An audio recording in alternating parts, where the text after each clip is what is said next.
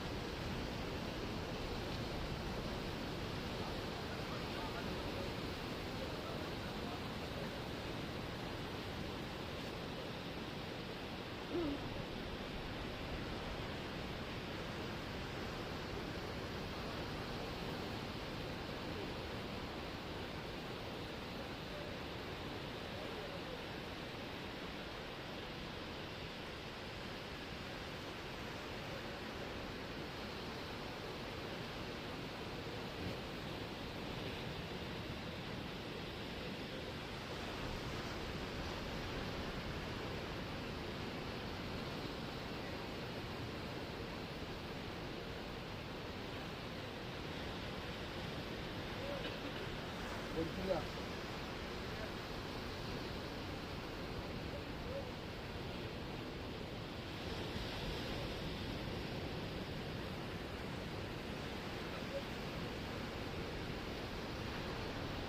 Namanya dapat peran pelan. Pelan. Ini kan sampai. Ini kan sampai mau dekat. Nanti.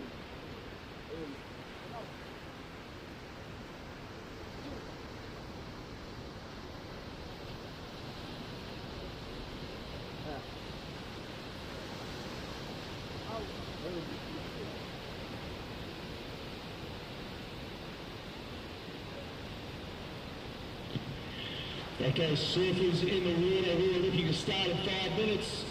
Clear that line up, please. There is still a hefty amount of people out in the surf. We are looking to start in 5 minutes. Joe, if you can hear this is your job.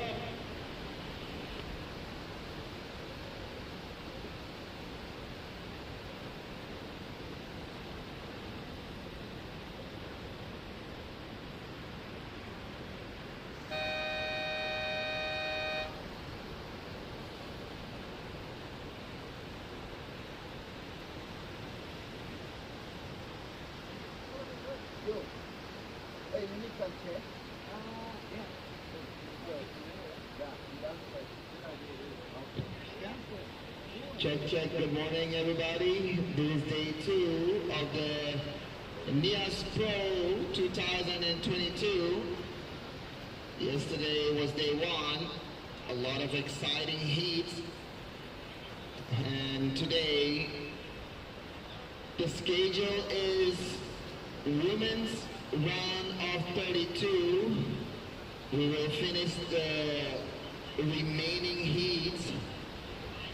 As we can see, we have 4 surfers already paddling and some is already on the lineup. So as soon as we close to start the heat, we would like to have all 3 surfers to come in. You might share one wave or burning a couple of your friends. We just want you guys to come in.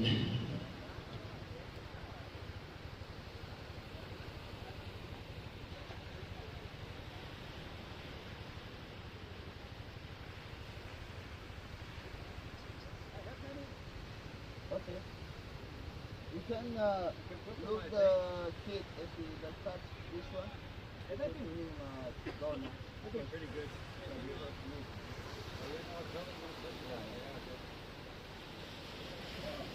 Thank you, sir.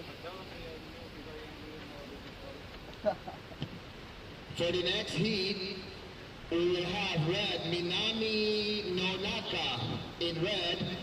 Blue we have Sumomo Sato. In white we have Anissa Flynn. And green we have Willow Hardy.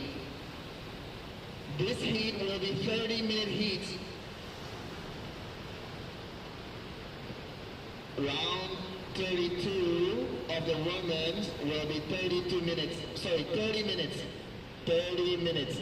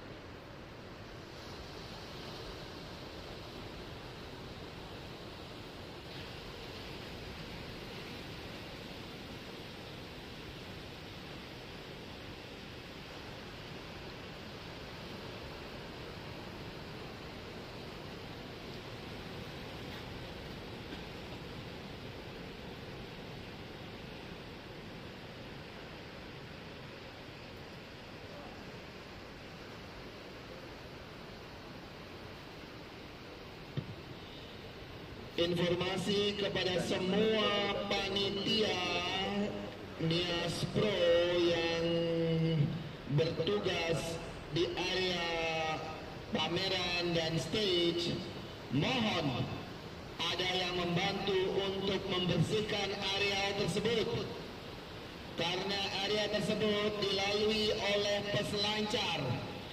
Sampah ada di mana-mana. Mohon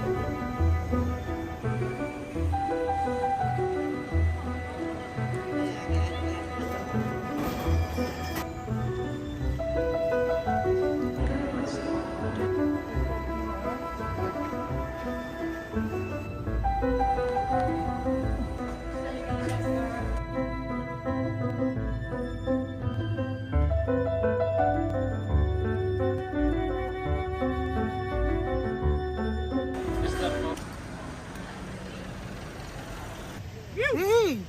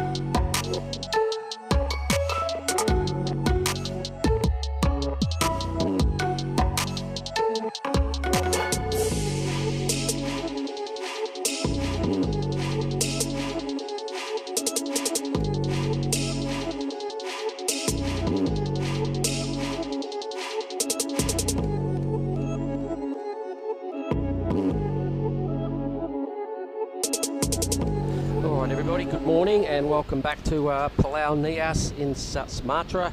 We are here for the Nias Pro obviously, and it is just after 7 a.m, so we have just about to count in the very first heat of the day, which is the back end of the women's round of 32. It's a good morning and the waves are still pretty good. So Billy Hangen, what's the format for today? Yes mate, been up there talking to the head judge and both tie squared, and they've deemed that it's going to be pretty much juniors all day. We're going to finish those last 4 heats of the round of 32 of the women first up, and then it is pro junior action all day. Nice one. And that little clip leading into this morning there, that was our travel edit that Sean Gilhooly put together just to show everybody how we got here from Cruy, and some pretty cool footage. He's a bit of a master at capturing, you know, all the good things about an area and editing it into a nice little clip. So thanks to Sean. Yep, so these heats this morning are going to be 30 minutes long, these 4 heats, and then junior stuff will be 20 minutes long because, Billy, we know juniors paddle pretty fast. They do, they've got heaps of energy. They've been absolutely frothing out there for the last few weeks. But I tell you what, the biggest frother, how cool was that? Nathan Hedge coming to say hello to us. Hedge is here. I saw him blazing out there this morning. That backhand was just so sharp that I'm really looking forward to when he does pull the Rashi on and do it for real. Anyway, it is Minami Monaka out of Japan in red, Sumomo Sato in the blue out of Japan, Anissa Flynn from Thailand in white, and Willow Hardy, there she is in the green from Margaret River. Yeah, off to an early start by the looks of Mark. Has been sitting down here with her dad all morning, waiting to get that Rashi and waiting to get her teeth into a couple of Nias right-handers. This one's a little all right on the inside. Maybe with these small conditions it will pay off to go to that little kiddies corner. Well, you finish with a belt like that, it's got to be worth the effort to you know, push through a bit of dead water to get to the next steep section. So she's getting some input from her dad. He's probably going, yeah, hey, you're ripping, keep it up. That was a pretty well surfed wave. So the judges might actually just hold on for a little while with the scores, just to watch a couple of waves like they generally like to do in the morning, mate. But what about that opening ceremony yesterday afternoon? You were down there, you took a good look at it. How was it?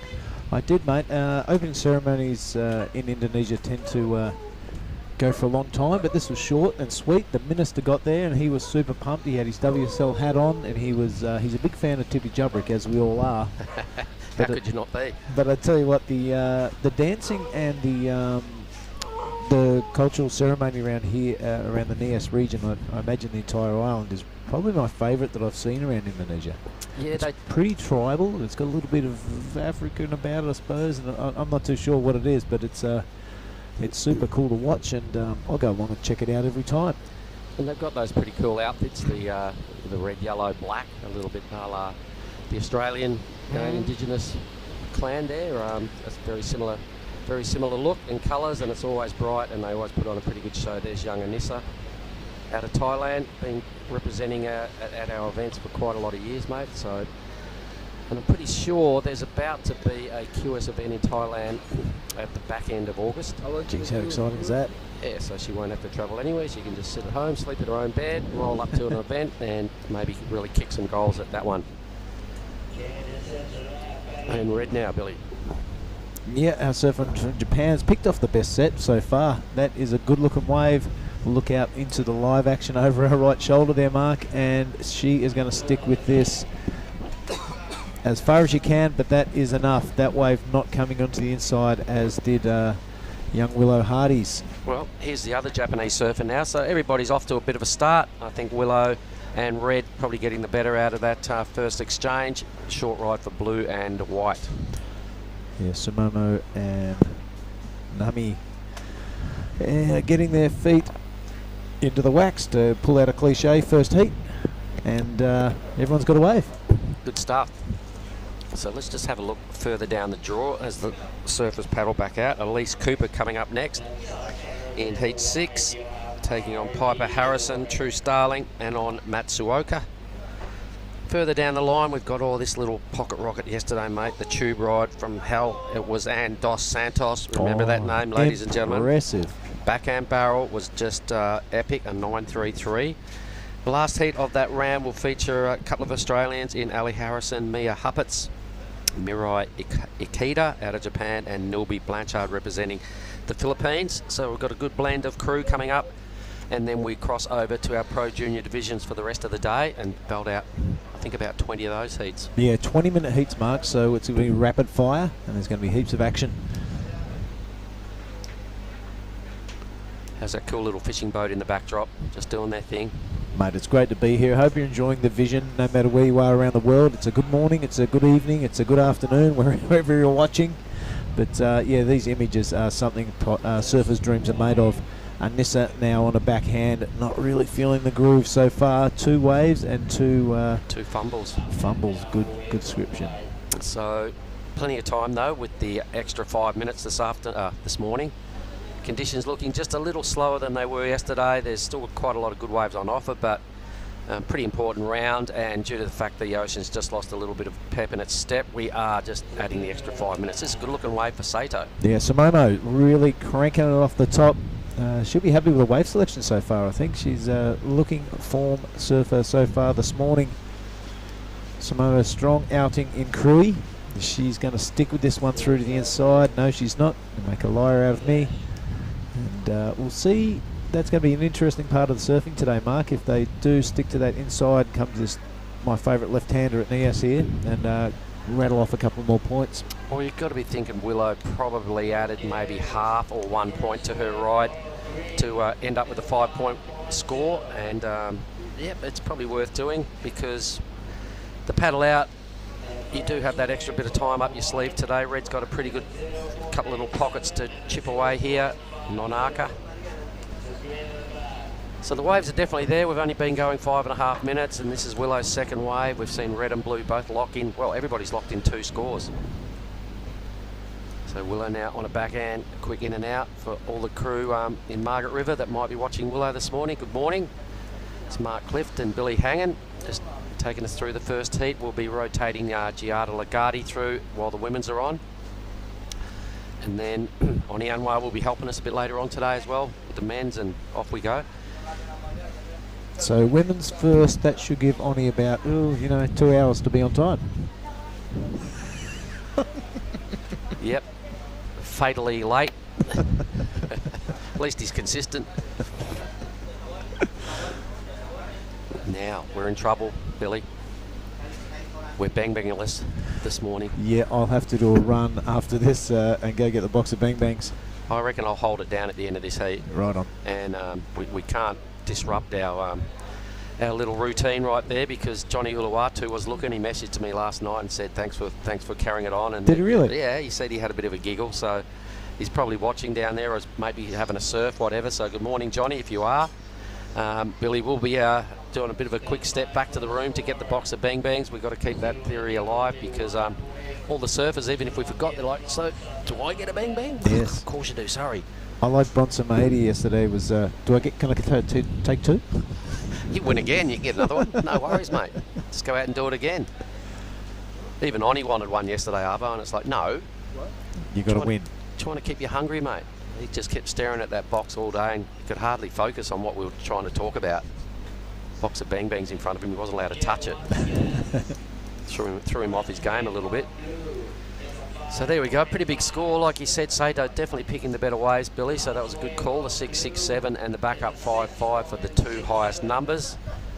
Off to a little bit of an early lead there, got a bit of a jump on her countryman in Nonaka, who needs sort of a decent score to get up into the lead. Willow playing catch up, but does have one okay number, and Anissa Flynn with two little throwaway scores at this stage. We'll need to use these next 22 minutes. So was there some dancing at the opening ceremony yesterday, Billy? There was lots of dancing, none from Reef McIntosh, so I was a little bit disappointed in that. From who? Reef McIntosh. Reef Reef Hazelwood. Reef Hazelwood. None off Reef, so I was a bit disappointed in that. What about Ty Sarati? He did a bit of playing the drums. Is he useless? As a WSL representative, he's not a real good drummer. Okay. Lucky he's good at his job then, that's what you're saying. That's right, yeah. No musician. I was going to write him off, I'm thinking, no, actually he's my boss. So he did a great job up there, but the minister was right into it, and he spoke about commitment and supporting to surfing. He also just slipped in a little bit of commitment to G-Land, a little bit of a teaser. So we don't know if that was just caught up in the moment, but it's very encouraging signs. There's a lot of people there, a lot of police looking after the minister, and encouraging signs. And our 4:15 start for the opening ceremony turned into a 6 o'clock bounce down. Jump cadet, yep. I think Oni was in charge of timing. Where is he? Has anybody sighted him this morning? Is he still out in the lineup? Oh, who knows? Oh, it's still a pretty nice morning down here. It's quite a steamy day. We've actually got our fan on pretty early this morning just to keep a bit of wind circulating through our little office block. There's the backdrop. And here is Anissa Flynn. So stays on her feet on this wave. Won't be a big score, but it's definitely going to delete one of those other numbers. Caddy's out there in the lineup. Now both Anissa and Willow in the junior women. Yeah, I'd imagine so, mate. Yep. So they have an extra surf today because we scheduled these last four heats of round of 32 into this morning. So they could be using this round as a bit of a warm-up, you would suggest.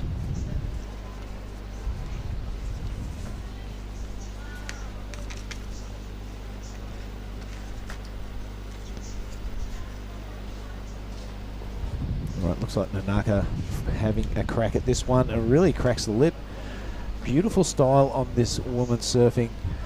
Started off with that tight pocket hit and then that wrapping turn. Seeing if she can squeeze any more thing out of this wave, but it's not going to happen. Nonaka off to a solid start also. So is the Japanese 1-2 at the moment. Looking at the girl from Phuket and the girl from Margaret River to get the work done. Anissa facing a 7.10 and Willow, not much, just a mid-range score. Well, I can see Willow featuring in the Pro Junior Women's. I can't see Anissa Flynn. Maybe she's out of that age group now. But Willow will feature in the very first heat. That's a great camera angle there of the whole bay, and that was a really solid bottom turn. And again, repeating the dose. So the judges will really take note of that, leaning the board over, committing to some heavy hits. Really good work. The Pro Junior boys also get a bounce down a little bit later on, so the round of 40 for them, the round of 24 for the women. So expect a long day, everybody that's online. Stick around. I think it's going to be probably about a 4 or 5 o'clock finish again this afternoon. Yep, surfing all day. Might have to have another coffee, I think, Billy.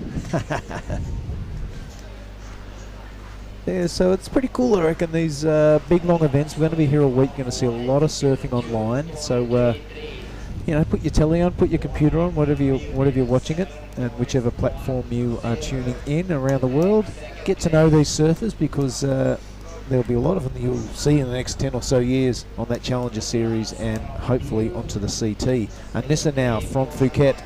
The international flavour continues with the Nias Pro, but that turn does not. No, that was a little bizarre, and she's swung a number of times here this morning, and she's not just, happy. you know, well, why would you be? There's, you know, out of 4 waves, the best score is a 2.33 with 3 fall-offs. So I think she's heading straight to the caddy zone. So maybe she's going to swap a board up or something. Well, it's good. You've got to do something if you're having a shocker, and we all do. It's good to do something, or as opposed to just going out there and continuing to have a shocker. That's it, because the clock is just non-stop ticking away. I can't see where she looks like she is heading towards the caddy zone, mate. So there's a little bit of a pit stop there for Anissa. Yeah. Something she didn't like about that board. Well, sometimes you just change equipment, get a fresh start. You know, sometimes you just take your leggy off and go for a swim down to the bottom of the ocean and maybe do it with underwater swearing, and just get a fresh start on your heat or a fresh start on your surf. And bit of a reset. It can turn things around. All right, well, let's see if that works for her, mate. She's still got 17 minutes. That's the good news. Bad news is she's going to drop into 4th priority and sitting in 4th spot. To get into 2nd, she's going to have to put together a total better than 10.16. So that's just a couple of 5s. So good work. It's still quite achievable. She's going to have to make her next wave count and get rid of these 2 numbers she's currently sitting on. Willow Hardy's got a little bit of work to do as well, a 5.17. Started pretty well, just needs to get perhaps a little bit more commitment in those moves and look a bit more brutal a bit more convincing when she does turns, and catch the judge's eye a little bit more. The 6.67 from Sato, what a great way to kick off. And the backup number pretty solid as well. Even the surfer in red, for me, looks like she's got a groove on early. She's really committing to those moves, which I think Willow probably just needs to take the little safety handbrake off a little bit and throw a bit more caution to the wind. Yeah, she might be able to have that approach in the Pro Juniors, but here in the women's, you're right, she has to pull out all the stops. Yeah, you know, it's a big time event, mate. It's a QS 5000 on the men's and women's side. Yesterday we saw the judges, you know, some guys were just belting waves and doing what generally day in, day out you'd call really good surfing, and they're getting 4s and 5s because they're reserving the big numbers for just outrageously good surfing or big barrels. And we know it's coming because those free surfs we saw yesterday afternoon, there was some outrageous manoeuvres getting thrown down. Oh man, I've never seen so many people out here in that lineup. End of the day, I had a look and there's probably 60 odd people and all shredders, 60 odd people, probably 400 stickers on surfboards all up, and I just went, I'm just having a swim. I don't want to ruin my afternoon by trying to paddle out there and get a wave. You're right, mate. A couple of old blokes from the West Coast, I don't think we stand much of a chance. So swim around through the lineup, straight in and up for a coconut was my afternoon plan.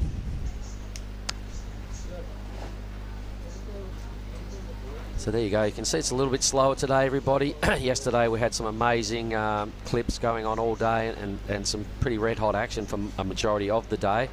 I believe 100,000 people clicked on to view the action yesterday. Right on. And the surf is predicted to get bigger come Saturday. Rolling into Sunday, our main man Justin, who's our beach marshal and probably the top dog on the point, seems to think Sunday is going to be unreal. So let's see. I hope the forecast doesn't downgrade. I hope Justin's right.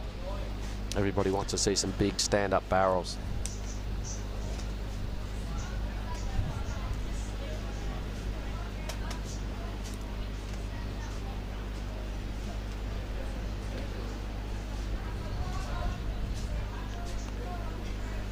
So the production team doing a good job again, mate, on top of things. Yeah, they really were. The drone footage from Ryan, super impressed with it, mate, and that shot he had around the point this morning, absolutely perfect. So they're just waiting for their opportunity. Willow has first priority. That's her in the green, chasing something just over 5 points. Her old man's on the beach there, Gino. They've been travelling together, doing a lot of good work, been around every day, and certainly putting in the effort to try and get Willow up there on the podium. She had a pretty good outing at Cruy, won quite a few heats, got some big scores, and looked like she was all set, and then just one little stumble, and the quality of the field down there, it was all over before. I think did she get to the quarterfinals? I think she did. So, yeah, but before that, they were in El Salvador, so doing a hell of a lot of travelling. Yep, and apparently got a equal 9th over there out of 96 crew in her division, so that was a feather in a cap. Well done. So the Oi Rio Pro, the CT is scheduled to start on the 23rd. Of course, not today, tomorrow, because they're on the other side of the world. That's going to be interesting. Saquarema in Brazil. Well, I've got to tell you, Billy, we won't be watching. We'll be here. I'll be watching these perfect right-handers peeling off into Laguna Bay. And it's getting to the pointy end of the season for the CT. Who will be in the top 5 and who will go to Trestles and battle it out. It's evoked a lot of conversation, the finals day. I wasn't really in favour of it until I found out that, you know, if you finish on top, well, then you pretty much only have to surf one heat. And, but 3 times, potentially 3 times. Yeah. But, you know, you have to fail twice. Yep. And the person who's 5th, well, they pretty much can't lose. No, they just had, and they would have been up for, I think, about 6 or 7 surfs in one day to have a crack at winning the world title. But that's the way it is. That's the format. It kind of, the theory there, I guess, was in one day it all goes down. The pressure's high. It's pretty intense, which makes for even better viewing, I suppose. And then they get a result in one day and crown a world champion on both sides of men's and women's. Yeah, but it is massive advantage to those who finish on top, though, at the end of the regular season. The minor premiership, if you will. Oui. Flag mantle. Stop it. What is that ridiculousness? Anyway, Sumomo Sato looking the goods in this heat as the ocean goes a bit quiet, so Willow's probably starting to get a little antsy out there. She's only had that one good wave. Polished surfer, we know that, Billy. We've seen her surf her whole life through all TAR small fries and state junior rounds and you know, Australian titles and rip curl grom searches and all that sort of stuff. And she's a real little credit to the Margaret River area and what's going on down there. There's a heavy push. Her dad is right on the money, and it's no surprise that she's here and chipping away, and she's got her eyes set on a pro career for sure. Time will tell. Heading in the right direction is probably where we're going to say with that. And just like there is another one underneath Rio Waiata, there is another Hardy, Young Olive. Yep. Absolutely belting it down there as well. So keep your eyes peeled and your ears open for those 2 names. 3rd generation coming good. Nice wave just goes unattended. The surface sat there for a long time, so I'm a little surprised that one didn't have anybody on it. Willow Hardy now cashing in her priority. This is a good looking wave for Willow. She needs to square it up and now have a red hot crack at this. Pretty good turn, stays in the pocket. Get back up there again, Willow. That's better. Yep, this is turning into a good wave for Willow. Exactly how she needed to answer. It was a little bit measured and all, you know, structured ride, but it was done on a good wave, Bill, and those first 2 hits for me were still pretty decent. Yeah, they were decent, mate. A little bit safe, but that's okay. Now she has those, one would imagine she's got a couple of mid-range scores, and she still has, I imagine, 8 or 9 minutes to go absolutely bananas on the next one. That's a lot of rail, and she holds it well. No awkward moments through those turns. That's a bit better. Yeah. And, yeah, you're right. A very well-structured wave, and she'll be happy with that. Straight out of the coach's playbook, Willow Hardy. Well, I think it's going to help her confidence, because you could see after the first hit, she went, well, that felt pretty good. I'll do it again. And she did it a little tighter to the pocket. So I think the second turn is her money turn. There it is, a 5.93, so enough for the second spot. So, yeah, probably a good 5 of those points off the first 2 hits. Probably 3.5 of them off the second turn was pretty good. Yeah. You know, there she goes, just under 9 minutes, and if she does get on another one, expect her to go a little bit harder, a little bit less measured. So 5.71 now needed from Monaca. Here goes Anissa Flynn. Let's see how the backup board goes. Oops. Well, sometimes it's just not your morning, Mark. Yep, might have to go back and just maybe hop back into bed, roll back out, start again and go, that just didn't happen surely. Yeah. Not going her way.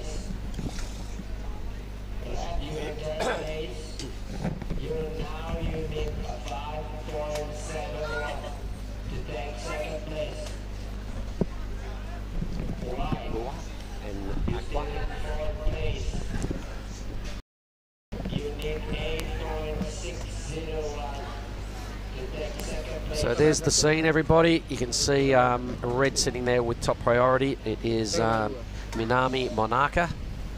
5.71, most doable. We've seen a shredding throughout the last couple of weeks.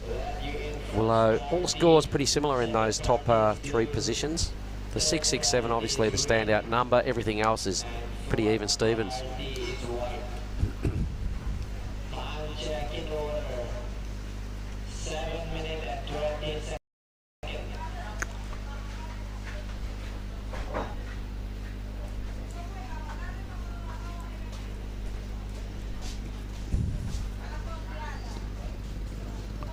Yeah, that afternoon free surf session, Billy, was pretty bizarre. There was probably 1 to 4 people on every wave. I don't think, though, I didn't see any sort of blow-ups. I think everybody accepted the fact that at some point someone's going to cook me and I'm going to cook somebody else. Yep. And that theory just was repeated and repeated and repeated. Yeah.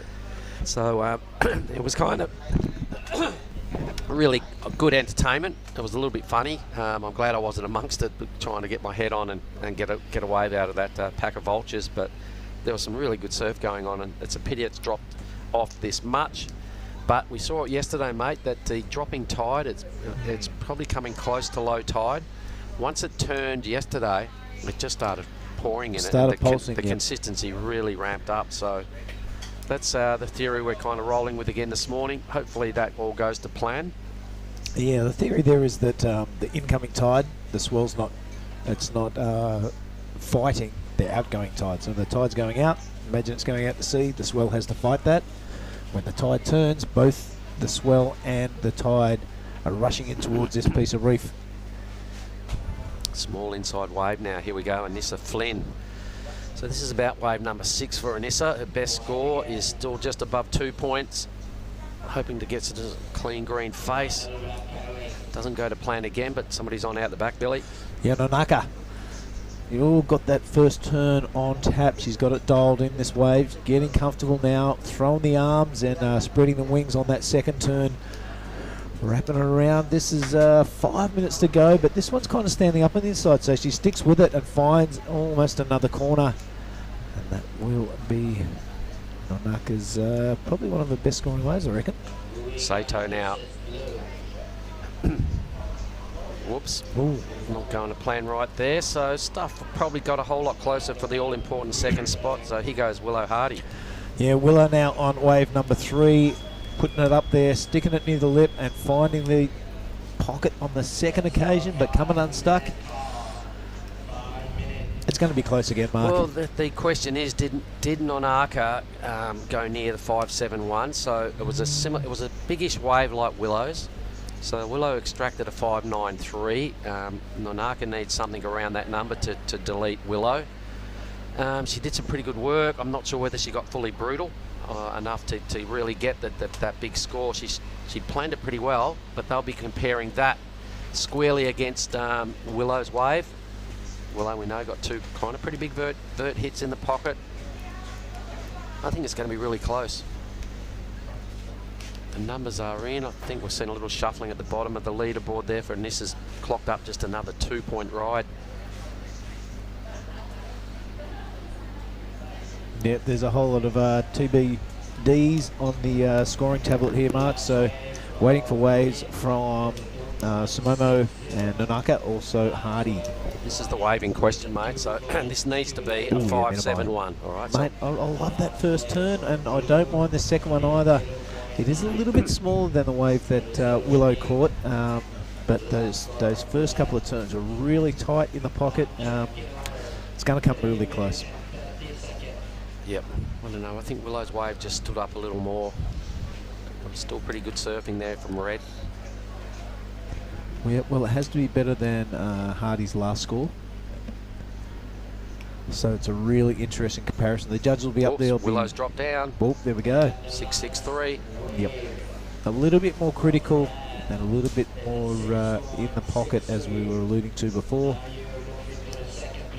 So they are rewarding surfing and not just catching the biggest waves. But yeah, that was touch and go. It was. I thought it could have gone either way, but there was a substantial advantage there to the Japanese in Nonaka. Willow now needs almost 6 points. Almost 6 points. He does have second priority and 2 minutes 40 to go.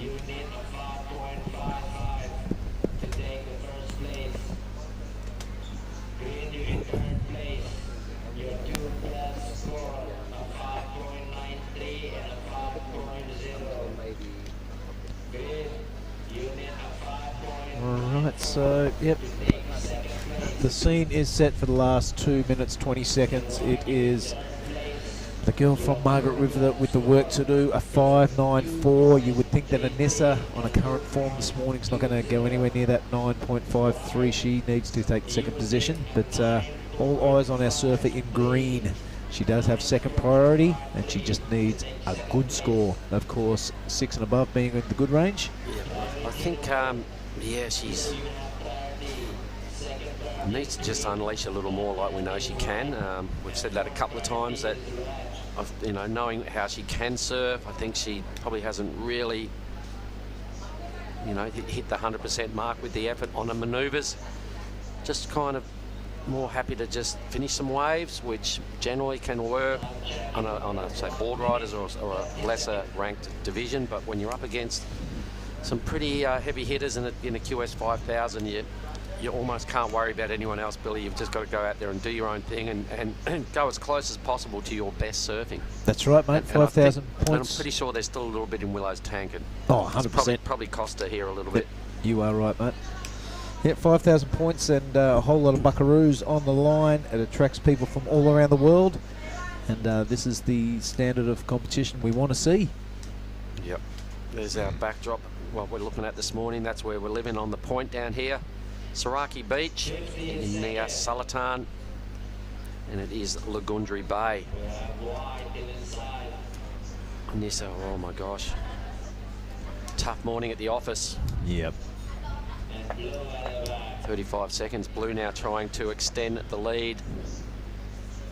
Yeah, just a little bit of a safe turn there, wrapping it under the lip. She pretty knows she's got this sewn up. Definitely the top 2 spots. So looking for a bit of a taxi ride in with 23 seconds remaining. This is that little inside section we're referring to as Kitty's Corner. I went out there my first ever surf and got 3 left-handers at Nias. And how got good? Trashed, creased his board, broke a leg rope. 5 seconds to go. All right, you better go and get the bang bangs in a hurry, because I'll have a chat with Sado and hold it down, and let's do that and keep that theory alive. So that's it, everybody. Heat 1 is done and dusted. Heat 5, Heat 1 in the morning, Heat 5, we'll be back with Heat 6. Cheers. Okay.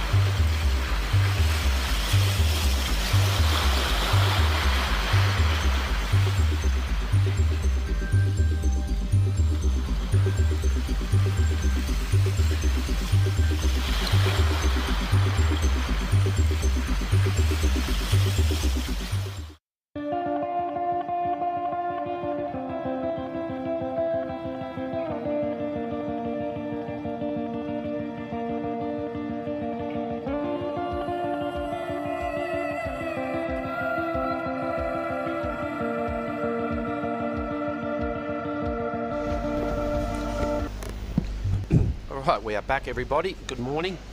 Let's have a look. It is 7:35 down here in Nias time. I'd just like to welcome into the commentary booth with me, Giada. Good morning. Good morning. How are you? I'm pretty well. Had the right amount of coffee. I'm feeling pretty good.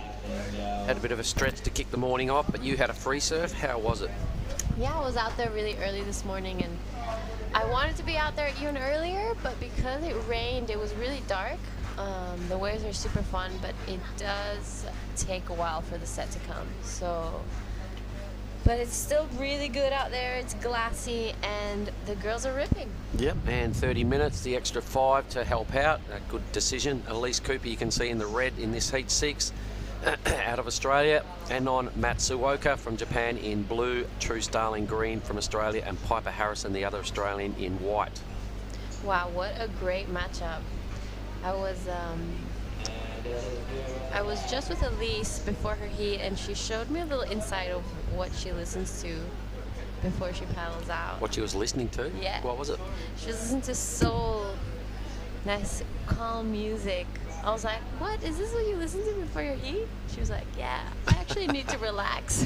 Oh, okay. Well, some people need to lift themselves up. Others Yeah. need to kind of, remain calm. Everybody's got to find what works for them. So if that's a plan. That's cool. Yeah. Piper, sorry? Go Know ahead. that if I listened to that, I would probably fall asleep before my heat. All right, so green now. True Starling using the top priority. Pretty spicy hit to kick things off. She's got a really good wave. So good wave choice. Wow. And What- out she goes. So just 2 quick hits. Just hedging her bets that there's not more to score on down the line. Back out she goes. What can you tell me about True Starling, the surfer we just saw?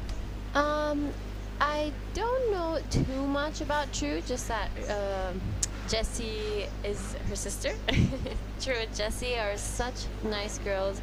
I've been seeing them a few years around the QS, and pretty much just that. I know they have the cutest dog ever.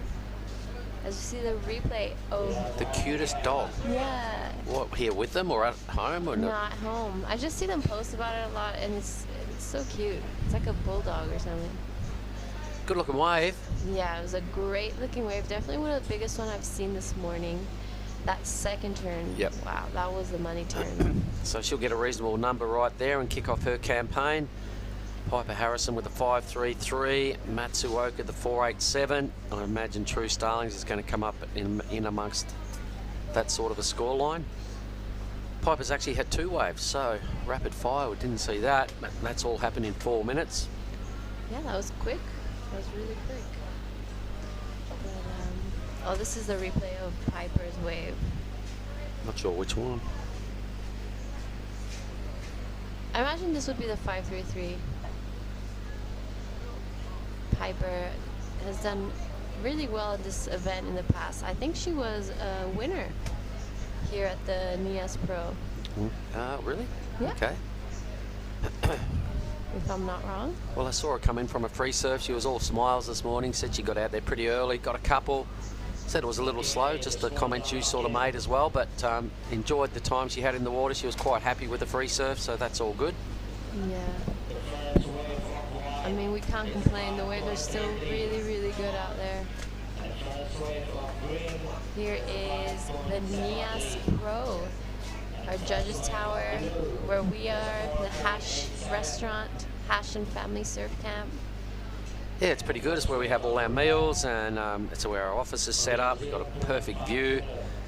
The staff are really cool. They're all right onto it. Yep. The coffee's pretty nice in the morning, so it's all play on. Yeah, there's a cute little coffee shop next door. I don't know if you've been. No, not yet. The only place that makes cappuccino here, I think. Ooh. Might have to go and investigate. I think you should.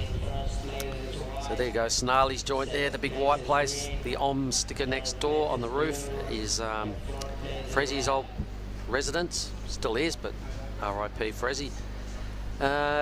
Next door, down towards Dolan's. That's a good scene. Saraki Beach. Yeah, great place. What a great wave. Yes, it's not only for barrels but also super rippable with the size. And I think we're going to see some big bossy stuff by Sunday. I agree. There's definitely a swell coming as we see the bang bangs walk in the room. Now all we need is Sumomo. She did get the call up to come here. I don't know where she's raced off to, but either way, if she doesn't turn up, maybe we can split the bang bang. I'll have that bang bang with you.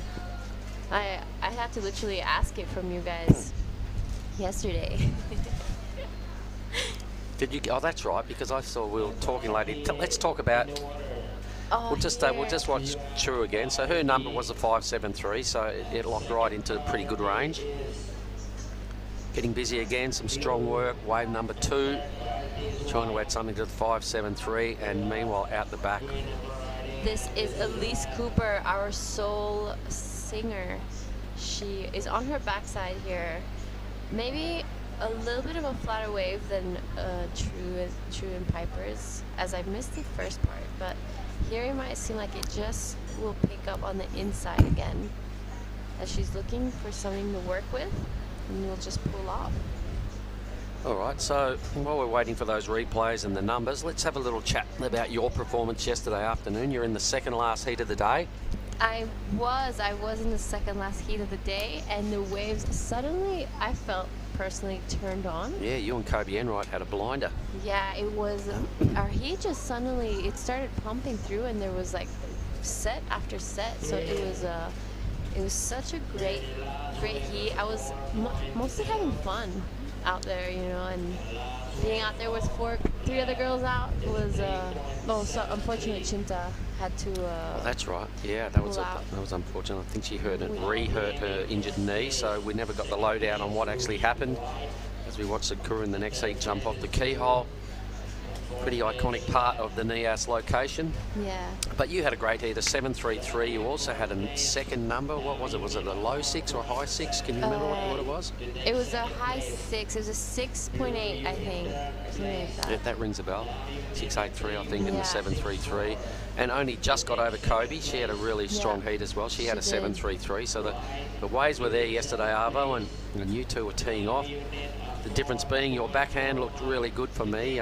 You looked like you were surfing with a lot of confidence and weren't holding back, and I think the judges noticed that, and hence your turns had a lot of conviction about them. So I think that's something to take into the next round, Giada, that you were looking really confident. Thank you so much. Yeah, I really let loose compared to that first heat I had in the morning, so it was good to have that first one as well, to get rid of all those nerves, and then paddle out in the second one feeling confident.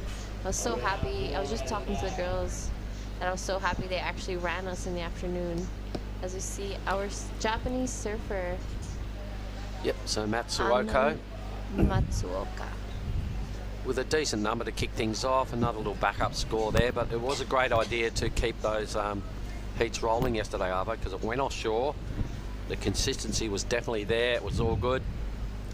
And our 4:15 opening ceremony turned into a 6 o'clock start. So we may have been able to squeeze in these 4 heats, but either way, here we are. We're chipping away and getting the job done. Upgraded to 30 minutes. Yeah, I think it was a really good decision to upgrade to 30 minutes, as you know, those sets are taking a little longer to come this morning than they were yesterday. So it gives the girls more time to get the work done. So it's all kind of same on the scoreboard at this stage. Everybody's got some sort of respectable start. They've still got plenty of time to work on upgrading all these totals. It's really close between the top 3 surfers. Yeah, Elise just still looking to find that set wave, you know, to get her back into that 4 or 5 range like all the other ones. So what we might do is bring in Sumomo, winner of the last heat. I'll hold on to that.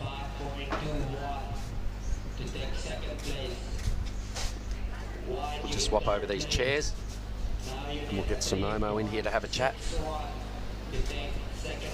Chair.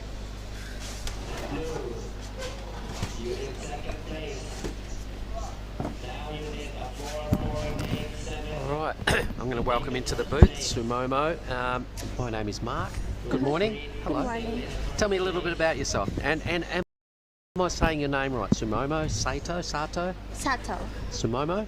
Sumomo, yeah. Okay, good. Tell us about yourself. How old are you? 16 years old. 16, and you're on holidays in Indonesia. How cool. Yeah. All right. Have you been in events this big before? No. No? And what do you normally do? Are you still at school? Have you finished schooling? What? Do you still go to school? Homeschool. Homeschool? Yeah. All right. Well, that's a good way. How have you been going this week in Nias? Do you like it here? Yes. It's Yeah? really good way. What's been your favourite thing so far? What? Tell me about... Sorry. That's all right. Who are you travelling with? The Roxy team. Okay. And who's on that? Nanaho Okay. and Nao and Mirai and Julie, Emily and Minami. All right. And I mean, there's probably some people in Japan watching right now. Why don't you have a look right down the camera and just say hello to somebody at home or your sponsors, give them a plug. Okay. ラウンド2無事勝ち上がれました。次も頑張るので応援よろしくお願いします。All right. Well, did you come to Krui? Were Yes. you at Krui? Okay. And result in Krui for you? I think 5th place. 5th. Well done. So you made the quarterfinals. Thumbs up. Thank you. It's all going well. So what's the plan for... You won't surf again today? I think there's just pro juniors from Yes. now on. Okay, so just relax, Yes. watch the contest, bit of food. Yes. What's your favourite food? In Indonesia is banana pancake. Banana pancake, that's cool. You gonna have one for breakfast? No. Ah, Not yet. okay. All right, well, Sumomo Sato, thank you. 16 years of age, ladies and gentlemen. She's here in Indonesia. She's come all the way to Nias. She's moving through to the next round and a 5th placing at Krui. You're going really well. I'm going to wish you all the best for the rest of the event. So give me 5, sister. Thank you. Thank you. We'll let you go and we'll bring back in Giada and Okay. all the best for the rest of the event. Well done. Thank you. Thank you. Okay, so just under 17 minutes, guys. In the water, first place, we got Drew starting with 2 bets of All right, well, 16 years of age, bit of homeschooling for Sato, and she's here ripping and through to the next round. What were you doing at 16? Were you were already living in Indonesia, right? I was pretty much born in Indonesia, so I've never really lived anywhere else. Did you travel overseas by the time you were 16 like she's doing? Yes. All right, Yes. good work. I was very lucky that I started traveling when I was young, as my father lived in Italy and my family in Argentina, so started traveling really young actually. So I was very lucky. It's a good way to learn, isn't it? Yeah, I agree. It's the best way to learn. All right, True Starling in the lead here, folks. We're at almost the halfway mark of Heat 2 of the morning, which is Heat 6, the round of 32. And priority with Matsuoka, trying to track down a low 4. You can see the next heat in the background, just getting out there nice and early, in position. All 4 surfers are on the spot. So, what can you tell us about Elise Cooper? Do you know much about Elise? Elise Cooper is... In red? Yeah, she is one of the funniest people I know. Everybody seems to say that. She's a great person, and I've met her dad as well. Such an amazing person as well. He usually, it's strange to see her traveling without him, but she said she's doing a solo trip with her coach this time. But Elise is from Manly, as we see our surfer True Starling.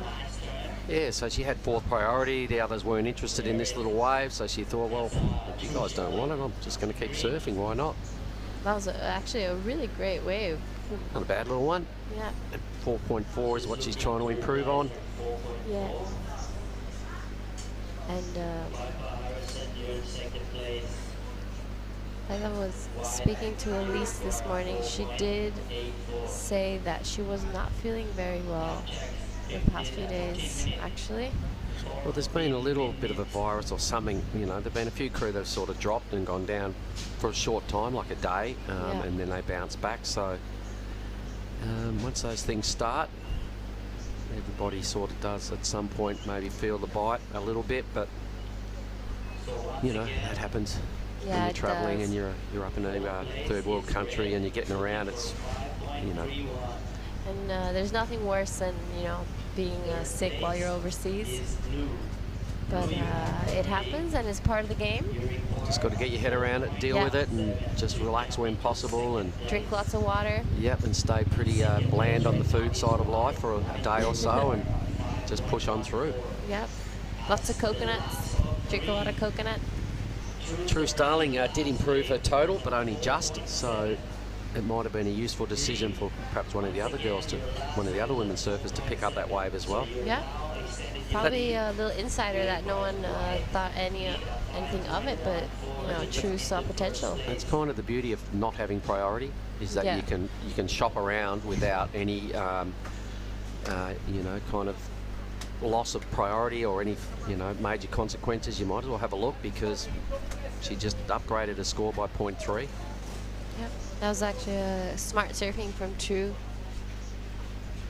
And then not only that, but if you do get somebody else to buy into it, then you move up the leaderboard in the priority. True. As these 30 minutes heats go really fast with the waves kind of slowing down a little bit. So we've got 2 more of these to push on through and complete our round of 32, then the Pro Juniors. There's a lot of high quality surfers in that division. They'll have 20-minute heats, so they're going to have to you know, not waste any opportunities. Sniff around hard. A lot of those inside waves will get surfed for sure, like the last one True caught. But grommets are grommets, and you can't keep them down for too long. They, I remember at Korea, we waited about 6 days to get the Pro Juniors in the water, and they were over it by then. They so wanted in on the event. And every 5 days in a row, we had to send them packing, and they're like, no. So the juniors here as well, a lot of them have doubled up into the opens just to get that bit more experience. Yeah, it's a great opportunity, you know, for the juniors to be able to compete in those QSs. As we saw, some of them actually got better results in the QS, like Jarvis. Yep. As this is Piper Harrison, as she uses her priority. Great looking wave for Piper. As hopefully it's going to stand up and give her a little extra bonus section on the inside here. As she keeps taking it all the way in, this could be probably the best wave of the heat. Okay, so really good effort there from Piper. Now here goes blue, so Matsuoka. So both these surfers sitting in second and third. Matsuoka starting to smash the lip. So a nice answer back from both those two. True Starling would probably be feeling a little nervous about now. Maybe that little wave was not the greatest choice now. Well, I still didn't mind what she did, because she's still got plenty of time and she's back in the top priority, still in the lead at this stage. Only needs to burn off a low number. Now, she did miss a wave, so the fact that nobody else is sitting around her, she may have lost priority but regain it straight away, so not much going on right there. Elise Cooper having a little investigation on the inside. Here goes True Starling. So she might have to get busy on this and crank up some serious moves, because I think the leaderboard is going to take a little reshuffle. I agree. There will be a nice shuffle after that last set from the Japanese surfer and the Australian surfer. It will be interesting to see what those scores come in, as I think those were some of the longest rides I've seen in the past 2 days, actually. Okay. It's strange to see that inside section actually bowl up sometimes. Sometimes it does, doesn't it? Yeah. Out wide, there's a little bonus section sometimes. Other times you can surf all the way to there and it just flattens off and you're just doing lame cutties, and then you're like, oh my God, that was a waste of time. You don't really know, so if you are going to stay on it and hedge your bets, it's a bit of a lottery. Sometimes it pays off. So some numbers will start to appear shortly. judges up there, we can see them having to think about it, looking over their shoulders, so they're looking at some replays. 6.50 for Blue, the highlight of the heat so far. That knocked True into second. I'm sure we've got a score for Piper about to come, which might put True into third, and then we'll have a score for her. Yeah, 6.5 for our Japanese surfer. I love that one of those turns that we saw on the inside. It was so great, so much water thrown and right in the pocket. Really great surfing from the girls out this morning. Well, as when I spoke with Piper, she came in from a surf, and here she goes, she's moved into second. I had a chat with her and I said, how'd your free surf go? She goes, oh, it's a little smaller and a little bit slower, but for any other QS, you'd say it's really, really good. And I went, that's a good way of looking at it. So indeed it was, and she's kept on that positive vibe and moved into second place. There is probably, what's that, almost 1 point separating first, second and third, so really, really close. Yeah, it's a very close heat. Elise Cooper needs some brilliant work to go on her next wave to get into second, but the other three are really well matched. Yeah, it's been back to back, and we see our surfer in green. Taking a look at this one, great surfing from True Starling. I don't know if this is going to be what she needs to get into second as Elise. She's got to do something here because it's time to strike with just 7 minutes 20. Probably does one of her better turns of this heat. The wave, though, not offering her much joy. She's going to hang in there and hope this little wide section we've been talking about does eventuate, but you can see that flat bit there. She might actually go left here, get back onto the forehand. And she does indeed. And she does. I've seen people boost airs on that left, surfing straight back towards the reef. I did even one day see somebody get a little barrel. Really? It can be quite a funky little scene to see somebody get tubed on the left at Lagundri Bay, but it wouldn't be the first time. I actually surfed that left. Somebody else up and riding. Here we go. Oh. This is Piper. Boom. Piper. This is another great looking set wave for Pipes. Let's see what and it's gonna stand up on the inside maybe. No, I was wrong. But you know, it's starting to really push a little bit in these last few minutes and giving some scores in for the girls. But back to that left, actually, when we were still waiting for our surfboards, I went to that left with the foamy, and I had the best time ever out there. It was great. Yeah, we'll touch on that in a minute, but there's our judging panel headed up by Ty Conigan there. One of our cameramen attached it to a little hut, a little makeshift hut on the side of the judging scaffold. That's how their morning looks. They've got a perfect view. They do have a big TV screen in there and gives you all the replays. We're situated just behind that in the big red roof building, just behind this judging tower. And we got a pretty good spot. We've got the fan going early because it's pretty damn sticky warm this morning. The food's been great. A little mate of mine checking in, just saying g'day. So good morning to Justin Taylor in Western Australia. And the morning is 9 o'clock over there, 8 o'clock here in Nias time. We're watching Heat 2 of the morning, and it's pretty damn close. This surfer here is in the lead, I think. Yep. And on. Great looking wave from our surfer Anon Matsuoka from Japan. A beautiful backhand style. Great surfing. Very solid style. I really love to see her surf. And we've said at all event, the last two events, Giada, that the Japanese are, you know, they're coming in hot, and there's a lot of them. They've got these techniques that are kind of foolproof.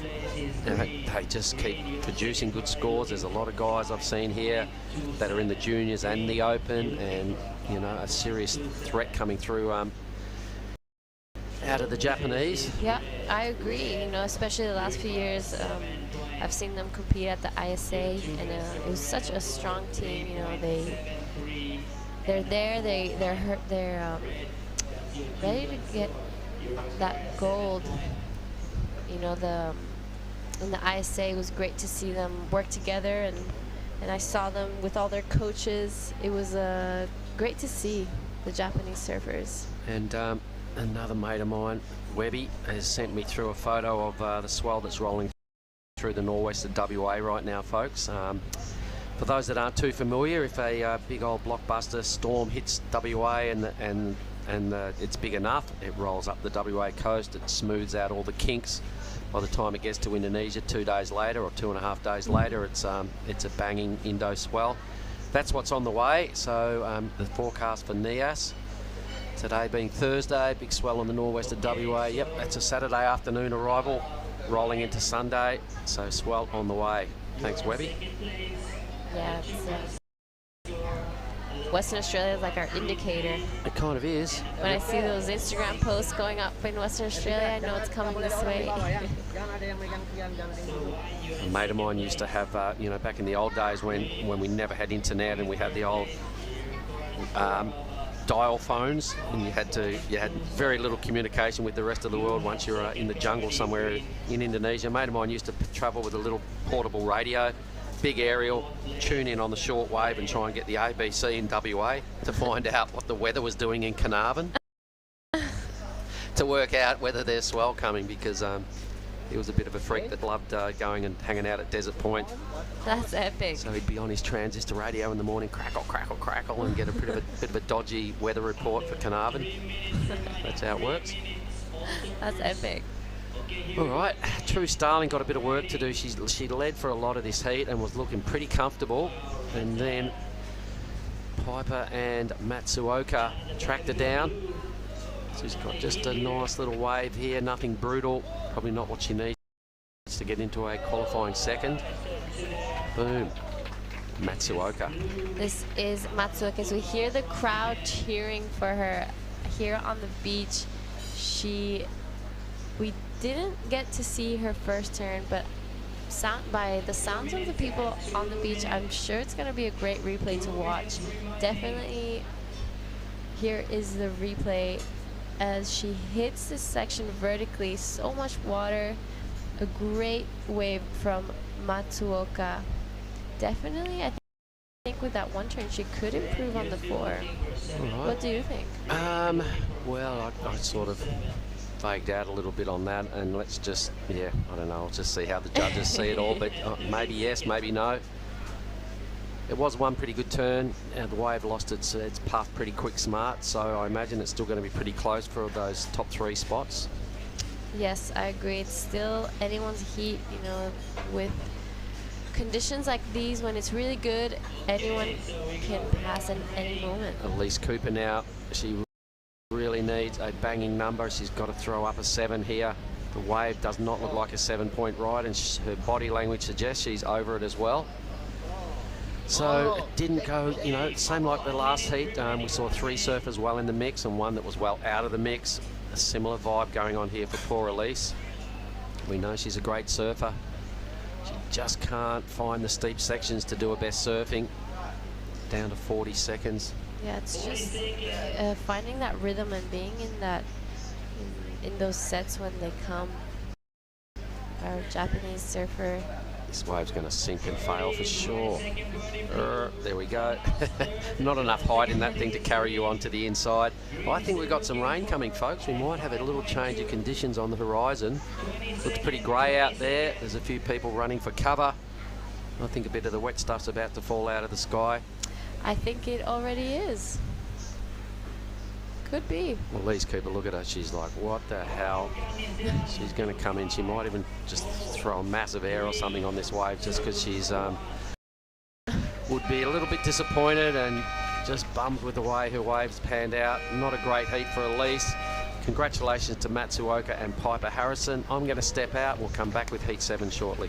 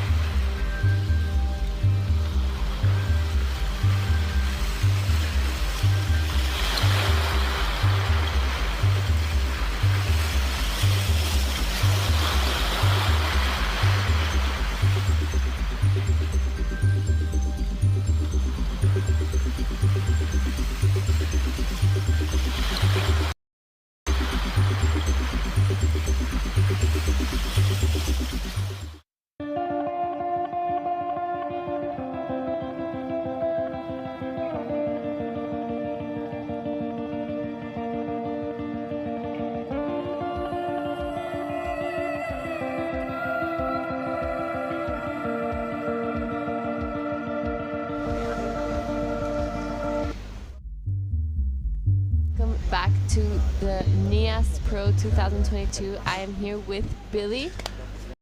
It's a pleasure to be here, Jada. Yes, the waves are still firing, a little bit smaller than yesterday, but still really good. And tell us a little bit about who's in this heat. Well, I'll just scroll down a little tablet. That is Ziggy Aloha, of course, daughter of Jake McKenzie. He's sitting there on the beach.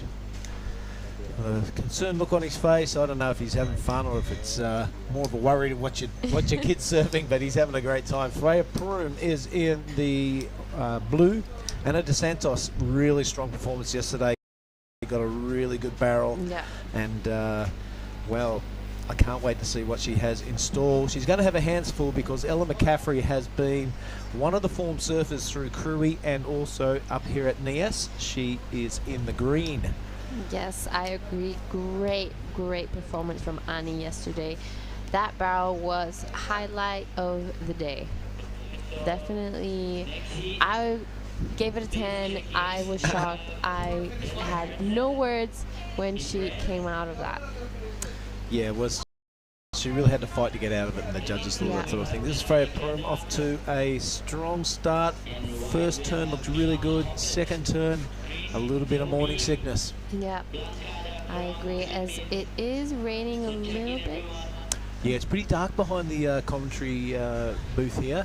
Yeah. Justin, the main man here at Nias, is looking over there with a concerned look in his eye, and he told me, oh, there's going to be some rain coming. So let's hope it blows past quickly, and it's just a bit of a squall. The good news is here, the squalls come in, and it tends to make it offshore. Yeah, that's very true. It makes it offshore, makes it clean, so hopefully it'll be like that all day.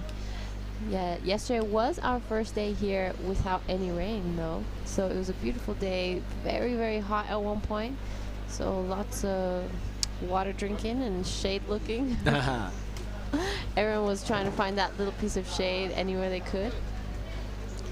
But yeah, it's great to be here, and the waves are still gonna be good all week, so exciting things to come. You betcha. The girls getting the high fives as they're coming from the last heat. I kind of missed it. What were the highlights of that one? Highlights, I think our Japanese surfer got a great 6-point ride, and she managed to take it all the way down to the inside, which was quite rare here in Nias, you know, that getting that inside section to bowl up as well. Getting something else to hit? Yeah. So the Japanese surfers continuing their semi-dominance here in the early rounds of the women's. So that was a great heat to watch. As we've said a few times before, it is quite a bit slower. That's why they've given 30 minutes now, so more opportunity for the surfers. As hopefully we can get our last heat winner to come in and have a chat with us. Yep, Mark Clift is waving furiously at her, and he's caught her eye, so things are looking good. Speaking of looking good, there you are on the screen. Sorry you have to sit next to this old relic to your right. Oh, never. It's the best spot to be in. But what a dream job we've got for the next week, Jada. Checking out the surfing. We've got the monitor, we've got the live, and the fan. And the fan, yep. Things are getting good. So we are excited for that swell coming on the way. You know, it's going to be great to see all that action with that swell coming. Yep, as discussed yesterday, been looking at all the forecast models. We've just decided to go after the local legends. Justin, when's the swell coming? How big is it going to be? And he's talking it's going to start building through Saturday. So look forward to that sort of thing. But it's really it's not an exact science here at Lagundri Bay, because the swell has to bend into the bay. Sometimes there can be a large swell and not much action happening, and the vice versa. Yeah. I don't have my head around it. I haven't spent enough time here, but the local lads, they got it on tap. Yeah, I can imagine. You know, surfing this wave every day, there's not many other options around, so you know, they must be pretty on it. So when they see that swell forecast, they know exactly what they need and when they need it. You betcha. It's like, where's your home break? Canggu. You got that on tap, the forecast? Yeah. Oh, Sandbar, best wave in Bali. Yeah, well. Yeah, we had Kian Martin in here yesterday, and he was back in that call. Yeah, I'm telling you right now, Canggu is top 5 best waves in Bali. If you guys know sandbar and you know how to surf it well, I'm sure people will agree. Now, who we got down there? Ty Buddha. He doesn't mind a bit of sandbar action. Yeah, Ty Buddha. We've got all the boys at Surfer Bar. So hopefully, if they're listening, shout out to all of them. Gumuk. We got Chilapuk, the local boys. It's such a great community down there. So I love it, and I'm sure everyone else does too when they come visit. Yeah, there's a lot of people. It's a very photo opportunity sort of a wave, isn't it? Yeah. You've been on Surfers of Bali lots of times, I bet. Yeah. Actually, I won they made an event last year called Wave of the Year or something like that. Right on, yeah. It was like an online contest, and yeah, I managed to snatch the win last minute, so it was sick. Right on. Yeah, shout out to Surfers of Bali as well, always filming and getting the clips out everywhere, really, all over Bali. So it's great to have them around. Yeah, a big scene down there at Canggu. It's got a bit of Duran about it. When there are waves on, there's probably as many photographers on the beach as there are surfers in the water. Everyone walking their dogs. Yeah, walking their dogs, doing Comparing yoga on the beach. Comparing their anchor tattoos. Yeah. It's a good scene. I like it. So it's great to be down there, and the food down at Canggu is really, really good as well. You know. Yeah, that's for sure. I think it's consistent. It's the place to be at the moment, you know. It's the place to be. Yeah. Where's your local? In Bali? I really don't have one. I kind of just transit through Bali on my way to the places where I stay. But I always hang out with Nick Chong down in the Kuta Ghetto. Hey, shout out to Nick Chong there. He's probably watching with his gorgeous daughter Bublik, and I like it down in the ghetto. Yeah, it's gritty. Those beach breaks are actually amazing. I love getting Padma really good. It's I grew up surfing there. Actually, that's where I learned how to surf. Yeah, right on. At those beaches. So I have a special spot in my heart always. So big shout out to the Padma boys, the Halfway Kuta boys, and the legging board riders. Yeah. Strongly represented here with the local lads. Really important part of community surfing as we look at Ziggy Aloha. Just going up for a first turn and sliding under the lip there. That's her first wave, kind of not really taking full advantage of it. But Anna DeSantos, the performer from yesterday, really sticking it high. Yeah. This is Anna Santos on her backside, yesterday's highlight. She is on a bigger set wave, which is a great sign. Let's see if this one can give her anything when she comes to the inside. It's not really looking like it will, but she still does take it all the way through. As we have our heat winner from our heat 6, Anon Matsuoka. Hello, Anon. Hello. How are you? I'm good. Congratulations on your last heat. Tell us a little bit about the conditions. Yeah, today a little bit rainy today, but very very good light condition. Yeah. Yeah, I love this place wave, so I was very excited. Is this your first time in Nias? Yeah. First time. And tell us a little bit about your daily routine while you wait for your heat. Routine? Yeah.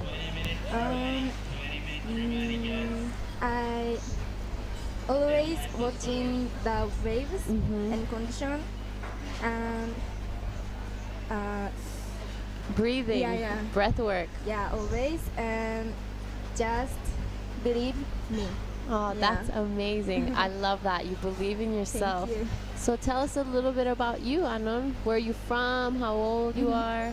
Yeah, I'm from Japan in Chiba, Mhm. and I'm 16 years old. Yeah. Are you doing the Pro Junior as well? Yeah.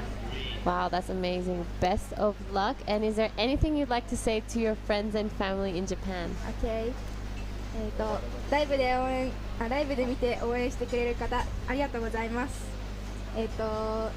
ラウンド2勝ち上がれて、多分明日ラウンド3あるのか。でももしあったらまた頑張るので応援よろしくお願いします。あと今日プロジュニアが、クォーターファイナルもあるので応援よろしくお願いします。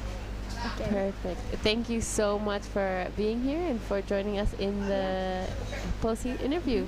And best of luck to your next heat. Yeah. The camera too, okay? Oh, God, how could I forget? Heat winners get a Bang Bang. Thank you. Have you ever tried Bang Bang?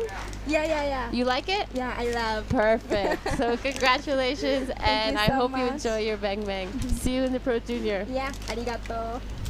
So this was our last heat winner, Anon from Japan, 16 years old, gonna be doing the Pro Juniors as well. Says she loves Bang Bangs. Great. Who doesn't love a good Bang Bang? But as we see some scores dropping through from our current heat, our surfer, Ella Mccaffrey, dropping a 5. And that last wave before the interview, Anita Santos, 383. All right, that was a nice interview. Well done.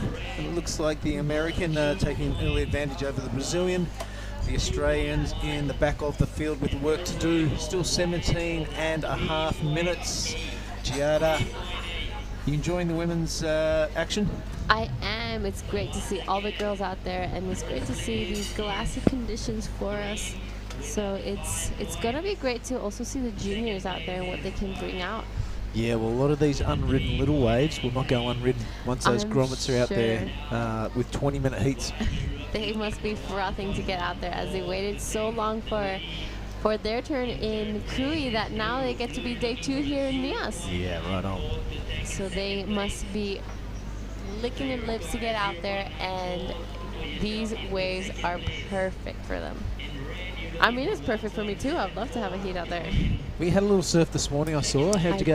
I did. It was, well, I only caught 2 waves. It was slow. I didn't want to spend too much time out there. I was just saying how I woke up really early, but it was so cloudy that I couldn't see anything. So I just had to wait a little bit for the sun to come out. I saw Nathan Hedge heading out for a really early surf this morning. I was brushing my teeth. It was almost pitch black, and the familiar outer-known surfboard jogged past. He's a hero of mine, Nathan Hedge. He's a goofy footer, and he goes the same barber as me. But did you see him catch any waves? I didn't see him catch waves, but I saw him out there. It was great. I didn't recognize him, but he hasn't been here in a few days. As we see our surfer in red, Ziggy McKenzie, a little ripper from Bali. Ooh. Just falling off that one. Ziggy, I've seen her catch really, really great big waves out at Uruz. I was so impressed by that video when I saw it. Well, I was speaking to her old man Jake, and she had a little bit of a go at surfing. And then when the pandemic hit and everyone kind of shut down, she really got into it. So Ziggy Aloha has not been surfing for that long, and it's really impressive to see how far she's come. Yeah. The interest she's taken, and also the interest that she creates around that drifter shop. Everyone knows her around the world. She has got a good life to look forward to. Yeah, Ziggy, I see her at Drifter most of the time when driving around. When I'm in the Bukit, I see her surfing sometimes, and in the rainy season a few times over at the East Coast. So she has really improved so much the last year or so. She is such a great girl, and her dad as well is such great company.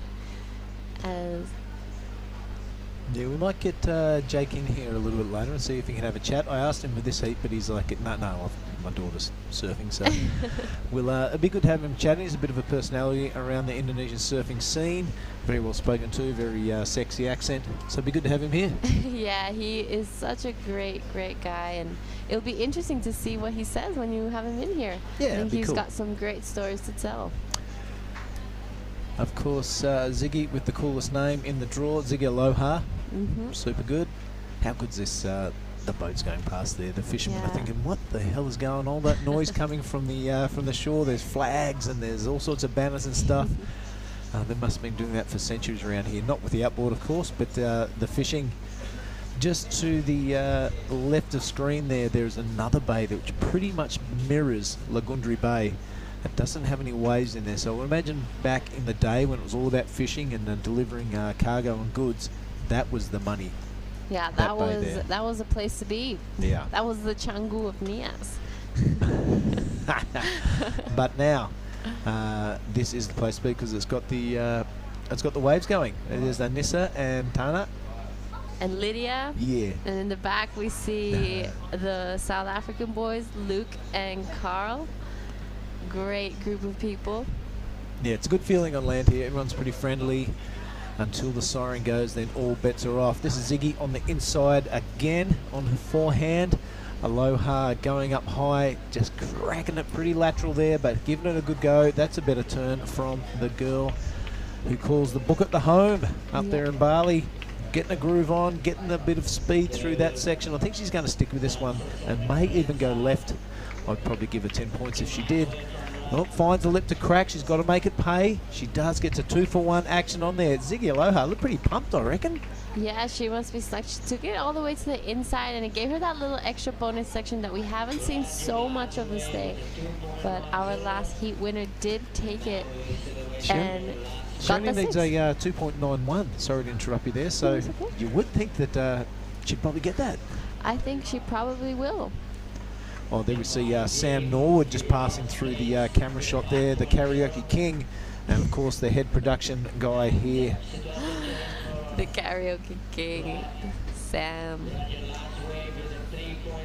Look at that, last wave, the 3.0 I'm pretty sure, but Ziggy goes into the lead. How do you like those bananas? That was a great wave from our Ziggy. That's us, and that's 3. A 3 from Ziggy. That was definitely a good ride all the way, and wow, you're right. I do agree that that scene is so gorgeous with the boats in the back. One of my favorite things about this view is when you see them ride the waves, all the coconut trees in the background. Yeah.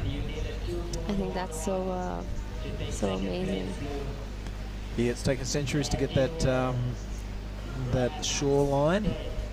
I mean, the coconut trees, maybe a little bit of a transplant, but the rest of the jungle looking fantastic. Yeah.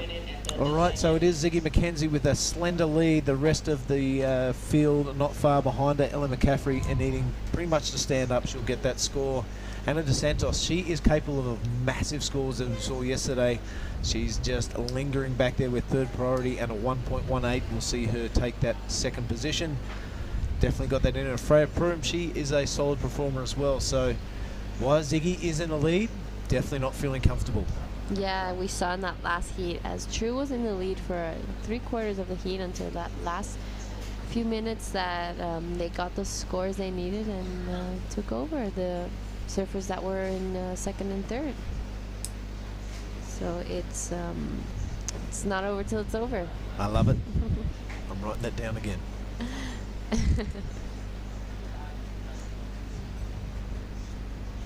Here we see our surfer in white just taking a quick look, but not interested in what she saw. Yeah, these small conditions, the priority plays a massive part now because you know, yesterday we saw a lot of waves coming through, and it was kind of important that you had first priority.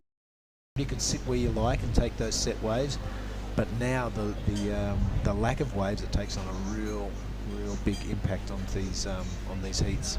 Yeah, I agree. Yesterday there was so many waves coming through. It really didn't stop at any moment. So I agree. It's going to be really important having that priority and being on those bigger and better set waves. Now, cool. There's little fishing boats coming through. I love that they hug the reef where the wave breaks. We saw yesterday one had to take a drop. Surf the wave on the inside. Here goes Ziggy. The replay of Ziggy Aloha Mackenzie's 3-point ride. She really got to work in the beginning, and I like how she took it all the way to the inside as she probably saw that bonus section coming up. I thought she was going to go left on this, but she ended up finishing it off nicely here. I like that little zigzag. That was cool. Yeah, a little zigzag from Ziggy. Always great to see her around. Has a big smile on her face. So our surfer Ziggy. Not many waves ridden in this heat, as most of them only have one score. Yeah, look at that. That is 5 waves ridden. So that 3.00 from Aloha could prove pretty handy in the end of things. Yep, I agree. Ticking down to the 8.5-minute mark. First priority does sit with blue. Doesn't need much for the second position or just to take the outright lead. All girls Hungary. This is Giada Lagati. Billy? Hola. Hope you're enjoying the broadcast wherever you're watching around the world. It's a pleasure bringing it to you. The waves here at Lagundri Bay, non-stop yesterday, a little bit slower today, but we're hoping you're enjoying the show as Ella Mccaffrey takes off now for her second wave. That is a strong turn in the pocket, a nice wrap to follow that up. This wave running off now and allowing to find the lip 3 times, but just kind of overcooks that third turn. I'm pretty sure she'll get a 0.10. I think so too. Yeah, but yeah, that third turn would have been really handy. What do you like about this? I love how she really hits it in the pocket both times, putting that power, and you see it for the third one, wanting to go a little more above the lip, but the wave just kind of flattens out right under her. As we see Ando Santos, the highlight surfer of yesterday, on her backside. Hoping to see that replay soon to see what she did in the beginning of the wave. Yeah, for sure. So a couple of waves coming through. Definitely no wasting of the set waves today. You can't afford to be picky. If a wave come through and you can catch it and get a score on the board, I'm pretty sure you've got to go. This is Anna now. The first turn looks really strong and tight in the pocket. She's carrying on that good form from yesterday. Rattles off 2, and this is kind of where we joined her for the live action, that cutback. So not much happening after that. But scores to a drop, and this is Ziggy keeping super busy. Loving that wrapping style. She's got a confidence up, she's got a tail up, and getting into it. That is Aloha. Action aplenty now. And this is Ella Mccaffrey, our American surfer, on her front side again. Wow, there was lots of action. Hoping to see those replays, and we see our surfer in blue now. Yep, Freya Prum. This is only her second wave. There's 6.5 minutes left to go of a half-hour heat. She's making the most of it, holding that rail through those turns. A little bit of power, a little bit of point of difference from the rest of the girls. Sticking with this one now. She hasn't ridden away for a long time, so why not start feeling it and getting up little half-point turns here and there. Yeah. And of course, the judges are loving those turns of consequence, but this is what the day calls for, so you've got to adapt and overcome the conditions. As this is a replay of our surfer in green, Ella Mccaffrey. That first turn really in the pocket, super sharp, and our surfer in blue, Freya Prum, the replay of the wave we just saw. That was good. Yeah, that was good as well. Super crisp surfing from our surfer Freya. Really, I love how low her stance is, and she's, you know, always ready for a section to come up. Yep, she is ready to pounce on anything that comes through, and that could be the order of the day with the waves slowing down a bit. We'll wait for that turn of tide, and things should pick up. Yes, this is the Nias Pro 2022. We're all very happy to be here. We certainly are, and there's Ella Mccaffrey with that 4.27. Let's have a look at her scores. Her tablet's not quite up to date. But yeah, I start off with a 5 and the 4.27, the best of it. Ziggy slips down to second. Also scores to drop for white and blue. So stand by, that scoring table will shake things up pretty soon. Yes, I'd like to see what they scored our surfer Ando Santos. You know, 2 really great turns in the pocket in the beginning. That's where all the money turns come. Wow. And our surfer Annie Dos Santos get a 5.83, pushes her straight to first. Yeah. So great surfing from Annie, our Brazilian surfer that grew up in Australia. Seen her in and around Indo as well a few times. Right on. Okay. See that she travels a lot to the Maldives as well. another really great human person to be around. Well, Freya Prome let that second score yet to drop. She needs that 6.37. I reckon she's going to have pretty close. It's going to have to be the best score of this heat. And I think of today that there was some really strong surfing happening there, especially the first turn. I really dug it. Yeah. Anna is not going to sit around wondering though. She takes off again, uses that priority, finds the lip. Really impressed with this young girl surfing. Not afraid to go above the lip and give it a good crack. She's got a couple of kind of keeper scores now, so it's time to really push every turn and see what score she can get. She's going left. I'm loving this. That's 10 for me. Oh, she's going left. She did it. She did it. Yep, probably the first one today to do that. We saw a bit of a left yesterday. Can she crack it off the lip? She does. She's only about 10 metres off the shore. All right, Ana dos Santos with 3 minutes remaining. That's probably how long it would take to paddle back out. I agree. Does she think it's job done? Never. You get out there and try and put the pressure onto your opponents. Wow, I was pretty impressed with that. Me too. That's the first person to go left in the event for now, right? Oh, there was one yesterday. I can't remember who it was, but this was a proper attack on it. As you see that first turn, followed up by that one, both projecting above the lip line. That's what the judges are looking for. It's a pretty easy thing to spot.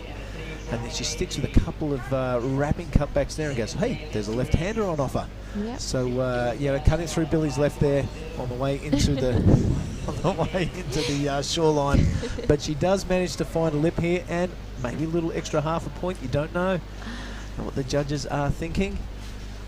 But, that is to be decided, that score. We'll wait in anticipation for it as we watch the American now. This is Ella McCaffrey taking it to the inside. We didn't get to see exactly what she was able to do out the back, but we will hope to see, as this is our surfer Ziggy, straight in the pocket. It was a great wave. Yeah, she is feeling it, the young girl from Bali. And look at Freya Prome really attacking that lip again. She did get a 5.20 for her last wave. She needs a 4.07.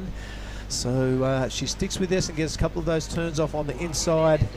That could prove enough for a 4.07. That first turn really strong. Only just under 90 seconds remaining. And we'll see where the judges throw the score for that for Freya, our surfer from Australia in blue. Yeah, a few waves ridden in the last minutes of the heat. Wow, it's going to be interesting to see what the scores come in as we have scores to come in for 3 surfers. This is Ziggy. Oh, I've never seen a door turn like that. That's awesome. Great wave, and it's and it was definitely one of those bigger waves we've seen today. Right in the pocket, super sharp surfing from Ziggy Aloha Mackenzie. As this is a replay from Ella. Yeah, Ella, this is the beginning of the wave. We just caught up with her around the cutback section, so nothing really going to capture the imagination there. But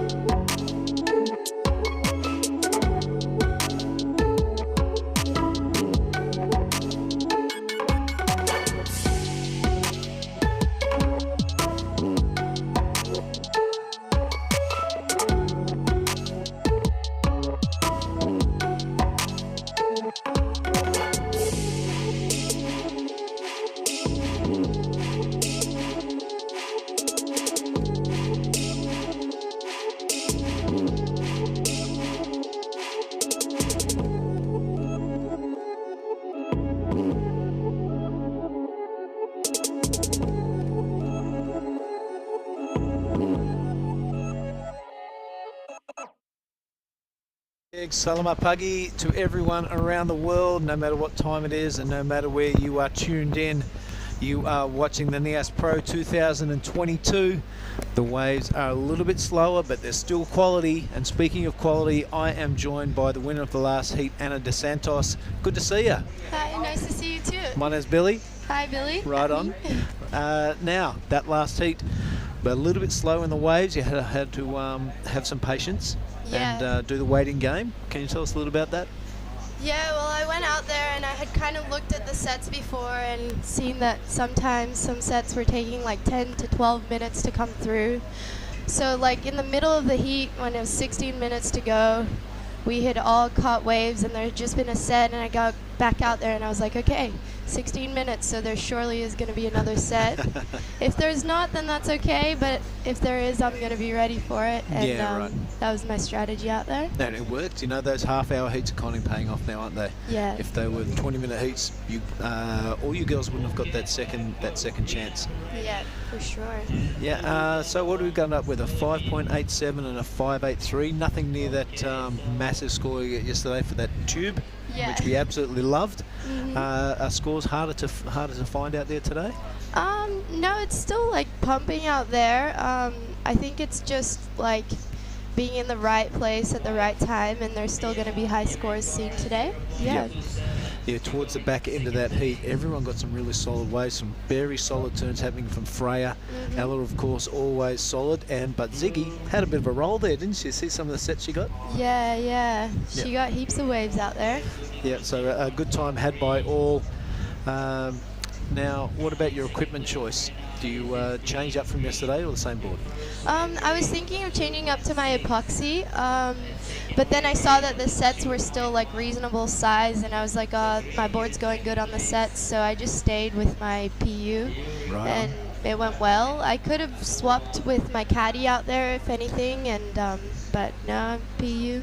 Same equipment. Right on. Well, here's the moment you've been waiting for. This is your second one. Oh, no. You've won another heat, so you get another bang bang. Let's show the folks at home. Congratulations. Cheers. I know it's a big moment in your life. Yeah, thanks. So you get to another one of them. Not sure if you eat them or not. You can give it away. It doesn't matter. Now, have you ever been at a surfing contest where you get a chocolate every time you finish a heat? No, I haven't. That's a good thing. I think that should bring it into the CT. Yeah, exactly. Yeah, have the plexiglass interview. Yeah. With say Gabrielle Medina and give away a Tim Tam or something. Yeah, the extra incentive, you know. A bit of fun. Now, Anna, tell us a bit about yourself. You spent a bit of time in Australia, when you were a youngster. Yeah, so I was born in Brazil, so I'm originally from Brazil, both my parents from there. But when I was 8 years old, I moved to Australia, and that's where I actually learned how to surf. My auntie and coach taught me there, and yeah, I love Australia. It's a beautiful country, and I was just blessed to grow up having seen two different cultures. I think I learned a lot from that, and two amazing cultures. It's great. Yeah, right on. Yeah, there is a bit of a Brazilian influence, especially in Queensland. Yeah. Which is great to see. And of course, the Oya Rio Pro starting on the 23rd, which is tomorrow this time. Yep. So the waiting period starts pretty much tonight. Yep. Will you be tuning in? Check it out. Who is your favourite Brazilian surfer? My favorite surfer is Felipe Toledo. He's pretty hard to beat, isn't he? Of all time, he's the best. I just love how fast he goes. Speed and his carves are the most beautiful things I've ever seen. And crazy in the air, isn't he? Yeah. Yeah, these definitely, there's a good 5 surfers when they've got that aerial game down. They're very hard to beat. Yeah. Now, he's currently #1 in the world. Do you think he can hang on and go in with that lead into trestles? I really hope so, because I really want him to win a world title. Like, I've been cheering for him for so long, so go Felipe, good luck. Yeah, right on, I like it. Now, you want to say hello to anyone back in Australia or anything down that camera? Yeah, sure. Just say hi to my mom. You've gone from glory to tears in 1 second. Oh, you see it though. I see other people get right away a little too far and end up down there on the surface of the moon, where there's some pretty horrible sort of way to come in. I've watched people do that. I've ordered a coffee, I've sat there and I've drunk my complete coffee, and I still watch someone hopping in across the worst part of the reef because they rode a wave a little bit too far. It can be tricky when there's swell, mate. It's not all it's not as easy as you think sometimes, and you'll definitely pay the price at some point. Everybody donates a bit of skin here, mate. Yep, it's part of the price of admission. If you want to get barreled off your head, there's a price to pay. Look at these scores, mate. 7-1-7. We got high sixes, plenty of them. It's all going on. This is a really competitive heat. Yeah, that's a really good way to describe it. Everyone with a decent score on the board, and even right down there, Akita at the bottom only needs a 5.61. She can do that. So what a great way to round out the women's side of this draw. We will cross over to the men's Pro Junior next. I'll just have a little squeeze through the form guide and see who we got coming up. But whoever gets out of this one will be a very worthy round of 16 opponent.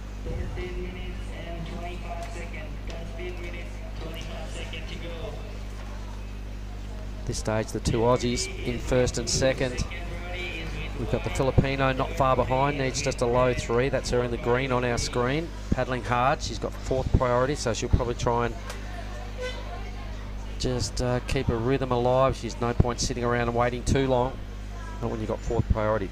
Our men's Pro Junior coming up next. It looks like Dom Thomas, Tane Dobbin and Taro Watanabe to kick things off, and potentially a 4th surfer. I'm not sure whether they have a seating or somebody to take that spot. Sorry, mate, I think you're out of the age bracket. Yeah, bummer. My hand was up though. And then, yeah, we've got Oscar Berry coming up in Heat 2. Marlon Harrison, Jamie Thompson, the winner of the Korea event. Kevin Wow will also be in Heat 3, and he's straight out of this place. Out of Hashes, the Hash Surf Camp. Zane Assink, Leo Casal to headline Heat 4. So there's a lot to like about when we swap divisions and head over to the Pro Junior men's. Well, a bit of argy-bargy going out, right, running through the names there, Mark. Right. It was Mia with the superior priority over Nilby, but a little bit of a tangle up. Let's see if the judges think that. Oh, was there a potential crisis? Well, maybe I'm overthinking things, but there's a little bit of how you going out there. All right, so blue now. Akita trying to get out of 4th. A little bit stuck behind the 8 ball after that first turn. Little mini schwack out there. Decides to hop and pump and stay with it. Look for something out here on Kitty's corner. Does stand up a little bit. Didn't do a lot of epic work out the back. She needs a 5.61. I don't think the judges will throw that number at her, but it's could potentially lock into one of her top 2 scores. Yeah. Well, we did see Anna De Santos go left before on a higher scoring wave. Well, she's a goofy footer. Yeah, God bless her.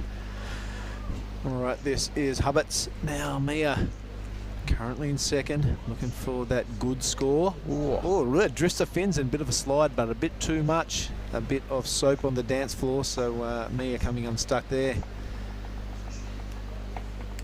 Mate, I was looking through the gossip columns overnight. Went to the Stab magazine, and they had an article on, they called him this, Overhead Ned Hart. No way, they called him that. So the name that you anointed him 10 years ago has stuck.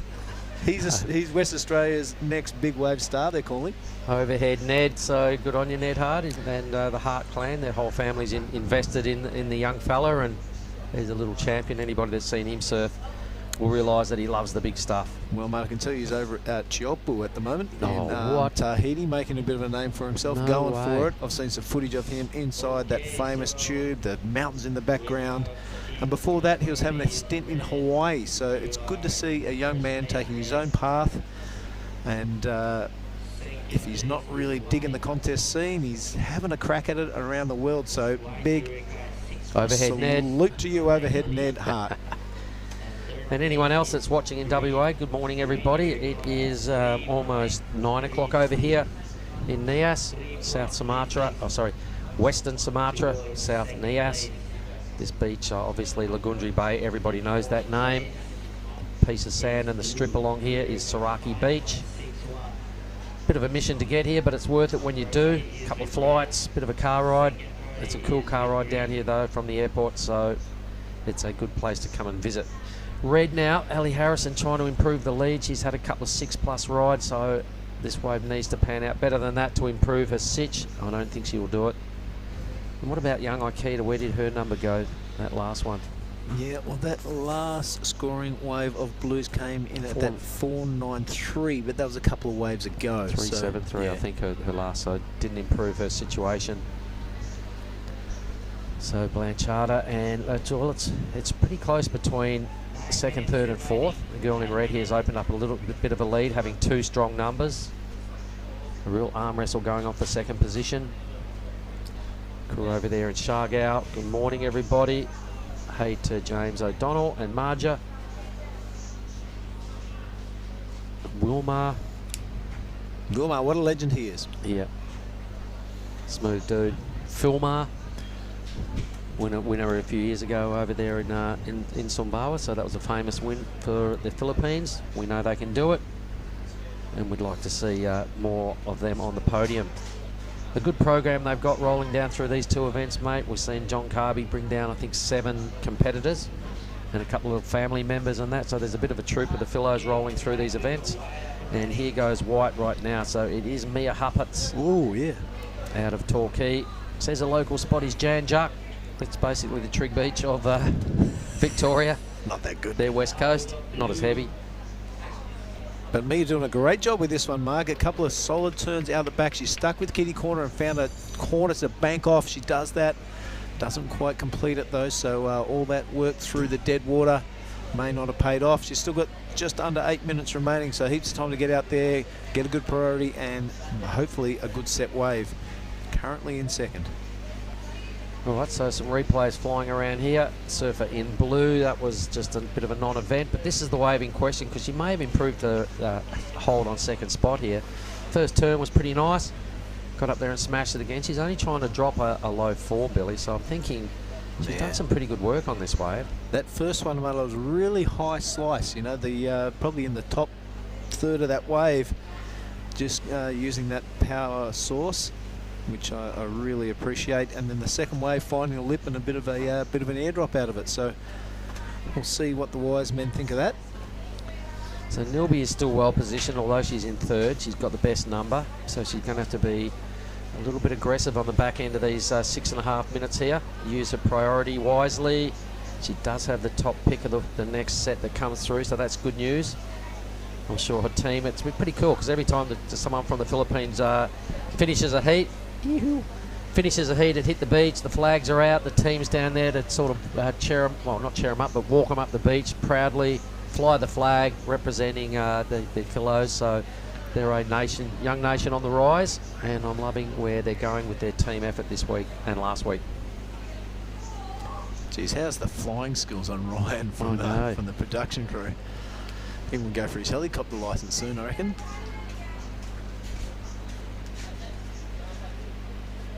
All right, with 6 minutes to go, Mark, we've held off long enough.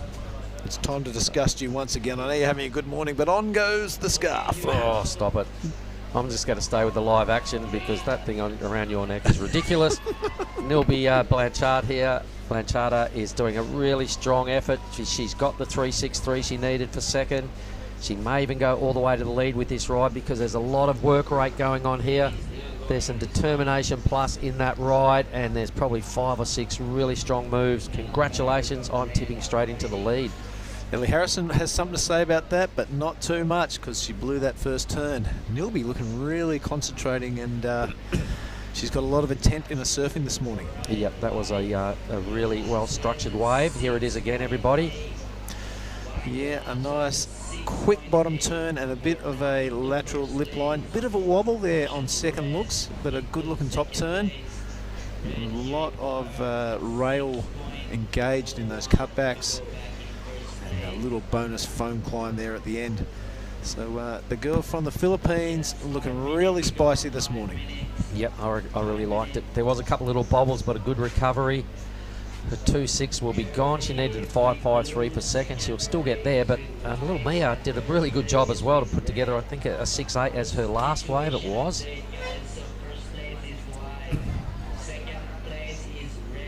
All right, so Mia's last good score put her into first. So the Aussies having a real battle royale here, but the number 4.67 for Nelby, so not enough even for second. Maybe the judges sort of scorched her a little on the fact that she did a couple little bobbles on those first 2 turns. There was a lot of effort put into that ride, but the little creases and the little errors, the judges do see that, and they go, not at this level. All right, so she'll be a little perhaps disappointed with the number, but you've got to just tidy up those little errors. Still really close. There's just less than 1 point between her and second, Allie Harrison. I'm not sure where Nilby is, but she may have just climbed up the priority board. Well, she's not in the view at the moment. So it's still a real battle here for second. Akita is still in the mix as well, needs a blockbuster number though. But Nilby's going to have to just go out there and tidy up those first couple little errors. I think the first turn as well, Billy, on the replay of Nilby's was just perhaps a little horizontal and got stuck at the top momentarily.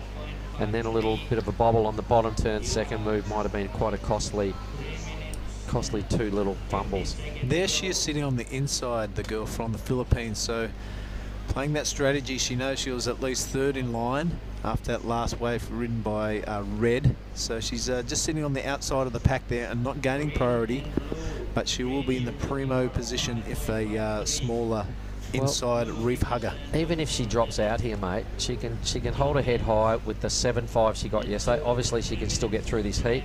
In a little debrief from John, he might want to just go review that last wave and go, well, she had the wave. Yep. Didn't really nail the first hit. A little bit of a fumble on the bottom turn of the second move. Pretty costly stuff at this level, considering she only needed a 5.53. She fell just under a point shy. And a couple of those little indiscretions there is where she could tidy up. And she's right there with a lot of the other surfers we've seen. She's got the best score of the heat. She's well and truly in the conversation for a good result. But just those little moments can be costly.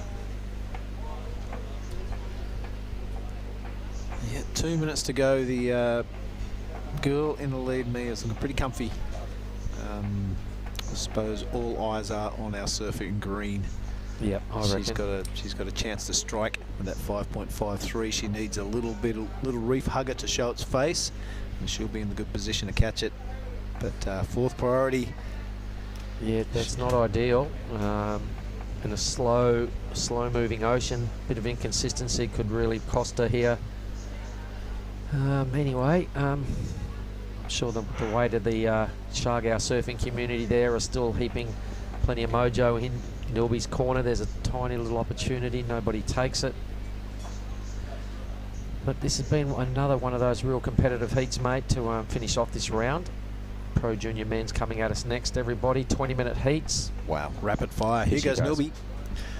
Okay. Needs that 5.53 mark, unless we miss something major at the beginning of that wave. Let's speculate that she won't advance out of this heat.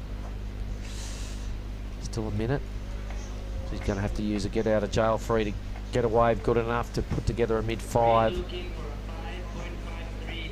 These other two will not let her have that opportunity, I'm sure.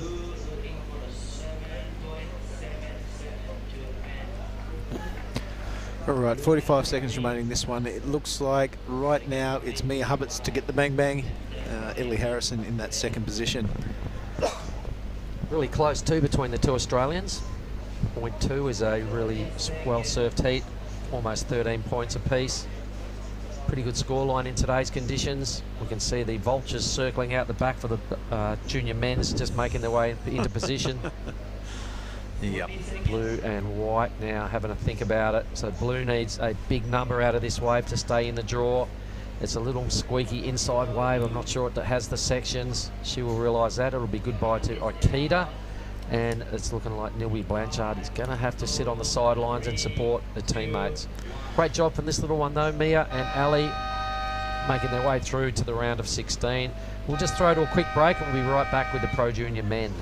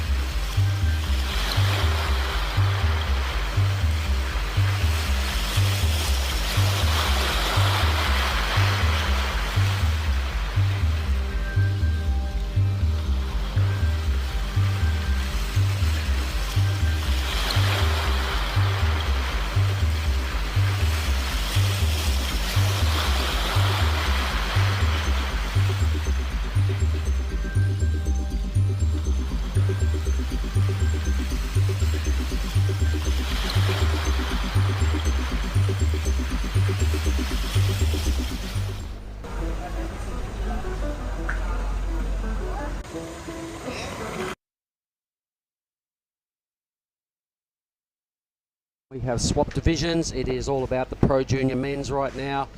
For your information, it is Dom Thomas, the Australian, in red, Tane Dobbin, the Australian, in blue, and Taro Watanabe out of America in white. And we do have a fourth surfer. Still don't know his name at this point, but I'm sure we'll bring it up on the monitor and we'll lock it in and see where that sits. So welcome back into the commentary area, the broadcast booth, Oni Anwar. Good morning, Mark, and how are you? I'm good, yeah, having a great morning so far. Had a stretch and some coffee and a nice fruit salad out of the Hash Surf Camp here. So I'm really keen to watch these heats now unfold, because we know there's some real talent in the Pro Junior men's. So the level of skill and entertainment, I'm sure these guys are going to bring a lot, because there's a lot at stake, some big dollars, and this is for positions to get into the World Junior titles, I believe, the World Juniors. Correct, yep. So you just need to do good in the juniors to qualify for the World Juniors, and if you do good in the World Juniors, you can get your spot in the Challenger Series. Wow, how good. Yep. So it's all a pathway. That's what we're doing at these 5,000 events, rated QS qualifying series events, men's and women's. There is also got Pro Juniors attached to both Crewy and this event, so a lot of crew have doubled up, and a lot of crew are doing really good in two divisions. Yeah, I mean, I wish I was a junior again, so I get to do double events. Like, I can do the Pro Junior and the QS. How good would it be to go back and be a junior again, knowing what you know now, and being a bit more wiser in the brain, and being able to take your act and smash some of these juniors? Oh, that would be so good. I'll be the new Kelly Slater. Need to shave my hair, look like Kelly, black Kelly Slater. All right, guys. So is red. This is Dom. Where is this guy from? Actually don't know. But got him rated out of Australia on our page over here. I'm not sure what part. We'll have to get an interview with him, and he'll have to win a heat to get in here, and we'll find out more about him. But I can see Mia down there, so hopefully we'll get her up here in a moment to have a chat. Yeah, really great surfing by Mia Huppert from Australia. She really dominated that heat with a 6.8 and a 6.4. Yeah, it was a great, really competitive heat as well. You feel a bit sorry for someone like Nilby Blanchard, who dipped out with the highest scoring wave of the heat and couldn't nail a real solid second backup. Yeah. All right, so we might just shuffle out these chairs.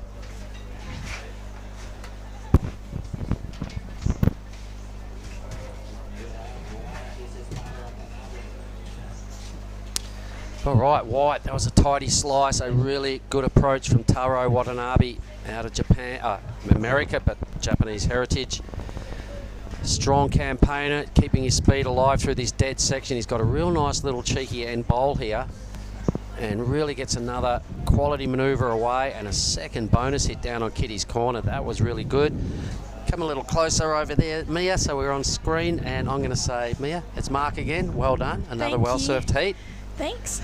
That was really competitive. There was a lot going on in that heat. So what do you do to help center yourself and stay present and all that sort of stuff when you've got a heat that's firing such a quality heat going on around you?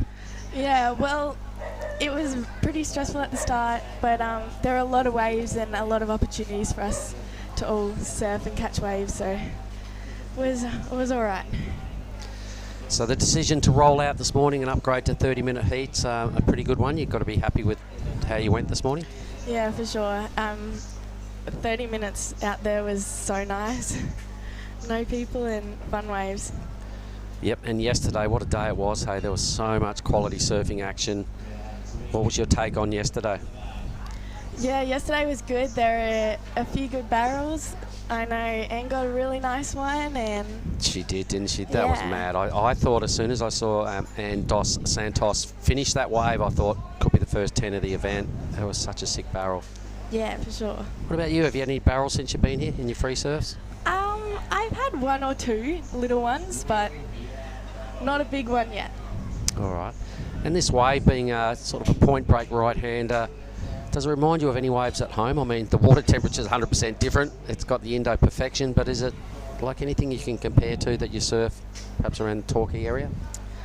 Oh, it's a pretty different wave. We have a few little barrels at Torquay and there's a few at Snapper and Burleigh, but this wave's pretty different to them all, I reckon. It's good to be travelling through Indonesia, isn't it? It's just such a nice country, super scenic. The water temperature is just to die for. You sweat during heats and back-to-back waves and you're sweating, and it's cheap, and the locals are pretty cool. Yeah. Is this your first time in Indonesia, or? I've been to Indonesia a few times. This is my first time in Nias, but yeah. You can see Jamie Thompson there trying to rev up Oscar Berry, who's in the next heat. Yes. So the Pro Junior men's, these 20-minute heats are going to go pretty fast. Are you also in the Pro Juniors, or? No, I'm not doing the Pro Juniors. Focusing on the big points? Yeah, well, the Pro Juniors aren't in our region, so thought I'd give it a miss. All right. Well, Taro Watanabe there starting off with a real spicy 7-point ride. He got one of those waves that really hugged the reef and got some quality hits out there on Kitty's Corner as well. So apart from just surfing, what else have you been up to since you've been in Lagundri Bay? We honestly haven't done too much. We've just surfed and had a look around. We went to the markets and had a look at all them. Did you come to the opening ceremony dinner the other night? Yeah, we did. We went to the opening ceremony dinner. That was pretty good, wasn't it? Pretty good was food great. as well. Sitting around the pool in the evening right there on the shoreline. Yeah. There's something I could suggest, the King's Village up there on the hill. That's really worth seeing, you know, if you can get a couple of your friends together. It's only about a 15-minute drive from here. And it's a village that's 300 years old. It's seriously like stepping into a movie set. I would recommend that because it's cool, it's close, and it's well worth seeing. You'll take a lot of photos. It's a pretty good thing to do. Who else are you rolling with during this event? Well, I'm actually staying with Allie Harrison. Oh, so you girls did the 1-2. You'd be happy with that? Yes, that was nice. It was a bit stressful halfway through. We thought we were going to be battling for second, but we got it done in the end. And which homestay are you at? We're staying at Keyhole. All right, so you're not far from us. Not far at all. All right, and did you catch any of the opening ceremony here on the beach yesterday afternoon, or were you surfing? Bit of both. I think everybody that owned a surfboard was out there yesterday afternoon. That was a crowded scene, man. Yes. That was busy. Did you get waves? A few, not many. All right, it's a tough gig, isn't it? But that's what you expect. The 200-odd surfers here at this event. Yeah. All right, well, I might let you... how about you want to say anything to your crew at home? And yeah. Hi, everyone. Thanks for all the support, and hope you're all doing well. Best part of the day. Look at this little sucker. A bang bang. There you go. You've earned it. Well done, Mia. And another well-served heat. So all the best of luck further through the event. Thank you. All right, out goes Mia. We'll get back to the scoreboard. Taro Watanabe. That was a really sick wave. Great way to open your campaign. Oh, thank you.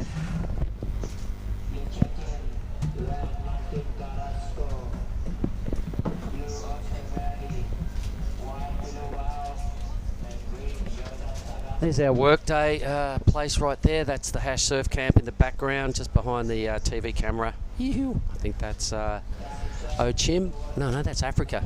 Africa up there. Local fellow got a gig on the camera. There's our workplace right there in the background. The man in red is Dom Thomas.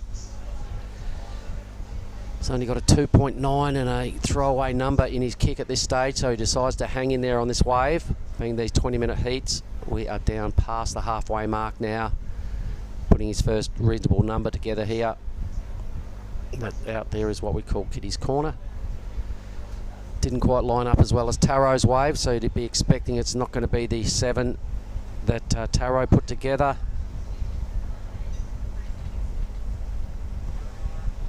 Here's the replay.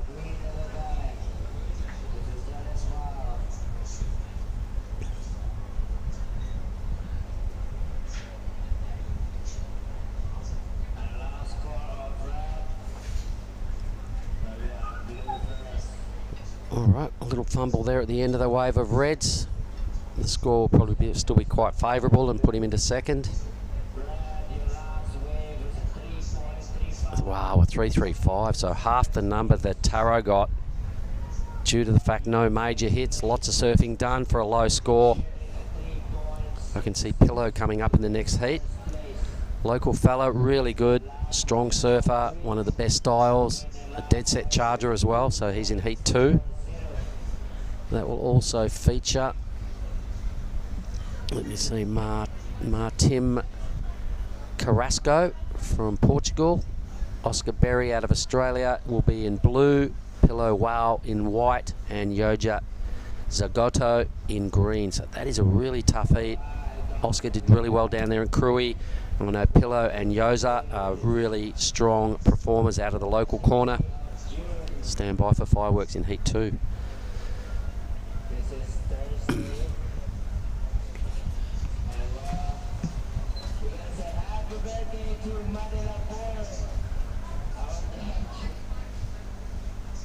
Boom. So blue now, Tane Dobbin, the Australian, getting his groove on. Some pretty solid backhand hits going on here. So let's compare this number to all the work that Dom Thomas did on his last wave. I think that was a pretty good ride for Tane.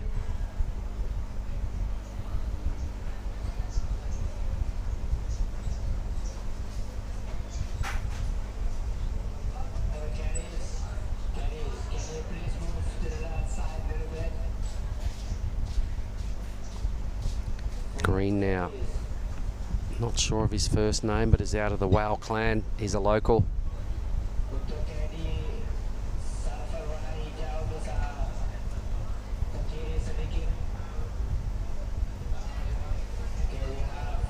So let's have another look at Blue's wave. I was thinking about a barrel. Didn't come to fruition, so a bit of rail work.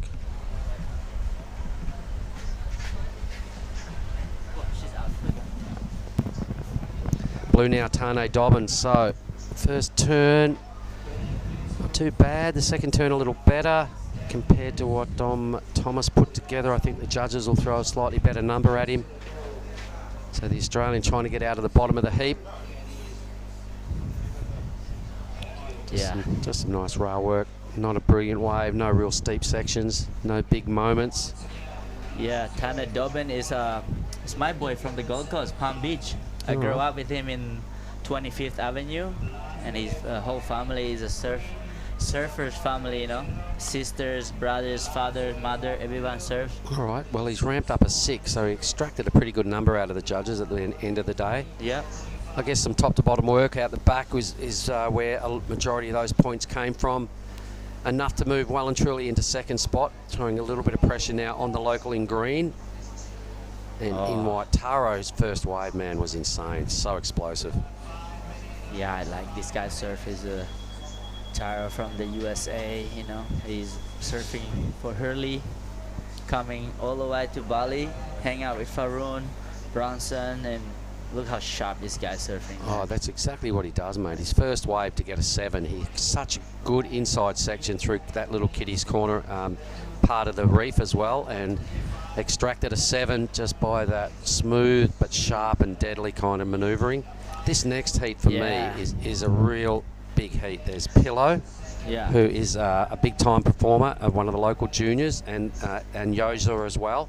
Yeah. Oscar Berry, and we've also got this surfer out of Portugal. So yeah, man, this hit is the hit to actually watch. Is Oscar Berry is my favorite surfer in Krui, and I want to see him attacking this lip on this right-hander, and also Yoza, as you can see in the green. Basically your stunt double. This guy is next level. He surfs so fast and explosive, and he's only a junior, so these guys have nothing to lose, you know. And they're also doing the Key West, like I said, so they just gonna throw some show for all of us here. So what they gonna do? And there's his caddy Glenn Curtis as well. Got the backup sled. Yeah. So, yep, that will be a very interesting second heat in the Pro Junior Men's. I'm really looking forward to that. You will get the benefit of interviewing whoever wins it. Yeah. All right, so watch this one closely. I'll be doing exactly that on my break. 3 minutes and 30 seconds. Tane will put it together a substantial score to fend off any challenges in this heat. So I think it's going to come down to second spot. Tane Dobbin with the 6. These 20-minute heats burning through pretty fast compared to the 30-minute jobs this morning. Yeah, I think this 20 minutes is gonna go fast, like you said, Mark. So 5.9 there for Taro. all right, still not a bad score. Oh, good backup. A good backup, you know, considering what the wave offered. You know, just his skill set, his smoothness, and his sharpness shining through for a brilliant performance. Here is this wave again. Have a look at it, Oni. I love how he set up his turn right here, so low, solid, explosive sprays with the flow of speed. Oh man, he looking really sharp. For sure, mate. You can see his face is just like looking for that section. Give it to me and I'm gonna just rip that apart. Look at see this one. That's like a fat wave, but he's still going really fast through those fat section. That board for me is just working a treat for him. Yeah, I mean that swallowtail, I think. Maybe Paisel, one of the Paisel board. Whatever it is well suited to these type of waves, smaller waves with some good moments, some flat sections, so it holds its speed well. It definitely loves being on a rail and being pushed hard. He's doing a great technique, solid surfing the 7 and 5.9, one of the better efforts today. Yeah. That's it. Say hi to everyone in the Gold Coast watching Tane Dobbin right now. And I think he's just looking for a score of 6.9.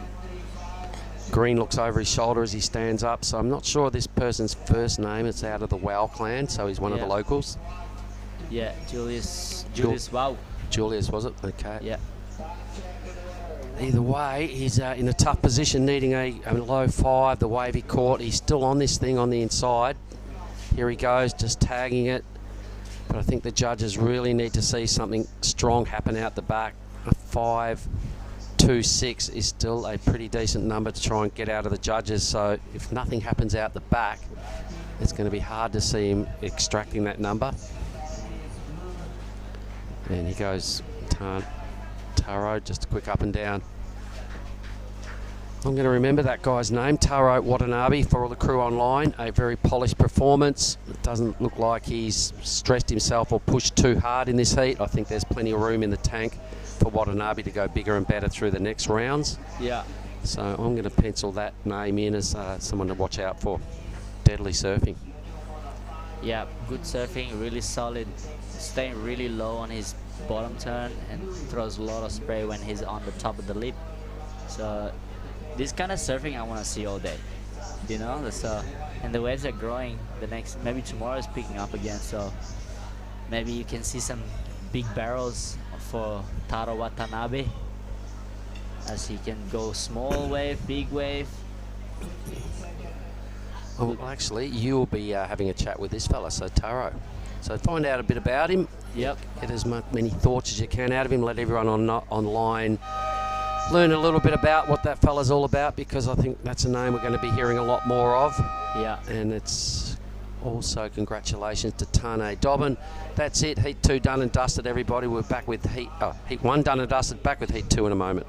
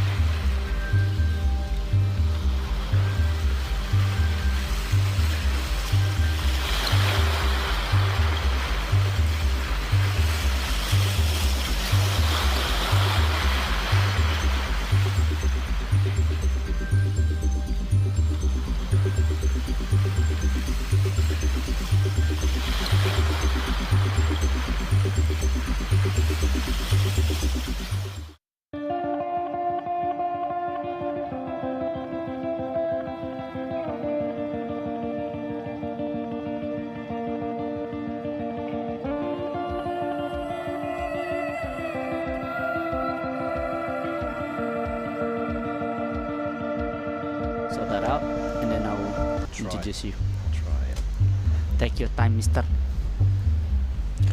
Okay, so here we go, live again.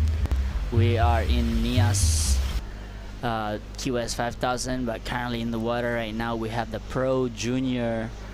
We're in Heat 2.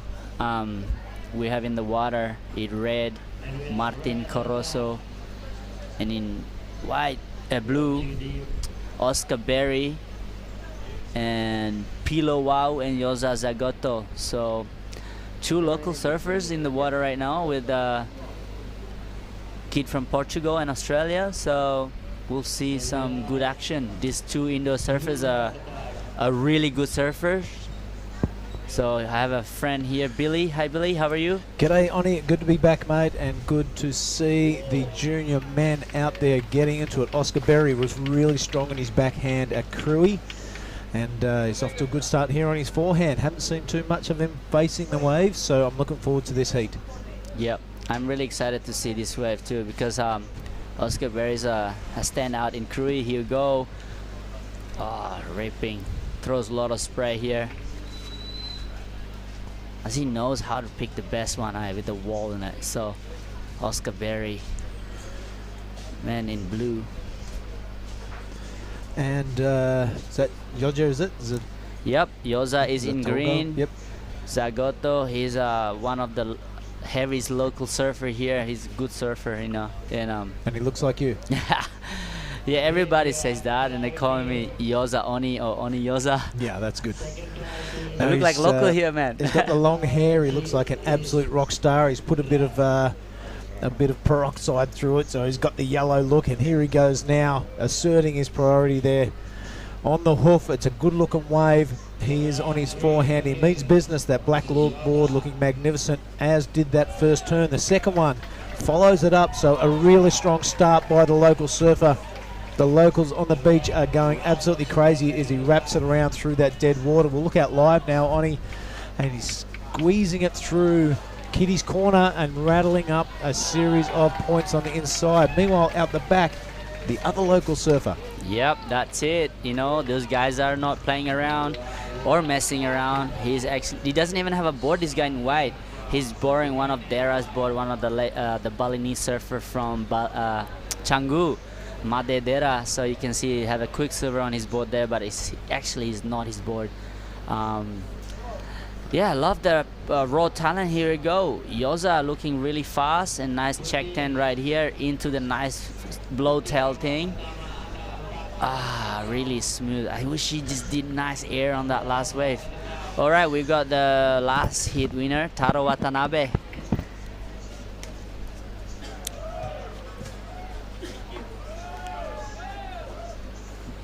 Congratulations, brother. Put the mic on. Yeah. All right, you can hear me? Yeah, I can hear you. Congratulations. Yeah, you're looking really sharp out there. How was it? It's honestly really tricky. It's slow and not many waves coming through, but it's good when it comes. Great. Yeah, looking really sharp on the fat section. Your board just going hogs though and go full speed. What's your plan this year?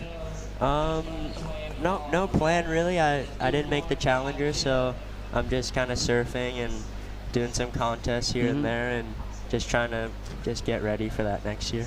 Hopefully. Okay, so you're just doing how old are you now? I'm about to turn 20, but still 19. Okay, so you still have a chance in the juniors. Are you any plan to qualify for the World Junior though? I don't really know. I'm sitting pretty good in the North America for the junior, but I don't know. I haven't heard anything about it, so hopefully it'd be awesome to be in it. But definitely trying to qualify for the Prime, the Challenger Series, and hit the World Tour. Yeah, that's the plan. I want to be on the tour. It'd be so sick to be on that tour, and yeah, it's nice to watch all the guys my age doing good, and motivates me to surf good, and yeah. Epic. So now you're in Bali. You're hanging out with pretty much the coolest crew, Bronson, Farun, and tell me about that. How is that? Yeah, it's sick. I'm stoked to be hanging out with them. They're, Varn and Bronson and Rizal and Chandra, like all of them are so nice and so cool and so welcoming, and yeah, it's nice to be in Bali with them. Yeah. And how long you're planning to travel in Indonesia for? I've been here for about 2 weeks, and in Bali, and I went to Sumbawa too. And I think after this, I'm gonna go to Bali for a couple more days and surf around there, and then probably go home probably early July. Okay, is that for the U.S. Open? Hopefully. Yeah. I'm not sure if I'm in it yet, but it would be cool to be in it. Oh, nice. So yeah, really happy to have you here, showing everyone how nice, how solid you're surfing. Are you planning to go anywhere else in this island, or are you gonna go to Bali? I'm not sure yet. I'm traveling with Varn and them, so it's kind of up to them. But it'd be cool to look for some new waves. It gets a bit crowded out here after the contest, but I'm not sure what other waves are around, but it would be awesome to look around this island. And also, I'd like to know who shapes your surfboard? Paisel shapes my surfboards, and I'm riding a Highline. Highline. It's probably one of my favorite boards right now, and yeah, it's a swallowtail, and I'm really stoked on it. I've been working on it with Paisel, and it's been coming on really well, so I'm really happy. Nice. So you're gonna spend a little time in Hawaii. Yeah. Go hang out with them and make some good boards. Yeah, that's the plan. Sick. All right. Well, I'm wishing you all the best, and thank you. good luck, and I'll hopefully see you back in here again chatting with us. Yeah. Thank you. All right, Arnie. brother. I appreciate it. Enjoy the island. Yeah, thank you. Good luck next round. Yeah, thank you. Yeah. Hold up. Wait. You forgot your bang bang, brother. The winner gets the bang bang. Yeah, bro. Enjoy. All right. That is Taro Watanabe. He looks really focused, and great to see him surfing here in the juniors. Just hanging out with the boys, Farun, Western, and kind of cool crew. And He's fallen straight into the junior gangsters. Yep. He will have a gold chain before too long and a big MC Hammer haircut. Yep. He has only 19 turning 20. Wow, he's a big boy. Yep. So yeah, here we go in red. This guy is from Portugal. Is Martim Carrasco.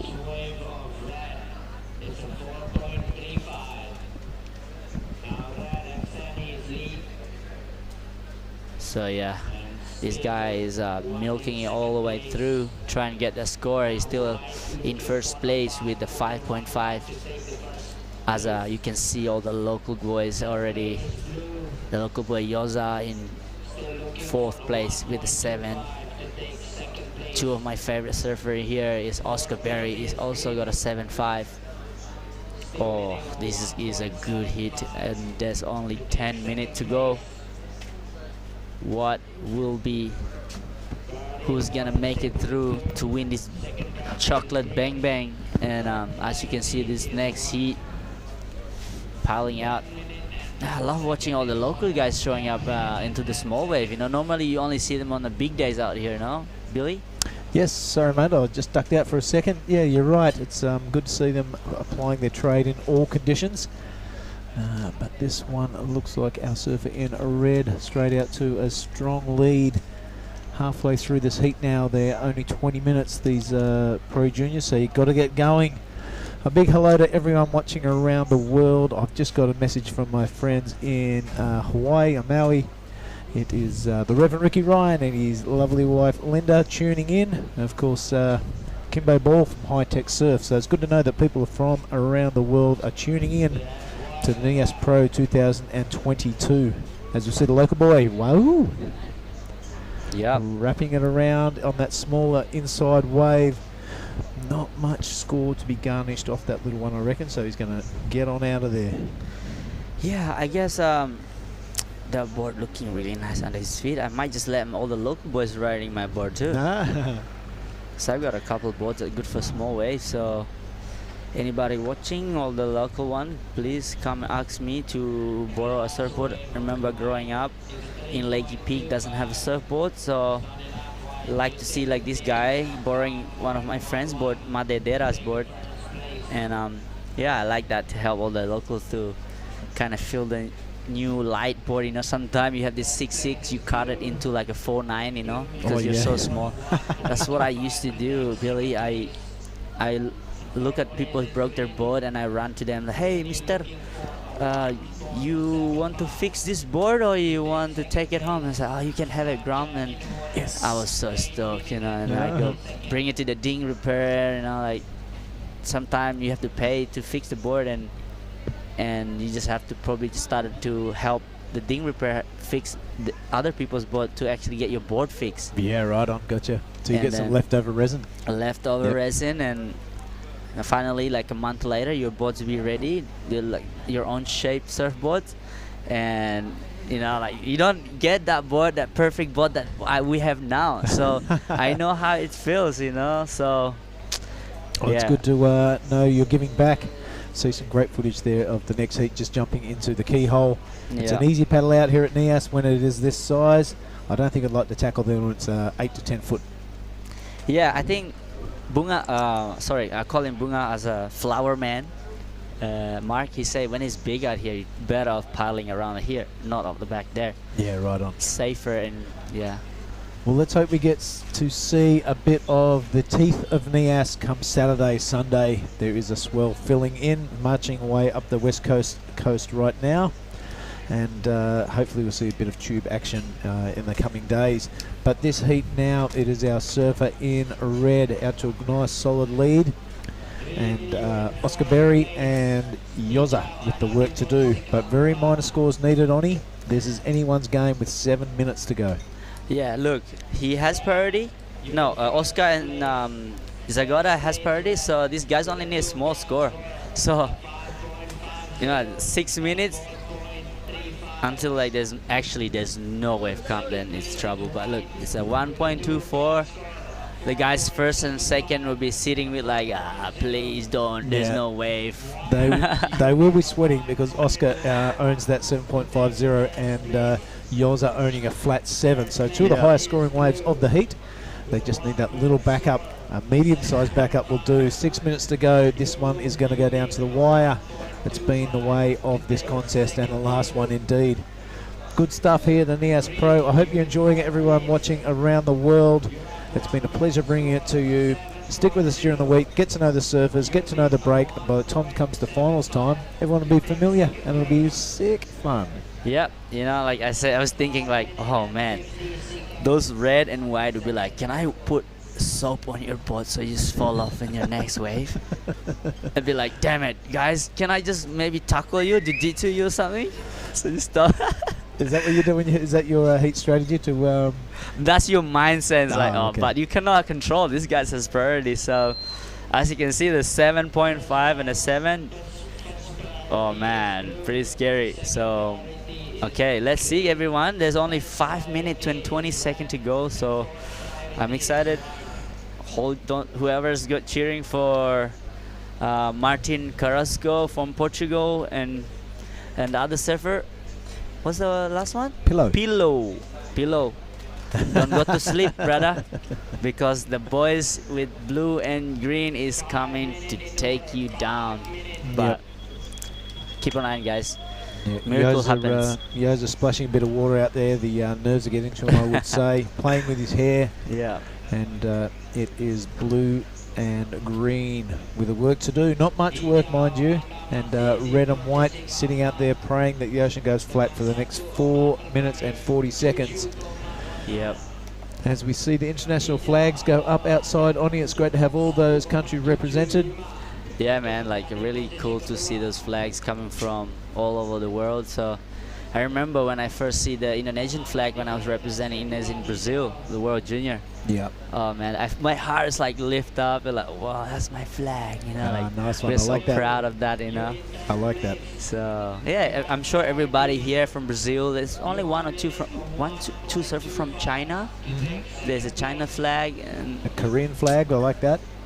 This is sport, you know. We're all like supporting our countries, and but at the same time we're family inside that thing. So yeah, right. Like on. we are brothers. All right, cheers, little snippets of wisdom from Oni Onwa, the rock star from Lakey Peak. All right, 3 minutes and 45 left in this one. Oh man, there's no wave yet. Yeah, none coming. So the scene is Oscar Berry and Yoza Zagato. They need a very minor score, 1.25 and 1.75 respectively. And it is Pillow and Young, getting to it, Martin out in the lead. They will be sweating on the waves going flat. And Oscar and Yoza, they want a couple of sets. They want to show us what they got, and they need pretty much a stand up half a turn, and they've got the score. Yep. Do you remember the hit in Snapper Rock against Glenn Micro Hall with Gabriel Medina? There's literally Medina need like a small score, but the tactic that they use, Micro Hall, that's why he's the best coach right now on tour, as use the tactic. But these guys are just like, come on, we just peace. They've just got to sit relax, there. Yeah, Micro Hall, he went from competing on the CT straight into coaching, and of course, instant success.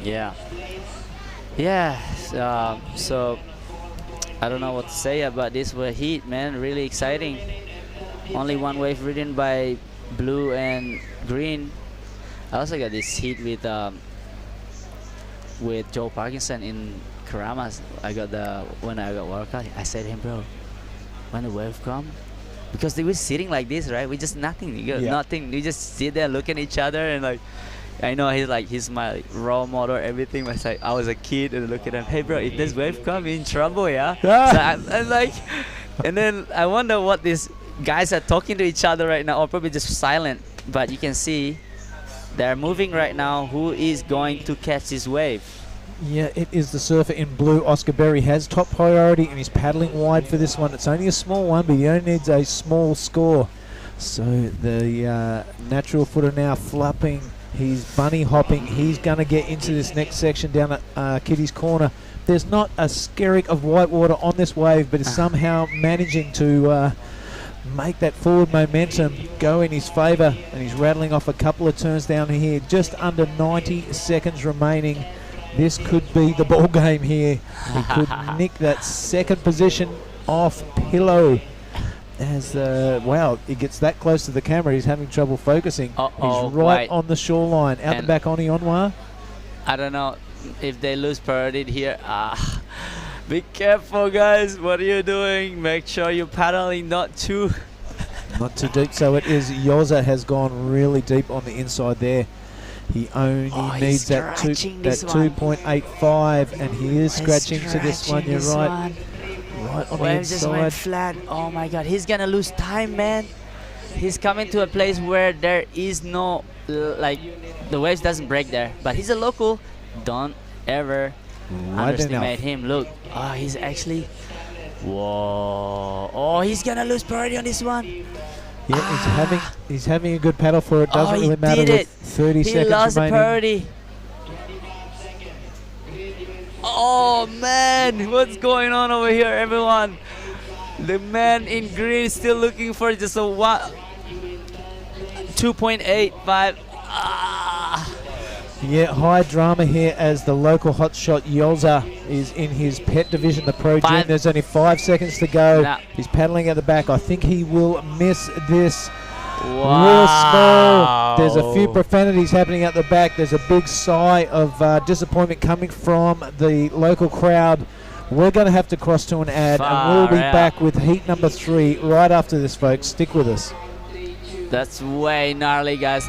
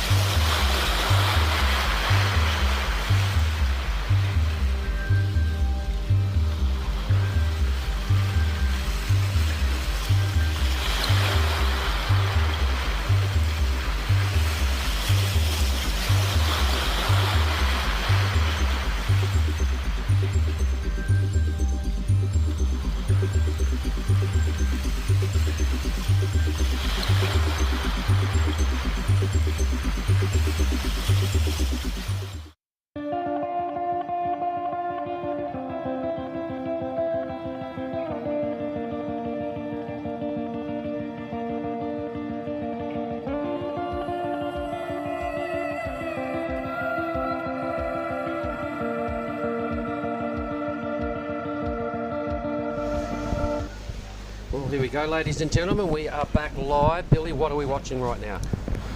Well, we're watching me scratching for my headphone because that snuck up us on in a hurry. We are looking at heat number 3 of the Pro Juniors. It's Marlon Harrison, Jamie Thompson, Saxon Reba, and Kevin Wau, the local lad. This is going to be a beauty, mate. Oh, this is such a hard heat. You know, you've got your 3 Aussies there. Marzi did really well down in Cruy. Jamie Thompson won the Pro Juniors in Cruy. Saxon Reba made the final in Cruy. And Kevin Wau is a really strong surfer out of exactly where we're sitting here at their hash camp. And Kevin definitely does his best work in bigger surf. He's a dead set charger, but he's just got to get his head around the format here and blank out who he's surfing against and just put his head down and go nuts. Jamie Thompson, I've been looking forward to this kid's forehand the entire event. He was a really solid performer. Actually, a winner of the last contest at Cruy. And Jamie's a funny fella. He's very talkative. He's very confident. He loves a bit of an arvo session with the boys. He's a good fella. He's not shy. He's very Australian. Out of North Narrabeen. Oscar Berry making his way in here. You'll get to have a chat with him in a moment, buddy. So let's have a look at Saxon. Yeah, nice, strong backhand attack. Really stabs it up above the lip line. Follows it up with that carving manoeuvre. He could find that lip again. He does. The judges love it when you can see the surfboard sticking out top of the wave like that. So Saxon off to a bit of a flyer also. Yeah, really good. Well done. This is a really tough heat. Probably the heat of the round for me. So they all realise that they're going to have to bring their A game here. Jamie and Saxon finalists down there in Cruy. Marlon Harrison, polished performer. Marzi and Kevin Wau. Loves it when it's big and heaving. He's always a standout. But this is a different picture today. It's a little small and inconsistent. It's the same for everybody. You just got to get your head around it. But Saxon did a really good job setting up this first manoeuvre. Bang. Judges will like that. Bit of a setup move there on his second hit. Gets up there, he needs to stab it again, and he did. So pretty well surfed. Could just fall somewhere in the mid-range. 6.25 for Jamie. I didn't see it. Saxon put together a 4.50. So Jamie's obviously stronger. Yeah, we were just wandering off the balcony there, getting Oscar's attention, Mark. But yeah, we saw Jamie on his forehand looking really strong. All right, we'll bring in Oscar Berry and you can have a chat with him.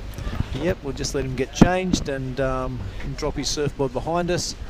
But looking forward to this chat from the natural footer. Talk about it.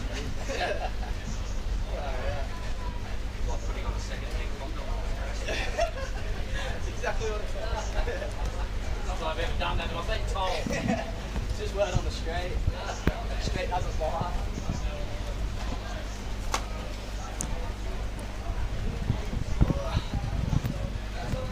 Alright, as we just sits down there, I'll adjust that microphone. Oh, Oscar, well done, mate. Thank Put you. it there, buddy. Well done. This is the first time I've seen you in the Rashi on your forehand. You were super strong in Cruy on your backhand. What do you prefer? Oh, definitely my front side. Yeah, me too, yeah. Yeah, for sure. Yeah, on the Goldie and even where I grew up in Yamba, there's a lot of pretty quality right-hand point breaks, so it's definitely a bit more confidence on the front side. Yeah, you bet. Well, it really showed there, mate, and you had to wait a long time for that second wave. In fact, it was like 2 minutes to go. You had priority. That wide one came through. Were you thinking, I might wait for a better wave, or anything I can stand up on, I'm going? I was thinking I'm going to wait for a bomb and just ice it, and then there was like a minute 45 to go, and I kind of was just like, yeah, I'm just going to go anything. I don't want to lose with a 7.5 and nothing. Yeah. So I just wanted to take off so bad and get to my feet and just get something done, and I was stoked to be able to do that, and green ripping in. Well, you progressed to the next round, mate, but more importantly, because you won the heat, you get a bang bang. Oh, let's go. How do you like that? You want to Unreal. show it to the folks at home. It's a pretty big thing. Look at that. There, bang bang. Unreal. Get that up, yeah. Bit of protein. Yeah, so that's your incentive for your next heat, mate. You keep winning heats, you keep getting bang bangs. Done. I'm winning every heat from now. Maybe saw a bit of drama out there. Yoza had a flat 7, so he had a 7.5. Yoza had a 7. All he needed was like a 2. Yeah. And he couldn't find anything to stand up on in the last heat. Just splashing a bit of water around there. Was he? Yeah, was he talking it up at all? A little bit, but he just it's understandable. Like pretty hard to lose with this like second best score of the heat. Like way better than anyone else, and needing a 2.8 or whatever he needed in the end. And it's a hard way to lose, and it's such a bummer because he looked like he was ripping on that 7. Like I looked behind and just saw fins and spray. I was like, whoa, that was really sick. And it's definitely a bummer, but I'm definitely stoked to get through and get the ball rolling. It's good to serve some junior heats before the big show. Yeah, before the big one. Just get out there and kind of feel what it's like in the lineup. And Saxon looked like he ripped that thing to pieces. Yeah, mate, let's hang around and watch the next few minutes of this thing, because sure. Looks like Saxon there with a pretty solid 5.5 and a 4.5. Jamie Thompson with the highest scoring wave of the heat. First time I've seen him on his front side in a Rashi too, so interesting to see that, because he was dominating down there at Cruey. Yeah, it was unreal to watch. Yeah, so he only just a small call. This is kind of how your heat was unfolding. You and Yoza with a 7 and a 7.5. And then no waves. Yeah. So conditions are slowing down. While they're not horrible conditions, the waves are a bit less frequent. Yeah, for sure. When they come through like this, they're sick. Marzi, nice snap. Oh, loses it a little bit. He's going to belt this section, but he loves it. Nice carve. Just keep getting the board in the water. Just get your heat started. And I think today this inside section is definitely worth kind of milking sometimes. Like if you can sometimes get a nice little steep section.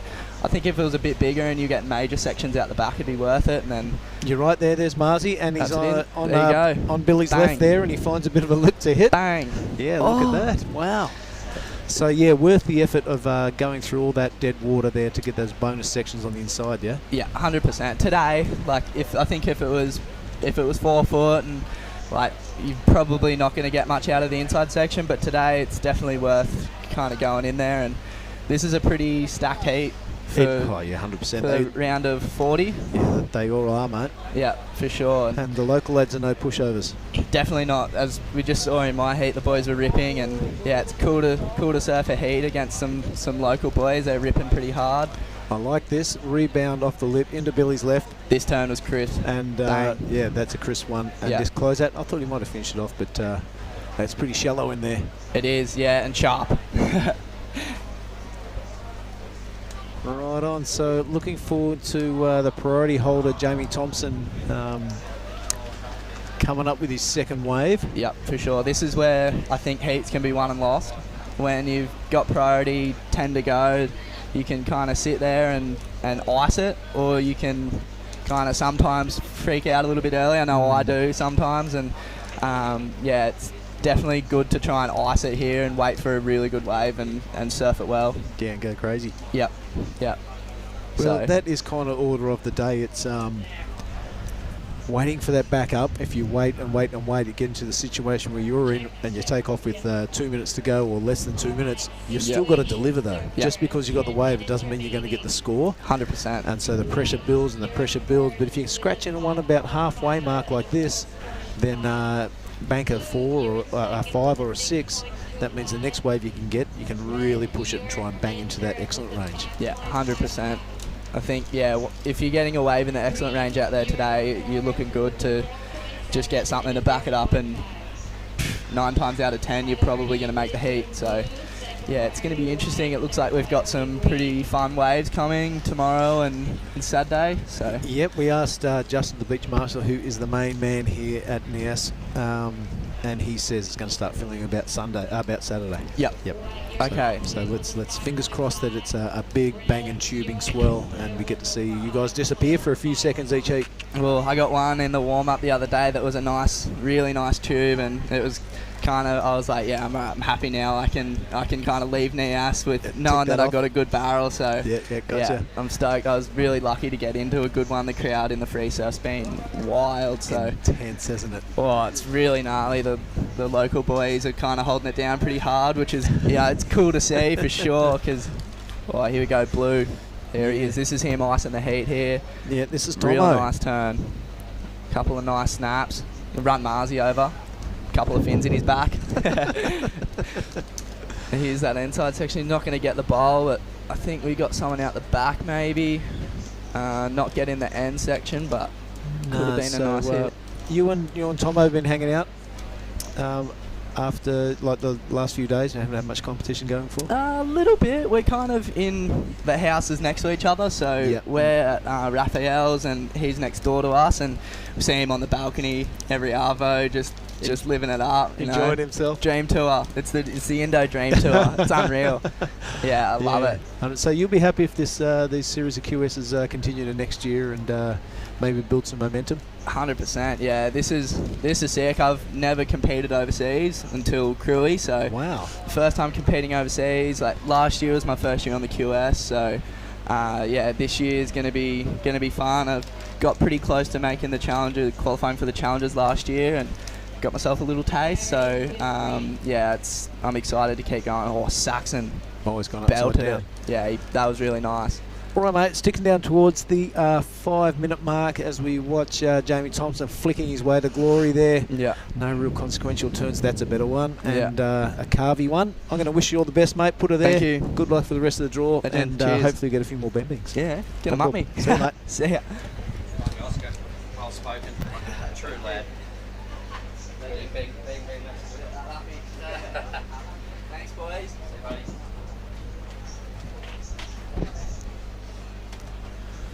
All right, I'm going to welcome back to the hot seat Mark Cliff. Sorry, mate, I rabbited on there to Oscar a little bit. He's a good young man. It was a good conversation, but I'll bring you up to date with this heat. Jamie Thompson just got his second wave, that 6.25, so he's only got 2 waves, but absolutely delivered on both of them. Saxon rebound much of muchness, just like a point lower. So is Marzi and the local lad with the work to do. 6.5 minutes remaining. Well, there's nothing in it between Reba and Marzi Harrison, and even Kevin Wow is still well within striking distance. This last 6 minutes, I really hope something comes through for Kevin, because he's a really good young fella, and his dad, who owns the place we're sitting in, the staff have been doing such a good job, and Kevin is always smiles, particularly when it gets 6 foot or above. Had he been and remained in the, can he make it to Sunday? If he does, watch this space. Kevin Wow is a serious campaigner. And let's look at Marzi as well. He's not far out here. He's got exactly the same number as Saxon. His backup, he needs to go 0.01 better than Saxon's backup. Jamie Thompson is all smiles, full of confidence after winning in Cruy. It's going to be good. Hopefully I'll get to have a chat with Jamie. Yeah, and we just saw Rollswayu get his rashing and get the full cheer from the local crowd there. He's in the next heat. He's going to join Oscar Salt, Leo Casal, and Zane Asink. Another stacked heat, mate. Oh, they're all pretty solid. Same in Cruy, mate. When this first round of the junior men's rolled around, I'm like, all right, it's sort of like a trials round. This one, it's like you know, to get guys into the main draw, and guys like all these fellas were in the very first round. Here they are again, so they're ranking not high enough to get seeded into the round of 32. So, due to that, we do have some outstanding surfers featuring in round 1 here, which is the round of 48. Let's dip the round of 40. Following this, Pro Junior Women round 24, heats 1 to 4 will bounce down. Okay, and then Pro Junior Men, back to them, so 1 to 8 of them, 1 to 4 of the women's to finish off. Big day, we've got more than 20 heats scheduled in. But these 20-minute jobs do fly by pretty quick. Jamie Thompson will be happy that he's backed his first 2 opportunities. Here goes Kevin. Yeah, go Kev. Talk through it, mate. Come on, he's your mate. All right, well, he's a heavy-footed fellow. He throws a lot of water. That time he's busted the fins out. This is a really good way to kick off this wave for Kevin. He's a powermonger, mate. He obviously loves it when it's bigger, but he's going to hang in there and hope Kitty Corner offers something down the line. Just biding his time now. It's one of those things where you're never really sure what you got until you get to that section. It starts to stand up for him now. I think he's got one opportunity to crack it. Oh, yeah. All right, I'm going to give him a clap. Yep. He needed a pretty good number, though, to bother Saxon. And Marlon's still got a lot to say about this result. In the red, he looks non-ruffled. Have a look at the replay for us, Billy. What did you like about this? I like these fins getting totally drifted and exposed to the back of the wave there, and follows up that nice tight pocket snap, and then sticking with this dead part of the wave until he finds it into Kitty's corner, and he gets a bit of a bonus section on the end. So Kevin, making a great account of himself. I'd love to see him talking to you, win, lose or draw, mate. Maybe maybe we should, because just get rid of the winner for the last heat. He can beat it. No, I want to have a chat with Jamie. I want to do both. Why don't we get, and then we'll bring Kevin straight in as well. Let's do the double whammy on this one, and I'm sure regardless of where he places, he'd putting his hand up for a bang bang as well. 5-2-5, mate. So fell about 1 point short of what he needed. So now it is time for Reba to try and extend his hold on second. Marzi will be starting to get a little itchy under the skin with just 3 minutes on the clock. He needs a pretty good result out of his next wave as well. Stacked heat, as we confirmed, mate, when the lineup got read out. It's a real bossy heat, this one. Well, waves have slowed down a little, Mark. We are not on the CT, so we don't need the grace of that 12-14 day waiting period. But I tell you what, Oscar Berry has called this the Indo Dream Tour. He's right, mate. Where else can you win a chocolate bar for winning a heat? Nowhere. This is it. You get to surf a wave like this, you know, South Nias, Lagundri Bay. It's a world famous spot. Everybody that comes here wants to stand tall in a big Lagundri Bay barrel. That's going to happen on Sunday. It's definitely going to ramp right up. Kevin, is that him in there in blue? Somebody's fluffing around on the inside in blue here. That is Kevin. Yep. He probably hasn't heard that he needs a 5.8. 2 minutes to go. There's no point fluffing around inside there. At best, you're going to draw maybe a 2 or a 3 if you smash that inside section. You can see him on the bottom, in the middle of your screen now, folks. And that little fella paddling by himself. That is Kevin. This is where you need to take off to get any chance of a big score. And Saxon now, he's got that heavy backhand belt dialed. Oh, that really pushes the board a little bit upside down on that. I really like that approach, Billy. A 2-turn hit may not factor into his top 2, but his backhand rail game is on point.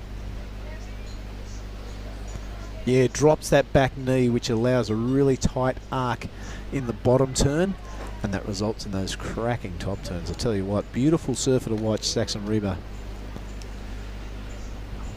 Can't wait to see what the judges think of that one and see if he puts any heat onto Jamie Thompson.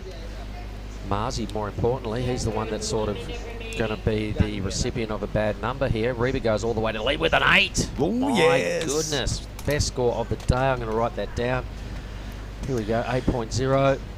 I don't think we've seen much bust into the excellent range, so the judge is really buying into that power and that aggression. That second move was just so much to like about it. The ball kind of went a bit upside down, inverted. It was just, you know, flat out attack. So Thompson's going to drop into second. At this stage, I can see I'm probably going to be having a chat with Saxon. And Kev. Yep, we've got to get Kev in here. Here it is again, folks. Check this out. Boom, how's the slow-mo? Thanks, Toto. This is the turn for me. Let's slow-mo this again. Boom. Oh, yeah. Really spins the wheels hard, but there's a lot of power and control and criticalness going on that ride. 8.0. Thompson goes, well, you know what? Second place, I'll cop that. And I'll see you guys in the next round, fellas. Anyway, that's it for that heat, Billy. We'll be back shortly with heat 4.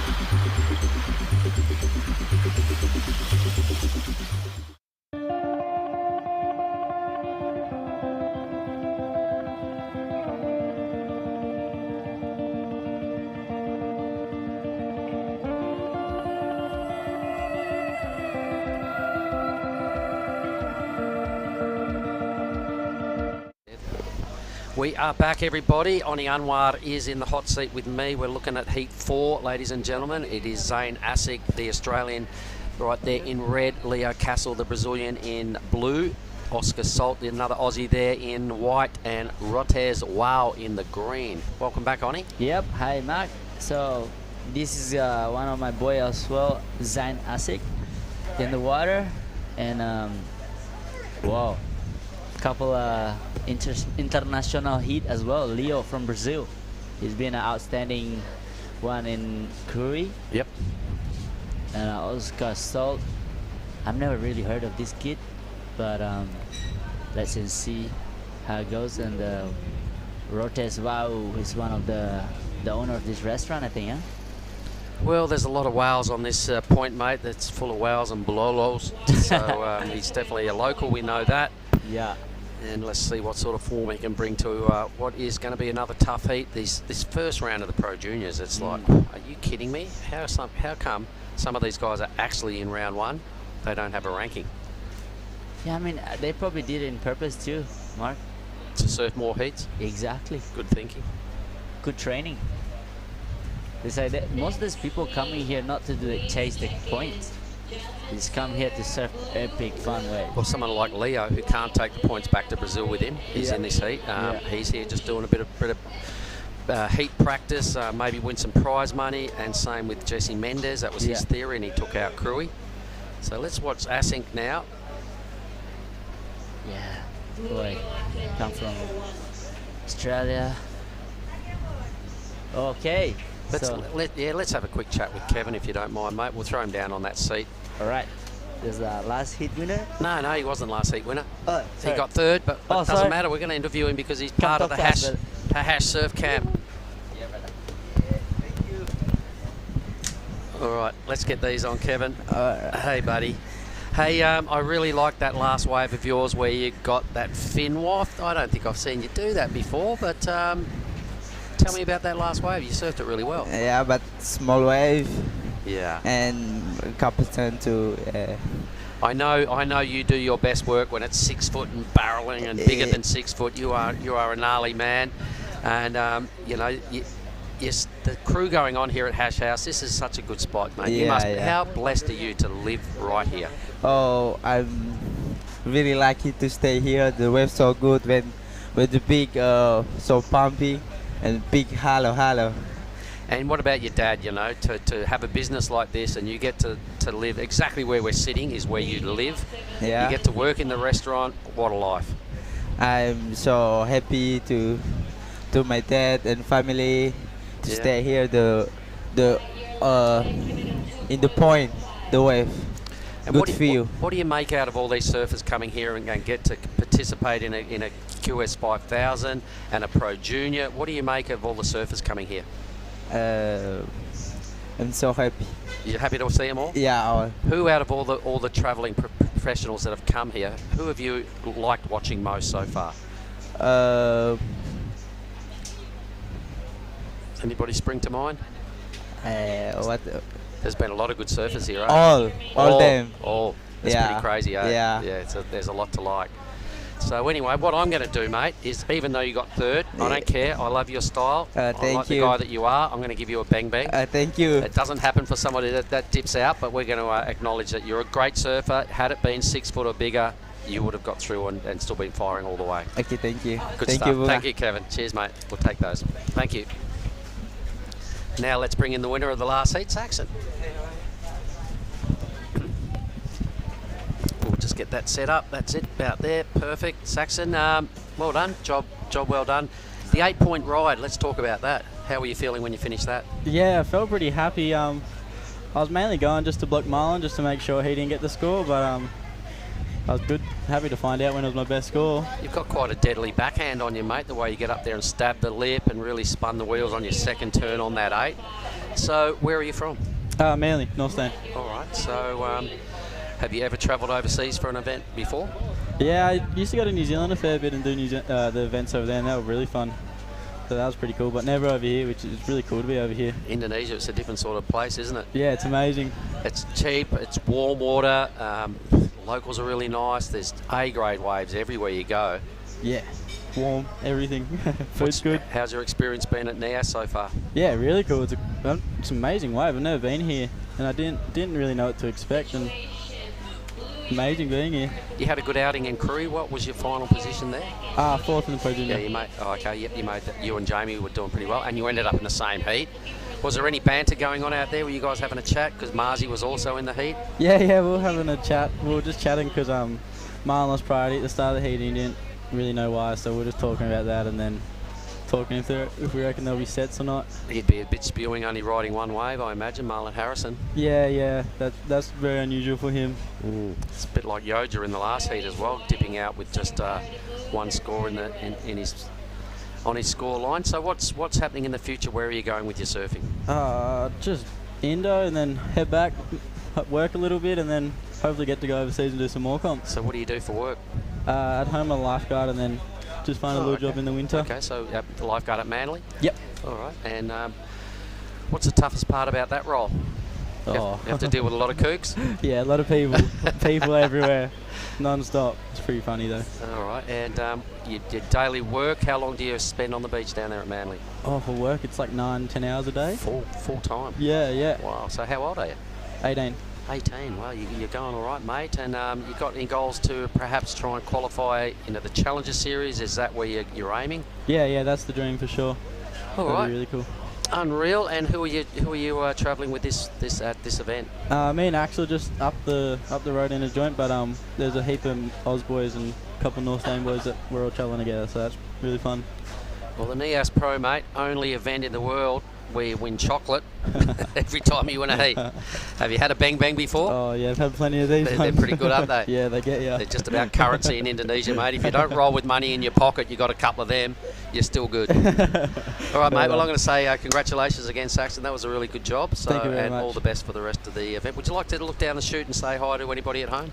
Yeah, hi to the parents and the family. They're just at home. Hopefully they're watching. All right. Well, good on you, mate. Thank you very I much. really like that 8-point ride. Well Thank done. you. Appreciate it. See ya. Thank you, champion.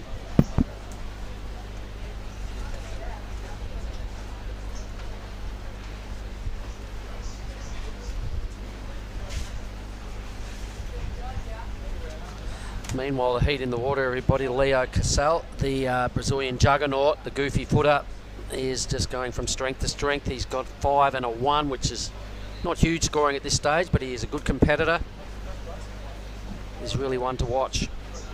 Saying Async with only just a 3, so in stark contrast to some other heats this morning, this one is really not a high scoring affair at this stage. So Oscar Salt, Zane, and the surfer in green, Rotes, could all easily get up and challenge for a spot in the lead. Here goes Zane. Backhand blast on a crappy little wave. There's not a lot of opportunity though, so he thought he'd better just jump on something.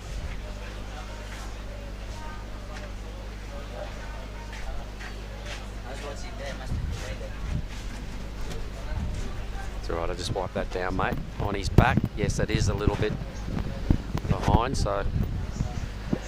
All right, this heat, mate, I was just saying to the crew that are watching online that it's not a high-scoring heat, limited opportunities, but Leo Castle, he's kind of really impressed with his work at Crewe and his free surfing out here. Yeah, Leo Castle is a dangerous competitor, as he can make a lot of, make hits. So Zaina Sik in second place with a 3, looking for a 3.01. So it's pretty slow out there, Mark. So scary. Well, you've got to hedge your bets that you're going to get 2 waves. You've got to make them both count. There's no room for error at the moment with a fairly slow ocean. If you get more than 2 waves, you've got to think of that as a bonus, but you've probably got to have the tactic. I'm going to get 2, I've got to complete them, and I've got to do well. Yeah, no place for error. Yeah, well, we saw that last heat, Jamie Thompson only had 2, Marlon Harrison only had 1. This is a really good wave now for White, so Oscar, oh my gosh, that was one of the better waves I've seen for, probably the last hour. Lots of setup work, first scoring opportunity, got it completely wrong. He'll be spewing. Here you go, green, blue. This is Leo. Well, that was Leo. Yep. So yeah, he's a good competitor. He's still going, and I don't know what the camera is not going here. Doesn't matter. Let's talk about him. He's got that real compact style. He's a nuggety, strong lad. Yep. The goofy footer. He rides for Takoro. Nuggets. He is. He's a thick-set fella. Yeah, this one. Boom. I like that first turn and straight into the next one. See that? Yeah, he is a pretty nuggety guy. Hey, he throws a lot of bucket underneath that thing. And he's not tall. He's compact. He's got a lot of power per weight ratio. He's looking at the judges, done the double fist pump.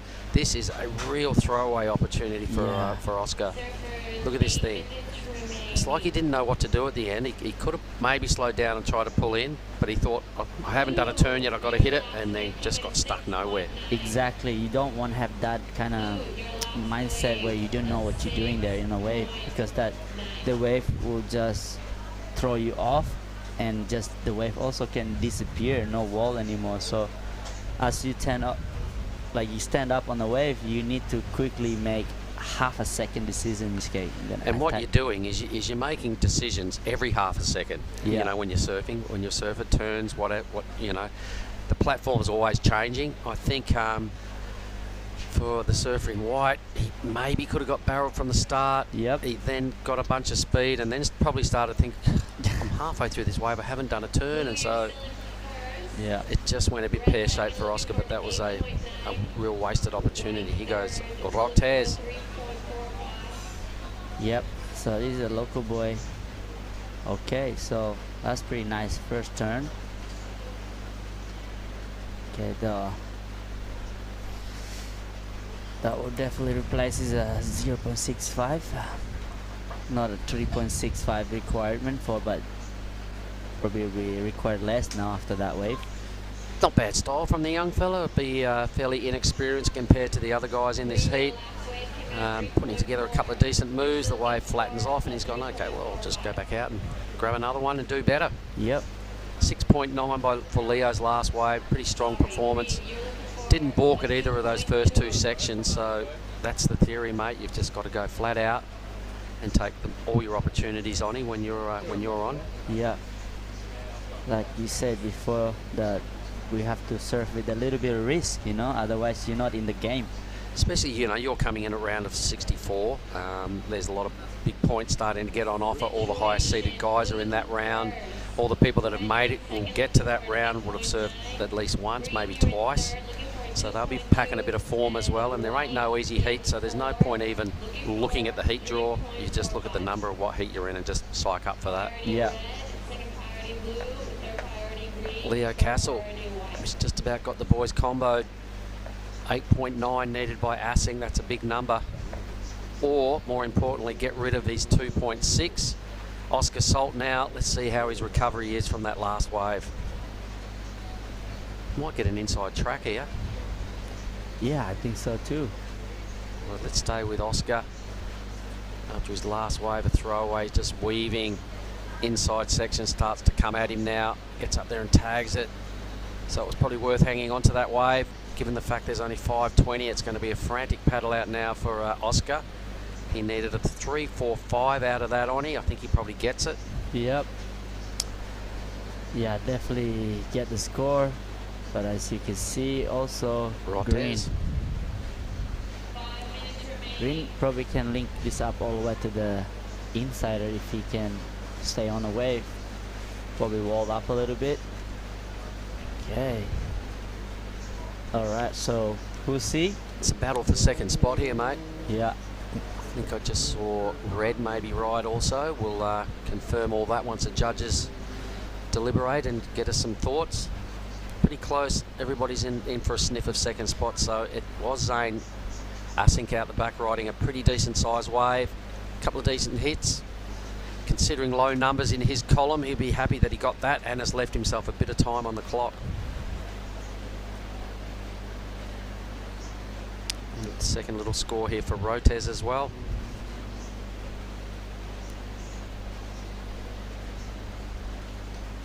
Yeah, that's a lot of wave riding by all the surfers in this heat, in this first couple minutes there. So we'll have to see what the situation are.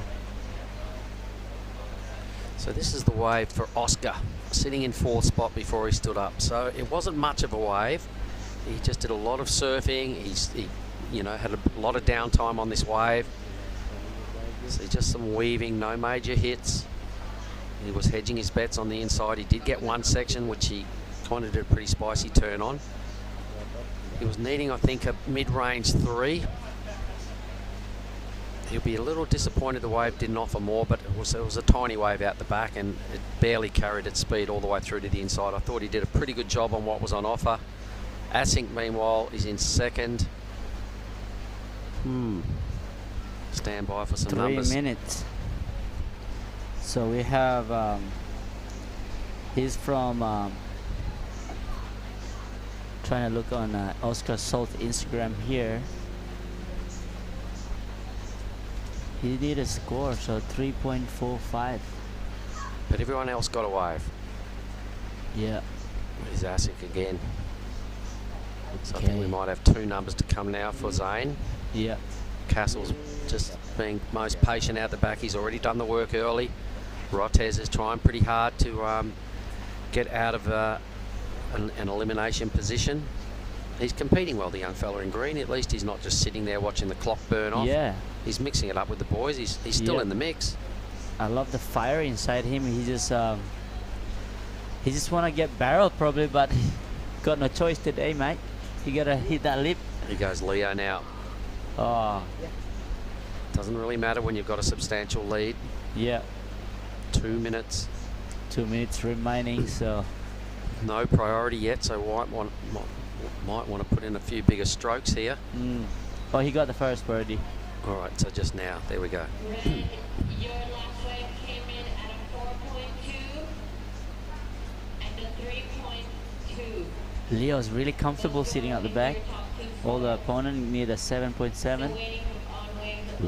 He's done a good job. So Asink did in fact improve his score line. I think the 4.2 is his new number. 1 minute 40 seconds. Rotez, wow, is struggling to really put together 2 numbers that can challenge for 2nd. Oscar Salt, I think we've still got a score to come for Oscar.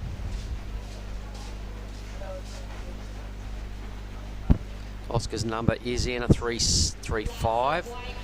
A lot of surfing for a 3.5 on it. That's the message the judges are sending. If you get no big sections, almost doesn't matter what you do. You ain't getting a big number. Yeah.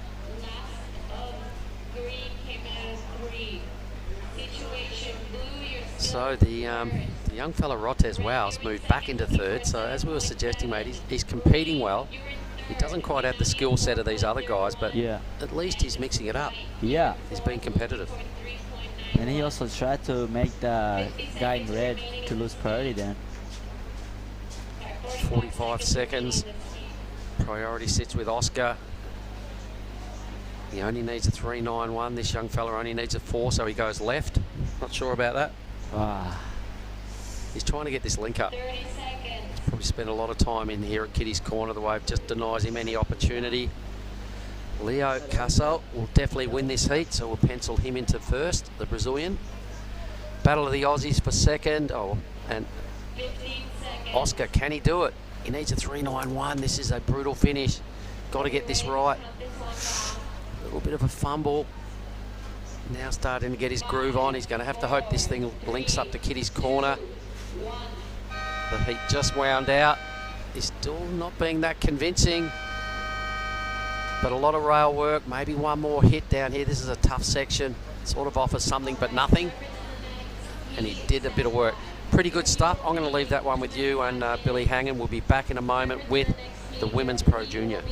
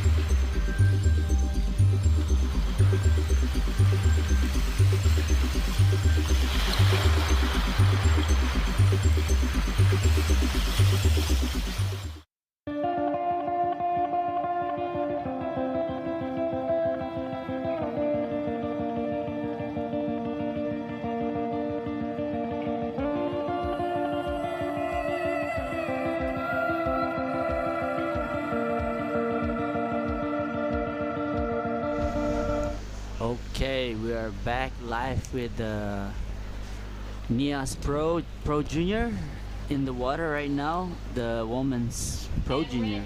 We just finished that last heat of the men's Pro Junior.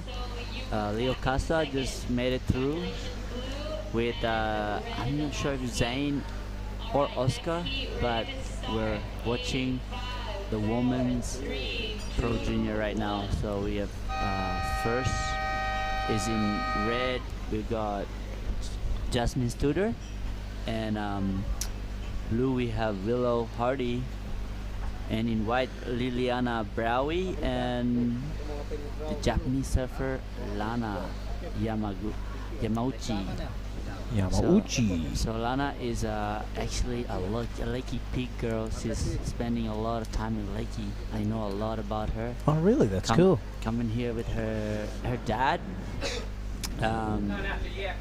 Nori, and then Jazz Tudor also, they friend. But Willow Hardy and Liliana Browie is also their friends. So I mean, everybody in this surfing contest, they're all friends, but these guys actually hang out each other.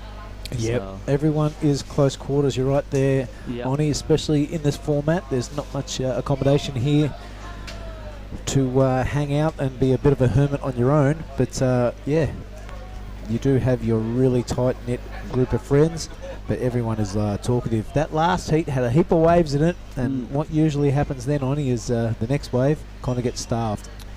Yeah, I mean, a lot of nerves going on with that last wave. Leo's fully smashing that one.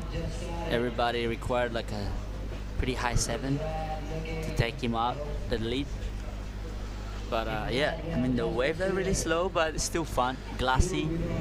You could surf 1 foot close out on your thick ass wetsuit, and no, we're actually in Nias, nice beautiful island, just on your boards in nice warm water. That's right. I can't complain at that. That's right. Well, surfing your boardies or your bikinis is the best feeling in the world. Yeah. Yeah, big thick wetsuit, still fun, but Yep. not as much fun not wearing the rubber. Yeah. All right, it is junior women's time here at the Nias Pro 2022. Heat number 1 features Jasmine Studer in the red, Willow Hardy in the blue, Liliana Browie in the white, and Lana Yamauchi in the green. Yamauchi. Yeah, sorry guys, I've introduced next to me we got Billy. As everybody knows, Billy. We always forgot to introduce. Introduce. Yeah, introduce. Yep. So, yeah, we're now just in the the Women's Pro Junior. And the heats have been extended to 25 minutes, as you saw on the clock there. Yeah. The wave's a bit slow, so an extra 5 minutes will give everyone a fair play and a bit of a go at things. Hello, everyone. Oh, that's Billy. us. Hold up. I'd like to thank Mark Cliff for the scarf. He's dressed me this morning, and absolute ripper. Yep.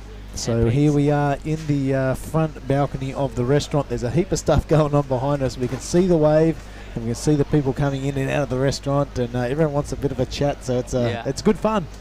It's far from the soundproof booth, but this is the way we rock and roll on a QS 5000. It's really good. It's really family orientated, and we're digging it. Let's hope some good waves comes through in this heat number 1, round of 24 of the junior women's Nias Pro 2022. Really enjoying the action. A bit of light rain falling, but still the vista is beautiful. When the rain falls, it kind of clears the mist out for the background there, the backdrop. You can see all the palm trees and the beautiful beaches over there. One day, Oni, I want to go over there and check it out.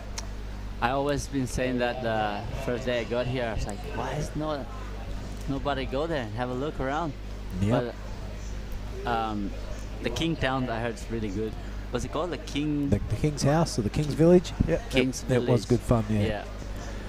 Yeah, lots to do on the island of Nias. So the minister was saying at the welcoming ceremony yesterday he'd like tourists to come and check it out, not just for the surfing but just for the natural beauty, and there's lots of it, and a few cool attractions like that. You won't see any big horrible theme parks or anything like that, no water slides, but you will see a lot of history and a lot of beautiful nature. So come check it out, folks, if you're feeling good. No, there is actually a water. It's not a water slide. It's a waterfall. Yeah, waterfall. Yep, a very Yeah. a natural one. That's good. I want to go check it out. We should get a beamer if we get an afternoon off and get up there and check it out, do a bit of filming, show the people at home. Yeah. Here you go, Lana. Lana, first wave. Not much power in those things. You're going to have to generate your own speed through your turns and your own down the line power. So it's going to take a lot of surfing and a lot of skill to get a good score in those really small waves. Let's hope we see a couple of decent sized swell come through for this heat. And the girls get on the end of it like this. Jasmine Studer on her second wave. Get up and get busy was the advice given to this young lady, and she's doing just that on her backhand. All right, a couple of schwacks, a couple of semi-sars on that wave number 2 from Jazz Studer. Representing Indonesia, her mother Balinese, her father American man from Huntington Beach. I'm not sure if that's the way they're speaking, Huntington Beach, I just thought I'd say it. He's down there on the shoreline, Luke Studer, biting his knuckles and scratching his head, pulling out any hair he has left. And his young daughter out there doing her best. It's good to see. Yeah, Jazz is really focused right now, so Luke is really paying attention to Jazz, especially with his board. His dad is making boards for him. Yeah, Luke Studer, a long-time shaper in Bali. He's just setting up his own factory, I'm pretty sure, but he has worked with the likes of Puck Shallow and all that crew, so well-known and well-respected shaper in Bali, Luke Studer.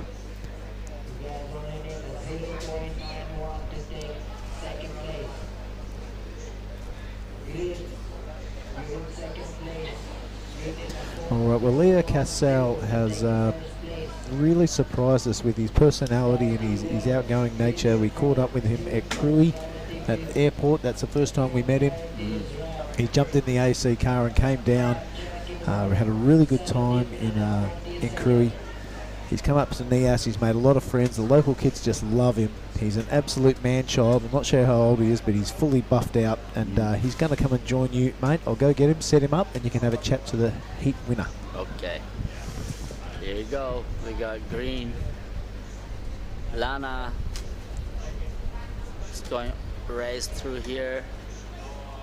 Went really fat and slow on that one. So here we go. We have the last heat winner. So yeah. Can you hear me? To the bang, brother. Selamat pagi. Apa kabar? Okay, so guys, we have this last hit winner, Leo Casa. How was it out there? It's really hard out there. The waves are smaller today and conditions are kind of slow. But actually for my heat, it was bumping and like we could score so many waves. And you got the good scores at the start, so is it really slow? Everybody is waiting for the set, or that you stay busy, yeah? Depends like how you start, and then you make your strategy to wait for the set or try to get some backups and the smaller ones. Say hello to everyone in Brazil, to the bang. So what's your plan this year? My plan for the year is to qualify for the Challenger Series and to compete in the Brazilian circuit. This year we are having a lot of good support in Brazil because Teco Paderats is now the leader for the Brazilian Federation. So he made up like a huge circuit with so many good athletes and good prize money and all of that. So yeah, that's kind of my plan, to make both. Nice. So, what made you coming to Indonesia? Tell us about more this trip and everything about what you plan here. Well, I think Indonesia is one of the best places to be actually, and even if you don't surf, and if you surf, it's even like better. So it's like the best place in the world, I guess. And what made me come here was like the waves and the contest, so I can get some experience surfing perfect waves. Epic, epic. So, you like the Indonesian food? For sure. Yeah. I don't like the spicy, Yeah. but the other I do. Picanha, you like picanha? Picanha, bom pra Açaí. caramba, moleque. As you can see, Oh, she got a is, surf on. this is Liliana Browie. It's her first wave. Oh, inside now. Yep. Double up. Oh my god. Looks like a good wave. Hit it. So, what's your plan for the rest of the day? I'm just keep focused and stay tuned for my next heat. Yeah. You think the swell's picking up? I don't know. I haven't been here, but seems like my heat was more waves, and now the sets are kind of bombing. So yeah, it'd be great if there's some more opportunity on those sets so we can surf. Yeah. Well, we're really looking forward to see more of you surfing. Good luck, and I'll see you again soon here. Thank you, Ane. Obrigado, moleque. Valeu, bro. Valeu, brother. Speak. No, shy, he's shy. We have he's a friend here, a little friend, the local boys. Yeah, So, my caddy, they're on my crew. nice, brother. All right, create some good energy, good vibe. All right, see you soon. All right, guys, that was Leo Casa. Oh, don't forget your bang bang, man. Yeah. Yeah. All right, so this is Willow Hardy.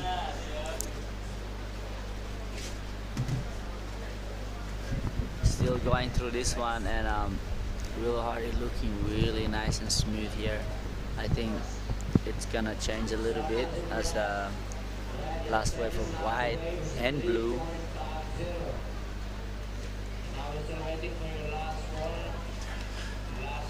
All right, Oni, that was pretty cool. Who was that little grommet in the background?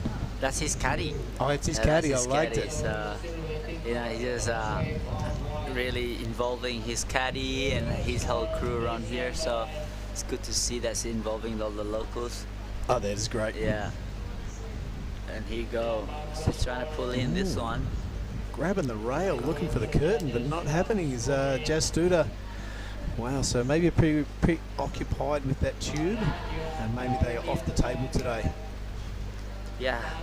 I mean, this wave of Willow is really good. It walled up at the end. You know, like to be able to making scores in the table, you gotta link up all the way through this to the end, and these waves like still going.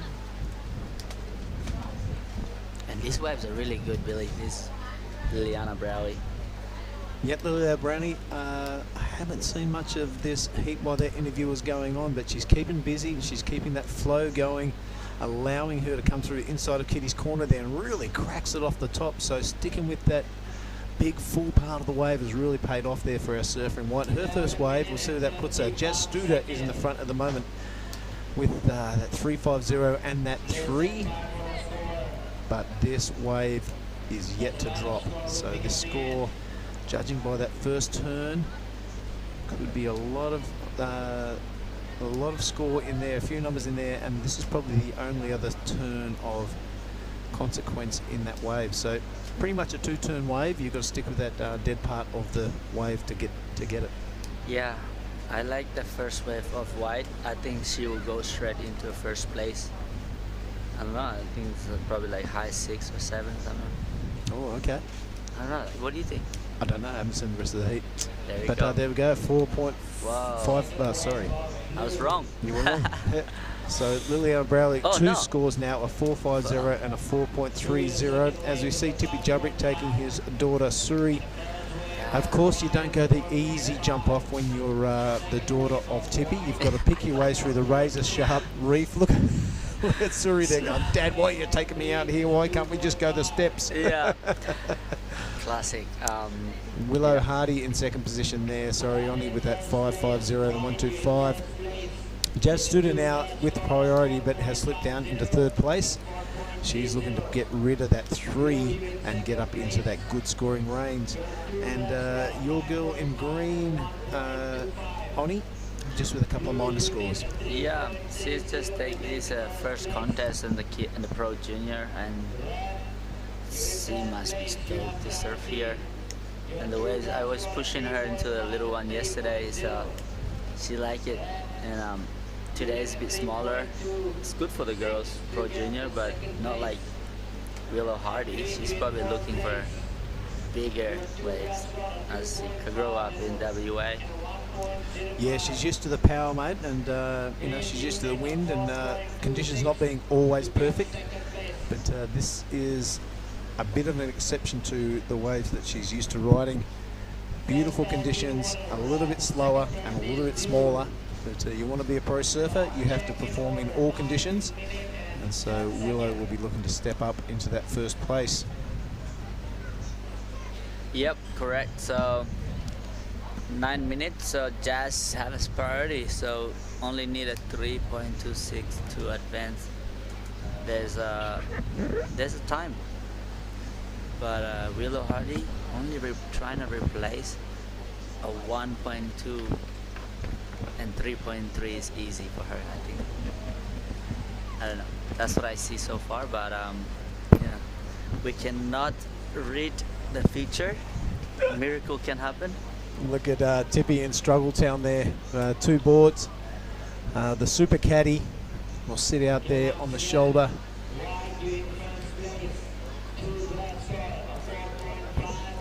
Yep, Tippy's bringing 2 boards. Oh, because Suri might change boards, yeah? Yeah. Alright, so good luck for next heat. We have this, yeah, so wow, Lucia, oh, that's a good hitter. The local girl, Luciana, wow, she works in Bali. She served a lot at Ulus, Nyang Nyang, and yeah, excited to see this girl surfing. And Carly Shanahan. That's a hard one to pronounce. Shanahan. Yep. That is a bit of a tricky one, mate. You've done well, and Rhea Campbell will also represent Australia in the next heat.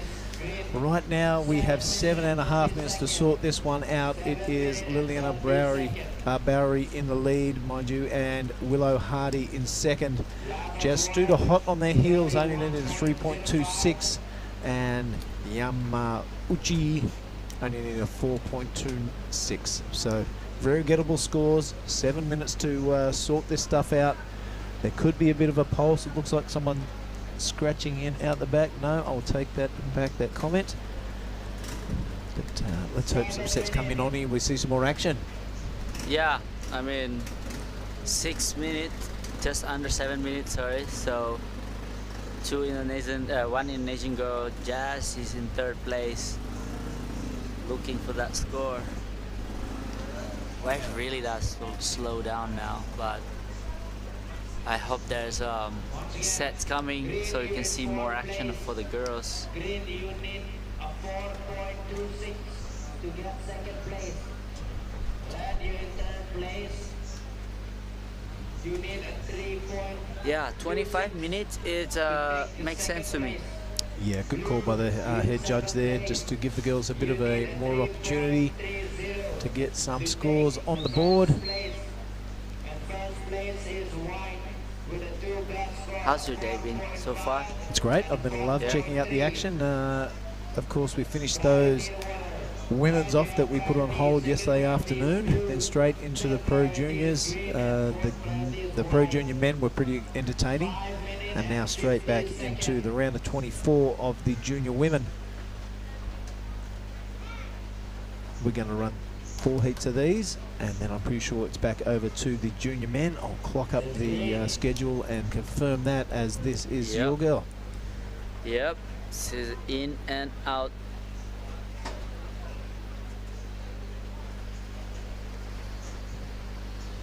Ayo Lana, 4 kataho ya.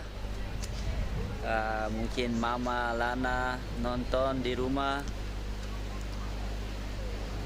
Apa kabar Mama Lana semuanya? And his dad is here, his mom and dad, but mom's still in Bali. So here we go, the set's coming toward all the girls, and Willow is there's 5 minutes ago, so all the caddies getting washed off from the set. All right, who's gonna be on this wave? Yeah, it is our surfer in a red, holding that rail, looking for the tube, not on offer this time, so she better get busy and find the lip. A nice slice underneath from our surfer in red, Jazz Studer.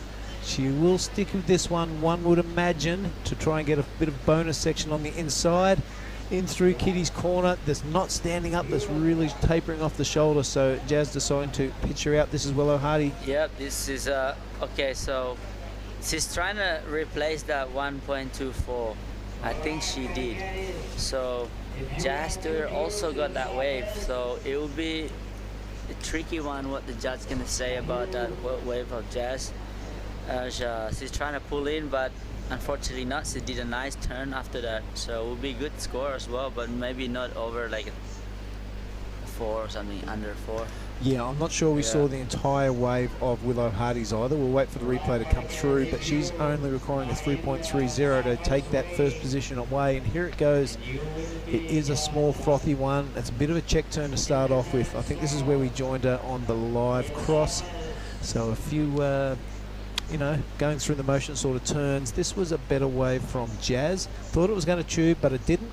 So she maybe missed a couple of scoring opportunities while she was grabbing that rail, but did a really good job with that first turn. I loved it. And a bit of zigzagging through this dead part of the wave, but not really standing up like some of them do on the inside shelf. So Jazz sticking out. Should be feeling confident because that turn was a real ripper. Yeah. There we go. The last score from Willow looked like that, 4.10, so she has indeed gone into first place. Liliana Bowery now in second. She's looking for that 5.11.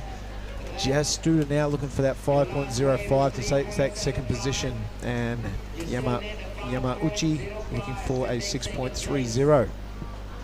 Top priority does sit white.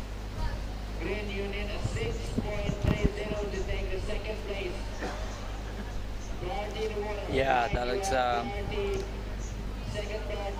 Willow Hardy straight into first place. Second place, Liliana Bowery. Priority with white, so first and second place is sitting comfortably, taking control of the heat with that 2 minutes left. Yep, well, the plan has come together. 4.10, not a massive score, but that's all she needed. So intelligent heat surfing again. She's got the old man in the corner. He's seen 1,000 heats surfed, and a really good strategist. Yeah. Jean Hardy will be happy now. Only 2 minutes to go. The master plan may have worked, and see young Willow Hardy through to the next round along with Liliana Bowery right now.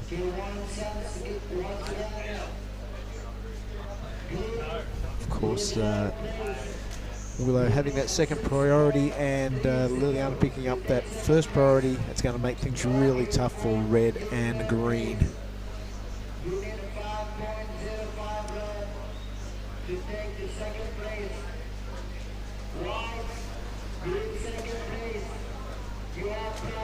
Yeah, it's a good day for the juniors, girls. Yeah, I want to see some ripping going on. Looks like a bit of motion out there with just a minute to go. A bit of a set pulsing through here. Most of the girls are too deep, but is white with priority, and looks like she's going to go for it. Doesn't like the look of it. I don't think the priority judge will take that from her. But it's all a bit academic because there's only 50 seconds left, and this is the heat leader going for it, missing it. Priority holder going for it, also missing that. And this could be the result, I think, Oni. Yep. 40 seconds to go.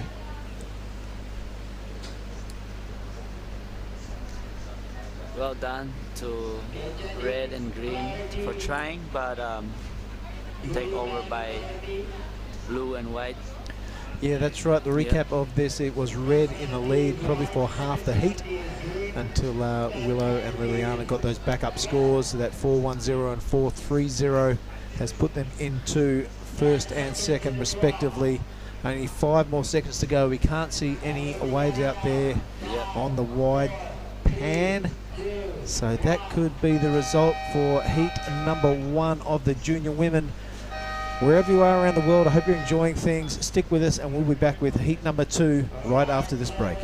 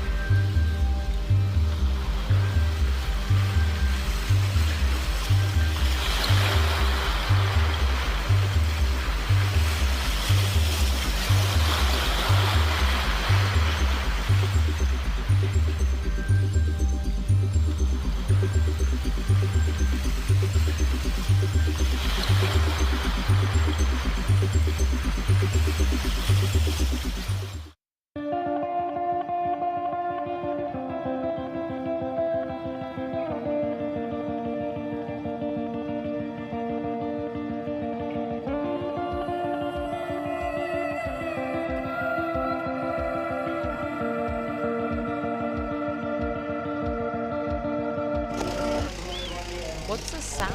Okay, that is the sound of Indonesia, Jada. We are live, and that is a motorbike. Everywhere you go in Indonesia, there's motorbikes with those highly modified exhausts, and yeah, they'll rack through the sound system like you wouldn't believe. We are here for heat number 2 of the junior women's. I am joined by our co-commentator, Giada Lagati. It's great to have you here. Let's have a look at this next heat. So in this heat we have Hannah Suri Jabrik, also known as Suri. In red we have Lucinda Wow in blue, Rhea Campbell in white, and Gia Lawrenson in green.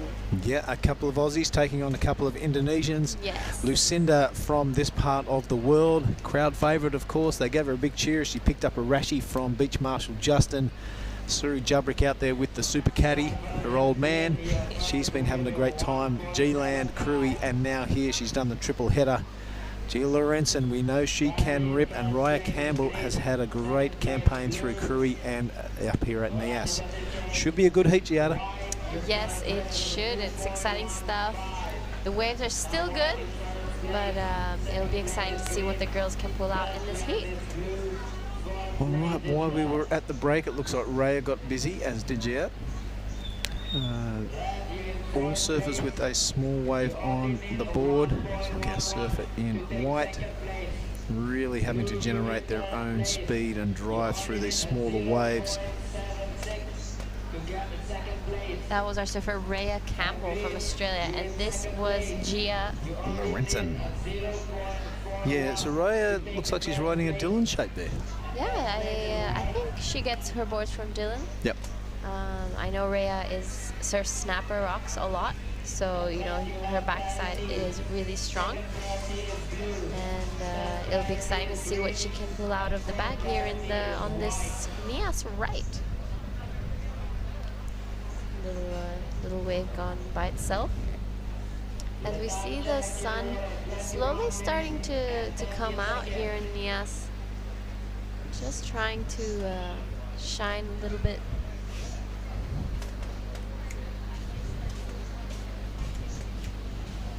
As they pushed the heats to 25 minutes. 25 minutes.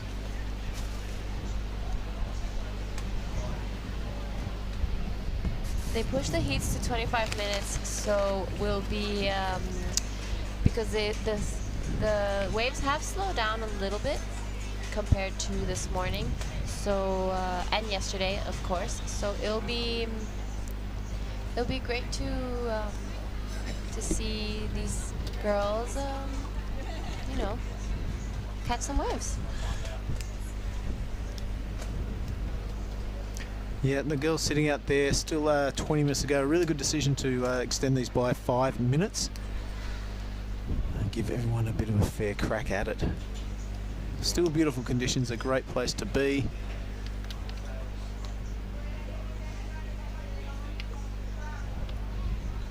So tell me a little bit about that last heat. I just missed it. I didn't get to see much of it. Well, it was just due to out to a strong start. She probably held the lead for about half the heat. And Willow and young Liliana Bowery just needed a backup score. They found that backup score and quickly solidified their 1 and 2 positions. This is our surfer, Suri Jabrik. Yeah, so any wave here will be handy, that's for sure. Yes, any wave. Even, you know, I've seen some heats get passed with low scores as 3s and 4s, you know. So in these tough conditions, it's really important to keep your priority as well, to make sure you have your turn when the set comes. Now, you had a pretty good day yesterday. Got through a couple of heats. Yeah. Yep. And tell us about that big turn where you had to wind the windows up on the way down. Was that a big confidence builder for you? That definitely was a confidence builder because I almost had a heart attack when I came down. Well, here goes the local girl. We'll get back to that in a second. The famous surname there in Wa'u. Good looking cover wrap. The locals love watching their local kids go around. This is Lucinda. Lucinda catching a great wave, and I think it's going to pick up for her in the inside as well. She just finishes. Oh, can't quite squeeze and get down the roller coaster ride, but Lucinda will be pretty happy with that. Yeah, that's definitely got to be the best wave of the heat for now, as I just saw a great wave just get unridden. Oh, and this is Gia Lorenzen now. She loves sinking her teeth into the lip. Oh, just digging that outside rail, a real pity. But I tell you what, Giada, looks like we have the winner of the last heat, Willow Hardy. She's going to join me for a bit of a chat. We'll get you to swap the seats out, put the headphones on. It's a bit of an operation, but it's well worth it. We get to chat with the victors of the last heat. We'll sit you down there, Willow. Stick these things on. Make yourself comfortable. Put that up near your mouth. Put it there. Well done. Rock and roll. So winner of that last heat, let's have a look at it. We don't have our tablet up at the moment, but Jazz Studer, a surfer in red, kind of held the lead for pretty much half the heat. He was struggling to find a backup, and the waves kind of were a little bit sleepy and a little bit not much power in them, but you held your nerve and you came out on top. What was the strategy? Yeah, well, it was definitely a slower heat, but like having 25 minutes compared to 20 made it a lot better. So I think sometimes you just kind of have to sit there and like trust a wave is going to come and be looking out at indicators and just like hoping you see a set out there. I was lucky that one came through at the end, but very on the edge. Right on. Now, I've seen you surf a lot. I'll take these off. It's pretty rude when you don't have a set on. I've seen you surf Margaret River and down the southwest a lot. I've seen you take on some big, ugly waves out there with a blustery wind. No wind at all here, and the waves, today at least, don't have too much power. Do you have to change your surfing much? I think definitely, like in my first heat today, I think I struggled, like I wasn't really hitting the lips, like I was surfing it like it was a big powerful wave, and I spoke to Mark and he was like, yeah, just try to hit the lip a bit more, square up. So I tried that in this heat then, I think it worked a lot better. That was Mark Clifton who got the advice? Yeah. Wow, it's pretty good having a few Western Australians hanging around you while you're overseas. And of course, your dad travelling, you've gone from El Salvador down to Cruy, and now you're in Nias. How important is to have a bit of support while you're travelling around? Oh yeah, it's amazing. Just like, it feels more like home, so you're just more comfortable. I think your performance is better. Yeah, 100%, I agree. Well, why don't you stick with us and we'll have a look at this heat. I know, I'm not sure if you're surfing again today, but we'll steal a little bit more of your time. Gia Lorenzen, she's a powerful surfer from the sunny coast. And she has skipped out to that early lead of 4 and 1.75. Have you had much to do with Gia? Yeah, hung out with her quite a bit over here. She's so nice, surfs really well. Yep, she's a good girl. And this Raya Campbell using priority. That was a pretty good turn, wasn't it? That was a sick turn. That would probably be a good score. Yeah, and looking for something else. I saw you stick with a couple of waves. Let's go through Kitty's corner, and they offer up a bit of scoring potential on the inside. That is worth the wait today, isn't it? Yeah, definitely. It's hard to know if they're going to go through, but it's worth the risk. A bit of a longer paddle, but you get a couple more points. You're a professional athlete now, so you should be raring to go for that big paddle. Looks like Suri Jubrick also got a wave there. A bit of a set. We'll wait for the replay, and here it is. Why don't you talk us through it? Oh yeah, it looks like she's just stalling for a barrel. So close. Like the technique. Nice carve back to a pocket. Just out of there. This is Raya's wave. Yeah, that was a sick turn. Lots of spray. Yeah, that was a beauty. Yeah, been impressed with her down at Krui and also here. And have you enjoyed the mini tour of Indonesia? Yeah, it's been amazing. I've never spent time in Indo before, like only when I was little and not surfing. I was just so stoked to hear the comps were here. Like I had to make a choice out of like after El Salvador, the team was going to Waco. Right. So I was choose out of Waco here. Like so lucky. That's like the best choice ever. Like yeah. Not often you get to choose out of Waco or pumping Indo. But I was really stoked with my decision. I think I made the right call. Oh, I do too. I'm super glad to see you here. And yeah, it's pretty special up here. Now you know where Mark and I disappear to every winter time. Yeah. Yep. Well, I'll tell you what, while we're on camera, the big moment is here. I know you've done a lot of good things in your life, but now you get a bang bang. Oh, thank because you won a heat. You keep winning heats, you keep getting bang bangs. So haven't had one of these before. Anyone down that camera there you want to say hello to back at Margie's? Hey everyone, thanks for tuning in and all the messages and the support. It means a lot. And hey to Mum and Olive and Indo as well. Right on. Well, it's been a pleasure to have you here.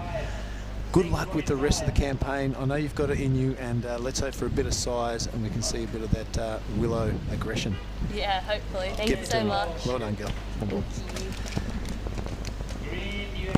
All right, we are going to bring in Gia Lorenzen, and she will talk us through the rest of this heat. Swap out the wet seat for the dry seat.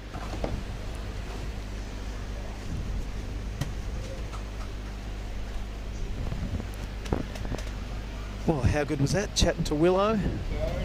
Took home the chocolates, literally. She's never had a bang bang before, so we're looking forward to a report on that later on in the contest. Oh, what? She's never had a bang bang? She's a very healthy young lady. And let's face it, they're not a really healthy snack. But, it's not that bad. Rightio, Raya Campbell in this one garnished that 6.50. It was a really strong backhand turn. Yeah. Probably the best turn we have seen today from the women. Gia Lorenzen making a good account of herself too, and Suri Jubrick catching one set wave, but she'll be looking to get out there and get rid of that 2.45. Yeah, it's still a really close heat. There's no real score difference except for the 6.5 from Raya Campbell, which I did see while you were in here with Willow.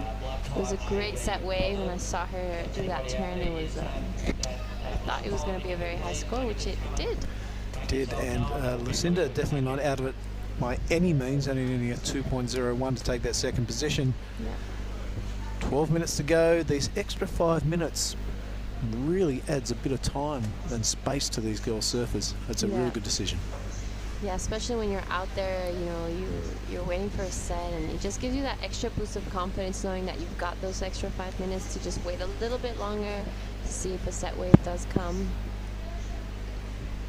As we see the girls just looking at this wave, see if anyone takes it. No? Yep, no takers on that one.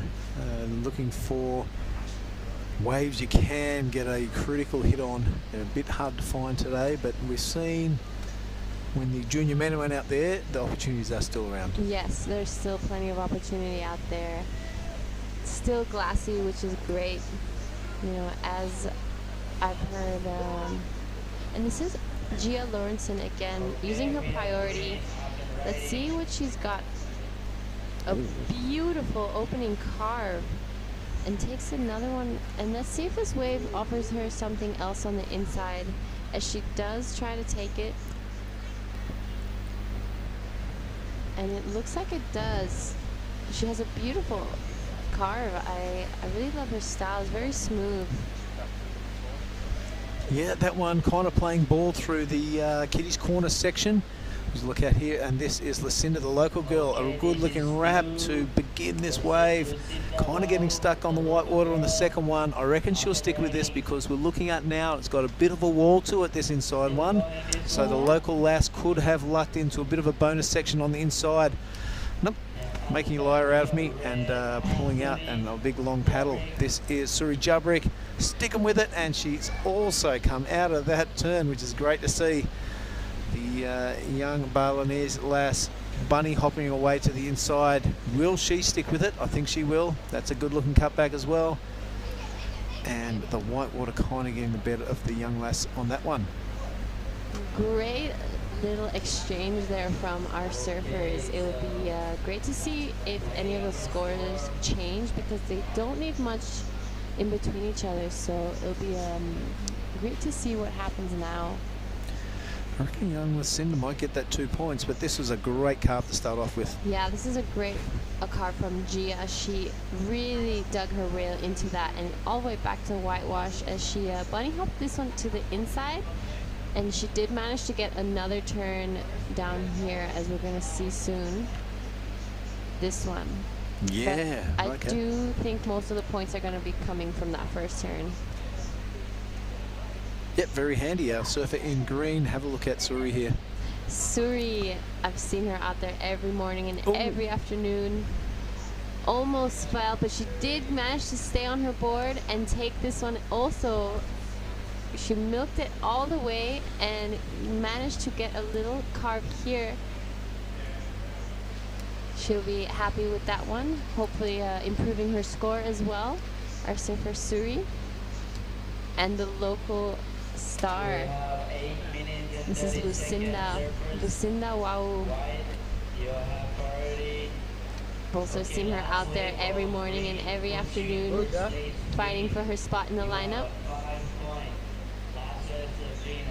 Oh, a little check over and out she gets. Tell you what, every time Suri Jabrik catches a wave, there's a smile comes across my face. It's fantastic to watch. See her having a good old dig out there. Still young and still really at the beginning of her surfing career. Yep. It's great that she gets the opportunity to travel all through Indonesia, and I'm sure the old man will start taking her around the world when she gets a little bit older. Yes, I agree. As there was a priority, situation change. Gia Lawrenson did take first position, but Rhea Camel only looking for a 2.5 with 7 minutes and a half remaining, which is a lot of time left. Our surfer in blue looking for a 4.91, and Suri Jabrik looking for a 5.26. This is still anyone's heat. It's not over yet, and there's plenty of time left on the clock. As there's a strange rain but sun going on here. Yeah, it's not that big squally storm, is it? It's just a little bit of drizzle that's happening, then the sun comes out. And Lucinda will be used to that sort of stuff, and living here, not quite getting that wrapping turn going on the second attempt. You know, but it's usually this type of weather that keeps the conditions glassy all day. Very observant. Yeah, I think you're exactly right. So that's a good thing. Hopefully the waves stay like this, glassy and smooth all day up through the quarterfinals of the junior women's. Yeah, we are looking at banging out approximately 20 heats today. We did 20 yesterday. Get through these early rounds. I'm saying to the people watching overseas and at home, and there's a lot of surfing happening these 7 days. Stick with us, get to know the surfers. You'll see most of the heat winners in here talking to us. And by the time finals day gets around, you can identify with the different surfers and start cheering them on. Maybe send them an Instagram, go get them type thing. A cheeky little story tag. Yeah, a cheeky little story tag, that'd be sick.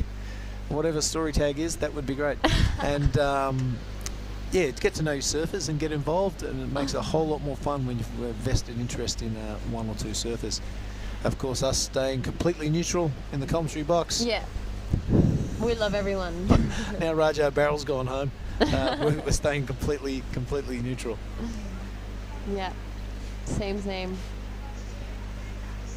All right, so it's Gia Lorenzen with 5.5 to go in the box seat. Araya Campbell breathing down her neck, only needs a 2.50. Our surfers in blue and red with the work to do.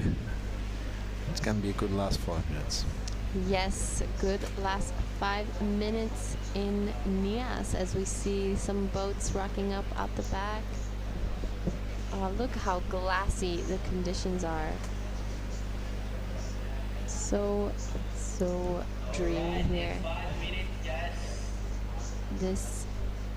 The girls just taking a quick look, but no one deciding to go. And well done, as it was a very fast wave.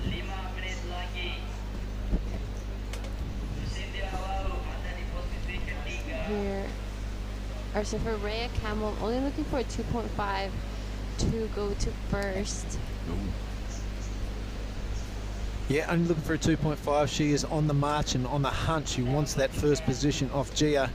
And this thing looking good on the inside. I reckon she may have got that 2.50 already. It could come down to this last turn. Stabs it through the lip and takes that roller coaster ride to glory. 4.5 minutes remaining. I wouldn't say to put the sword in the scabbard yet and think the job is done.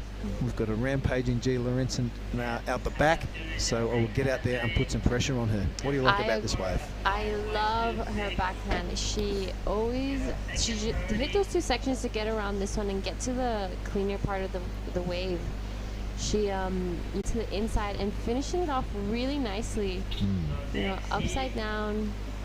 She knew what she wanted, and now she looked over to see what was going on in the back as she's paddling back out to make sure and handle the situation well. I definitely think she got the 2.1.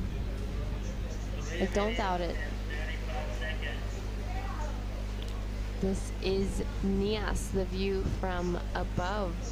Just upstairs of us, as you see the one of our cameramen over there with all the flags. Yeah, all the international flags. Good to see this country represented. Kind of blocking our view, but you know, who are we to complain? Yeah, good to see the local crew down there enjoying the festivities going on. It's kind of a new thing, competition surfing to this region. Of course, 94, Paul Ant-Man Patterson taking out the inaugural contest here, and there's been a speckle of contests since, but nothing to this magnitude of a QS 5000. So it's great to see the local community taking interest as we see the local lass here, and that is Lucinda getting going. Like, how is she still riding that wave? It hasn't broken yet. There we go, a little bit of whitewater action on the face. She's needing a 5.25. I'm not sure she's going to find it on that little squeaky wave. I don't think so either, actually. It was impressive, though, that she was able to stay on it so long. There we have the replay of our surfer Lucinda. Wow, the local girl. So great to see her in this contest and in the juniors. You know, she must be used to surfing this wave by herself sometimes. Wow, isn't that a dream? Yeah. What a dream. Just under 2 minutes remaining left in this heat. Dish Raya Campbell, looks like she got herself, I'm not sure if it's a 505 or the 650. Oh, it was a 505. 505, yep. That for her last wave. So sticking with the inside track and getting the last belt really paid off to find herself in first position. It is Gia Lorenzen with 90 seconds remaining, needing that 655 to take back the first place. She can definitely do it. She's got a lot of power in her surfing. She just needs the wave to throw that tail around. I agree. She's definitely going to be looking for that set to get the 6.55 she's looking for. As we see Suri Jabrik looking at something on the inside. Let's see if she'll go. Not really interested in that. Bit of a make-believe paddle. Yeah. Just under a minute left for our girls out there. Yeah, Gia will be hoping for that set to come by in these last 45 seconds to see if she can do anything, if she can take back her first position, sorry. Right, Suri down to 35 seconds, not one to get into that wave either.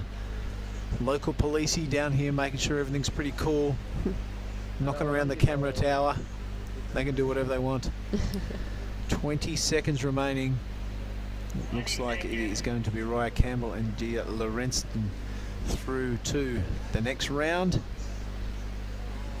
Cinda and Suri will have to watch from the beach. See our surfer in red and just a smaller wave on the inside. She does need a big whopping 5.60. Not sure she'll get at that as we hear the buzzer go. And zigzagging away through to glory on the inside. Loving her style. The big smile's back on my face because this young lady's riding a wave. Have a big entertainer. Look at right out the front there. Really shallow on the inside shelf. Well, I think that is the result of that heat. We will be back after this break. We'll bring in Mark Clift and Gia Lorenzen. Stick with us, folks, for heat number 3.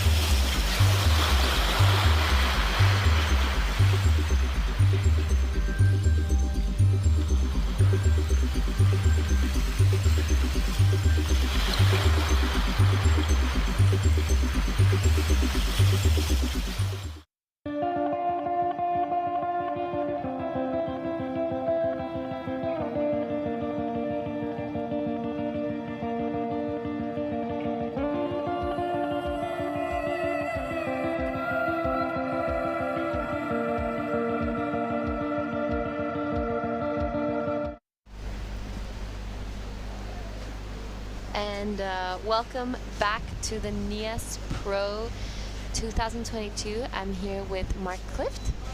Hey Giada, tell me, how did that last heat go?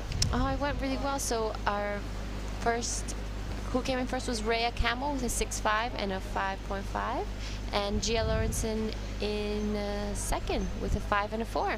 And Gia got a start because what happened? Somebody didn't turn up, is that right? I guess so. I think so. I wasn't. I'm not really sure what happened there, but we'll ask and confirm later. All right. Well, you enjoy your chat when Raya gets up here. But this heat at the moment, Sumomo Sato from Japan will surf in red. Charlie Hurst is in blue out of Australia. Anis Leia out of Indonesia, and Ella Mccaffrey of USA in green. This is heat 3 of the round of 24 for the Women's Pro Junior. We will just keep rolling this afternoon. Conditions are a little minimal, but forecast is looking really good for the weekend, so we want to get a lot of this done, these rounds done, and save the real big surf for the men's and the women's QS event when it does hit come weekend time. And the forecast not looking too great at the end of our waiting period, so a little snookered. We've got 25 minutes on the clock, which is a good addition, and it's just play on. Yes, I agree. Well, the conditions are still really great. It's just a little bit slow, that's all. So I would love to have a QS heat like this over a beach break any day. Yeah, there you go. Good point. Yeah, still definitely looks nice and glassy out there. Yeah. We've had a couple of heats off, so I haven't seen how the consistency's going. As the wave counts, still good. Everybody's still getting there. Everyone's getting their waves, a lot less than yesterday, but you know there's still those 6s and 5s getting thrown out there. So it's still there's still a lot of action, a lot of waves, and they've added an extra 5 minutes into these heats so that the surfers can have a fair opportunity. Yeah, fair opportunity. As Ella. This is Ella, our surfer in green from America. This is her second heat of the day. What a great way to start this heat. A beautiful first turn, and the variety of the second one as well, as she's looking to take this one to the inside. Yeah, well, she's got a nice link up here. There's plenty of determination in her rail work.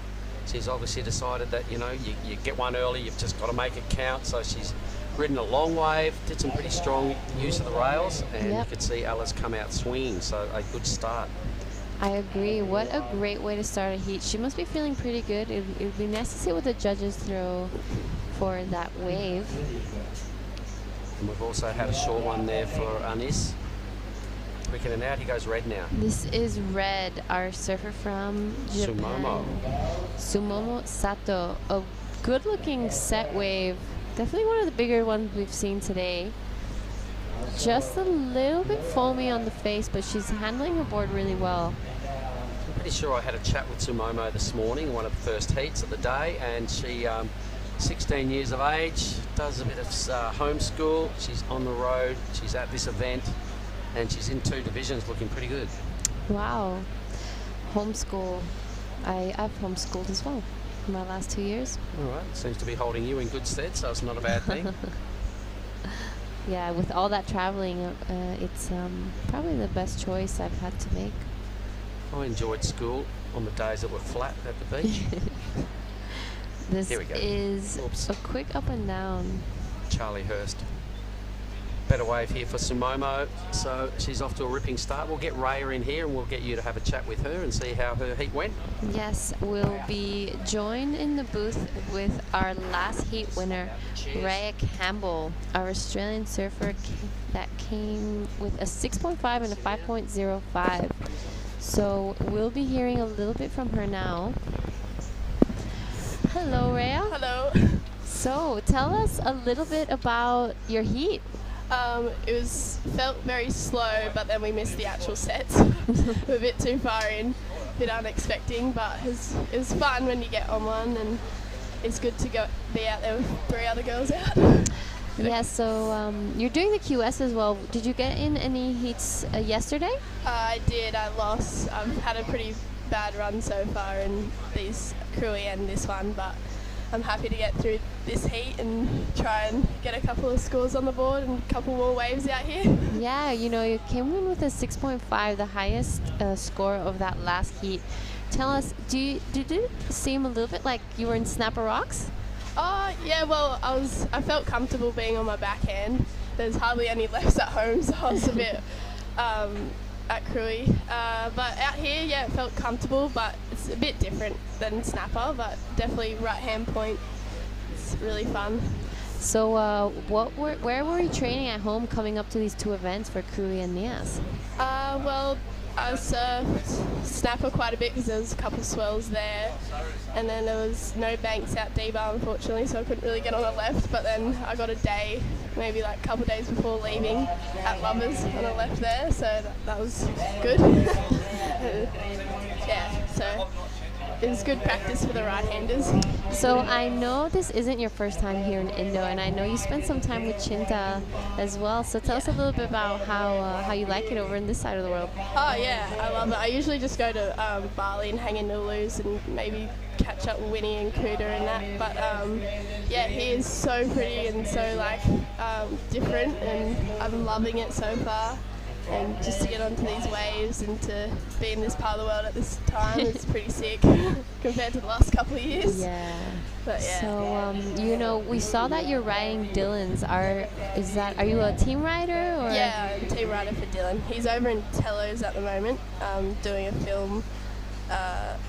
Yeah, with Summer and as well as a friend Carly and a couple others. But yeah, it's really fun being on the team, and I been down to Cronulla where they live and checked out the reef slabs down there. It's pretty gnarly. And watching Summer get a couple of sick ones. It's really breathtaking, and yeah, it's just a sick debut they got down there, and sick spot, good waves.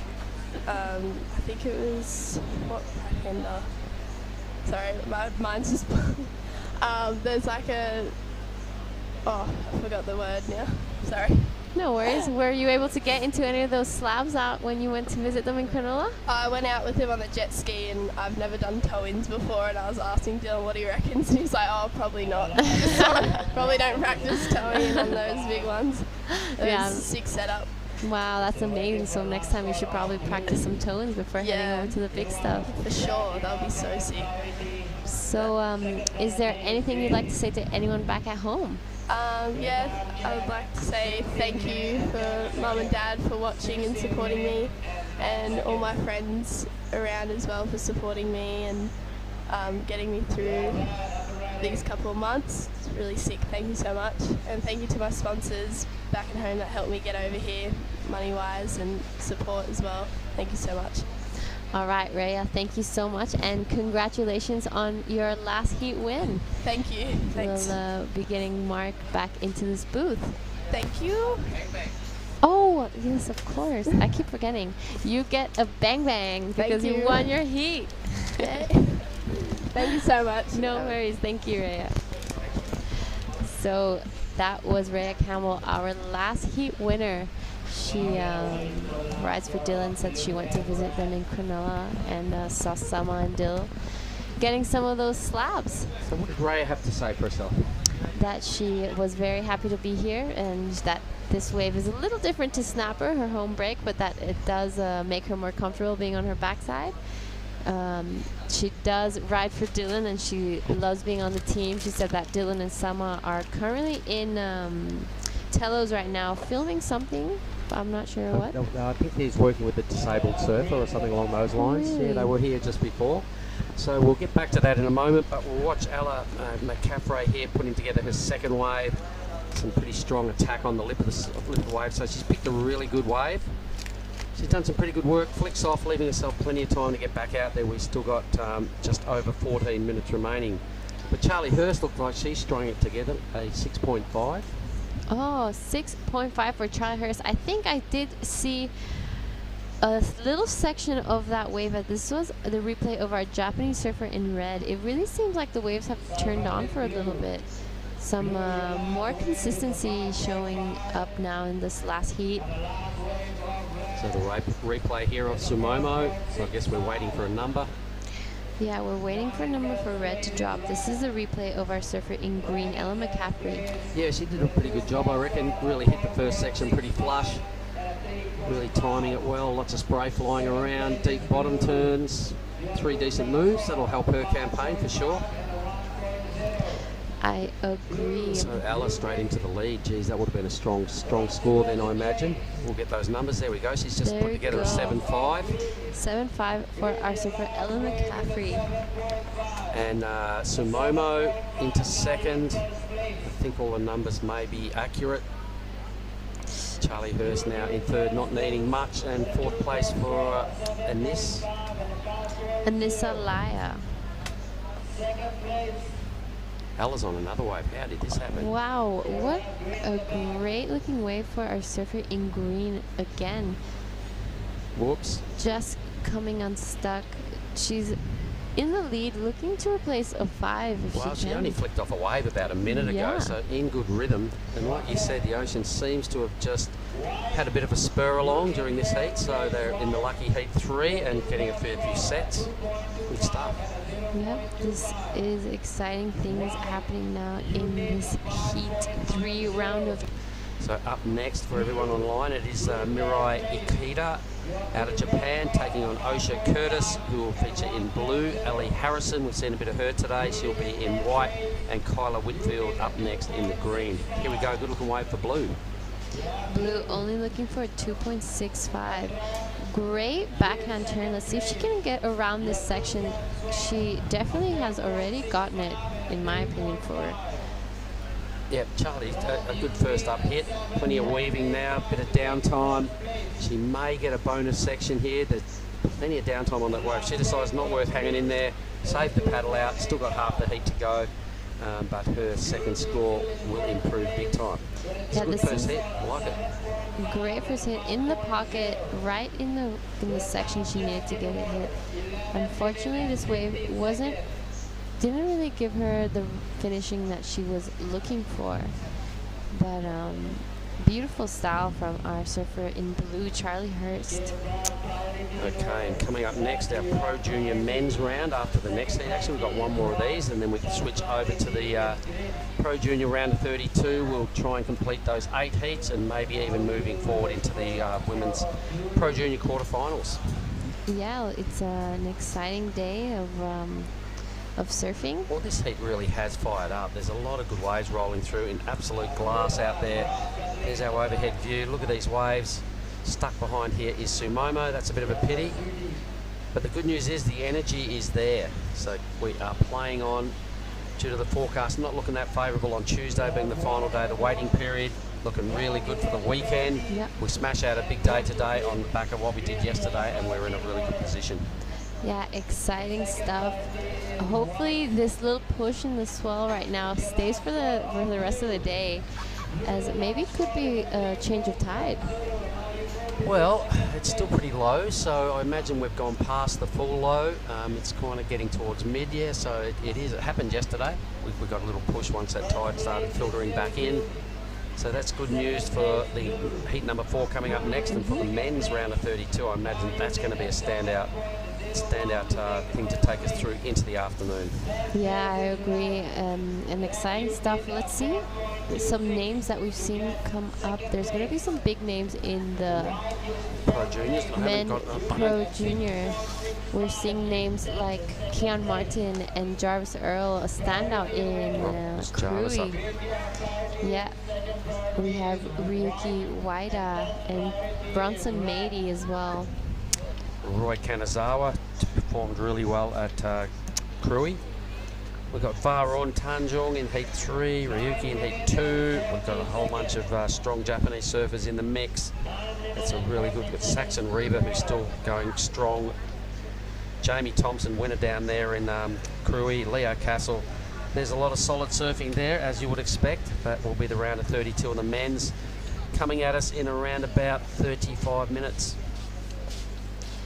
Yes, really exciting stuff. This is our surfer Sumomo Sato from Japan in third priority, but looking like a really great wave from this angle. Let's see if she can get a second hit in.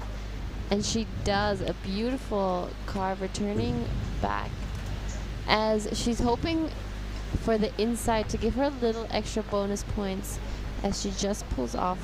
Good work. And that was a Some beautiful strong first surfing. turn. Yeah, 16 years of age. A lot to like about Sumomo. I reckon for sure she'll move up a space here. Charlie's going to have to answer back, but Ella's in a really good spot. This is the angle the judges look from, so a strong start to this wave. Kind of balked at that section and was a lot of setup time, but did get that second manoeuvre. It's a matter of how the judges are going to rate that missed opportunity on perhaps a second hit.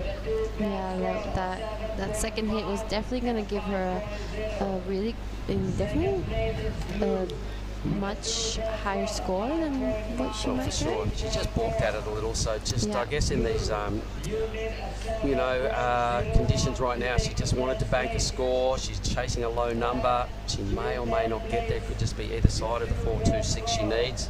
Did like the first turn, had a good look at the second turn, opted to play the safe game, which the judges have been taking note and not rewarding.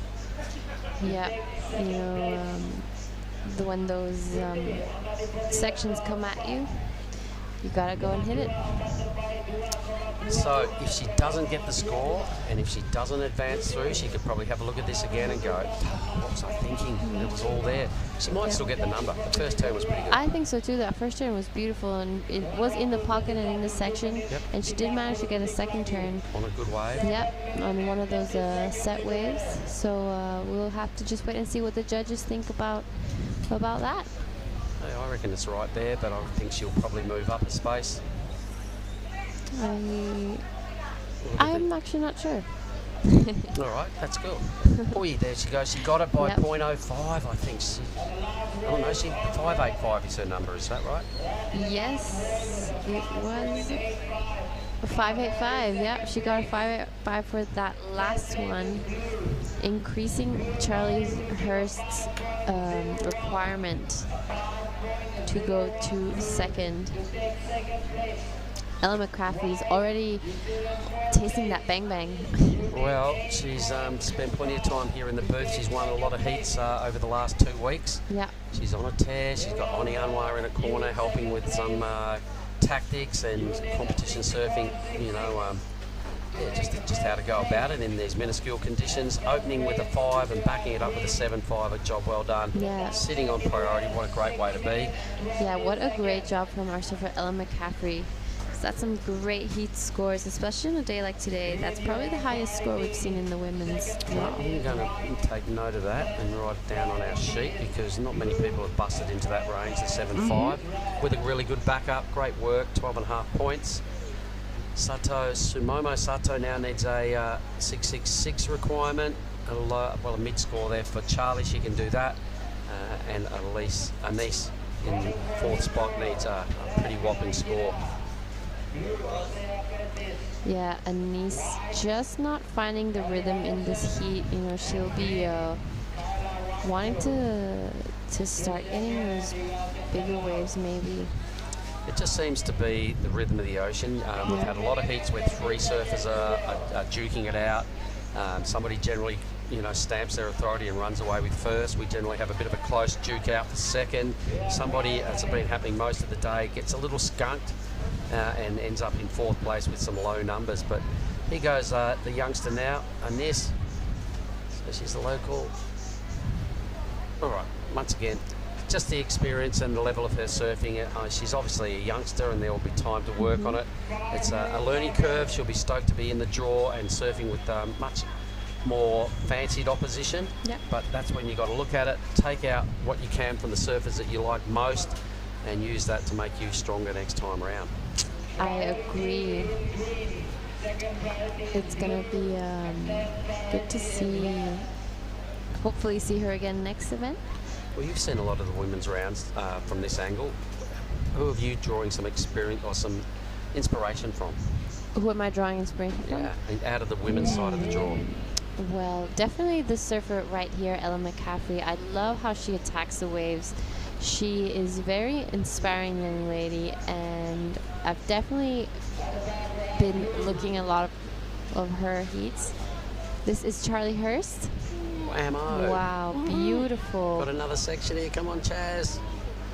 Some That pretty was- good work. She needs like a 5, so she'll be hoping she can hang in there and maybe just squeak out maybe another little move here. She decides that's enough. Well, I think she's definitely got it on that last one. Okay. That was a beautiful first turn of a set wave. It was much bigger than some of the other waves that's been ridden.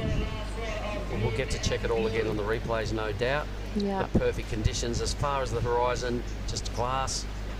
It's plenty of overcast here, keeping it nice and chilled, not too burning hot like yesterday. But Ella ripping it straight into that first hit. The wave went a little bit slack on us, though, which was a bit of a pity. But when you're in the lead with her numbers, it doesn't really matter. This is the score in question, the wave in question. The first hit was really good.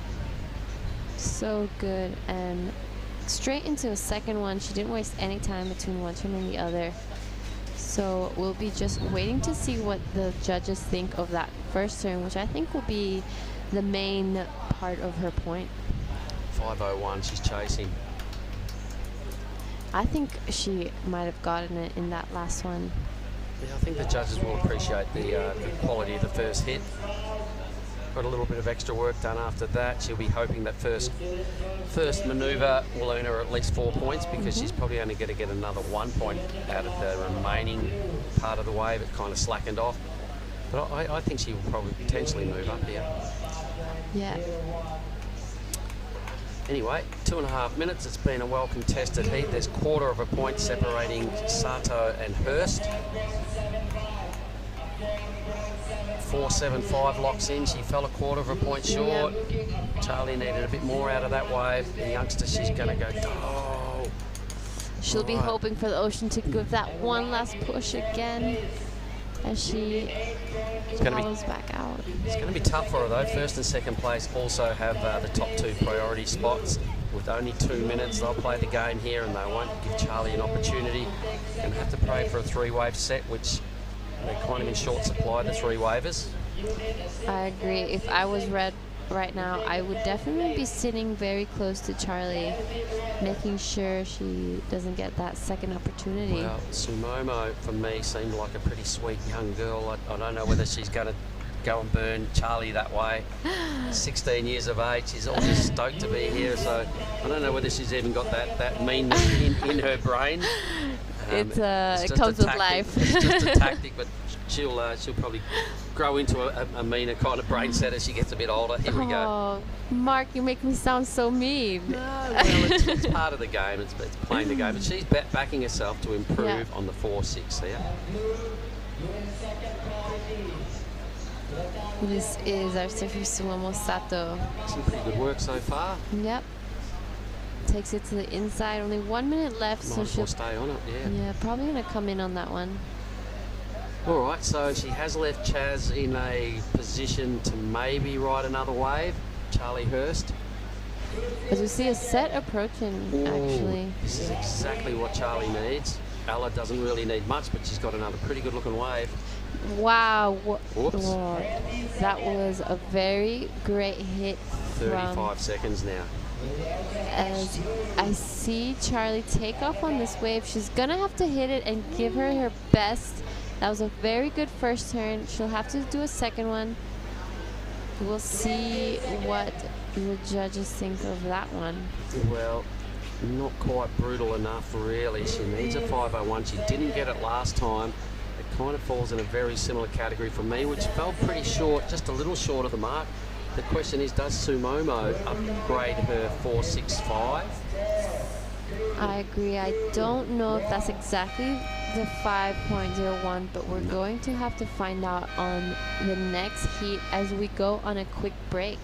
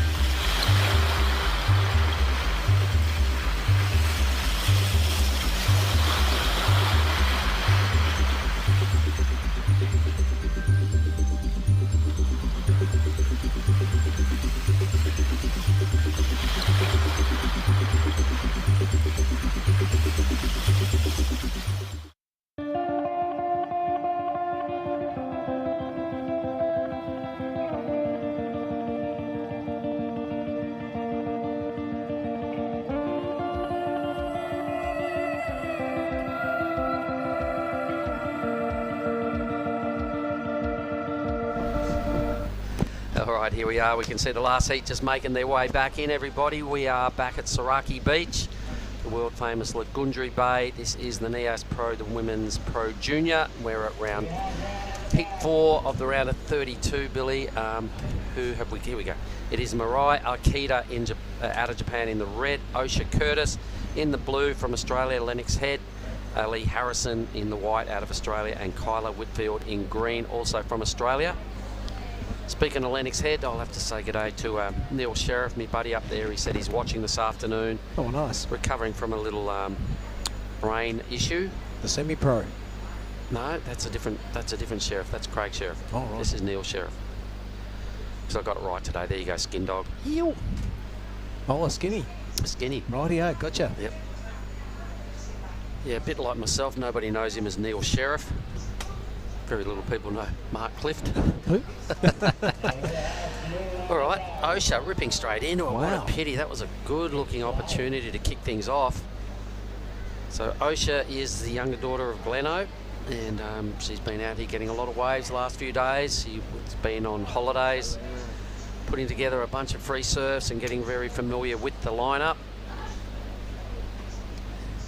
Get Ella Mccaffrey in here in a moment to have a little chat and see exactly how her week's panning out and what her thoughts are for the rest of it. Look at those glassy conditions, mate. It's hard to see where the wave begins and ends. Yeah, it's one of them days when you sit there on your board, you've almost got to duck your head down to see if that's actually a swell coming, because it's the same colour as the horizon. White thinks she sees something she likes. This is Allie Harrison. Yep, on her forehand, straight into the action. Finds the pocket twice now, so a handy looking wave. We look out to the live action here, Mark, and we see this wave is kind of walling up through Kitty's corner, but she's not going to stick with it. It's early in the heat, and she is looking for a decent score out the back. Mate, I can see to the right of our broadcast booth the winner of the last heat. I'll go track her down, and you're going to have a bit of a word to Ella Mccaffrey. Yep. Good stuff, thanks, Billy. Here's the replay of that last ride. It was pretty worthy. Good way to start in these kind of wave starved conditions, but that last heat definitely wasn't. Ella putting it together right there. We'll have a chat with Ella Mccaffrey now and just find out exactly what's going on in the lineup. Hope you're enjoying it. Our day down here, everybody. We are just about done with the Pro Junior Women's round of 32. We are anticipating the men's round will be up next. That will be the round of 32. So there'll be 8 heats of those coming at us pretty thick and fast shortly. Some pretty decent numbers starting to appear on the scoreboard. And at this stage, red with priority. So let's get these on. Ella, I'm pretty sure you know how this all works by now. Excellent. Okay, so Ella, once again, good work. Thank you. Okay, really strong. What a great start with the 5. Even Stevens, you're in the lead, you're all going well. Then you got your 7-5. Tell us, great ride. Oh, I was just so stoked to get on a good set wave, one that sort of had a wall down the line and wasn't too fast. Just a couple good turns, felt good, and kicked out to try and regain priority. You know, I really feel the strength of your surfing is your strength, because when you do a turn, it looks really good. The judges love it. You're on a roll. So what sort of tips has Oni been installing in you for this event? Oh, he's just been telling me to focus on my strengths, like your strength. My strength. Your power, basically, yeah. Yeah, when we were in Bali coaching, I was trying to work on more flow and like things that I'm not as great at, but now that I'm in a contest, I'm going back to what I like. You've got to go back to your strengths there, you know, and so far so good. So when you're at home, where is it again? Encinitas, California. What's an average day like for you? What do you do when you wake up? Wake up, go surf, have some breakfast, probably acai. Where's your local spot? Seaside Reef. Why don't you give your local crew a bit of a rev up? Shout out to the Encinitas board riders. Hope you guys are good. Thanks for your support. Who's your president? Let's throw some names at him. Jason Shook, Neil, Rusty. Thanks, Taylor. And you get some support from the local businesses? Do you have some sponsors you want to give a plug? Yeah, thanks to Body Glove. Support's amazing. Shout out to Zamazon. Thank you guys. JS, Futures, On a Mission. Thank you. Surf Ride. So days off when the surf's, say, crap in your local spot. I'm sure it happens everywhere. Nowhere's good all the time. What do you do on your down days? Oh, I just hang out at my house. I have 2 huskies. I absolutely love my dogs. Probably just take the dogs for a walk? Yeah. Hang with my friends. Maybe do a beach day. Do we do other activities training-wise to help you? Yeah, I like training. I train a lot. I train at B Project. It's like a local surf gym. All right. So what kind of program is it? Weights, or is it cardio stuff, or is it strength stuff? A bit of everything. Just stuff that carries over into surfing. And you find it helps you a lot when you're on the road and traveling through events? Yeah, I like to train like pretty much every day. You have been in 2 divisions over 2 events now. It's a lot of heats, so you find that the training's kicking in and giving you that bit of extra confidence because you know you can do it? For sure. In Cruy, I was pretty tired by the last few days, just starting from round 1 and going all the way through. A lot of heats, a lot of surfing, a lot of time in the water, which is great experience-wise. That's why I'm here, but it was definitely tiring. Okay, so because we've had so many interviews with you, we're going to do some non-surfing questions. Okay. What sort of car do you drive? Do you have a car? I have a 2004 Toyota Land Cruiser. What's your favourite colour? I like green. Yeah, green. You've got the green eyes, you've got the green rashy, so green it is, all right. So stay in the green rashy and could work in your favour. What else? What is your favourite colour what's your favourite colour? Green. Green, sorry. If you had a car, what sort of car, if you could buy your dream car, you win a big comp, you've got a lot of spare cash, your favourite car would be? Ooh, I kind of have my dream car. I Unreal. love Your the Land dream's Cruiser. coming true. Yeah. All right, well, listen, we've had a good time here. What is the format for the rest of the day for you? You have another surf, don't you, this afternoon? Yeah, I think I have another heat. Probably just go back to my room, chill, rest, probably get some nasi goreng. All right, is the AC on or off? AC is on, for sure. It gets pretty hot in the daytimes, doesn't it? It's so warm. Did you catch any of the opening ceremony yesterday afternoon? I did. I like the dancing. I like the traditional dancing here. Did you get up there and give it a little shimmy? I did at the opening dinner. That's right. That was good fun. That was good food. All right, well, what we're going to do is go, you're on a tear. We'll let you go and rest up and psych up for this afternoon. Ella, you're going Awesome. really good. Thank Good you so work, much. sister. Thank you. Oops. Almost forgot. How many of these things have you had? Bang bangs. First one today. She wins one at first time at this Nias Pro. So there she goes. She walks away with a bang bang. Thanks, Billy. Meanwhile, live action is the scoreboard is favouring Allie Harrison at the moment. Not big numbers, so the surfer in red with the 6-point ride would be pretty stoked.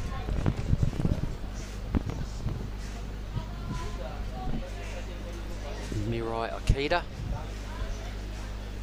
Osha Curtis, a couple of rides there, not amounting to a whole lot, chasing a 5.01. Kyla Whitfield, 3.50 is her best score, indicating that since that first set, there hasn't been a lot of opportunities. Billy, you been watching this one? I have, mate. I kept one eye on the lineup and one ear next to Jake Drifter. We've been having a good old chat during the breaks. I reckon when either Oni or Jada are surfing, you might get him in here for a heat. Oh, he goes all right? He goes all right. He Loves having a loves chat. chat. He's a bit of a surfing identity around Indonesia. It'd be good to talk to him. All right, we like to try and mix it up and bring a fair bit of flavour to the broadcast, so we'll probably go down that angle. Here goes Allie Harrison. She's having a great heat here. She's finding the waves, mate, cashing in priority handily there. A couple of big hits, trying to burn off a 4. I reckon she's done that. Could get a little bonus inside section. She's weaving.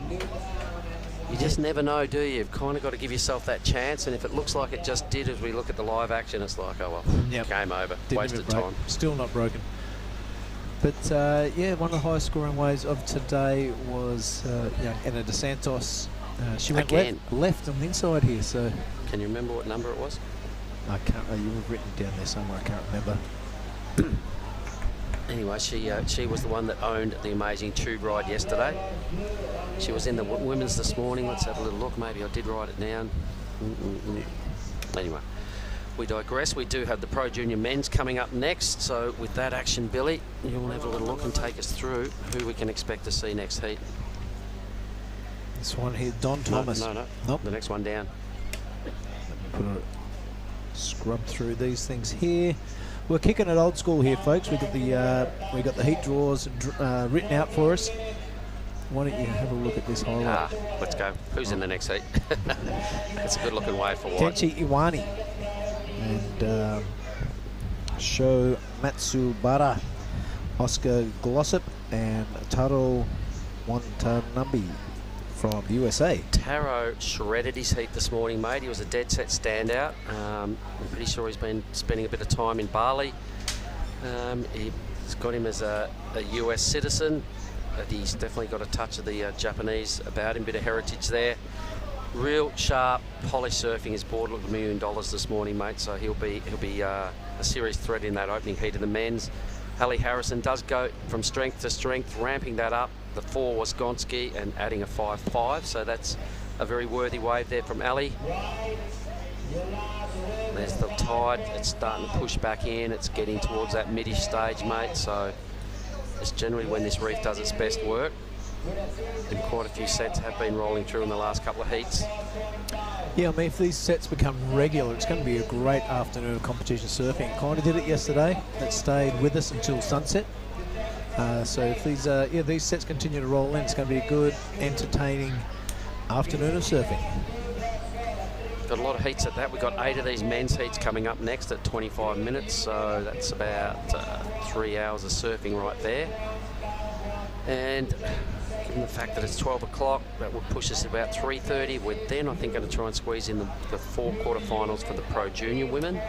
2020. And I reckon that's in the realm of possibility with still enough daylight hours. Yeah, well, that will be cutting into our coconut time, so we'll have to see what's going on with the program. You're calling a bit of 100%. He goes red. With only one wave, she's got to be feeling like, well, I better just string something together here, a bit of scoreboard pressure onto the others. Nice tight top turn straight away. Great drone view, I'm loving this. Coming down to this kitty corner decision time. Do you hang in there, investigate the inside? And she goes, not that time. No, you kind of have to have a little bit of white water at least on top of that big full section, don't you, Mark?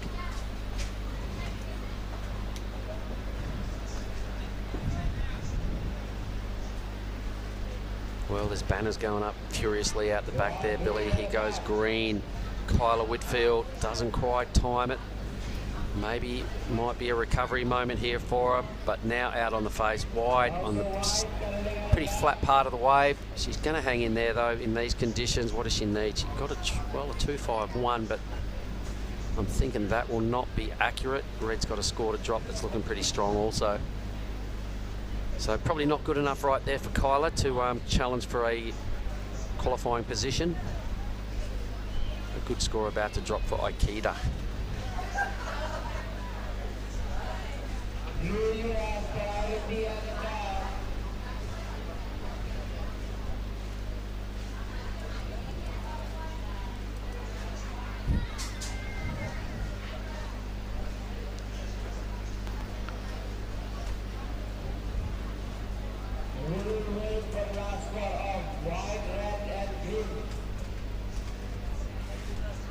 So Mirai just waiting to see where that number drops. She might even go to the lead. She does. There we go. So it's pretty close. 0.8 advantage now with the 6-point ride. Sorry, the 4.8. So a worthy backup number. Harrison mid sort of 5 to regain the lead. Here it is again. So this is Kyla. So this is the wave that was a little missed opportunity. Best part of the scoring section out the back. If you miss that, you might as well just go, well, I'm off. Try again.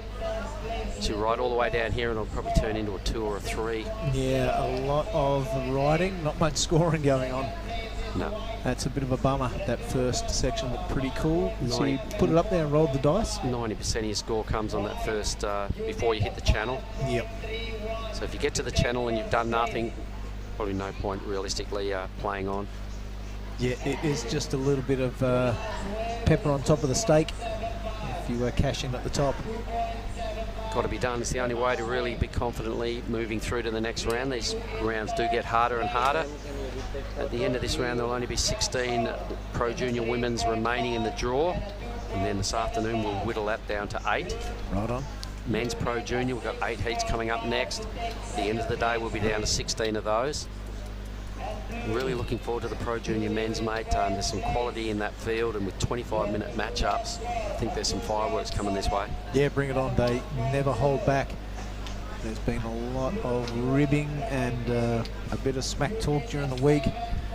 Guys mucking around with each other in the long afternoons, and now they get to put all that talk into a bit of practice.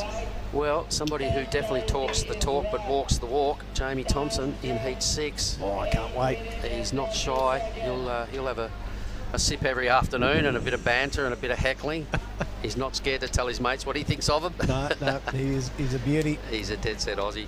Surfed really well this morning in his heat. He did. He only got a couple of waves and dropped into second place in the dying moments of a heat, I think, with Saxon Reba. He's also in that round. He'll be coming up in Heat 5. Love his work. Goofy footed now, Kyla Whitfield. Once again, just slightly better work on this wave. Still needs a 6.5 to get out of trouble here. Sticks with it this time. The wave we can see is starting to wall up down there on Kitty's corner. A little bit of slashing out wide on a fairly fat section. It's probably time to kick off about there, Kyla. Then we've also got Leo Castle coming up in Heat 8. He's a big performer. Zane Assink in the final heat of that round for the men's, and he goes Osha right now. So Osha Curtis staying next door to us here at the moment, mate. Her dad Gleno been putting a lot of time sort of training her and helping her. I'm pretty sure Yoja is also her caddy. Yep, he is the super caddy out there right now. You're absolutely correct. She's sticking with the inside and it's turning into a bit of a left-hander. She's going to get an opportunity to crack it off the top. There she goes. Wrist one delivering all the way into that inside shelf. Pretty happy with herself too. Thumbs up. Yeah. We saw Red also chipping away behind her, so Osha's immediate concern was the 7-3. I'm not sure whether she gets there on one single score. She's only chasing a 10.2 wave total to look at it differently. 7-3 is a big number. Aikita did surf behind her. I missed a lot of the ride, so no comment on that. And now Allie Harrison will have to sit there and bide her time and go, okay, well, I think I need to delete my 4-5. Here goes all the action from the judge's view. Yeah, that was a better first turn from the surfer in green. Kyla. And a better second one too. Yep, delivering in the first section of that wave. And why not stick it on the inside? I'm anxious to see this wave from Red.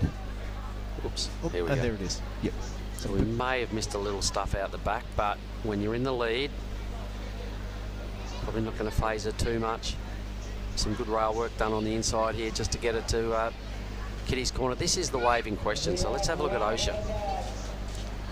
Firstly, a nice high tight manoeuvre, pretty good. Convincing cutback, perhaps didn't get back there and really slap the foam. A couple little mini squiggles there to get through onto the inside section. She did some good work once she linked up the inside and started bowling out here. But still, you can see she's a junior, and she's got a lot to like about what she does. Her timing and her read on a wave is pretty good. She's perhaps lacking just a little bit of power in the technique, and the fact that she's probably only 35 kilos. So she's got a fair bit of room for improvement and a lot of years to do that, so she'll be here and soaking up a holiday, mate. She's got a bit of time off school and she's been on holidays here for about 3 weeks. All right, this is Ellen out.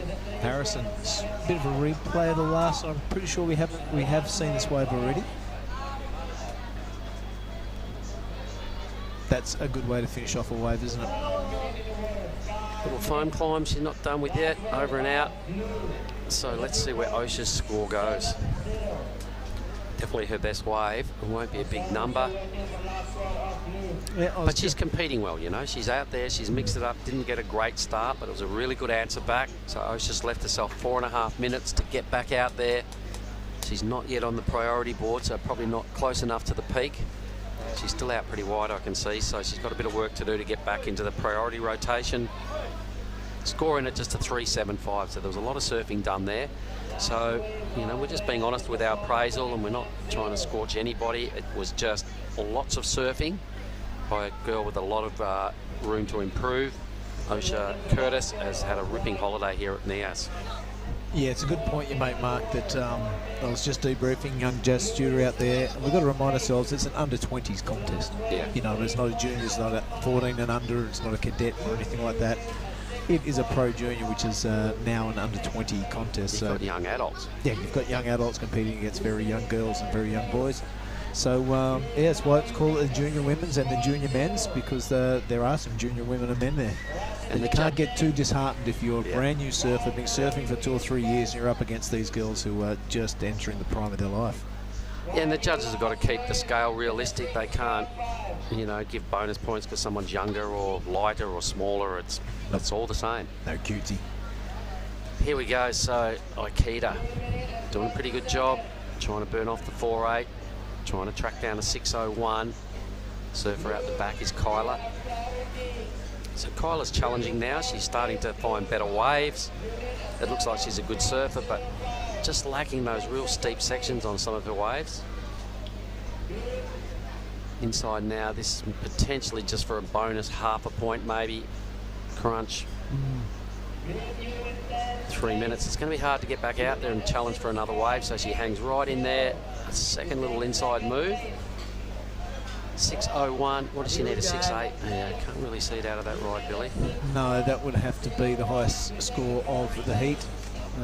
Yeah, I'm with you on that, mate. Can't really see it happening with that wave. We have been wrong before. And probably will be again. It's going to be a long day, rolling through to the afternoon. Men's action up next. Allie Harrison, meanwhile, did regain the lead. Akita, I think, may have a score to drop. It's just about lunchtime down here on the point. Plenty of people down here sort of paying homage to the event again, all snaffling up all the shaded spots. It's getting pretty warm. Here we go. So Osha's done a great job to get out the back. Rips straight into it. Eyeballing a section. Gets up there and spins the wheels. That was a pretty tidy turn. Yeah. How was that little hack? She's got better with every wave, folks. So this is something she can hang a hat on. I'm even going to have a chat in her ear after this, because this wave, the aggression she showed out the back on this, is exactly what she needs to bring. Once she puts on a little bit of weight and a little bit more experience and years under the belt, she's going to turn into a ripper of a surfer, because she's got a pretty good read. It's a good wave.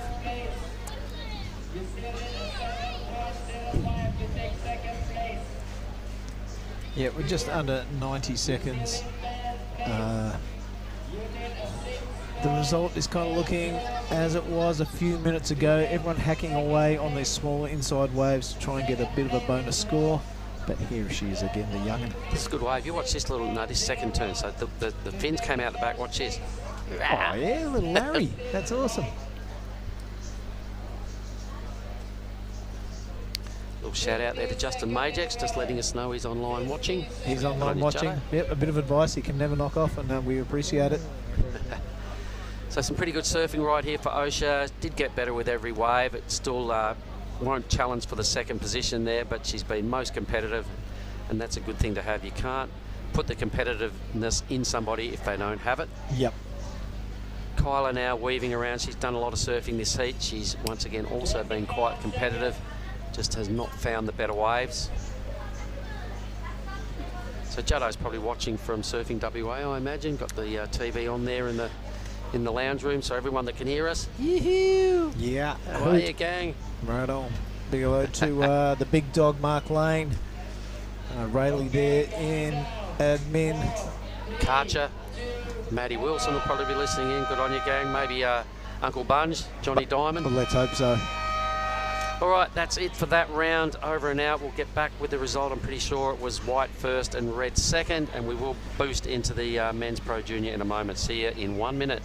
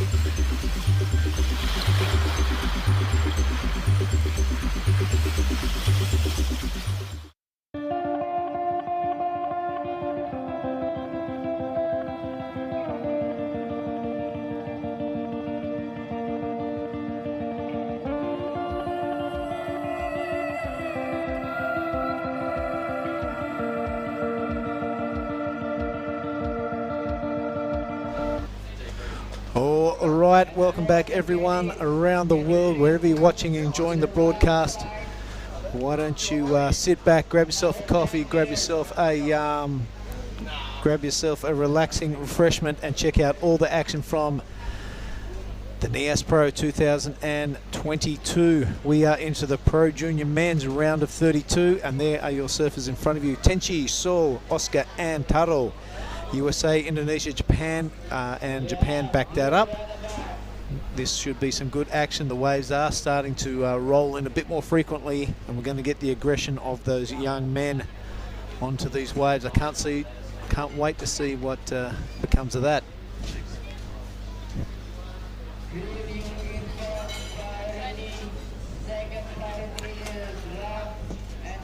All right, you wouldn't guess it, you wouldn't believe it, but Oni Onwa is late again. So lucky for me, I get to speak to Jada.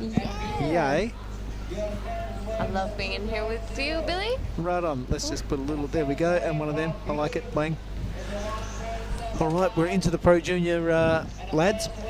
This is the men's Pro Junior.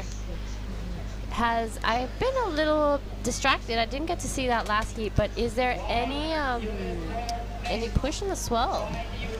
There were a few more waves coming in. That tide has turned. Yeah. Let's just hope it if the sets are a bit more frequent, it's going to be a really good afternoon. It's just a big if. Yes, we are hoping for that push. So, but if we have any division that's going to handle these conditions, it's these young fellas. Yeah, I agree. The junior men. Hungry to catch some waves out there. So no wave will go unridden. And this is Taro from the United States, representing the United States with that kind of triple stage cutback. It's a pretty hard thing to do during that full part of the wave. He's going to stick with this on the inside and really bash that lip to smithereens. Our surfer in green's off to a good start.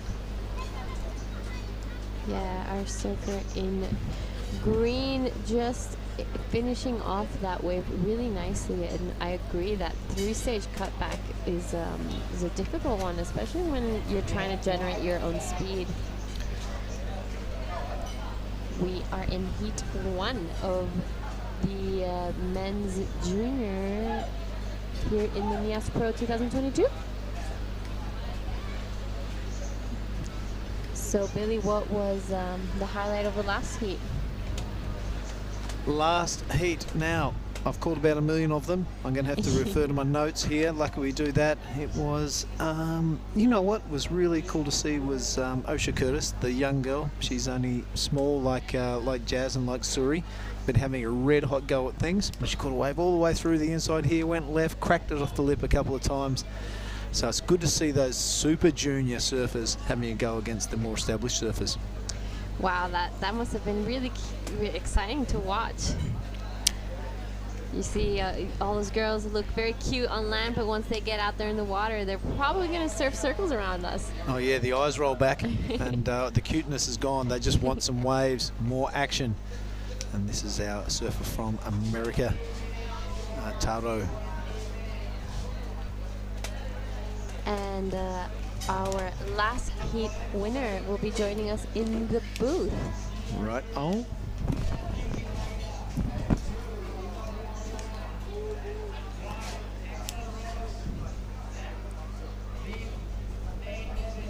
All right, I am lucky enough to be joined by the winner of that last heat. Let's get your headphone on. You can get your microphone there, hear what you're saying.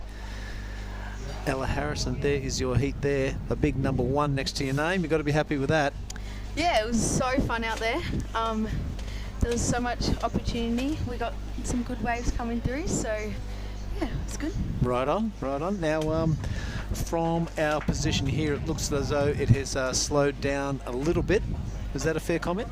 Yeah, when I was watching the other heats, it definitely slowed down, but I reckon we got pretty lucky in our heat and got quite a few sets, or medium ones. Now, do you change your equipment when it gets a bit slower, or have you just been surfing the same board all week?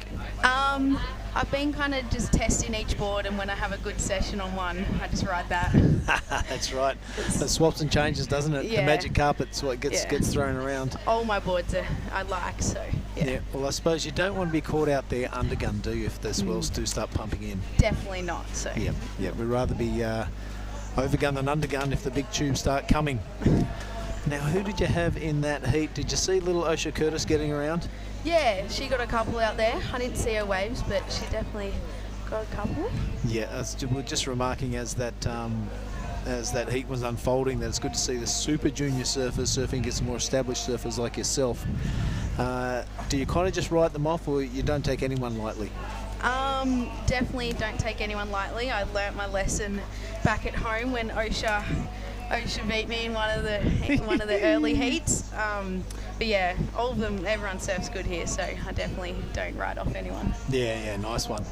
Now, plans between now and next time you surf, there's not many places to go in Nias unless you hire a motorbike or a car or something. So you're just hanging out at the beach, hanging on the balcony, having a couple of coconuts and relaxing. Yeah, just chilling around, just hanging with the people I'm staying with, and yeah, just having fun. I love it here. Yeah, it's cool, isn't it? First time? Yeah, first time, yeah. Last time? No, definitely not. No. Now, are you in favour of these QSs coming back, the 5,000s, to Indonesia next year? Sorry? Are you in favour of them coming back? Yes, definitely. It was so fun coming here. Yeah. Yep, and you're in Krui? Yeah. Yep, and there's a bit of a hike up here, wasn't it? You're plane. Yep. Yeah. We big long car ride. We had 2 nights in Medan, so that was fun. Yeah. That's very, very diplomatic of you. No, it is part of. If you want to get to a special place in the world like this, nothing great is easy. So you've got to make some sacrifices. Let's have a look at this. This is Oscar Glossop. Do you know Oscar? No, I don't. Well, he's loves to hang down at Lakey's Way. He's from there. He's got a younger brother called Jasper, and 2 great kids. Again, in that junior division. Yeah. We can't forget that it's under 20s contest. This the Pro Junior event. But this young man, Taro Watanabe, absolutely dominated this morning. He's carried on that way with that 5.25. So have a look at that. Have a quick look at that leaderboard.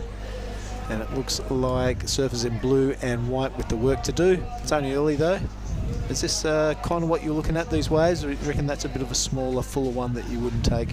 Yeah, it looks like he took off a little bit wider, which doesn't give you that much opportunity to get the steep wall, but I'm sure he'll get back out there, find another one. Yeah, that first priority going with our surfer in red, Tenchi. Good looking view, isn't it, from the drone? Yeah, it looks so good. And the surfers build that speed so he can smack it in the pocket. A bit of a glitch with the drone there. He might have got a bit of salt water in the sensor.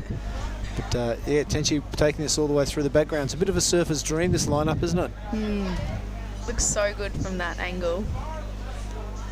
Oh, bang, on the inside too. We can look up here in live. Now that they've put all the flags in front of us, we can't really see it. But anyway, we digress. Now you are into the next heat. That's exciting. What's the highlight of your surfing career so far? Probably 4 times Australian champ. Yep. Run me through the age groups. I think it was under 14s twice, and then maybe under 14s 3 times. Yep. Then under 16. Yeah, I don't actually remember. You've run that many Australian titles. You've got to need a new trophy shelf. I'm about to up that. Because you won that heat, you get to have a bang bang. Thank you. What do you think of that? That's got to be go up there with a highlight of your surfing career, doesn't it? Yes, definitely. All right, now if you keep winning heats, you keep getting bang bangs. Sweet. We're going to keep that tradition going in Nias. Thank you. But Ellie, I really want to shake your hand. Awesome. Always great to meet an Australian champ, and keep that form going through the rest of the round. And we'll see you on finals day for Showa. Anyone you'll say hello to while the camera's on us? Oh, she's gone. You'll be right. Keep going. All my family watching, my mum, my dad, my dogs. Hi. You miss your little woofers? Yes. Yeah, right on. All right, we'll let you go and have a good time at the rest of the contest. Thank you.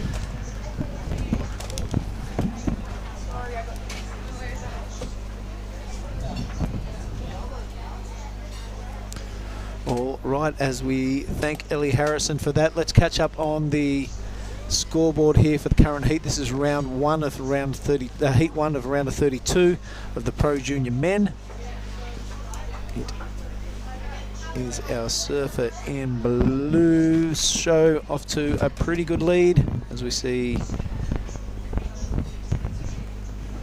young Oscar Glossop going over the back of that one, and welcome back into the booth, Giada. Thank you. So, what did Ellie have to say while she was in here? Well, why don't we have a look at this live action? We'll get back to that. Really big lip bash there, but just overcooking it and going over the handlebars. Matsubara showing some good aggression, and that's what the judges love to see too. This is Tara. He really dominated this morning. This is probably only his second wave of any consequence. A good looking fluid style, and then matched with a bit of aggression when the pocket does show its face. How's the way he holds the rail all the way through that cutback? Really impressive stuff. He finds the lip on the inside now. Definitely worth the work through that heavy part, or that dead part of the wave. Wow, impressive stuff. Here goes young Oscar. Oscar Glossop, our man in white. Wow, it definitely seems like there's been a little more of a push now in these heats, as in those earlier rounds it was really starting to slow down. Yeah, it was a little bit sleepy early, but you also remember we've got the energy that these young men have. It's unbelievable to see and watch. As looks like you're unpacking another box of bang bangs. The athletes absolutely going through them. It's the talk of the town. Everyone wants a bang bang. It's Indonesia's pride and joy. Bang bang. Not kidding. One of the best things you can get here in the jungle. All right, this is Tenchi. Really wrapping it around there, showing a lot of strength and technique to keep that rail buried the whole time. And young Oscar, probably on his best wave, finds the lips and gives it a good old bash. These kids are super good attitude and infectious and to be around. You always feel energized and happy to have a good talk to them. I agree. It's great to see them. Watching them surf makes me want to be out there as well. Well, that's not a bad wave by Oscar, so probably be his best score. Yeah, this will be Oscar's best score. For what I've seen, I did miss quite a bit section when Ellie was in here, so I'm not sure what happened there. Well, there we go. Tenchi with that 7.50, taking a pretty handy lead. Matsubara now just that 6.76, definitely doable. That will be his best wave of the heat. And there we go, a bit of a change around. So Tenchi does drop down the second now, and it is Taro with that last wave of 5.25, and that's taken him into the lead. This is our surfer in blue. Wow, what a great start to those waves. He really hit those two sections very sharp, very crisp surfing from our man in blue. This is Sho Matsubara. Sho Matsubara, our surfer from Japan. Here, talk us through, Billy. What do you think? Yeah, really electric backhand attack on that. Really quick succession, no downtime in between turns. So he's not waiting around for that wave to offer anything. He's just attacking it, a full attack mode, which I love. Bunny hopping his way to the inside, and nothing coming of that. But I do like the way, as soon as he was halfway through his first turn, he's thinking about his bottom turn to crank him to the next one. There's no sitting back and admiring your own work. Oh, that turn was pretty sick. If you do that and kind of go for a bit of a trim, the wave runs out. So as soon as you do halfway through your major maneuver, you should be thinking about your second one. So then you can crank off a couple in that critical part of the wave. I do have to say, this inside section, that hopping kind of reminds me of you know the Huntington hop? The Huntington hop, yes. You've got to get that inside into the Yoki place and Curran place. Meanwhile, Tenchi is going vertical there on his third or fourth wave. I'm not quite sure. Beautiful style on this young man. I love the way they go backwards and forwards, that as opposed to doing the Huntington hop. It's much more economical and looks a whole lot more prettier. Yes, it is much prettier to look at when they do that rail-to-rail surfing. Well, not worth it, but got a little bit of a trim in between. So all that backwards and forwards zigzagging has probably not garnished any points at all. But it's worth a look over the ledge onto that inside section, because sometimes there's something to hit. Yes, I agree. We've definitely seen those those athletes getting those bigger scores when they take their wave all the way to the inside and just finishing it off nicely. I haven't seen many go on Billy's left though, I do have to say. Bless you. Yeah, they're all a bit scared, you know, it's pretty heavy in there, it's not for everyone. It's not for everyone, it's close to the reef, it really hollows out. Oh, as we see Kian Martin. Oh, one of the superstars, his old man David and next David. to him. Yeah, speaking of Chungu superstars, there they are. Giving the old knuckles and the high fives, signing autographs, kissing babies.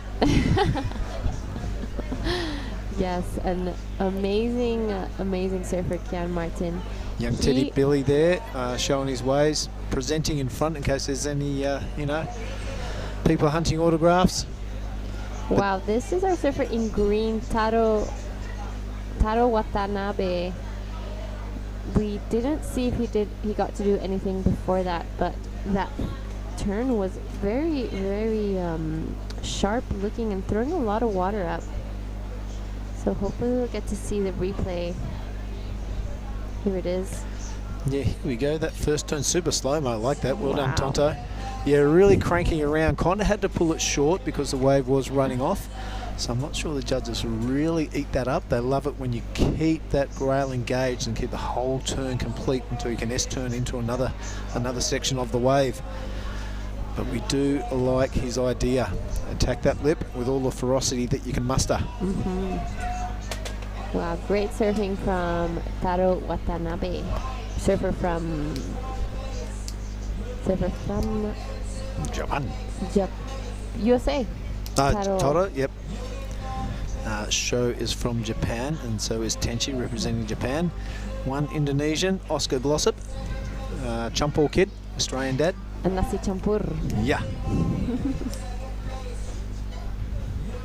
So it's a lovely day. The sun came out here in Nias. Oh, sometimes I feel like I almost say Krui every time. Yeah, we've been saying that for the last week.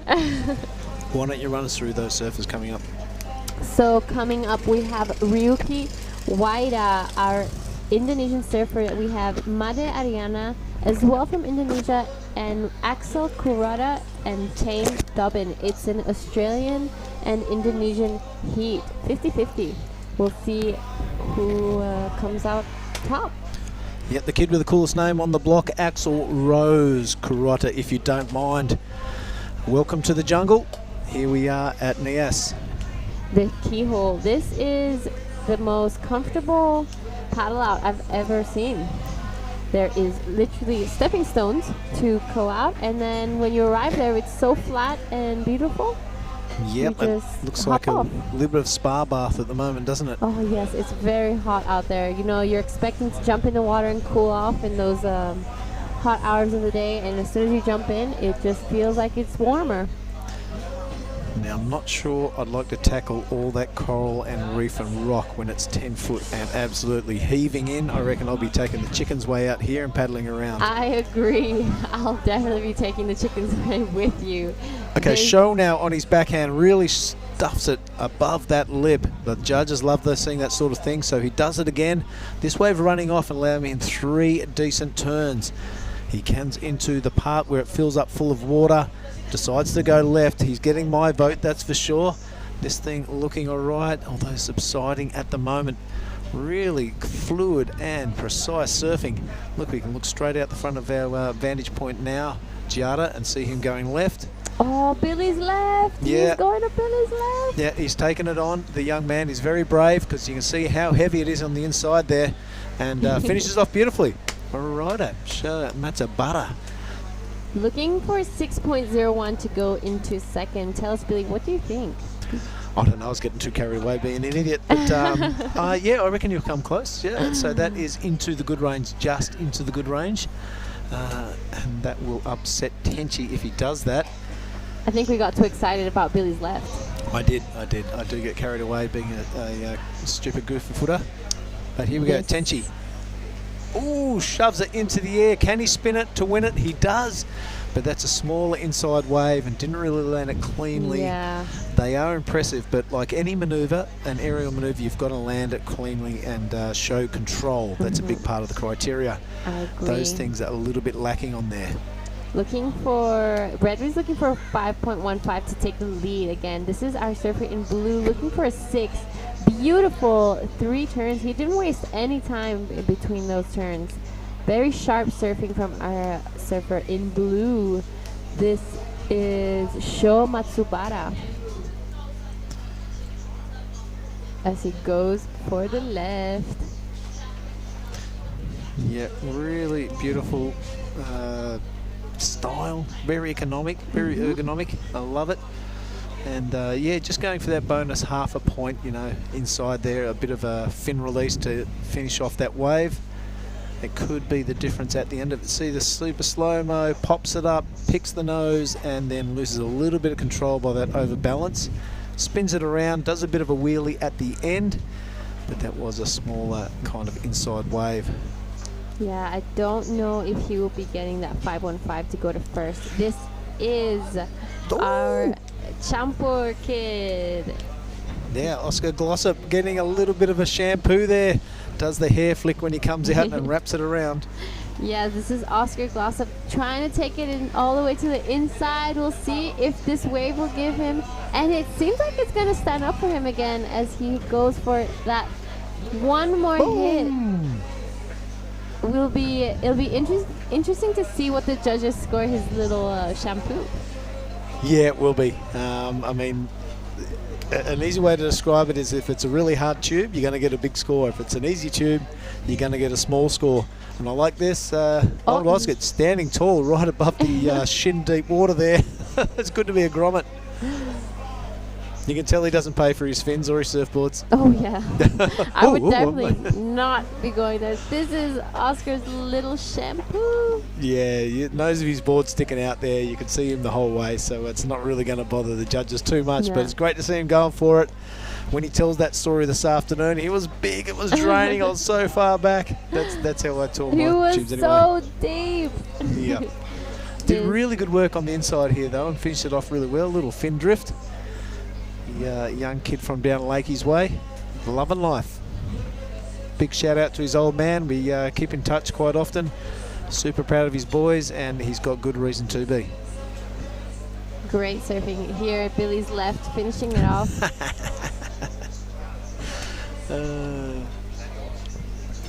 All right, 45 seconds left in this one. It looks like our surfer in red, he is at 515. He's got 40 seconds to do it. He's used that second priority and, oh, maybe a board to the face. That's got to hurt. That looked like it hurt. Let's see if he's okay. I think he is. He's fine. He's young. He's tough. That was quick. That was a pick up and go. Only 15 seconds left in this heat, and it looks like Taro Watanabe. Oh, one more shot from our Japanese surfer. 5 seconds left, and it does look like our surfer in green took this one out. Yeah, continues along his winning ways. He's been impressive in 2 heats today, and no doubt we'll see him in action in the next round. We are going to cut to a short break, and we'll be back with heat number 2 of the Pro Junior Men. Stick with us, folks.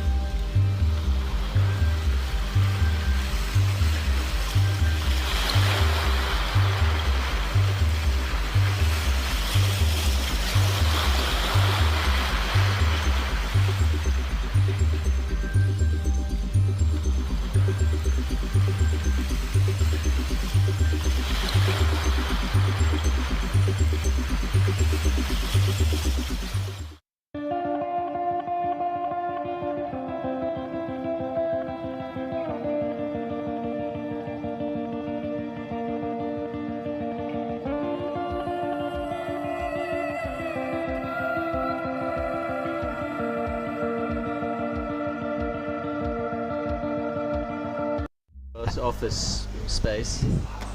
Here we are, everybody. We're back to the scene of the Nias Pro. The Pro Junior men's are off and racing into the round of 32, and this is Heat 2. So effectively we have Ryuki Waida out of Bali in the red, Made Ariana in the blue. We have Axel Rose Kurota from Australia in the white, and Tane Dobbin in the green, also out of Australia. And I'd just like to welcome somebody in here that's going to help me with this next heat. Jake, out of Drifter, tell us a little bit about yourself, your full name. Thanks for the introduction. Yeah. Well, my full name is not Jake Drifter. we'll roll with that though. He's drifting in for a heat. Drifted in for the heat. Yeah, Jake McKenzie. Okay. And been in Bali about 20 years. Mm-hmm. Currently living up at Ulus, near the temple up there. Yep. And so I would consider my kind of local break to be Temples. All right. That's where I generally paddle out and shape most of my boards for. And I'm just stoked to be here. And thanks for asking me to come in here. All right. So what are you doing here? I am supporting my daughter Ziggy. Oh, of course. Okay. So I'm her, how would you say, chaperone of sorts. You're a taxi driver, board caddy, moral support, all of it. All of the above. How's she travelling through these 2 weeks? She's doing great. It's such an incredible experience to be around this whole environment and to see the incredible level of surfing as well. So yeah, she's doing good. She's having a good time. What we're going to do really quickly is I'm going to have a quick chat with Taro, the winner of the last heat. If you wait right over here for me, my man, we'll get Taro to give us some thoughts, and then we'll get right back to you, Jake. Absolutely. Taro, you're up.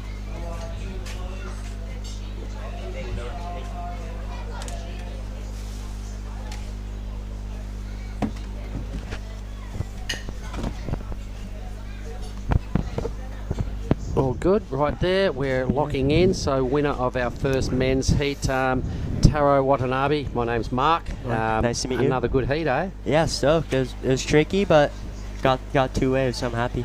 All right, well, I'm going to ask you this question. I'm not sure whether the boys have or not, but to me, your surfboard looks perfect for these conditions. What the hell are you riding? I'm riding a 5.9. It's a Paisel. Okay. And the model is a Highline, and it's I put a little swallowtail on it, and yeah, it's a board made in California and for kind of smaller waves, and it feels really good out there. Well, I tell you, mate, it is looking really, really good. It's glued to your feet. It holds its speed. It really burns through on rail turns. All the good things. Hence, you've been getting the big scores from the judges. So, why don't you just tell the world a little bit about yourself, where you're from, and how old you are? I'm 19 years old, and from Malibu, California. Right. And my parents were born and raised in Japan, and they wanted to, just have a kid and have him grow up in California. And here he is. That's you. Yeah, here am I. Yeah. All right. So, did you come over here exclusively for these 2 events, or were you holidaying in Indonesia? Oh no, I was planning just to come to Indonesia just to surf and just film and get some clips, and then this contest was, it was hard to resist, not to come here to surf in Nias with 4 guys out, so I just decided to come over. So where have you been getting your clips through Indo? Just in Bali, and I went to Sumbawa for a couple days with my friends, and yeah, we got some really good waves at Lakey's, and yeah, it's been an awesome time here. All right, and Krui, did you front up in Krui? No, I didn't go to Krui. How come? Did you look at the forecast and saw it was just going to be big and a bit wobbly, or what was the story there? No, I just the only reason I did this event was it just looked like a dream wave, and I just wanted to just surf heats and kind of just keep my feet in the competition scene, so. All right, so what has been some of your best results? Because to me, it looked like you've been doing this thing for a long time. Yeah, I've been doing the QSs all around North America, and I've won two events. And wow. Yeah, it's all right. So how's your rating looking? Are you challenging for the Challenger Series? Is that where you want to go eventually? Yeah. I was pretty close to making it this year for the Challenger, but things didn't go my way, and it's the way it is sometimes. But yeah, I'm just looking forward to this next year.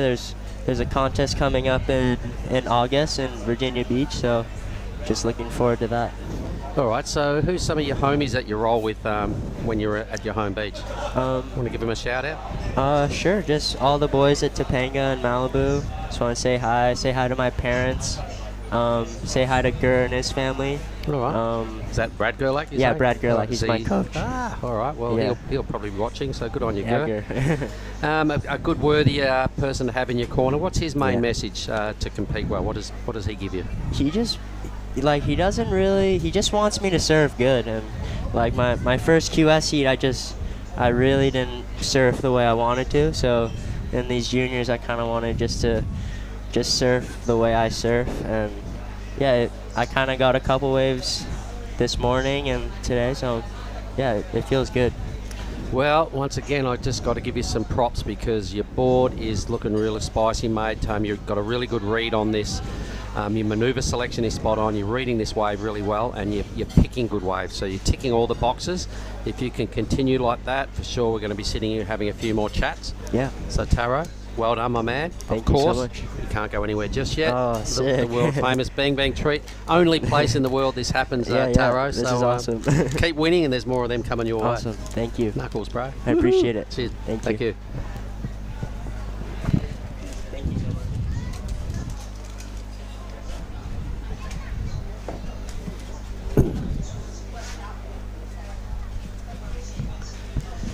Well, a quick in and a quick out, and he's back. Jake, let's get back to your story. You're out of the Uluwatu area. How long have you been living in Bali? In Bali, 20 years. Wow, nice. Yeah, more or less 20 years. Up at Ulu's about 10 years now. Where were the other 10? Brawa area, kind of Chengdu zone, and then one day I woke up and I was like, I'm over it. Yep.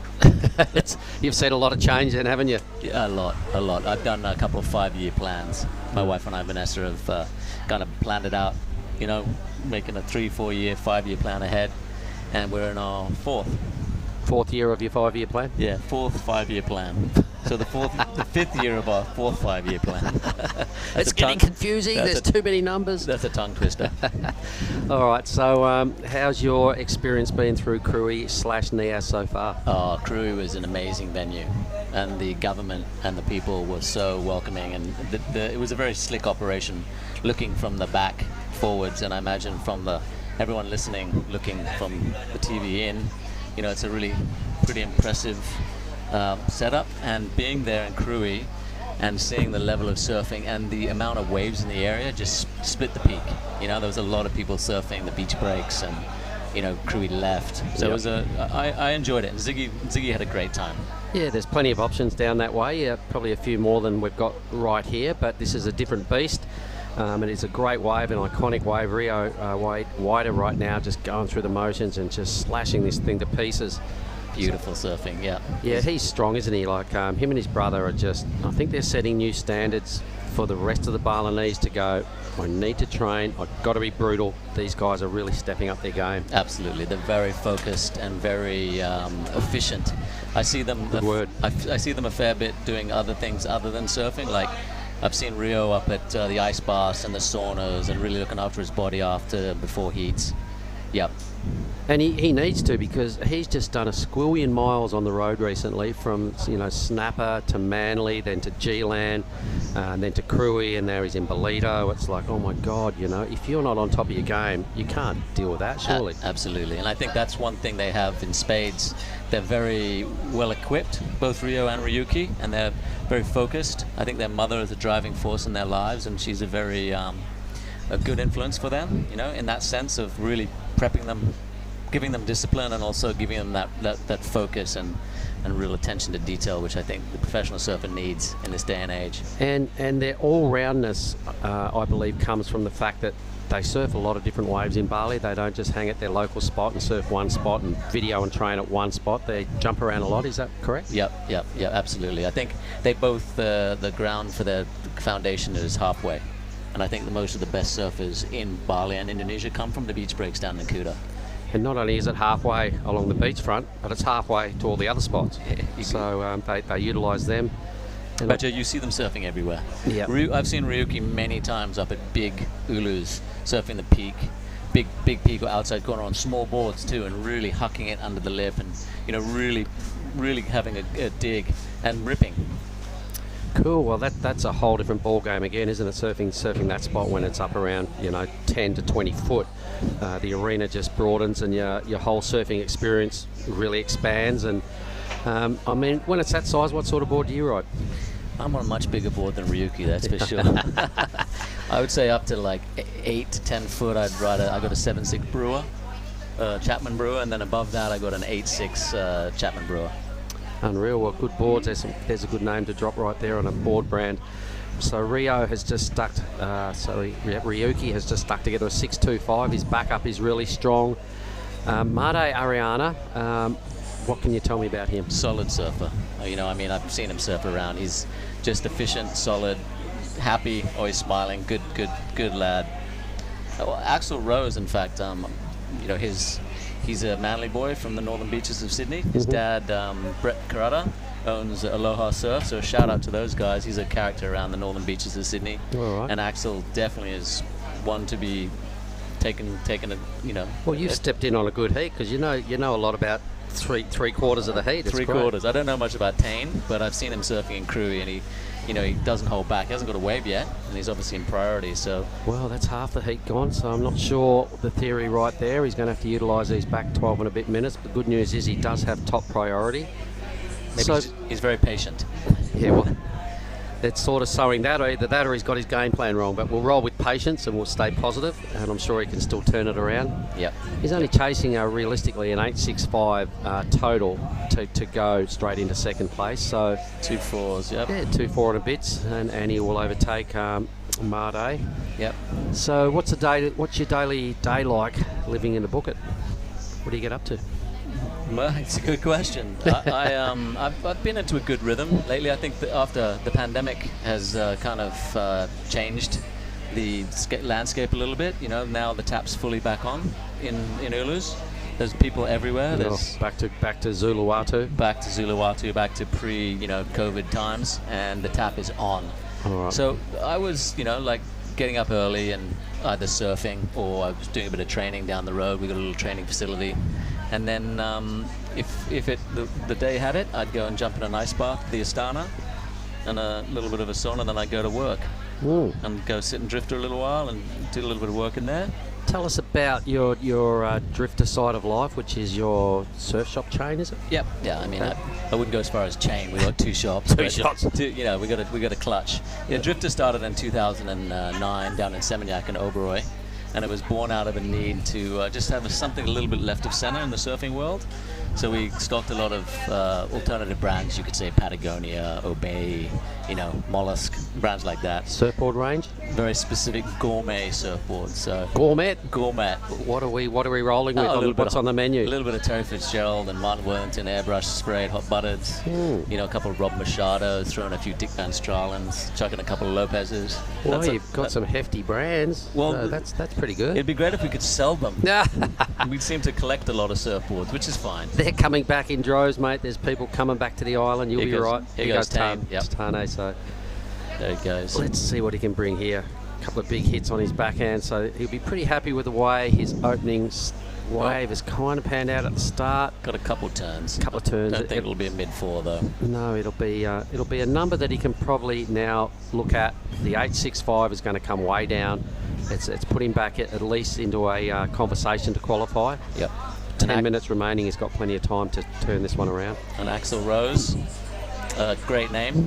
What a great name Axel has. I was going to say his folks must have been Mad Gunners supporters or something. Hey? You'd think so.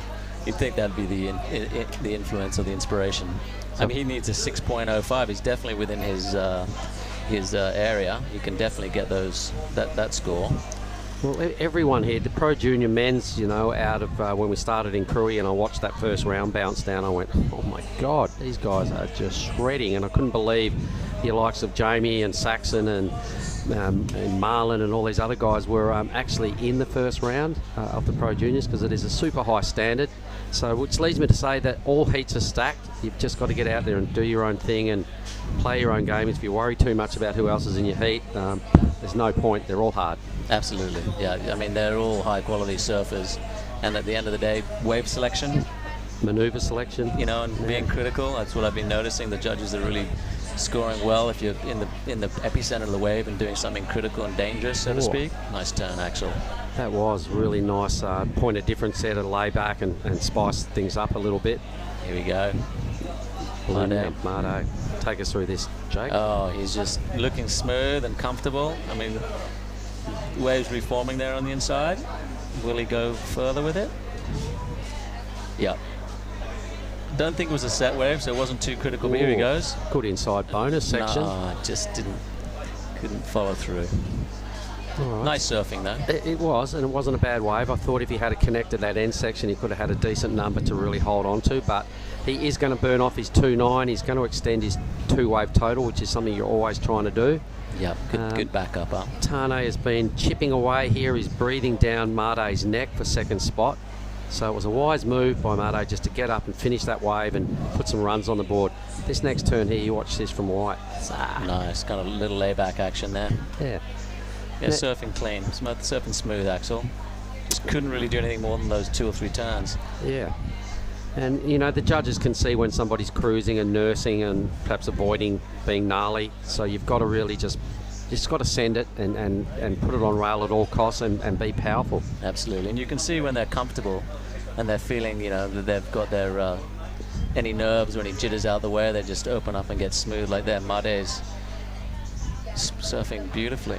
He could have really done with his end hit because he invested a bit of time in this section waiting for it. Yeah. And it was a good section as far as Kitty's corner goes. Oh, this is Punjab. He's a Sarangan local. Okay. Oh, I was a bit confused there, sorry. Okay. Rip Curl team rider. Okay. His dad is a local fisherman, I believe. He has a couple of boats in Sarangan. I know that because we're staying with the Rip Curl team. So he's on the east side of the island? He's on the Sarangan side, yeah. Okay. Which is now being, all the warongs there have been pushed over and they're doing some kind of big development there. Some Singaporean owns it now. Anyway. There's development going on non-stop. They can't stop building things in Bali. When are they going to learn, Jake? Never. Have you got a 5-year plan for them? I wouldn't even want to, factor in the fact that the whole Akuta is built by, the rice farmers. If you owned a cement company, there'd be something in that. You could have retired by now. Indo Cement, yeah. Yeah, I don't know how good karma that would be. Yeah.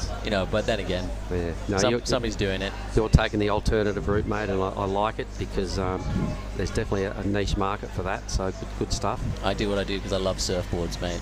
Yeah. And I've got a nice collection of boards. Professional board collector, I like it. Happens to have a surf shop built around your board collection. That's right, that's right. Trying to do the lifestyle thing, or maybe doing it. So where are you originally out of? I've lived all over the world. I was actually raised in Hong Kong. Oh, yep. Not much surf there. Every once in a blue moon. There's Big Wave Bay, and then there's Big Wave Bay. And when the typhoons come through, you go to Big Wave Bay. You go to Big Wave Bay. But I spent 10 years in Hawaii, so I've dipped my wick in some solid North Shore and West Side. Right. Yep. Unreal. Good stuff. So you're well travelled and you're now settled and happy to call Bali home? Absolutely. I think Indonesia is probably the most wave-rich destination on the planet, bar none. We've got everything. Here goes Tane. So he was the slowest starter of the heat. He's playing catch-up big time. He's got that big spicy backhand hit, but just the pressure starting to mount. 5 and a bit minutes on the clock. He still needs a pretty substantial number. Well, they gave Axel a 6 for his last wave. Yeah. So that was a fair, It was good. It was push up. The point of difference, that layback hack was pretty well done. And priority is with Ryuki. It is. Yep. Leading the heat. Yep. He's in a pretty safe position at this point, but yeah. Yep. He sure is. So, we've seen a lot of free surfing the last couple of days, and a lot of guys are all looking similar on this wave to me, Jake. What do you think it's going to take to win the men's when we get to the men's QS 5000? What do you think it's going to take to impress enough to win that division? Oh, I think we got some incredible surfers in the lineup. I mean, talk about Hedgie, the X Factor. Wow. He's got the mongrel, he's got the CT experience. I was talking to him earlier. He's, talking about mid-face turns. He's got the technical analysis of this wave down. So I'd say I put him in the hat for sure. Solly Bailey. Yep, Solly's been out there early every morning. I've seen him. Rio's not here. You don't have Jesse Mendez here, the guys that kind of performed well in Cruy. Katuragos bailed out as well. Katuragos gone. It'll be an interesting one. But yeah, Jarvis Earl still in the mix. He surfed incredibly well. What a breath of fresh air that kid is. So what a smiling. He never stops smiling. No, and don't be fooled by that smile if you're a competitor. He's coming for you, folks. No, he's got a beautiful sense of wave selection. I mean, he's got so much going on, and he's only 16-ish. Here goes Axel. There you go. Connect it. No, doesn't want a piece of the inside. It's not doing enough. No. It's kind of slowed down a little bit, hasn't it? It comes and goes. You know, some heats, sometimes you get 2 heats in a row that kind of flare up. Then you'll have a bit of a slow heat somewhere along the way, and that's when you think it's on the way out. Boom. You'll get a heat. You'll get a heat with a bunch of sets. So, how about you? What are your selections? You think to win this event? Yeah. Okay. The surf's going to ramp up. We know that. It's going to come down to the big throaty barrels for sure. You know, everybody's been talking about a swell that's coming Saturday into Sunday. A friend of mine, Matty Webb, sent me a photo saying the swell is creeping up the WA coastline at the moment. It's pretty solid where he's at, and he said it's on the way, boys, so believe the hype. For everybody online, there are some big waves coming. We'll push through a lot of these junior rounds here today, potentially tomorrow as well, because once it ramps up out here, we want to just smash out a lot of that men's division. There's a lot of real polished surfers in this round. I think we're still at the round of 96, so we've got a lot of surfing to go in that division, and we'll probably save the majority of that for those 2 days. Big stand-up pitch. It's going to take off deep, you know, get that line right, thread that thing, spat into the channel. Don't even bother about doing turns. Just big barrels. Yeah, classic Nias. The pictures you see of what you would think big Nias would be. There he goes. So Marde's just trying to burn off a 4-3. There's plenty of work going on this wave. He's hedging his bets for an inside track. There he goes, reforming. It's a different wave when it's small. Like, you know, the day we arrived the other day, it definitely was more girthy. There was no inside runners. No one's certainly going left. But today it's a different animal. He's a goofy footer. He'll go left. He loves it. Yeah. Typical goofy. Just can't help himself. Well, still had a little bit of spice on the end of that ride. For sure, he's going to improve his situation. Probably turn into maybe his better ride. Could be. All he's got to do is improve 4.3. So I reckon, you know, you've mentioned Hedgie, you've mentioned a couple other guys. There's some locals still in the draw that you've got to watch out for. It's hard to look past the big fella Justin Bololo. Yep. He's a power monger. He knows which waves to catch. He knows the line. He could do it with his eyes shut, to throw in a cliche. But there's a lot of really good surfing I've seen. There's a lot of Japanese little snipers coming through as well, mate. So beware of the Team Japan at this event. They're strong. They were strong in Kourou as well, and they seem to be as strong here. And they're methodical, and they look super well trained, and you know. And you know that they're focused, because they don't really buy into the socialising too much. They'll just throw something at you like, well, I can't speak English, so you leave them alone, and they just sneak off and do their own thing. And I think they're on a mission. They've been happy to accept the bang bangs you've been giving them. That was pretty cool. That was nice. That was a good ride on replay. It's a good thing to have this replay situation, and you can review waves and come up with your own opinion. Yeah. Well, Ryuki's been waiting outside for a long time, and he's got 2 scores. He's pretty much, at this point, doesn't look like he's in too much danger. We need Axel Rose maybe to get another wave. Tano's just made a couple of mistakes in this heat that are going to cost him. First one was probably waiting so long for a wave and then put himself under the pump. Yeah. But I think Marde's definitely going to improve his total. I think that pushed into a 4.7. So a lot of surfing done for a 4.7. You can see the judges want to see some critical stuff out the back. Yeah. If that doesn't happen, it's hard to extract a big number. So Tane and Axel will probably kick themselves a little bit here and go, well, we made a few little errors, and at this level, you can't afford to. Yeah, the Indonesians have taken 1-2 by the looks of things. It's good for Indonesia. Jake McKenzie, I'm going to say thanks for having a chat with me, mate. We're going to have to do this again, because I like your take on life and what you bring. So pleasure. Thanks. Help yourself to a bang bang, please. Oh, thank you so much. Go on. I'll share it with someone. Thanks, all right. mate. Well, good on you, Jake. Yeah, and we'll be right back in a moment, in 1 minute's time, with Heat 3.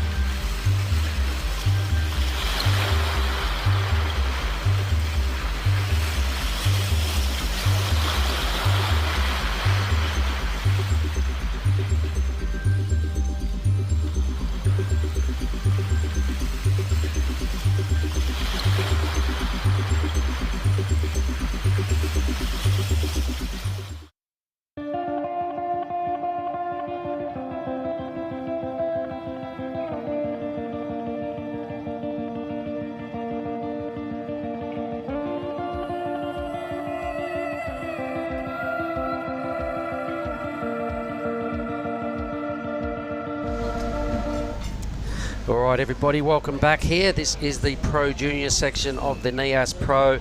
We're looking at Heat 3 of the round of 32. That young fella there, his name is Kanoa. He's out of Korea. He's got to be Korea's better surfer, surely. He's got a lot to like about what he does, Billy, and is an unassuming little fella. We did slap mitts the other day, and we had a chat, and he's a cool young fella. So welcome back to the booth, Billy. Yes, thanks very much, mate. As we see Oscar Berry there on his opening wave. That was a good chat you had with Jake McKenzie, mate. It was. I enjoyed it. So we can welcome him back at some point this afternoon or tomorrow or whenever.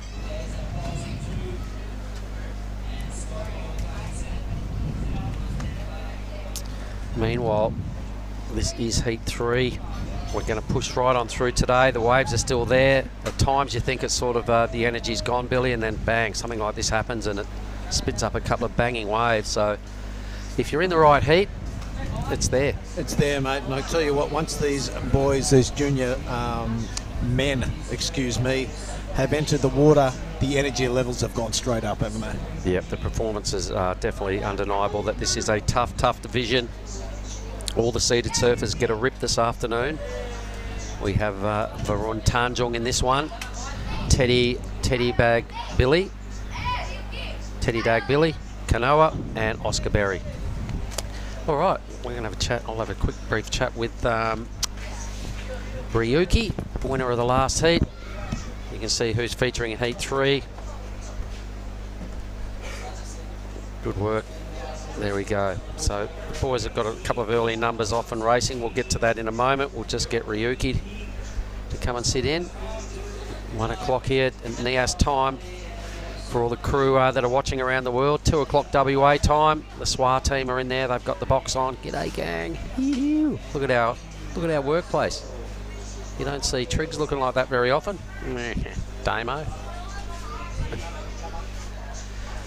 And come Saturday and Sunday, gang, there's going to be some big old holes rolling down that reef. That is the indicator reef out to the furthest point. Where we surf is just in past these little canoes. You can see where the boys are sitting in the lineup. And yep, come Saturday, Sunday, it's going to be a whole different ball game. I was saying to Jake, we were speculating on what it's going to take to win this thing, and due to the fact that we'd like to finish the men's QS and maybe the women's QS 5000 on Sunday, it's going to be a barrel fest, Billy. Yep, going to be a barrel fest, but you've got to adapt to the conditions, and these guys are doing it beautifully. It's going to be turns. You won't be able to get to those barrels without doing a whole bunch of tasty turns. Well, I think turns will still come into play, but it's all going to be about the barrel come the weekend. Here goes Varun. So we're looking at some replays from the first set. Boys getting up there and tagging it nicely. Well done. So I'm sure Rizal's watching his boy right here. He's having a pretty good trip. Him and his little posse, being Bronson, Weston, and there's another fella that rolls with them as well. The gangsters. The gangsters, they've all got the chains around their neck. It's like this cool little chain gang ripping around. There they are, a couple of them walking in here at the moment for lunch. So a 4-pointer for a surfer in white, Palmiano. The Teddy Bear open with a 3. I'm sure Varun's going to get a much better score than is currently on the picture. Yeah, Oscar Berry impressing on his forehand again. He's really good this morning, mate, and he's picked up priority. Pretty sure there is a score to drop. Well, he's a fun fellow. We had a lot of classic moments with Oscar down in Korea as well. We had quite a few interviews. He kept winning heat after heat. Put himself well in the mix for a good result down there. Yes, mate. And okay, so Ryuki has found his hat. Good, he's got his hat because he looks that much like his brother. You don't know who it is. So the Rip Curl hat is on. I'm going to set him up here and have a chat to him, mate. We'll just get that right about there. Ryuki, well done, brother. Tell us your thoughts on that heat. Yeah, so like I was thinking when I start the heat, like I wanna like get the best wave, like get the best wave first. Then yeah, I got it. Then like I feel like so happy. Then yeah. All right, and we were talking about the program that you and your brother seem to be on. You like to surf a lot of spots in Bali. You do other training, other physical training as well to help you become an all-round athlete? No, I'm not doing like training with my brother. I just do my training by myself. What do you do? Like I'm doing like online trainings with the Japanese guy. Yeah.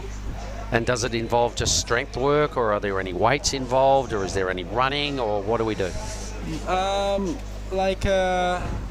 It's more like stretching, like because like my body is like not much stretch, so I need to like really stretch my body. Stretching is a great thing, everybody. That's a word that I love. And as you move on through the years, if you've got a good disciplined stretching routine, it definitely helps the aches and pains. So what's on in the horizon for you? What are you trying to achieve with your surfing, Ryuki? Like, what's that? Like, where do you want to go with your surfing? What is your goal? You want to be a CT surfer? Yeah, for sure. I'm going to go to the CT. Yeah. I like that. Yep, I'm going to go to the CT. Meet your brother there. Good work. So your mum is fairly active in your development. What benefits, mum drives you around? Tell us how important has she been for your development as a surfer? Okay, so like my mom always make some best food for me and Rio, and like she also like filming for us. Yeah. Filming's a big part of improving, isn't it? Yeah, I really need it because like I need to see like myself. Yeah. So you can coach yourself. This is what you like. This is what you can improve on. Always improving the act. So why don't you look down the camera? I'm going to put you on the spot here. Tell Mum you love her. I love you. Well, you have to. Everybody loves your mum, mate. It gets easier to say that as you get older. Trust me. So all good. What do you do for the rest of the day? I don't know. Maybe I want to practice later after calm. Then I want to rest. Rest. Many. Well, guess what, buddy? We're also going to throw you one of these little tasty morsels. How good are Bang Bangs? Thank you.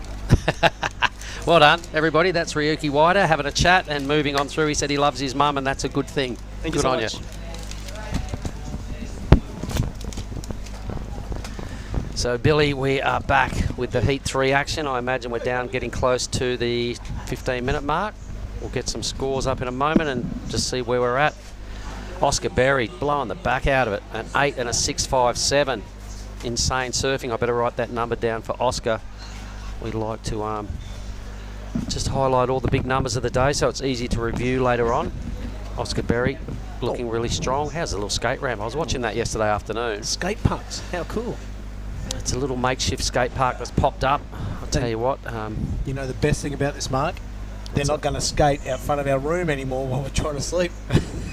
That's even better. That's pretty close to our room. It is, yep.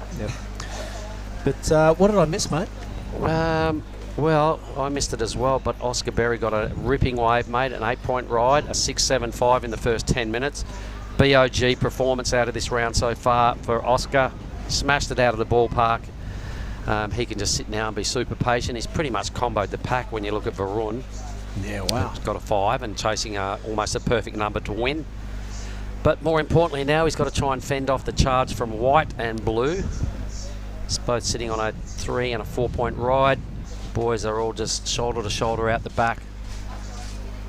And so far, so good in this round, mate. We've got 8 of these heats to go, and then we're going to flip back to some quarterfinal action later on Women's Pro Junior. Bring it on. It's been a big day of competition. We've carved out a big chunk of the draw, haven't we, mate?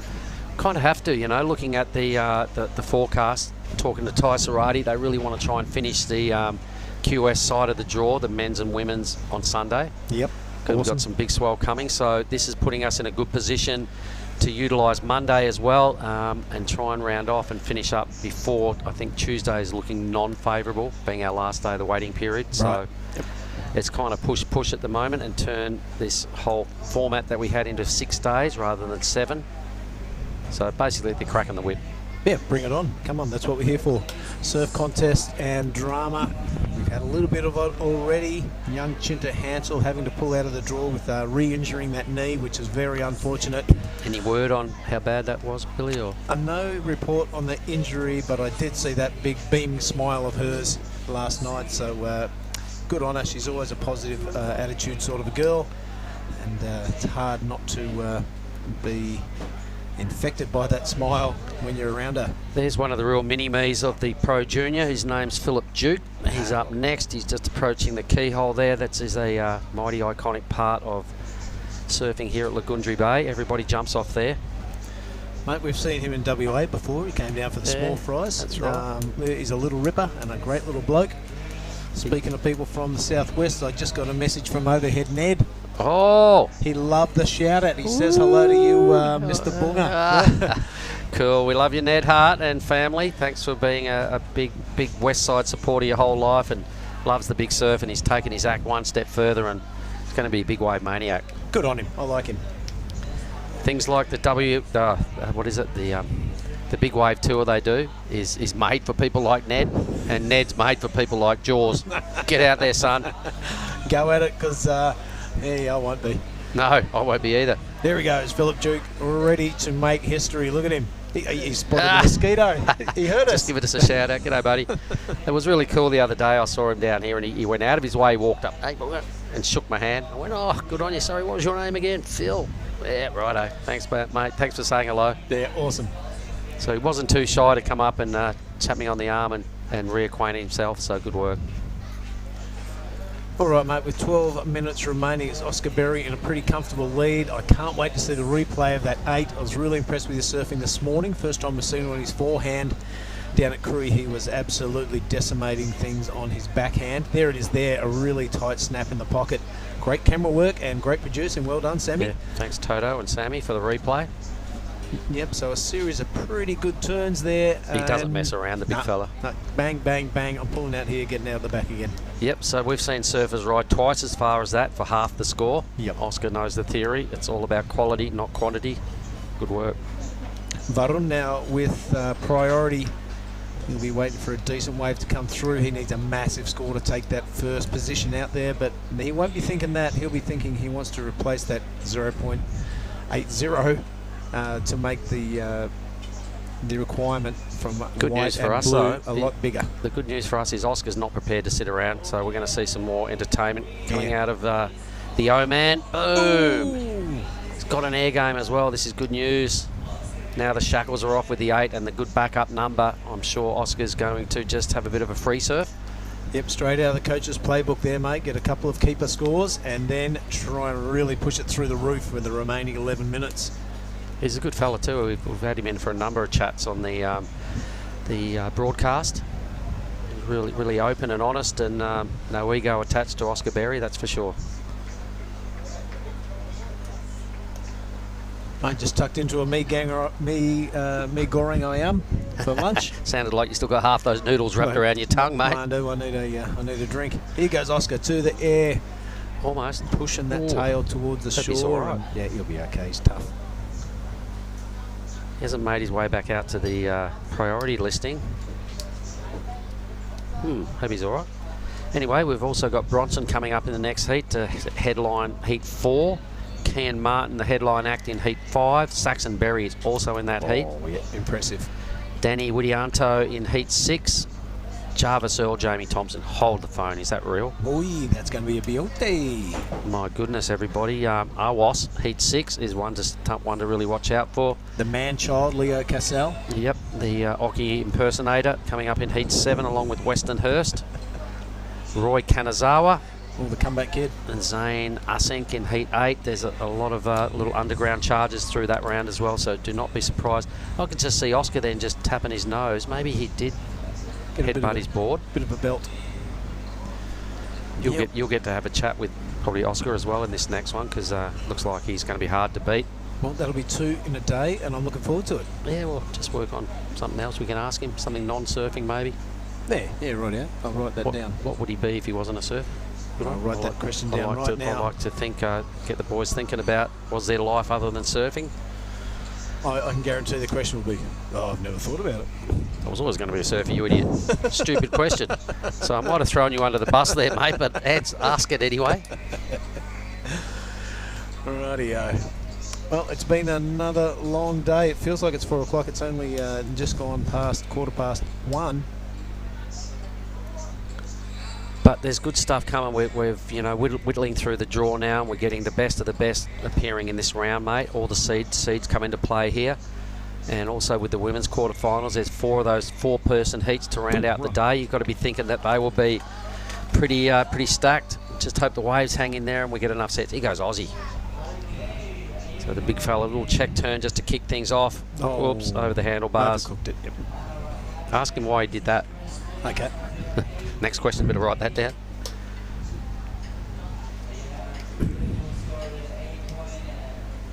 So I was just in the production room, and there we are. There, the boys right on cue. Sam driving the bus in there, telling you know, guiding Toto through the ways, and Toto's on the piano, playing all the different cameras. And it's nice and cool in there. I saw a couple of judges having a bit of a rest on their heat off. They know where to hang.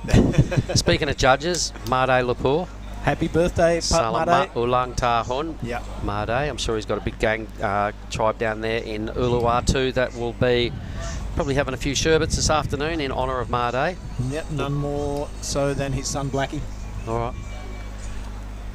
Yeah, he's a great man. He's been judging for a while now, and what's really encouraging to see when we have those contests as maybe a step down from a tier from here, a tier down from this contest, it's all Indonesian judges and officials. You know, when we started working with the ASC, there was always a splattering of white guys, and you know, probably 1 or 2 Indonesian judges and officials now standing on their own 2 feet and really excelling at things. You know, I've been up there in that judging tower, and they're definitely holding their own. There's no eyebrows raised, so they're fitting right in. And it's a big step towards Indonesian surfing going up the rankings and standing shoulder to shoulder with Australia, America, Brazil, as opposed to being like the poor cousin. Yeah, you're right. There's probably half the judging panel up there are out of Bali. Yep. And doing a great job and learning the ropes and spreading the message down the line. People like Dylan Amar as well, who's coaching the national team. He's been in the game long enough, and he knows how it works, and he's spreading his wise words throughout all the competitors that are carrying the Indonesian banner. So that's all good. And like you said, yeah, when I started with these guys back in 08, 80% of the crew on site were all bullays. All whiteys. Yep, all whiteys. We've gone to a lot of good spots over the years, and we've gone through a lot of different islands, so the exposure to different people and poorer or far-reaching places has kind of really spread the love and the knowledge and the in on the game. You know, the amount of people that are interested now in perhaps trying to carve out a bit of a life on the surfing trail, if they haven't made it as a surfer and they want to still do that sort of stuff. The options are coaching, judging, yeah, this sort of stuff, talking stuff, hanging out. Yeah, you're right. Some of the places we have gone over the years are quite amazing. Up through the Mentawais, that was a highlight for you and I, wasn't it? HTs and Maccas and macaronis, yeah. I remember Curtis Lowe going into the mangrove there and starting to rehabilitate the area. That was way back in, I think, 2010 or something, or 12. But yeah, they've been on the program a long time. So hats off to Tippy and Tim and the rest of the ASC crew. Back in the day, the ISC. Ooh. But really been going at it hard, and hats off to you fellas. Meanwhile, yep, far on wave number 3. His 0.8 skis has gone. Weaving around now, looking like he's going to find a pretty respectable inside section. His old man, Rizal, will be watching. G'day, Riz. And there he goes, just signing off now. It looks like he's going to hang in there. He's a grommet, and this is coming down to grommet corner. We've gone through kitty corner. Grommet corner is down here now. There's a little A-frame peak. This could be the longest wave of the event. He can't help himself. No, he can't help himself. He's gone, why do people flick out? You can't even see, the camera couldn't even follow him. He goes young Kanoa. Yeah, Kanoa's following suit. I'm still watching Bruin. He's still surfing. I'm going to stand up and have a look at this thing. I'm looking through the beach signs. He's still standing up in the white water now. That must have been a couple of minutes on his feet. Long ride from Varun, so he's probably just gone, well, this is my last effort. I might as well just milk the hell out of it and really throw some heat on these guys now in blue and white. So this is the teddy bear. Yep, Billy, Teddy, a series of wrap and cutties there. Beautiful style for the young man. This wave not really offering a lip to belt, unlike the one out the back. That looked great Oscar. From Oscar, yeah. And inside now, he finds one to hit, and he really does a good job. That's his Teddy Billy. All right, so a useful set. Oscar's still just trying to ramp it up and work on his air game, having a bit of a free surf out the back. These two boys playing catch-up big time because Varun's put together the longest wave of the whole event. Handy little snap there. Probably wound up at least 10 moves on this wave, I reckon, Billy. There's probably 4 turns that weren't caught on camera. What a frother. Yeah. He's really starting to grow into his frame, I reckon, this young fella. He's a lot of frame and not a lot of meat. So once he does kind of ramp it up and put some kgs on, there's a whole lot of water that's going to be moved. He's definitely got a solid foundation to be a really strong surfer in the future. Yeah, well, one advantage he does have over his old man is the infrastructure in Bali in Indonesia, as far as training goes. The facilities and the knowledge is there, as we watch Teddy's replay. And, we see Ryuki and we see Rio and Pua Johnson and Kalani. They're all at the training their tails off to get stronger and to get more refined in their surfing. So, Rizal probably just was on his own when he was that young, applying his own way, and made a bit of a legend himself. But I was talking to Varun the other day and asking him that, does it feel good to be coming out of your father's shadow? And his response was, it does. He's his own man, but his dad was a legend. He's got big shoes to fill. Look at that fish on the boat there. Oh my God. Oh, the fisherman showing off Mister, his wares. How Wow. much? He's probably How's the caddies? They're probably bartering a price right now. Well, that goes on all day, every day on the point here, and these guys are probably looking around. They've stopped now. They've slowed down to go, what's this fuss about? There seems to be quite a few more banners on the beach than normal. Yeah. How come there's all these bullays around? So it is a big deal, mate. Come the weekend, this place is going to blow out. There will be thousands of Indonesian spectators down here acknowledging the Nias Pro and just come to see what's going on and photo mister and hang out with all the bullays milling around the site. What about the policey we had our photos taken with yesterday? That was that's the tactical response group. I think they were all blacked out and masked up, and it was hard to know whether semi-machine guns. It was hard to know whether we were doing the right thing or the wrong thing getting a photo because you couldn't tell whether they were smiling. The guns were kind of pointed at your feet the whole time. I'm like, is this cool? And the boys wouldn't even give you much of a nod or even a thumbs up. They're just like, they stood there and dealt with it, and we got a quick selfie and nicked off before we ended up in the back of the truck. Yeah, it was a lot of high security as the Minister for Creative Tourism and Economic came in. He was treated with a red carpet affair, which he should be. But that was yesterday, and this is today. 45 seconds to go. Oscar Berry putting on a bit of a clinic on heat number 3 in the round of 32. Yeah, he really dominating with that 8 and that 6. He did that in 10 minutes. Yep. And then he's just had a 15-minute free surf and just biding his time. Pacing himself, he'll be through to the next round, which will happen tomorrow. I'm pretty sure he's also in the main draw of the men's round.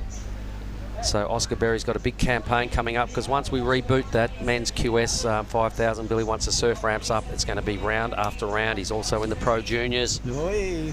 There's a big package coming up in the next few days for Oscar. He's got quite a few friends that have also doubled up in 2 divisions. Oscar will want this thing. Does he get up in time, Billy? Ooh, touch and go. We'll leave that up to the judges. Does he boost right in our face here? Oh no, big hard. Oh, did he just spray you in the face?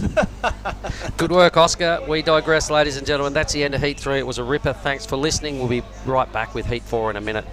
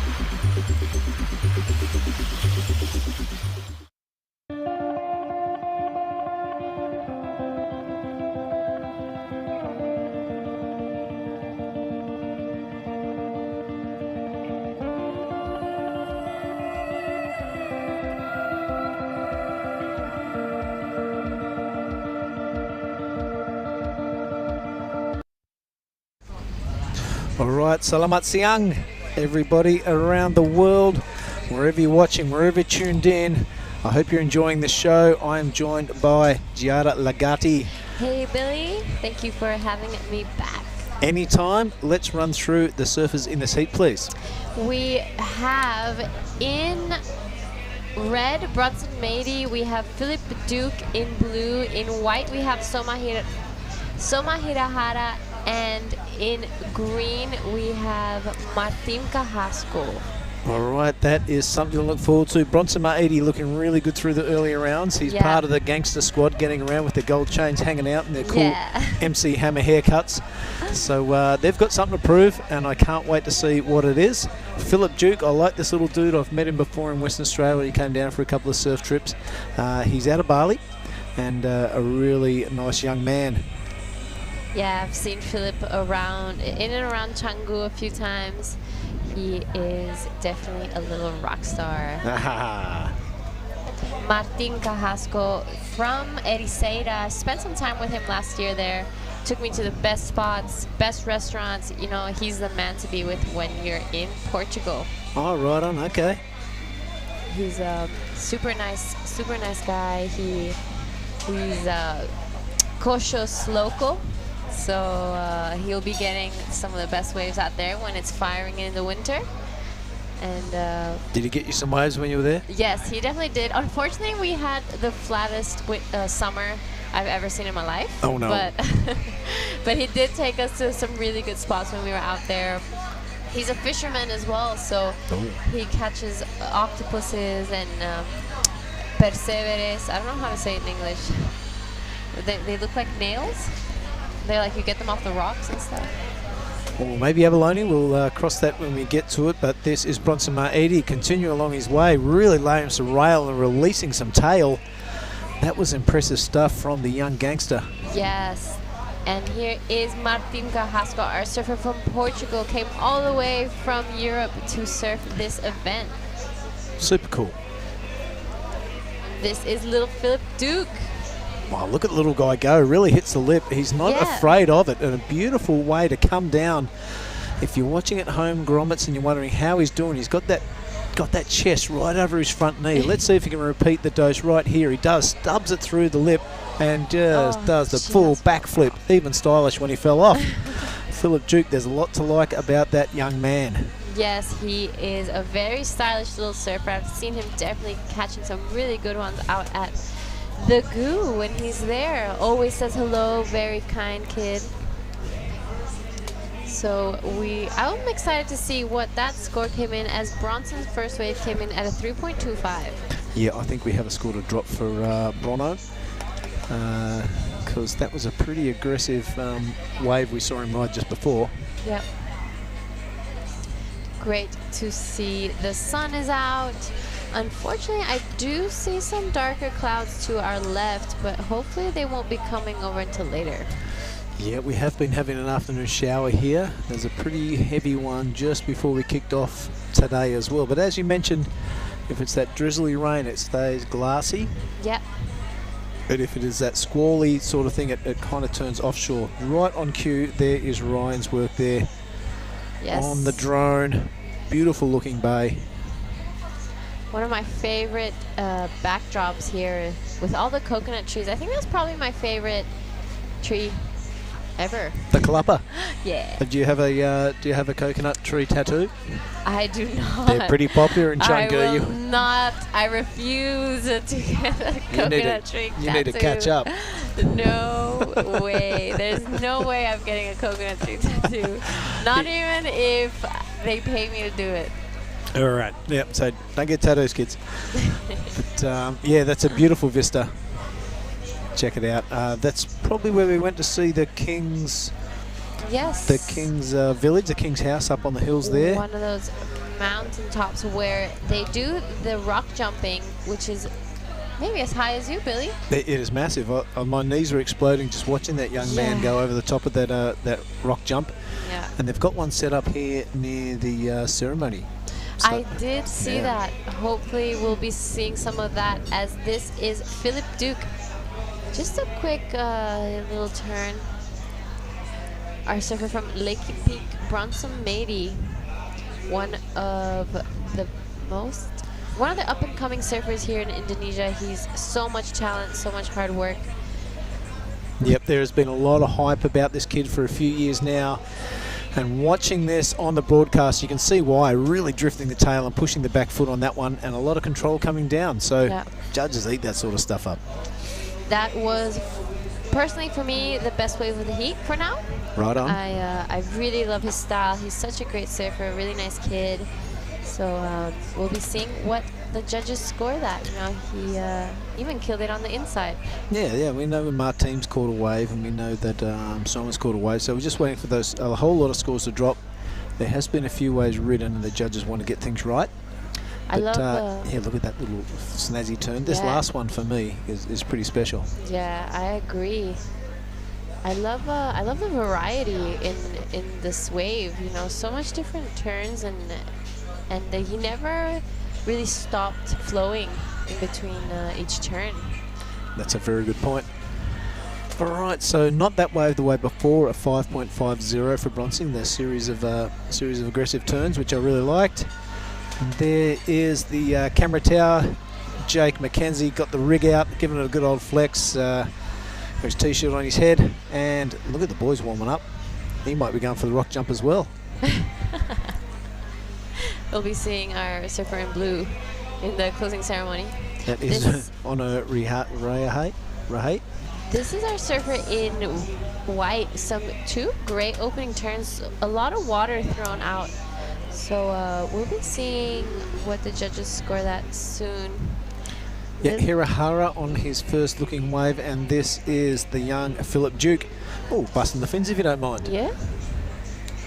So there's a big difference you can see between, say, Philip Duke and Bronson Mady. Bronson's still quite young, but as we keep saying, it is an under-20s contest. Yeah. But it's good to see these young kids getting out there, get some exposure, learning how to lose, learning how to win, dealing with expectations and dealing with disappointment. It's all part of sport and competitive sport. If you manage it correctly, it's a really good learning tool for young people. I agree. As Bronson Mady's last wave came in at a 6.75. Wow, what a great wave from our surfer in red from straight out of Lake Beak. Yeah, well, yep. And he continues to quote Jake Patterson, build house, replacing those backup scores with larger scores. That's 6, 7, 5 and the 5.5. Putting him in first place. Philip Duke hot on his tail. There is Bronson Mady showing the way.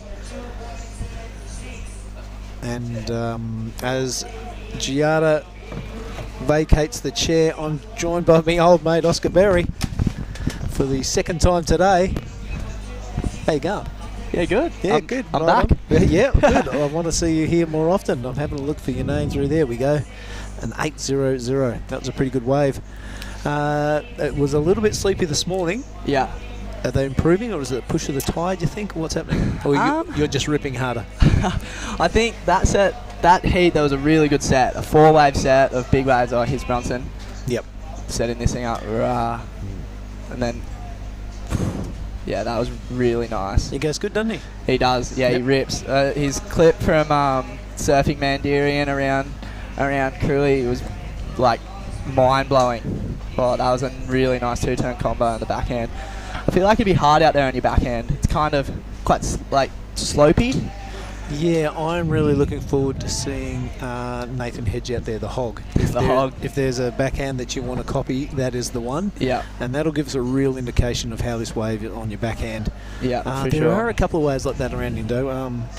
Not many. A lot of people struggle with Karamis on their backhand. Yep. You know what I mean? There's a couple of rays around Sanua were really backhand friendly. Yeah. But they just look like perfect waves, Karamis and stuff. But sometimes it bends out to sea, and it's hard to get those turns away. Yeah, 100%. Yep. But and it really pushes you towards the shoulder, so it's for backhanders it's hard to get up vert, nice and in the pocket. So yeah, exactly. You're very observant, mate. I like it. All right, and what a bit about that heat? Who do we have in there? We had Teddy Billy and Varun. I think Varun came up with it second place. I'm pretty sure. Yep. We didn't flash up on the screen.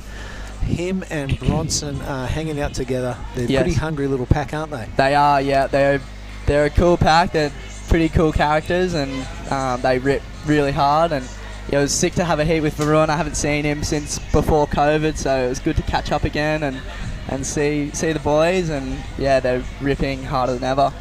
Now, what about Varun's old man? You met him? I have, yeah. I met Riz a few times, been in Bali, and then when we were over in America for a Hurley thing, we were all together and surfing around America, which was pretty sick fun. Bit of a lord, isn't he? He is. He's a massive lord, yeah. Now, mate, we're on screen, so the most important part of the prezzo, there's your bang bang. Bang bang, yes. I'm sure you've got that many, you'll give them away to the local Broms down there. But you keep winning. Hey, good work. you keep winning. You gotta keep getting them. Yeah, for sure. Nah, that was good. It was good. We had a few more waves that heat, and I kind of got to get on my board and kind of get into a bit of a rhythm. It went sleepy through the midsection, and then it kind of pulsed again late. I think that's that extra 5 minutes that the WSL decided to add after the first round of us. So yeah, that was a really good decision by Ty. Ty and Ty. Yep. Now, mate, you're in the junior men's here, and then you're in the men's division. Yep. Which one are you hanging your hat on?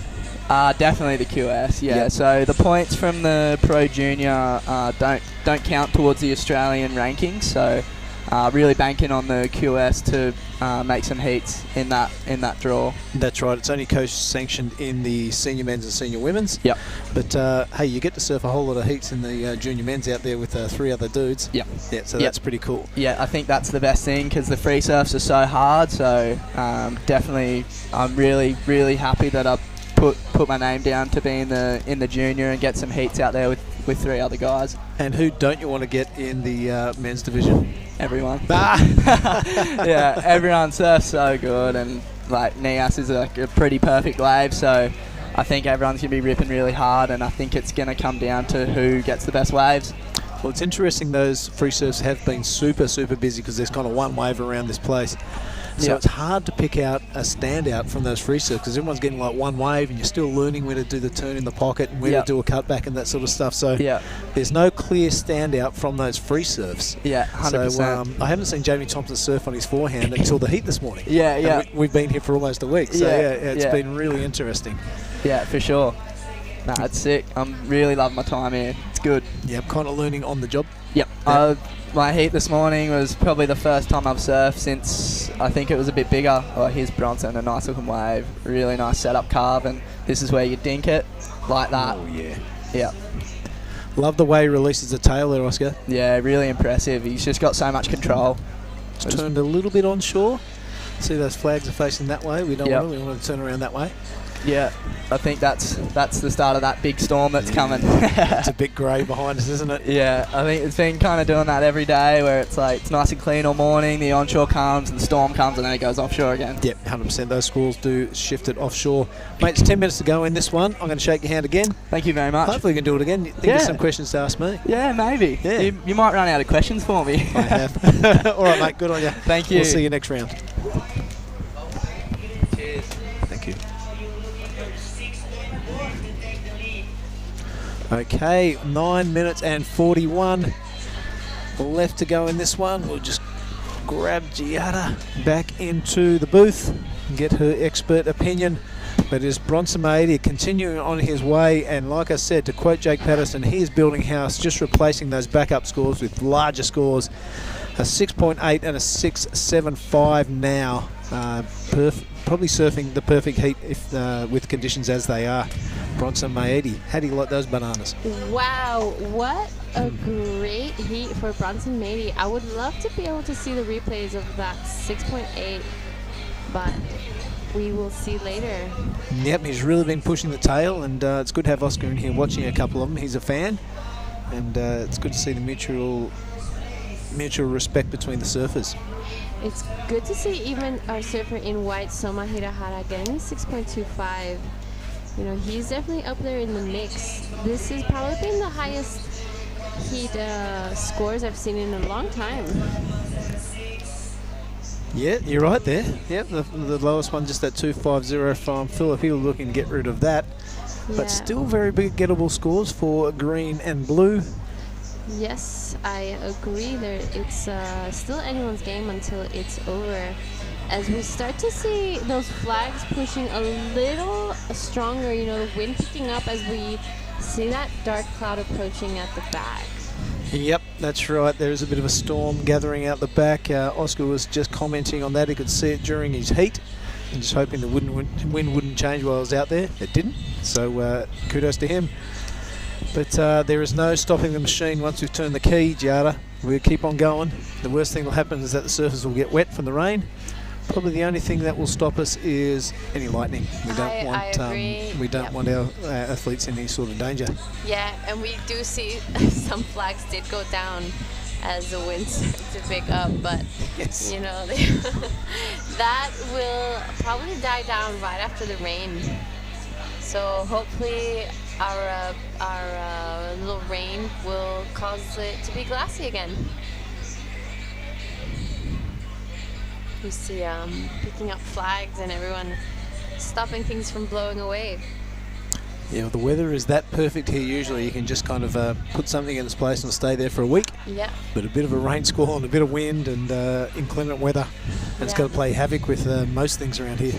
Definitely, when it rains, it pours here. It's no joke. I've definitely heard a few lightning strikes the other day that got me pretty scared. Let's have a look at Bronson on this absolute ankle snapper.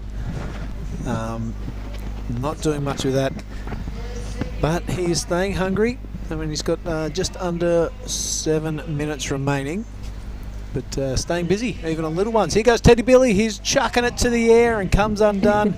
I don't think he's going to mind that he didn't make that turn, but I think he'll be very happy. He's put on a good show for the gang. Philip Duke, what a little character. Yeah, he's definitely, as we say in Spanish, a personaje. He's very outgoing and always smiling, and it's a fun little guy to have around when you're out in the water. Yeah, being involved in this junior men's and junior women's events and contests keeps you young, and it keeps you healthy. But it's also the faith in the future generation gets stronger and stronger the more you hang out with these little grommets, and even the older kids. Oh, I would hope so. It's been a real pleasure to hang out with Ben Spence and Jack Thomas from the Margie's area.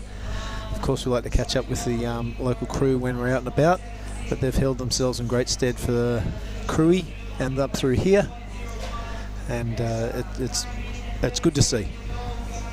Yes, it's great to hang around. I've been hanging out with a few of the young girls as well. I've been hanging out with Lydia and Suri Jabrik and Ziggy. Really nice to see the next generations of women's, as this is Philip Duke as we speak. Yes! Just comes unstuck. We are on the roller coaster. He looks so makeable, and he just hit a little bit chop coming down the face, and here's the big dog now. This is how you do it, right in front of Phil, and doesn't quite come off. But, you know, I remember when Bronson was this little, there was still big wraps on him back then, you know, and it's maybe that big wave he got at Desert Point when he was really young, maybe 10 or something like that. He came out of that tube, and the momentum kind of hasn't stopped since he's done that. Oh, I remember his photo from, where is the wave, that slab, a really big slab in Java. When I remember, I'll tell it to you. I remember a photo of Bronson super comfortable in this massive tube, and that's the first time I ever heard of Bronson Matey. No, but it won't be the last time, because I can tell you he's getting more and more impressive every year I see him. But right now he's looking really comfortable with those 2 scores in the high 6s. Yeah. He has made the requirement for the rest of the field pretty big if they want to take that first position off him. Yeah. Philip Duke only into that 6, and Martin a 5.76. That's still doable. Martin has that first priority. 3:45 to go as we look at that beautiful vista over there. Right now, you wouldn't think this place would be death-defying with a bit of swell through it. I agree. You'd Looking at this, it looks like a swimming pool. And you'd probably park your boat there if you came in and you didn't know about it. 100%. You know, you'd never imagine this wave would can become what it does become. Actually, this is my first time here, so I would love to come back here when there is a giant swell. Or I'd make sure I had like a sore knee or something, so an excuse not to go out, but it would be good. Oh yeah. Oh, sorry guys, I'm injured. Just came to watch. Let's see Federico there. Let's just enjoy those vistas.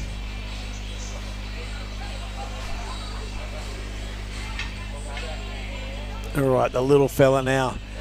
Philip Duke, he's put on a great heat, the young man. He does like a 10-stage cutback. Not even he can get through that full part of the wave. And this is your guy. This is Martim Carrasco from Portugal, looking for 5.76. Very doable as he is looking to take this one to the inside, hoping that the wave will give him more than that. Oh, no. Yeah. Well, you see by the body language there, he just needed a bit more wave to play with. Yeah. And this is Mirahara. Wow. Ooh, didn't quite land that big critical turn. That would have been some high scores coming through. I'm pointing at Mare Lapur. It's his birthday today. Oh yes, it is his birthday. Wow, there is that rain we're talking about. Wow. Hopefully it slides down and doesn't come across the contest site. But wait, look at that, all the hills and stuff attracting all that rain. Wow, that is a big cloud coming straight towards us. I'm hoping it doesn't pass up by us as well. You can see the rain already falling down out the back. Yeah, I think the King's Village will be getting a good soaking right now. I agree. I'm sure it's everyone's putting all their laundry away. Did you see that? Everyone hanging their laundry out their windows and doors. Well, Tori, the judge, and I, we actually gave it a go, a bit of a practice getting out there. But we digress. There is a minute and 15 less. It looks left. It looks like Bronson Maedi has this one sewn up, and our surfer from Japan, Mr. Soma Hirahara, is looking pretty comfortable in that second place. I'm not sure if that score has dropped for Martim, but Philip Duke, he's had a good little heat. Here he goes again. Let's see what your young fella. This is fantastic to see. Really sticks it up there. Remember that name, Philip Duke, because he's going to be around for quite a while. And with surfing like this, it's very mature for such a little dude. I agree. Philip Duke, our surfer from Bali, taking this one all the way to the inside. Yeah, let's look out in front of us. This is really delivering for him, the young fella. He'll be stoked getting to show all his mates how good he surfs. And I reckon there'll be a few eyebrows raised and say he's not such a cutie pie anymore. He'll be a threat in a couple of years. I agree. As the last few seconds of this heat comes down, we'll be moving into heat number 5. Yep, heat number 5, Kian Martin. I can't wait to see that one amongst the rest of them. He's up against a big field, including Saxon Reba. In the meantime, we will leave you at the end of round 4, heat 4, excuse me. I've got a mouthful of peanuts. We'll be back with heat number 5 straight after this.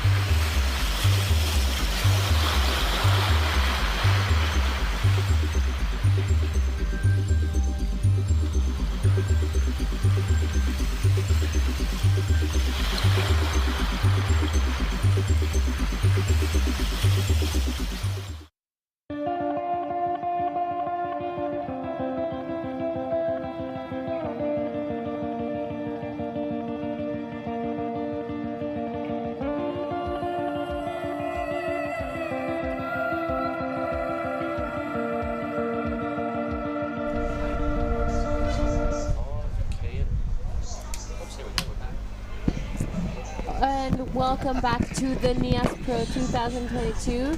We are back in Heat 5. So I'm here with Mark. Yeah, and we're watching Kian rip straight into this wave. Yes. Obviously, to me, I've just had a short break. I've come back. Conditions look like there's a few wrinkles out there now on the waves, but still highly rippable. And Kian helping himself to a quick start. Who's he up against? He's up against our surfer Onu Raiha in blue from Japan, Tensi Ishii in white from Indonesia, and Saxon Reber in green from Australia. Well, we saw Saxon win his way through into this position earlier today with a come-from-behind victory, I think, over Jamie Thompson. The surfer in blue now is the Japanese surfer. It is Reiha. Yes, this is our Japanese surfer, Reiha. He was in Kui, he's here now and taking this one all the way, hoping for it to open up for him and give him that bonus points that we've seen all day.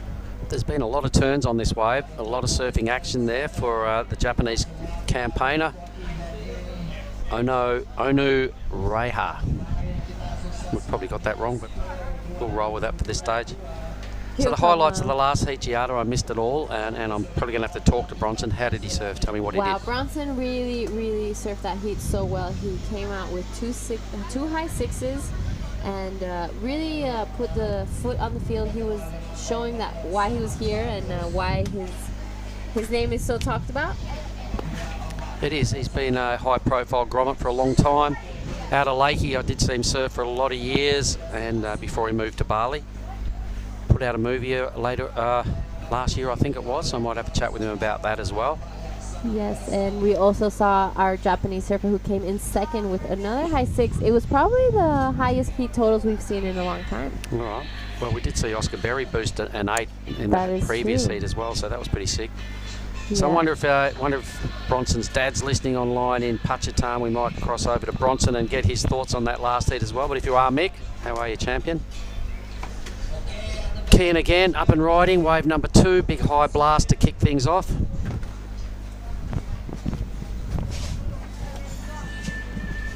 There we go. All right, so winner of the last heat, I'm just going to say Bunahaba Bronson. All right, a bit of beamer. A good heat, mate. What's your take on that heat? You're just getting through and getting the job done, looking good? Yeah, I was just going on every wave. Just trying to stay active, just in case it goes flat out there. Things are getting a little bit inconsistent out there today, but you're making every post a winner, mate. You're feeling good about the way you're competing? Yeah, I feel so good, especially this right hand wave suits my surfing, so pretty stoked to be really pumped to be out here. And you're kind of the master of all the free surfing clips and what I've seen you do for years, mate, and blah, blah, blah. You're now starting to get your groove on more so, I think, with the rash vest on. Do you find it hard? Do you find it hard to kind of separate the two and go from a photo shoot to putting and competing? Yeah, it is super hard because in my free surf I just kind of do whatever I want, and I can't really do that in the comp. So yeah, it's super hard for me especially.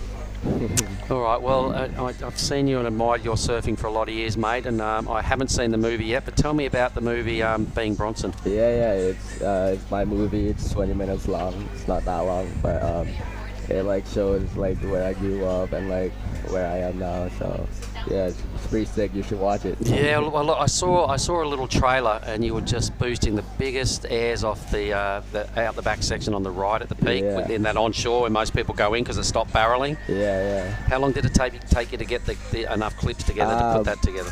They only took one day. I think we surfed for a couple hours. Got an amazing section of just boosting air after Lakey. It took one day.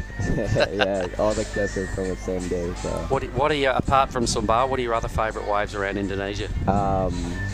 Mental wise is pretty good. I like rifles and backfalls, pretty sick. I heard you had some pretty insane HTs recently too, Yeah, it was last month or 2 months ago. That big swell that happened about 4 weeks ago, wasn't it? The swell just before G-Land, around about the start of G-Land. So a worthy boat trip there, mate. So what's the goals for Bronson Matey, mate? Have you set yourself some sort of a goal that you're chasing? Right now, all I want to do is win QS and then maybe qualify for the Challenger Series. All right. Well, listen, I've seen you surf out here as a youngster, and I watched the way you went about it. You used to get more, when I seen you here, get more tubes than anybody out there, picking up wave after wave, just filtering through those little small drainers. You definitely know what's going on out here, so you're pretty confident for this week? Yeah, I'm confident. I've come here a bunch of times, so yeah, I kind of know how the wave works a little bit. I've seen you, mate, and it's very impressive. So just have the belief, and like I was saying to you yesterday, surfing in a heat, it's no big secret. You've just got to score higher than 2 guys each time to get through. You don't have to be 11 out of 10 moves every wave, every manoeuvre. You've just got to beat other crew and save your best for last. Yeah, hold back a little bit. Tell me, what do you say?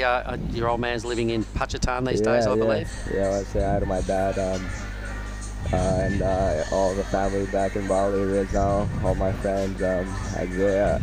And yeah, that's pretty much it. And you're rolling with a tight little gang this week, I've seen. You want to name who's in your posse? Yeah, Weston, Taro, Lauren, and our filmer, Andre.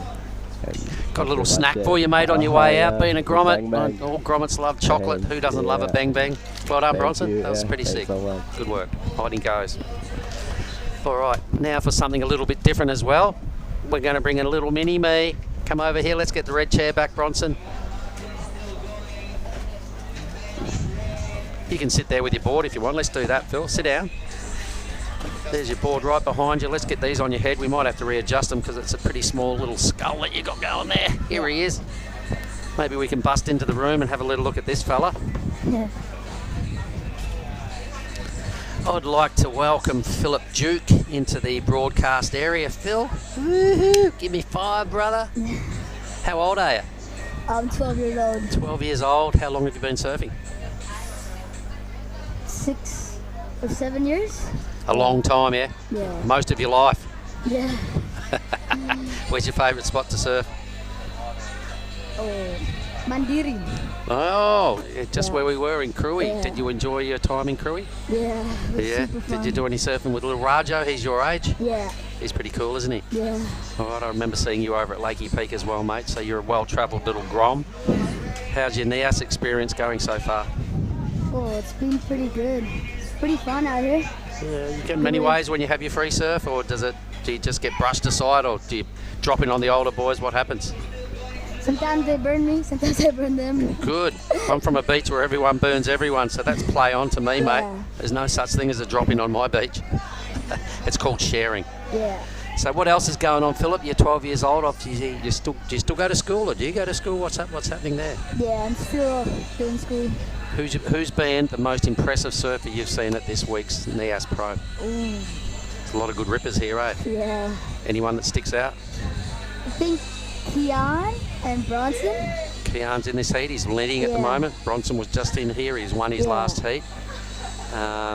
So what about out of all the top-rated pros in the world, who is your idol, the main person you love to watch surf? Mick Fanning. Mick Fanning, good answer. Even though he's retired, mate, Mick's still Mick and will be forever. It's hard to go past what he's done in the past. And what do you want to do with your surfing, Philip? We'll make it the last question. I'll let you go. What do you want to do with your surfing? But like my goal is to qualify for the CT in under 25. All right, that's cool. Yeah. Guess what? You've earned yourself a bang bang. I'm going to let you grab one out of that box right there. Lizzie. Oh, sick. Oh, look how stoked he is, folks.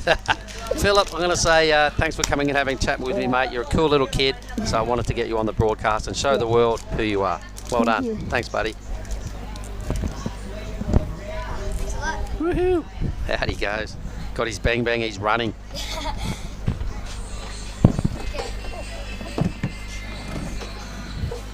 Meanwhile, live action, so let's have a look. Green is Saxon Reber. He surfed a great heat earlier. Got an 8-point ride this morning, I remember, off 2 spicy backhand belts.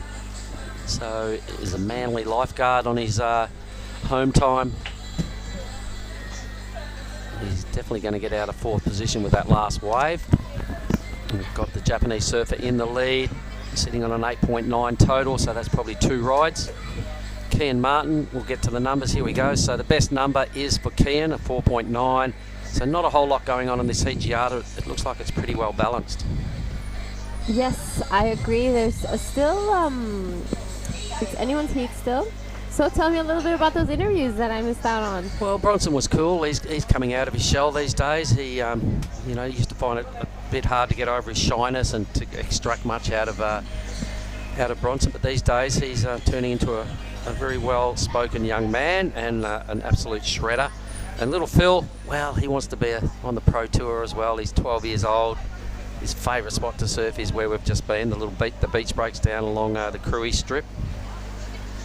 Bit of hoojan on the way, you reckon? A little bit, we're starting to see the darkness come back. The sun did come out for a little bit, but the rain's coming back. Yeah, and look at the horizon there, folks. Yeah, I've seen a few of the guys struggle to keep these flags up. So we'll see what comes our way with the rain. Well, have a look at Saxon Reba. Went from 4th to 1st with the 6-point ride. So everybody else living in the 3s and 4s. And Reba's got enough of that. Straight into a 6 and straight to 1st. Good work. This is our surfer Tensei Ishii from Indonesia. A great opening turn as he's hoping to get around this section. We'll see what he manages to do here. Just comes unstuck. I believe his dad is Devis, is that right? I wouldn't. Okay, I believe it is Devis Ratif. So if you're watching out there on the book at Devis, woohoo, yeah, brother. Your boy's a stylish surfer. Let's see how far he goes through the draw here. He's got to get himself out of 4th place at this stage.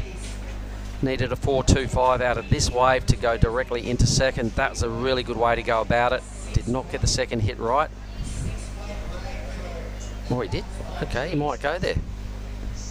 Could be. His little sign-off move went over the handlebars. He might still get the 4.25 because the first turn was really strong. I agree, and he went straight to the second one to just get over that foam. So we'll see what the judges think about that. Now, I'm pretty excited when I look a little further in the draw. I was on it earlier about this blockbuster matchup coming up in Heat 6. And it's about 11.5 minutes away, everybody. It's Danny Widianto out of Bali. Will be surfing in the red. He's up against Japanese surfer Insane Mujimoto. Not too sure about where he sits in the big scheme of things, but these next two guys, Jarvis Earl was a famous campaign down there in Cruy, and he's up against Jamie Thompson, who won the junior division at the Cruy Pro this side of the draw. So for me, that's a pretty bossy heat, and for the first time at this Nias Pro, we're going to see what Jarvis can bring on his backhand. Yes, it's going to be a really great heat. That's the heat to watch for the day. As we see Jamie Thompson just there in his rashi, getting some last-minute advice. And look at that, Tenchi got the exact number he needed to go to 2nd. So it is now a draw for 2nd position. His 4.65 is his best wave, stacks up against the 4.5 of the Japanese surfer. So based on that, a single number is holding a slender lead. Yes. Really close all across the board. Look at that. There's well less than a point. I think it's 0.8 separating 1st to 4th. So we've got a game on our hands here. Yes, this is Kian looking just for a 4. He has the 2nd highest heat scoring wave. Beautiful style from our surfer Kian Martin. I see him in Canggu almost every day. Taking this one to the inside. Yep. Looks like he's got a section worth hanging in there for as well. Here it comes. Yeah. Wow. Beautifully surfed from Kian Martin in red. Yep, he'll go to the lead with that wave. He'll guaranteed. definitely be taking 1st position after that wave. And he's always all smiles. He's a cool customer. He seems quite mature for his age. Yes. I've seen him contesting and competing for probably 10 years. And he's probably only 19 or 20 years of age. I think he turned 20 this year, if I'm not wrong. Kian, one of my favorite surfers. Well, we'll wait for that number, but it will be red to the lead. Strong ride, well surfed. I think that last turn was my favorite in Kian's wave. Well, he just strung the whole thing together. He had a really good read on it. He was sitting in 4th place. He probably didn't like that one bit and went, nah, it's 3.75. I can do much better than that. The 4.9 I'm not happy with either. So he just loosened up a little, showed us, close to a complete bag of tricks right then. So good variety, good start, good finish. I think he's going to rocket straight to first. Yes, I agree. Our surfer Kian Martin. This is blue. So, Onu Raiha. what are you liking about this? I like that he has a consistent flow between each turn. No, he doesn't mess around, he doesn't waste time, and it's just one turn after the other. Yep, so the judges will now look at that wave and go, okay, let's compare that to red. He goes a completely different approach now by the backhander, Tenchi Ishii, who previously occupied second spot. So the waves are definitely here now. We've even got, well, we'll get to that in a minute, but everybody is getting a bit of joy out of this set, trust me. Yes, as we start to see the waves pushing a little more than this morning. And I also saw Reba out the corner of my eye catch a wave behind Tenchi. So now it's over to the judges to make sense of that whole four-way exchange and see who got the better of it. I think I really like Red's ride. Oh, there we go. Kian's last ride came at 6.15, takes him straight to first. So Saxon Reba had a short-lived wave. I'm not sure what he did on it, but he was in second. Tenchi had a pretty decent wave as well, and so did Blue. I think Blue's going to move out of that bottom spot. I agree. He'll definitely be improving on that 4.40, so we'll be waiting for the judges to drop their scores and waiting for those replays so we can see ourselves what went down in all that exchange. Well, a really competitive heat going on here. Heat 5, the round of 32, the Pro Junior men. Everybody is often racing with a pretty good two-wave total. These numbers for both white and blue will also increase. Yeah. I reckon it's going to be. I reckon there's only going to be a point separating everybody once all these numbers factor in. Yes, it's going to be one of those close heats. As we see the boys paddling back out to the lineup. Kian taking a look at this one. Well, why not? He's only just got back to the lineup spot, cashing in his priority. Didn't even get to sit up on his board, just ripping straight in. Throws down a big finner out the back and quite a large air. Didn't go into reverse, but just controlled it. I heard a lot of hoots and chatter from the crew down here on the in front of Hash's surf camp. He now takes this little left option, swings back onto his forehand. He's kind of on a bit of a fat hump at the moment. So he's pumping. He wants to smash this left that's coming towards him. Watch this, everybody. And crunch back onto his backhand. Oh, Billy's left. What a wave. Yeah. Super strong start. Really eye-catching opening maneuver. Strung it together all the way. His 4.9 is well gone. Yeah, he'll definitely be improving on that 4.9. That was great to hear the crowd cheering. So we'll see what the judges think of that. Oh, look, I'm really looking forward to the replay just to get that first turn a second time. Here it comes. Check this everybody. Oh, the slow-mo. Boom. Look where the nose lands. Look where the tail is. You know, the dynamics involved in making a move like that, the way surfing's gone these days, it's hard to get your head around being an old guy. Never old, no. Oh, well, just watching what these kids bring, these youngsters bring these days. Surfing is in a mighty fine place, you know, with these new manoeuvres. That was sick. Well done, Kian. And he wasn't done with yet. He strung together about another 4 moves here. Yep, great surfing from Kian Martin.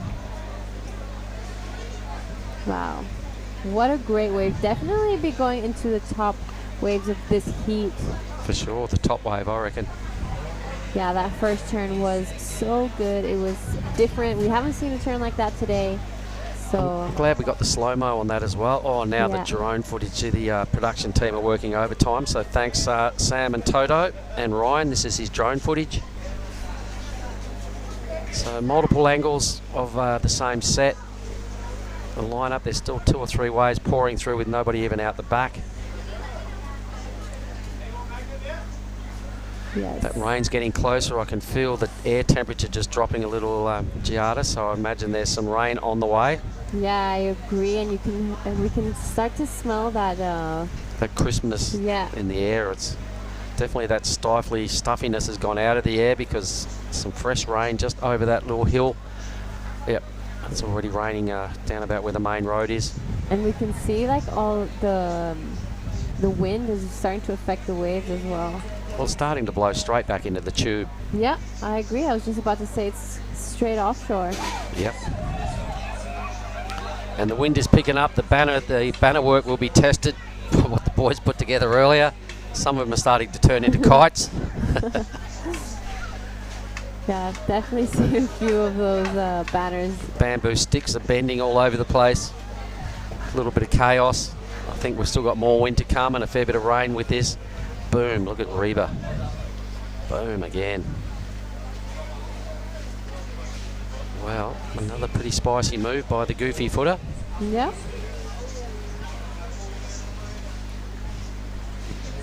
Good work, Saxon. Look how close the drone is. Yeah, some amazing drone shots. That's Ryan. So these are the banners in question. You can see them flapping around in the foreground there. White can't hear much at the moment. There's a lot of wind going on, so Tenchi's looking for an update. A 6.9 for Kian. As you suggested, the best wave of the heat. Good work. So, and look at everyone's, you know, this is really close in reality because everybody's got a pretty good wave, very similar as their first score. Apart from Kian, everybody's got a really similar backup score. So, whoever gets second in this can thank their lucky stars. It's a very competitive heat. I agree. It's there's not much of a difference between all of them, so it all really comes down to wave selection at the end because everyone in this heat has got the surfing, so it's just about picking those right waves and hitting it in the right spot. And heat 6 coming up shortly. That's going to be a ripper. I'm really looking forward to watching Jarvis make his first appearance at this event. Jamie Thompson's a bit of a favourite of mine as well, seeing what he brought down at Cruy to win this Pro Junior men's round and to take down Jarvis, who got second. So yeah, both first and second in Cruy are in the same heat. It's a rematch. Yep, I'm sure Jarvis will want to get one back over Jamie. Meanwhile, Saxon replay. Boom. A really, really beautiful wave surf from Saxon. Yep. So can you tell me a little bit about Saxon? I don't know much about him. Yeah, I had a chat with him this morning after he won. He spoke very well. He's a young lad. He works when he's at home in Australia at Manly Beach as a lifeguard. Said the hardest part about the job is dealing with all the kooks you've got to rescue and all the people doing the wrong thing at the beach. But he's a cool surfer. He's got his sights set on spending more time at the beach, but as a pro surfer rather than a lifeguard. 9 and 10 hour days, he reckons, when he's on patrol. And he's a pretty cool fella, so another Aussie on the rise. So he's now got a pair of 6s as well. He's well positioned. Tenchi's going to have to ramp it up a little here, chasing a 6.75, and Reha in the blue with priority needs the wave of the heat, a 7.2. Just 15 seconds. 15 seconds as our Japanese surfer in blue goes for his last go. He's going to have to throw a huge air or something up the back end of this. I don't know much about airs, but this does seem like wind, air wind.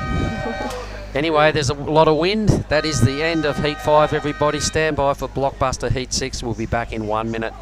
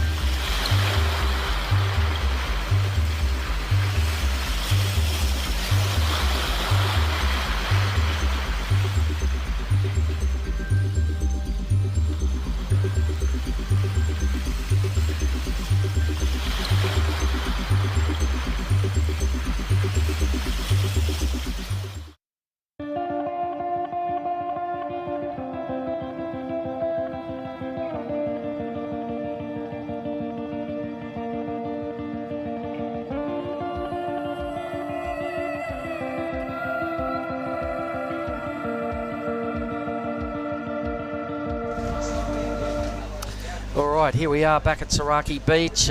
Seems to be a little bit of fuss and activity down here on the shoreline, Billy. Quite a few more surfers in the lineup. What's going on? Yes, mate. I was just down with Jamie Thompson looking at the weather conditions. It's been flirting around with us all day, this the front, and so up toward the hills away from the bay at Nias, there's a massive storm front just kind of hovering in the hills. We don't know if it's going to rip through the contest site or not. So probably the only thing that would keep us from competing, we don't mind the wind, we don't mind the swell or the rain, is a bit of lightning, and there's a bit of dark cloud action out there.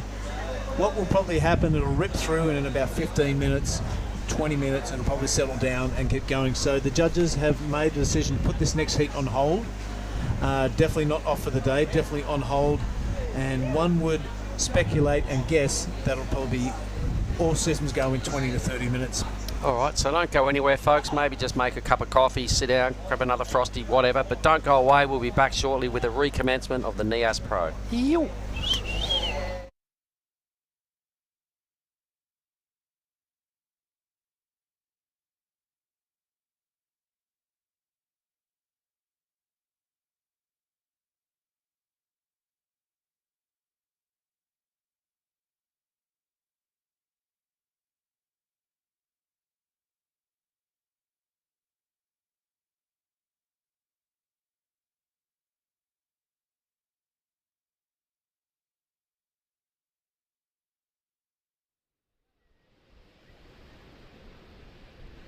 Hey, so you start or no?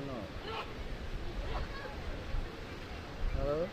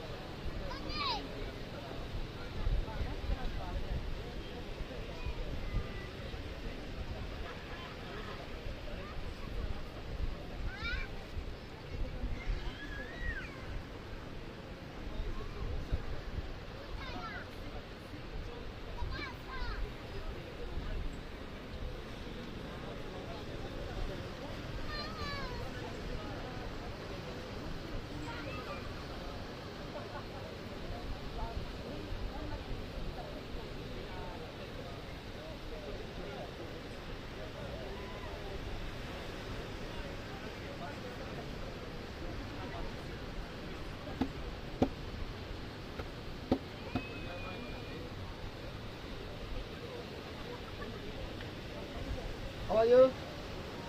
Good, how are you? Good. Last night good? Yeah, on the party? Okay. Yeah. With my brother? With what? With my brother? Oh, yeah. But in whole, yeah? No good, yeah? Very strong. Think. Huh?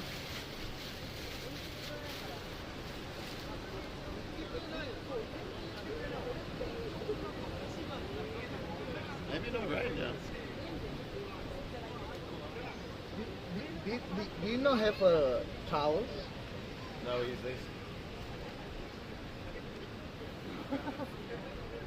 Make clean first to hot. This one. Cool plastic. Hot. Make Yeah.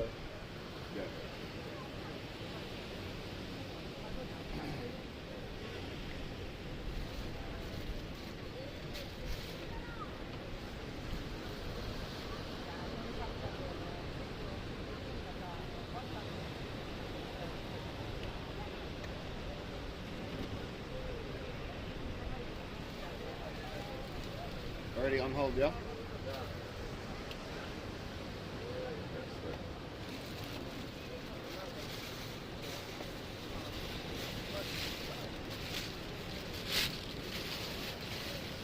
That one just more maybe for the treatment.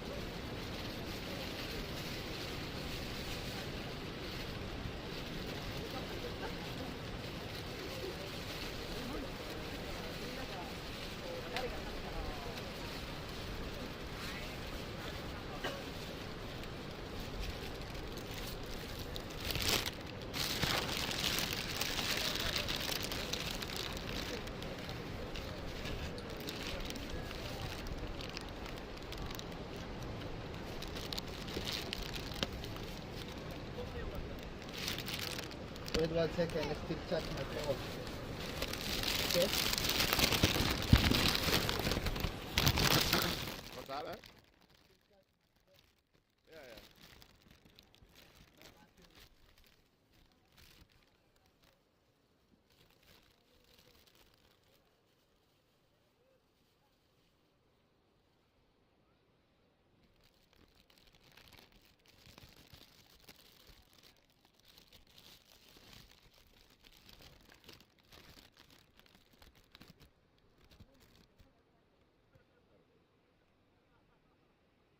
This one's mine. This one, yeah? Oh yeah, this is my yeah. Yeah. What about this one? Just put your in plastic. Yeah, just, I don't know if we go back on or not yet. Just put like that. Yeah, it's fine. And we turn off or no? No, no, no. Just like that? Yeah.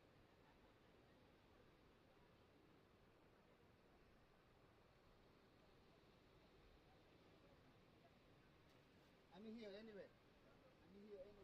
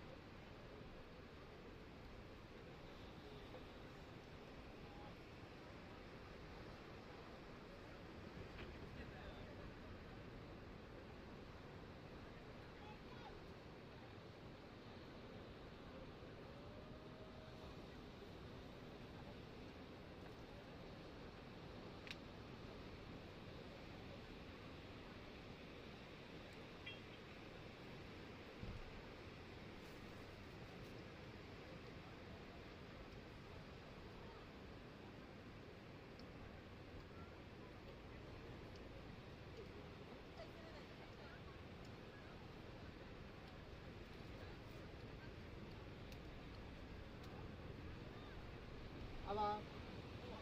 Oo, wala mo yan.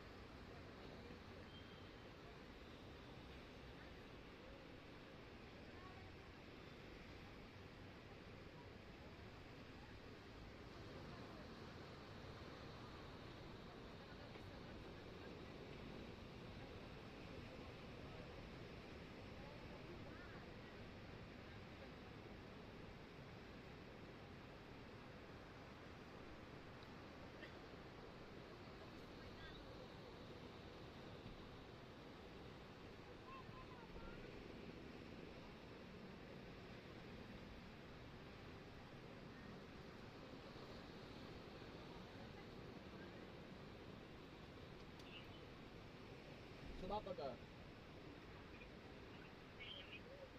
Ha? Oh, may doro naman daw dyan, dalu-dalu.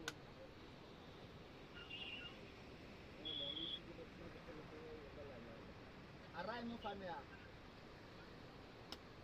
Dua aray mo fan ya? Oh, may namalo na dalam yaga, bawas na na dalu-dalu na nobi eh. Panika eh. Lao.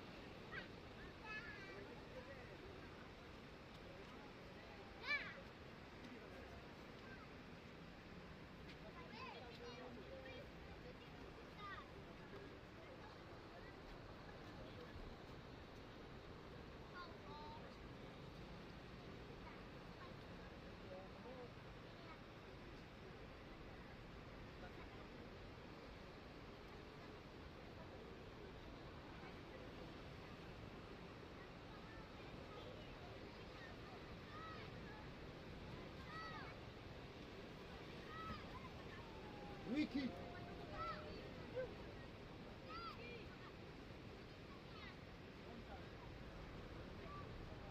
Yo, Bar.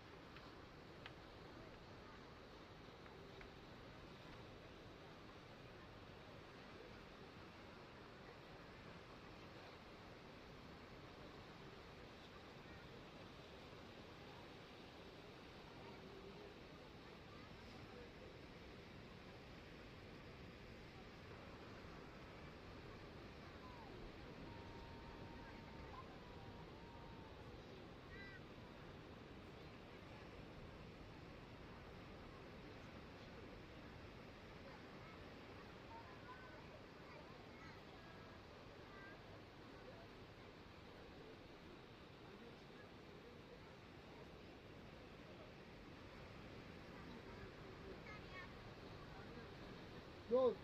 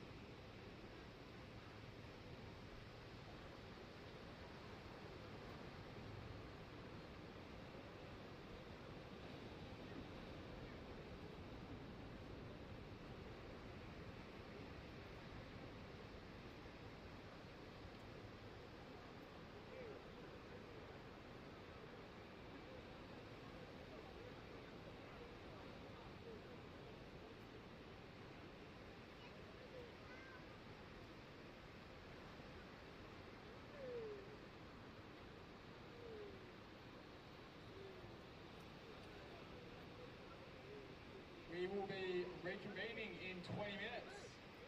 So free surfers, please catch a last wave or two and head into shore.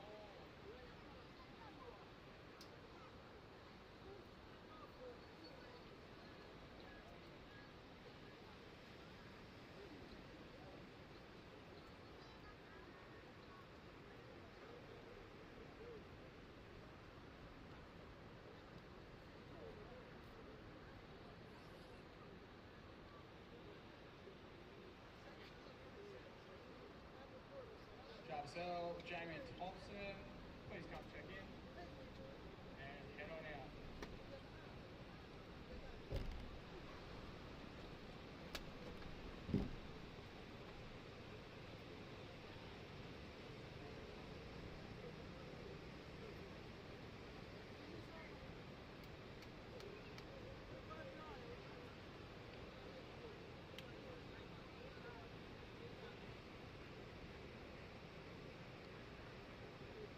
Io basela ya pela watu da tuke sefe. Kulika kana na hulu. Hadi na mamu karate asha. Io pela watu kana kwa.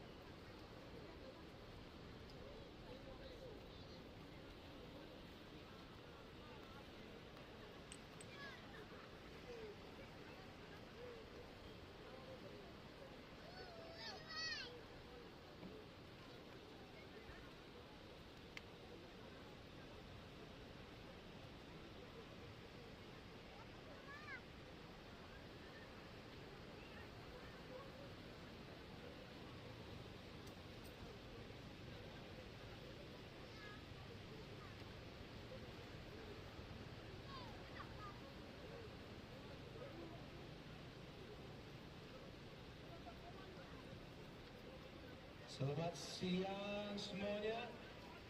Okay, ada informasi. We will be starting at 3:40. So surfers in the lineup, you have 10 minutes to get out of there. So a couple of party waves and we will resume with the junior men. Wrap up those 3 remaining heats. Surfers in the water, you have 10 minutes remaining.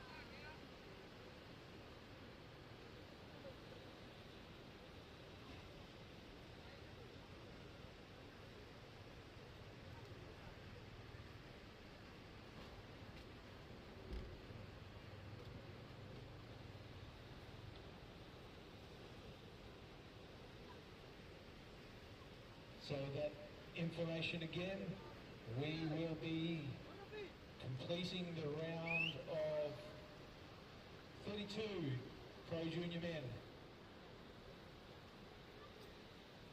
Starting in 10 minutes. So free surfers, it's time to beat it. Please, we appreciate your cooperation. Surfers in the heat are paddling out, and we'd love to get going as soon as we can. Conditions are good. We've got a lot of surfing to get through in the next few days. So free surfers, please make this your last wave, maybe a big party wave. Burn your friends, do whatever you have to do, but come on in.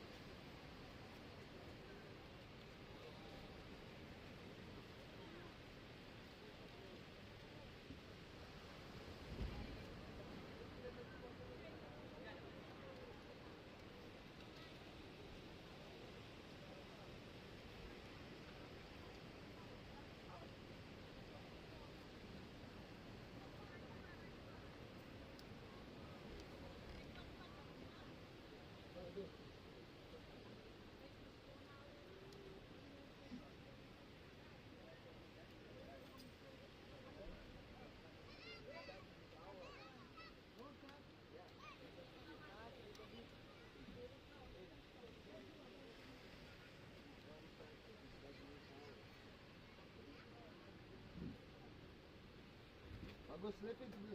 Hah? Bagus sleeping. Waduh. Hah? Tidak sleeping. Kopi tadi biar nggak ngantuk. Kalau ngantuk sekali. Oh, shaking.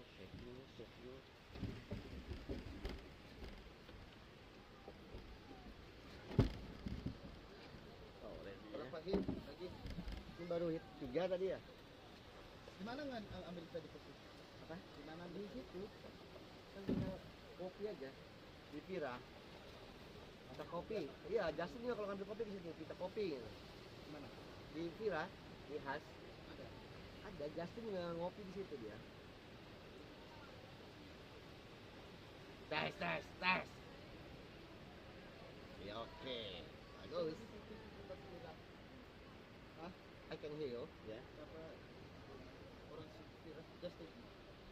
Ada Justin di situ.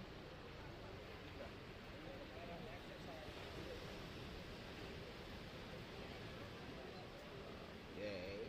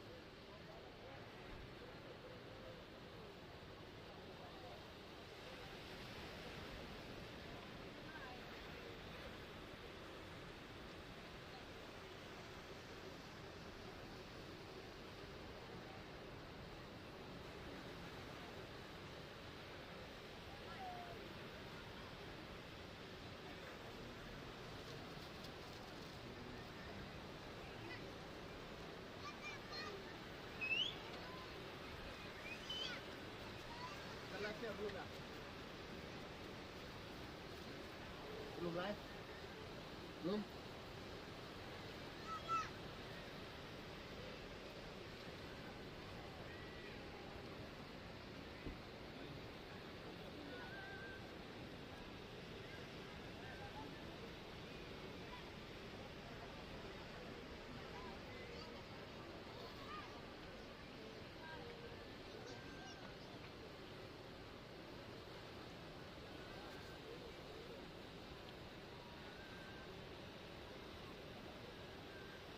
Alright, face uppers, you have 8 minutes to clear the area. You're gonna start the count in 8 minutes.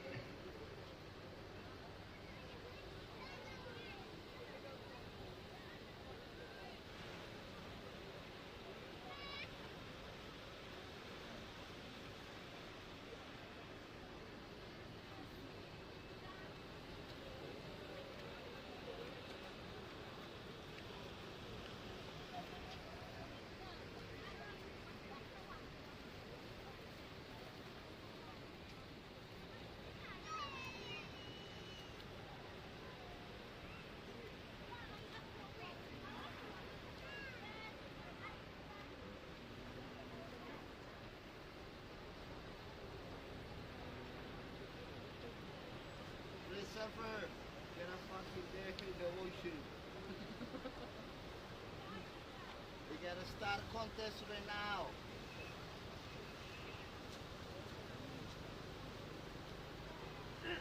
Please suffer. Get out in the water.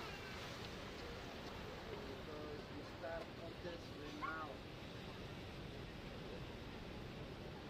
Yes, sir? Huh? Pressure. We are contest right now. Please get out in the ocean. Another 6 minutes to start the count.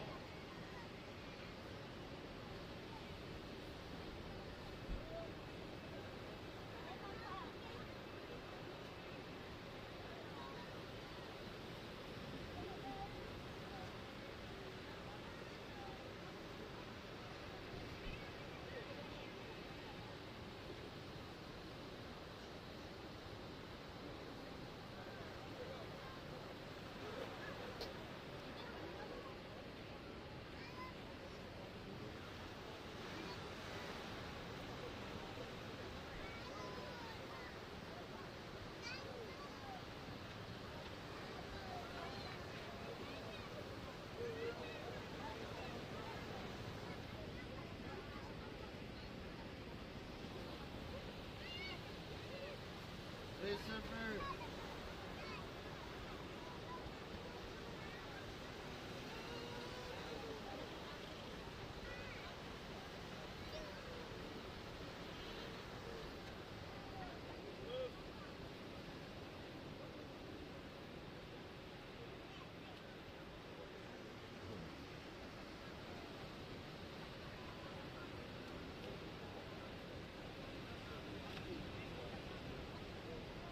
Okay, 5 minutes to start. Free surfers. You have 5 minutes left to clear the area.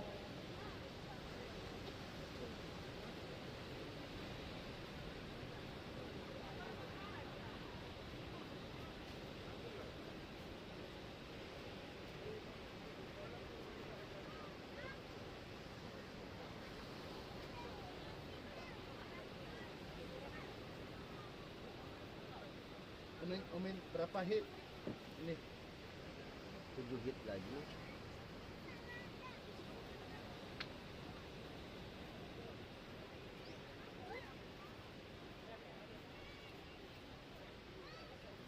Next hit, you can paddle out.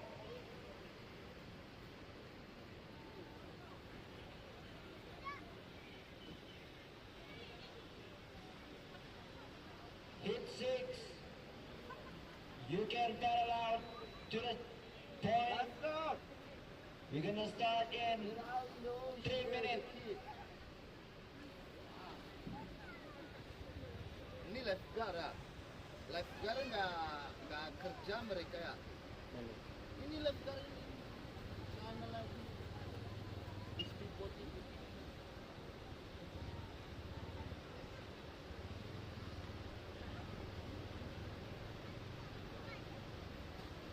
Oh.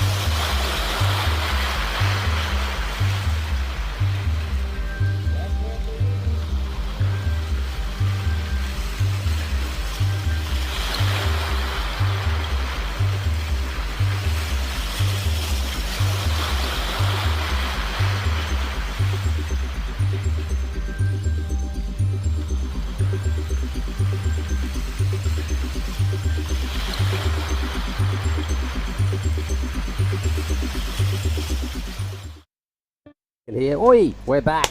Everybody, hello. I think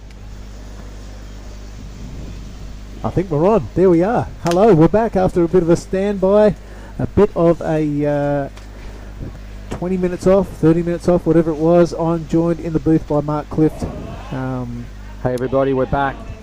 There we are. Have a look at us. We've been looking. We've got the sunnies on. It is the afternoon. It's Mark Clift and Billy Haggett. Billy Haggett, how are you? Good. So we're back with Heat 6 of the round of 32 of the Pro Junior Men. This is a big deal, this heat. We were ramping on about it earlier, mate. Straight into it. I'm not sure whether this is a scored wave, but somehow, as the hooter was going, I saw this young fella standing up. Danny Widianto. Do you know much about him out of Bali? I don't, mate. Give me a look at that name again. No, I really don't. So what I've just heard whispers on the grapevine. I heard he's the next big thing out of, I think, the halfway team. Rightio. I think Troy Hurst was telling me throwing some praise his way at some point in a discussion. So he is representing Indonesia. He's there in the red. We have this fella here, the Japanese surfer in blue. It is Sane Fujimoto. And then he's up in probably the most dastardly heat you could run into in the round of 32. He's up against Jarvis Earl, who got second in the Pro Junior down there in Crewe, and he's up against the winner of the Pro Junior in Crewe in Jamie Thomas. Hutty, boys, bring your A game. Yeah, what a way to come back after a break. These two absolute gunslingers, Jarvis Earl and Jamie Thompson. JE and JT, they haven't caught a wave yet, but I'm really looking forward to seeing what Jarvis Earl has on offer. I haven't seen him go right yet. I've only seen him go left. Well, that's it. We've been hyping a lot of praise on Jarvis and the next big thing and all this sort of stuff, but we haven't seen his backhand. Let's hope if it's anywhere near as good as his forehand. Stand by for fireworks on this wave, ladies and gentlemen, as the drone stays with the live action here. Oh, he's sponsored by Red Bull and Hurley. Both those companies don't muck around with B-grade surfers, so I'm pretty sure he just came off a second over there in El Salvador as well, mate, in the 16s. Mate, he's going for the inside section. Oh, he's a goofy footer. He's looking at the left. He's eyeing off Billy's left. It's straight away. It's pretty heavy in there, Mark, so let's hope he's okay if he tries some sort of manoeuvre on the inside. Beautiful style from this young man. He impressed in Krui, and he's really impressing here at Nias. And how was his goofy footism come straight out when he made it to the inside? You watch this. Doesn't even look over his shoulder at the right, heading towards Kitty Corner. No. This whole wave was about the left for Jarvis, as far as he's concerned. Two beautiful turns to start things off, and he goes, I think I can smell a left. I'm going to go in there and have a look. You watch this. Blinkers are on now for the left. Well, once it's in you, mate, there's no getting it out of you. And this is Jarvis Earl, the magnificent young kid, goofy footer. Look at him tic-tacking his way into another half a point or say point, and really drifts the tail on that one. Beautiful style. Can't be helped but be impressed by this young fella, Jarvis Earl. What a start. Red and white will both have some numbers. The judges are just resetting up there, these 25-minute matchups. There's 3 of them to finish this round, and by then, I'm not sure there's enough time to push into the women's quarters. We haven't been informed of the format after these 3 heats, Billy. No, we will wait for the call from Thai Squared. Thai Squared. Go again, tell us what that is. Well, Thai Sarati and Thai Conigan. Boom, boom. But perfect conditions. We did have a little rain score. We went offline for about, I think it was about an hour. Things got pretty dark and gloomy. The wind kicked up out of the wrong direction. We thought it was going to rain. It didn't. The wind didn't last that long and backed off, and we're back to just steamy, glorious conditions out here in Lagundri Bay. Saraki Beach, look at that. Yeah, what a vista. That rain really makes everything clear in the background. I'm not sure what it gets rid of, but it takes, I reckon it just takes a bit of smog out of the air, and it smells fresher. That backdrop that we just saw then is, look at that, that is just absolute perfection. It's so cool to see no concrete. Yeah, that is a rare thing to see these days on the back of a surf break. One of the most famous lineups ever, especially that backdrop. As soon as you see a massive right-hand barrel with that backdrop, you know you're here in southern Nias. Scores are in, Billy, and of course Jarvis, pretty spicy way to start. A 6.25 has been a keeper in everyone's scoreline pretty much all afternoon, so he'd be happy with that. Fujimoto, a 4.65, and pretty much likewise for Widianto. Mate, I was eavesdropping on Jamie Thompson's game plan before the heat. He wants to bank a couple of 6s and then go crazy through the roof after that. Jarvis Earl's not hanging around to really throw the tail. He's just done a little 360 aerial type thing there. He's got a really good inside track here too, mate. Yeah, that's a good looking lip belt, and this one standing up on the inside, not many of them do, but he's managed to pick out something that's I don't know what the hell that was. That was something. That was a skateboard, that skateboard move that was up for grabs only a few years ago. I think he got like 20 grand for the first kickflip ever on the surfboard, and now you're seeing it in contests. Well, look, he's in 5 minutes, he's just strung together his backup score here. So Jarvis is a mean competitor, everybody. First time we really sort of stood up and took notice was down in Krui. Really caught everyone's attention.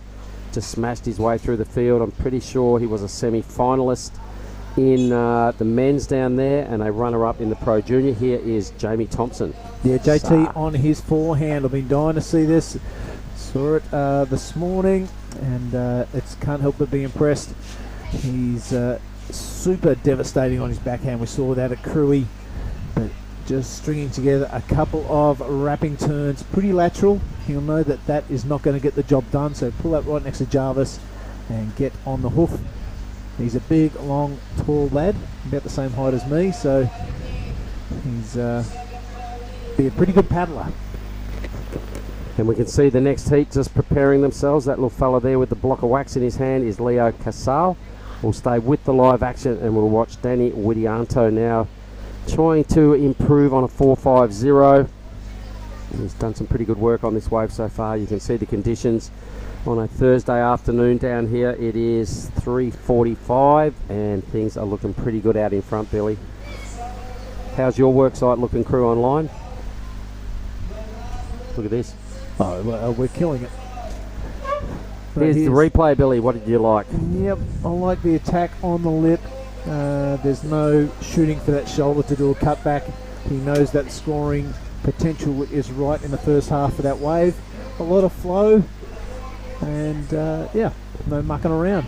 Scores in, scores out. Okay, this is Jamie Thompson's replay, everybody. So this wave didn't lose a lot of height throughout its duration. It just kind of hugged the reef pretty well. He got the work done on a couple of moves out the back. He then got a fairly bonus inside section we're calling Kitty's Corner, but sometimes it actually does this. Yeah, a little lip to hit, yeah. He said enough's enough. That's a good start. I'll settle for that, and out he goes. So let's see. Jamie's locked in a sort of a mid-range 5. Earl's gone from strength to strength, and a pair of 6+ rides to put him at 13 points. What a way to start in 5 minutes. Yeah, you betcha. When I was eavesdropping on Jamie's heat preparation, it was before the break, so they were, him and his mate Harry were talking about the onshore conditions, a little bit of crumbly, and how they were going to attack that lip, kind of the same that Bronson did the heat before. So with that break and the wind has now kind of subsided and gone a little bit offshore, he's going to have to change his strategy. Well, it looks like he's in attack mode. A 5.35 is a pretty good way to start right there. Jarvis has burst out of the blocks. Danny's done likewise with a pair of sort of high to mid 4s. Stage is well set, mate. Everybody's off and flying here. They're all comfortable now with an opening ride. Wind, the flags looks like they're changing direction again, mate, down in front of us here. We see all the nations that are represented waving in the breeze. There's our workplace right here, everybody. The big blue judging tower just to the left of screen. To the right of screen, the big red roof building right there is the Hash Surf Camp. We are located in the bottom right-hand corner, so we're just coming up to our zone at the moment. And you see those flags pointing the wrong way. Well, they're sort of out of the southwest or south direction, I'd imagine that is. Here comes the drone just overhead. Meanwhile, live action, Billy. Yeah, this is Fujimoto, our surfer from Japan. Really precise, a good slicing maneuvers to start off with. Wraps it all the way back into the white water. This thing is going to fill full of water. A couple of guys have stuck with it, and a couple of guys have just bailed out onto the shoulder. This is a pretty good decision to stick with it because it allows him to get that little bonus maneuver in there. Finds a lip, not much else on offer there, so you would suggest to him that just give it a flick, son. All right, well, another well-utilised set right there. This is Jarvis again. There's that move he tried last time. Just thought he'd just top it up and get it right second time around. So Jarvis did get a wave out of that set as well. My goodness, in 10 minutes he's ridden 3 waves. He's probably going to increase his lead even more because I was watching over my shoulder. Here is the Jarvis Earl wave. Yeah, mate, have a look at this. This is Jarvis. He's looking more confident than a 23-year-old life coach and really shoving it through the lip there. Thought he'd just muck around on the side here.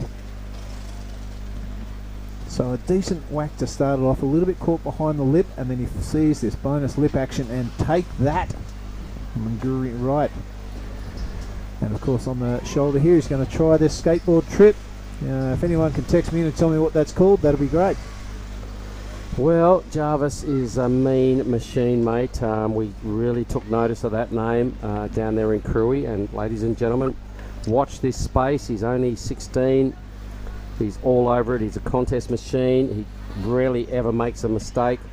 He's kind of got every move in the book, as we just saw that little textbook sign-off on that last wave. Jamie Thompson out the back with priority, sitting in 4th place. Doesn't like it one bit, the big fella out of Narrabeen. So here he goes. A little pump to kick off things. Punching off a nice manoeuvre. Stock standard stuff for Jamie Thompson. Gives that a little bit more of a whip. He's got another section here. So 3 decent moves. The drone footage can be a little deceiving. We'll see that again in replay from the judge's view, and we'll get a better look at the wall there. Can look a little flat at times, the drone view, but this is Jamie Thompson. Yep, gets that high line speed pump to start things off. Bit of a wrapping manoeuvre there. I did like this quick transit whip in between there. That allows him to find this section. Slices the top off that one, and really that wave not offering any really vertical chances. You know what though, like he said, mate, I just want to get out there and get 2 quick ones. He was talking 2 6s. He might sort of be well in that ballpark, but then he's going, then I'm going to go for it. Yeah, can't wait to see it. Big fella, I don't think he really dropped a heat down there at Cruy. He smashed his way through the field. Confident lad. He did really well also in the open men's. Won the Pro Junior division right here. So he's defending champ, I suppose. Well, defending the Pro Junior crown at this stage. So he is a confident fella. He loves it. Look at Jarvis's last wave. My goodness. Wowee. 7.25, 7.25, a 6.75, and he's also throwing away a 6.25. Stop it. Yeah, well, a lot of that score coming from those 2 lip bashes. That little skateboard manoeuvre at the end would have got him absolutely nothing. So really solid rail and lip work from Jarvis Earl. We continue to be impressed by the young man. 12 minutes and 20 seconds to go. It is White out to a lead. Let's have a look at this, Mark.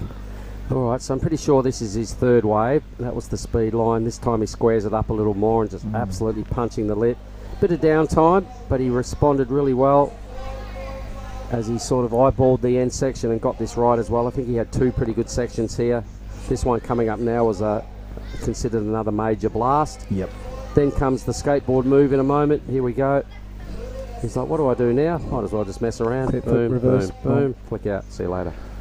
You know what I did notice about when he's waiting for that section mark, and no one else has done this, he's waiting in the whitewater. He's not waiting on the open face. So when he bottom turns, he's already at the bottom of the pocket and allows him to get into that lip action. I haven't seen anyone else in this draw waiting for that section to show its face with a surfboard in the whitewater. Jarvis Earl, you little beauty. So what a treat this heat's turning into, mate. As you can see by the scoreline, everybody's well committed to this heat. It is one of those ones where it could go any way for 2nd position. I still think Fujimoto well within striking range of the lead here. He needs a 7.6. His best score, the 6.4, we just saw that. As we can see some surfers walking along the Iconic. They're fairly new actually, but this is how you make your way out to the break at Lagundri Bay here. This is the keyhole coming up in a moment. These steps have probably been around for about 3 or 4 years. Oh, okay, yep. You can see the old steps there, the round ones. I like them better. These ones are super slippery. Yep, this surfer here's got to be a little careful. Surfer heading out. But how's all the selfies going on? Look at these crew out there. I quite often hang out at the reef. Photo missed up. Looks like Daisy. It is. Out of the pillows. Ew. Well, that's it. It is Toby. He is from the Philippines and he's surfing up next. This is Fujimoto in 2nd place. He needs quite a hefty score to take that 1st position, but he'll be looking to make that requirement much more from Tomo and Danny. Not the right wave in a bossy heat like this, mate. No. He's got Jamie Thompson breathing down his neck. He's got Woody Anto, who will not be happy in 4th spot. He needs just a 6.21. This heat, a real screaming way to kick off the recommencement of the round of 32 for the Pro Junior men's. There's our shoreline. There's quite a few Indonesians down here just paying homage to what's going on at the Nias Pro. There's generally not this many people around. They've all heard the hype. They're coming down to see what surfing is all about. It's a famous beach, Saraki Beach. There's some white sand. There's good looking scene down there. Plenty of umbrellas, lots of dignitaries and VIPs hanging down there. Our first camera tower. Then we're sitting down now. All these banners are right in front of our workplace, everybody. This is the Hash Surf Camp. Hash being the main man, the father of all the crew. Heading up the Hash family. Sean Gilhooly on the bottom floor there. Shauno out of WA. He's a Bali transplant these days. There's our work site. This is what we're looking at. Those 3 fellas there must be licking their lips going, how good's this? Hey? High-fiving each other just quietly. I don't think that's going on. I think we are going to see the names Jamie Thompson and Jarvis Earl for a long time in the QS and hopefully at a higher level. And I can't wait to see what they deliver.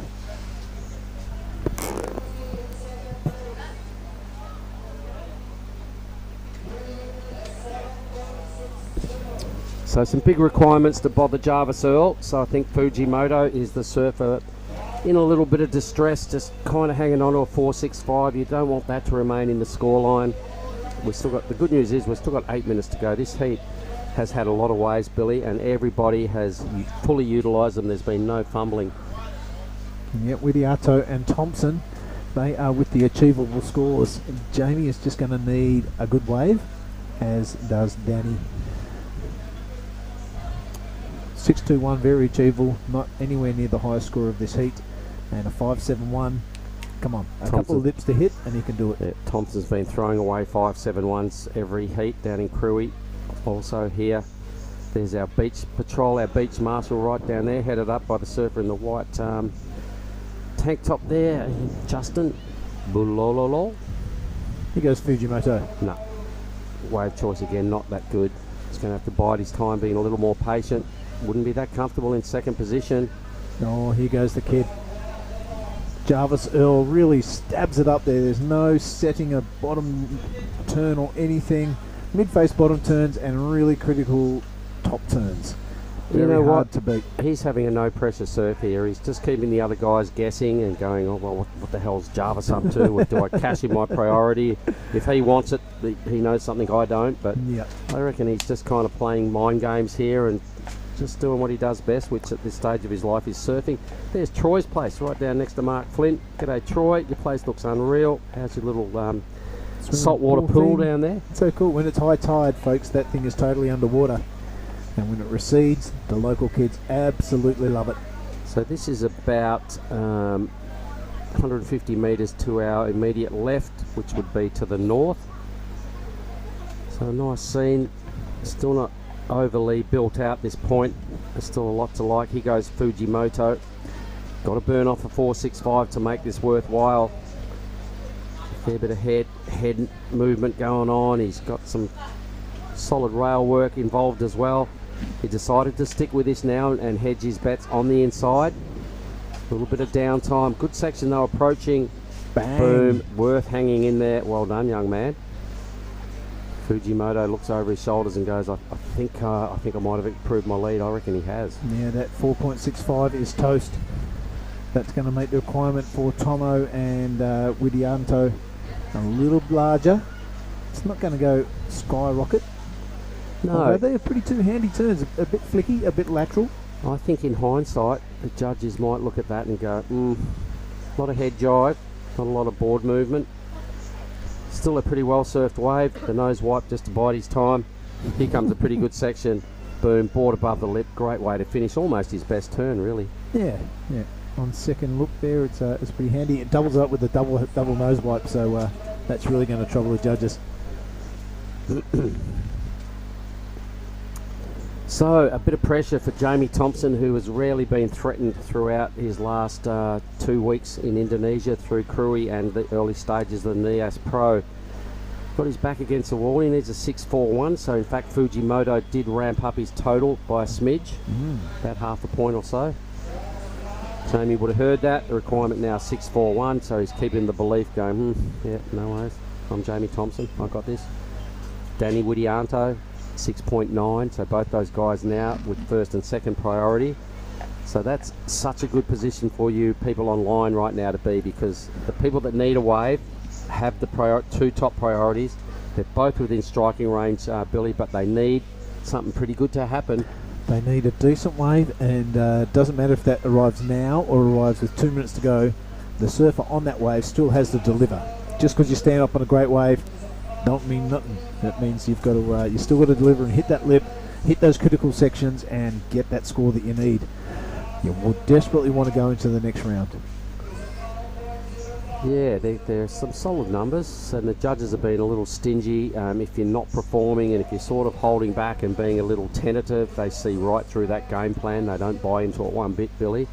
So they are still going to have to unleash, knowing that it's probably going to be their last opportunity in the Pro Juniors at this stage, the Pro Junior men's. So let's see how both green and red deal with a little bit of pressure at this stage. I certainly hope the ocean delivers. It's gone dead flat at this point. Jarvis is sitting right next to him, just smiling as he does. He is a bit of a smiling assassin, isn't he? I'm sure he smiles while he's asleep, that kid. Yeah.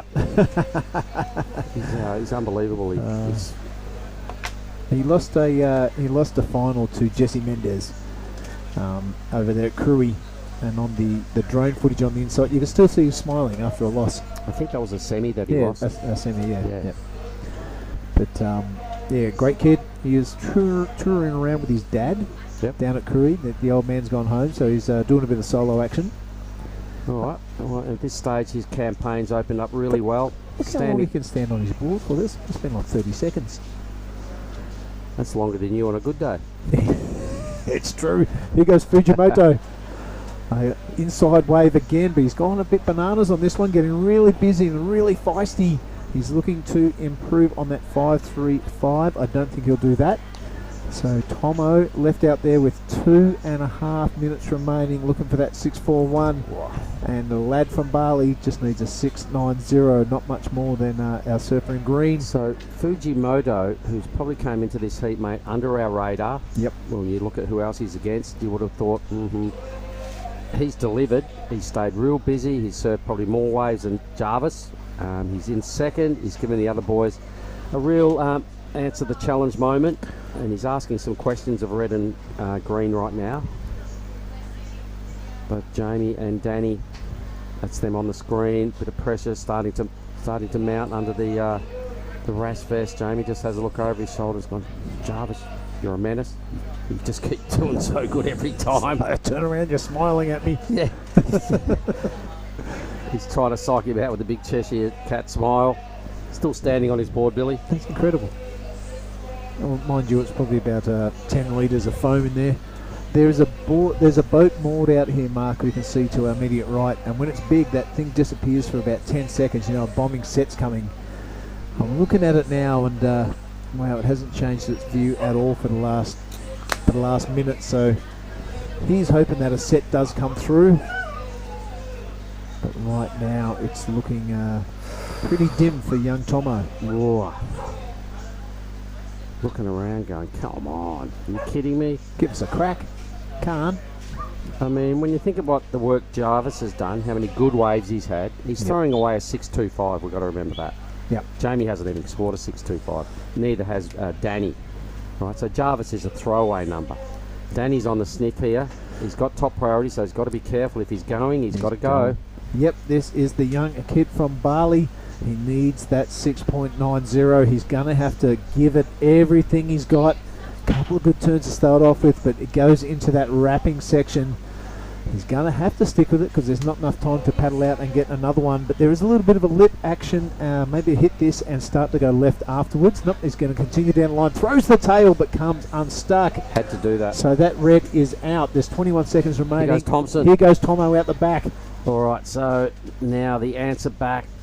A small little wave, Jamie will be, what the hell have I done? He looked and he smiled. He could sense the wave Jarvis has got was probably the wave he needed. It's got way more wall. It's a little bigger.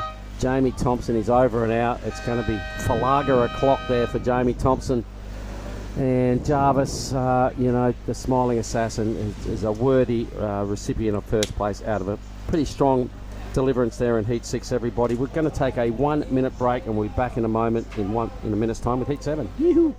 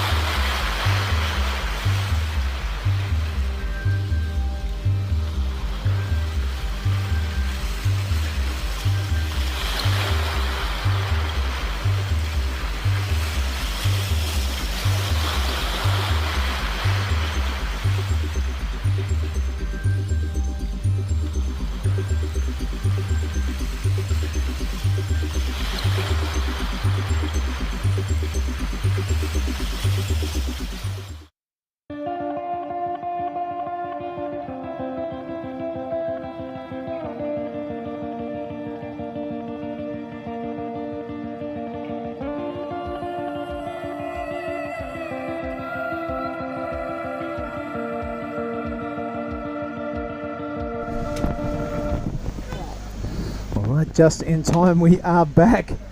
And that was a super exciting heat. The heat number 7.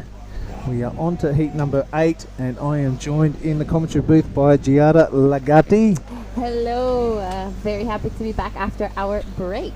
All right, in fact, we are into heat number 7 now. Sorry, just looking at the form guide. It is Westonhurst, Leo Casal, and 2 other surfers. So tell me a little bit about that last heat that I heard is exciting. I just missed it. Yep, well, Jarvis Earl went in an absolute rampage. Jamie Thompson got a bit of a start, but couldn't find a backup. And in the last, say, 20 seconds, he took off on a wave. It wasn't the one he wanted. The one behind was, so he missed out. But a really good campaign by Fujimoto, Cian Fujimoto. So it was Jarvis Earl and Fujimoto passing the heat? Correct. Wow. Surprising from Jamie Thompson. He looked unstoppable. Yep. So Toby out of the Philippines.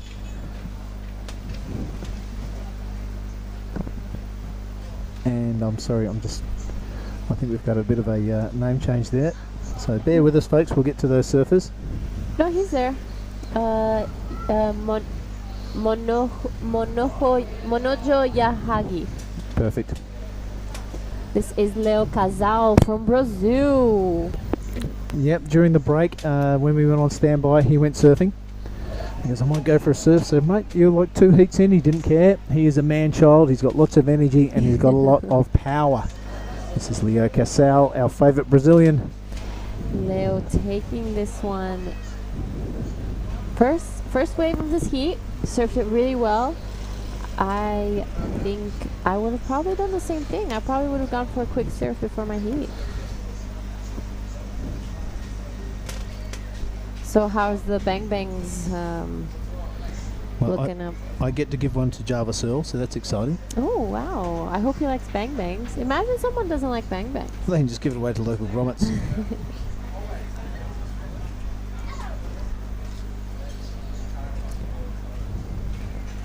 He, in this heat, Japan, Monoho Yahagi.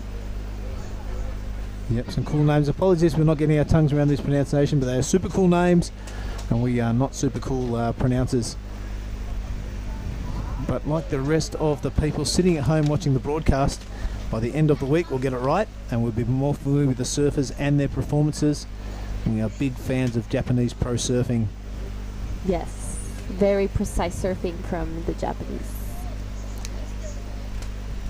So perfect. Yeah, look at that scenery, not bad. I was saying to Mark that after the rain it becomes super clear in the background. Spent a lot of time on Lembongan, and after a big storm would come through Chandidasa and down to Sanua, you could see Mount Agung so clear. Yes. And all the mountains in between and in the foreground.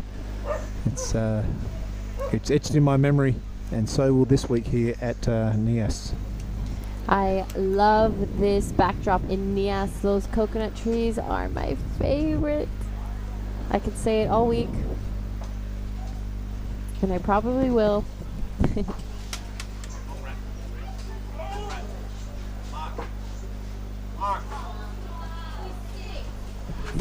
As the first wave of green came in at a 4.75. Yeah, Leo Casal off to an early start. I'm not sure he's going to be happy with that. I know everyone's looking to bank like a couple of 6s. That is getting the job done today. Yes. Westonhurst, here he goes, part of the Gangster Rap pack.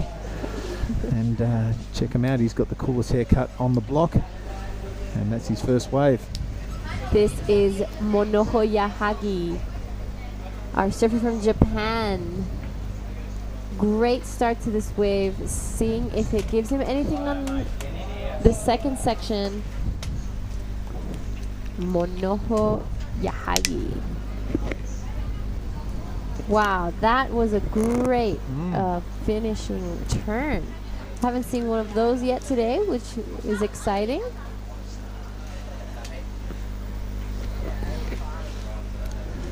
Well, I look to my right and I see the winner of the last heat. It is Jarvis Earl. Giada's going to get him swapped over seats and get the headset on. We're going to have a chat to the young man.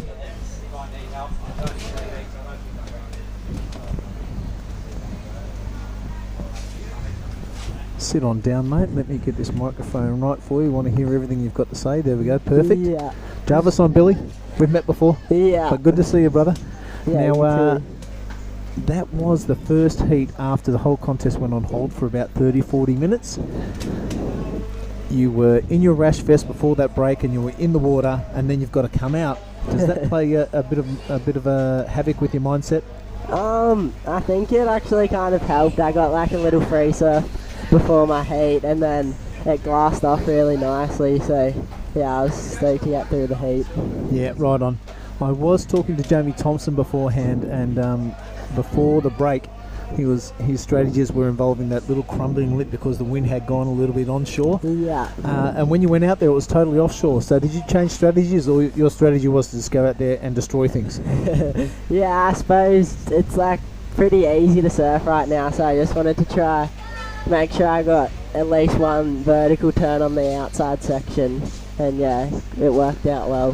Well, right on. I'm going to reach down here. I'm not a creepy old guy. I've just got to give you this first. That is your bang bang. We're on camera now, so you can thank all the people at home. Yeah. That little kick flip thing you did at the end. Well, what is that called? It's called a pop shove it. I just like to do them at the end of my wave for a bit of fun. But yeah. It was a pop shove it, but you kind of reversed it and then went back onto. Yeah, I like reversed it around and then did it again. Right on. But yeah. You think that gets you many points? Probably not, but it adds a bit of. I liked it. We talked about it for ages. Yeah. No, where you did get those big points, mate, was when you got straight to your feet and you attacked that lip, and that is where all the big scores are coming from. Yeah. No time to muck around when you get from belly to your feet, and then a split second later you're attacking that lip. Is that part of your plan? Yeah, I was just trying to make sure I got to the steeper section straight away, and then obviously trying to finish off strong on that inside section as well. Right on. We had Oscar Berry in here before and asked him the same question. You are in the men's division also? Yeah. What do you got your sights set on, the Pro Junior Crown or the QE? I think I'd rather win the QE, but I'd be happy to get the win in the junior as well, so it should be a fun event. What about the double? Yeah, that'd be the dream. Now, you were touring with your old man down there at Cruy. He's gone home, is that right? Yeah, Dad came with me to Cruy, but he's headed back home now, so I'm just here with Reef Hazelwood. So yeah, it's been fun. He's taking care of you? Yeah, he's good. Bit of a legend, isn't he? Yeah. I did notice at the welcoming dinner the other night, though, he got up and had a bit of a dance, but you were sit firmly in your seat. There was no way you're getting up there and dancing in public. What's going on? I don't know. I was fine sitting in my seat. Well, I tell you, mate, with surfing like that and the profile you're getting, you're going to have to overcome those nerves, and you're going to have to get up and make a fool of yourself. I think I got up in Sun Country Road, and hey, what are you going to do? Yeah, for sure. It was good fun, though. The hospitality, you happy with it here at Nias? Yeah, it's been really good, and obviously the waves are fun as well, so I'm stoked to be here. Yeah, right on, mate. Well, let's have a look at this. Leo Casal, have you known anything about him before Cruy? Nah, I only just met him for the first time at Worlds and then in Cruy, but yeah, he's a really nice kid, and yeah, he obviously surfs really good as well. Physically, he's like a 25-year-old man. He's a bit of a man-child, isn't he? Yeah, he's definitely a little like nugget. He's muscly, but yeah, he's been ripping. And what about Weston Hurst? He's got priority now. He needs not much of a score. Do you know much about him? Yeah, I've just met him as well in Cruy. I had a couple of heats with him, but yeah, he's been surfing good, another goofy footer, so yeah, I think he should do well out here. Yeah, we've got to stick together, goofies. Yeah. Alright, let's have a look at this, mate. Looks like a surfer in white from the Philippines. This is Toby. Yeah. These are the sort of waves you're riding. Yeah. What do you think about this? Yeah, he got a couple of nice turns on the outside, but the wave kind of died off pretty quickly. Now, the one thing I did love, one of your waves, you really stuck with it through that dead section of water, and then we went left. Yeah. Give it here, brother. Come on. Yeah. So that was 10 in my book straight away. But yeah, it's a fun little left section in there, isn't it? You can get a couple of whacks away. Yeah, I was watching it before my heat, seeing a couple of lefts coming back to the rocks. So yeah. Right on, well, mate. It's clicking down to the 13.5 minute mark of this heat. I'm going to let you go. I want to get one more handshake. Yeah. I'll be able to tell people in the future I shook hands with Jarvis Earl. Yeah. And they won't believe me. Well done, mate. You've had a great campaign. Best of luck for the rest of the competition, and keep it rolling. Okay, thanks, Billy. Good on you, mate.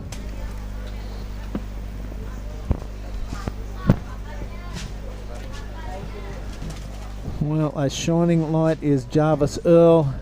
That heat is done and dusted. I'm going to put a cross through that one because he's taken it out. And right now I'm joined by Giada again with the news that Leo Casal has gone along his merry way with a 6.25 and a 4.75. He is in the lead. Westonhurst with the work to do. He's only pulled off a 3, almost 2 3s there. So he can do it. He just needs the wave and opportunity to get his groove on. Yes, so what did Jarvis have to say? A lot of smiling, a lot of giggling.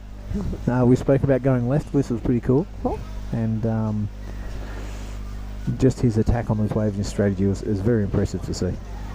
And he was super stoked about the bang bang. Very mature surfing from Jarvis Earl. Definitely one of the highlights of Cruy. Here goes Westonhurst now. He's looking to get his heat going. He's only had a couple of minor scores. A nice deep bottom turn. Finds a good carving section there. He'll be looking to hit that lip. He does. He really tweaks the tail but comes unstuck. Wow, that was such a great vision from the drone. And now this is the Brazilian. This is Leo Casal straight out of Brazil. He came all the way by himself, 17-year-old. Oh, just coming unstuck. That would have been a great wave. How was the cheer from the crowd? The kid is from Brazil, the other side of the world. He's only been there a few days and he's already got a big support crew. Yes, I see that a lot with the Brazilians. Everywhere they go, they always have a really big support crew on the beach, which is so awesome to see every time. I love to go. They travel as a community and they support each other and they come and watch each other in all their heats. Here's the front view of Weston's wave. Wow, really nice slice to start things off. He's really going to get aggressive here. He does tweak it out. That would have been such a massive score. He could have landed that roof ride. But that is what you got to do at this level. You got to throw the whole kitchen sink at it. Mm-hmm.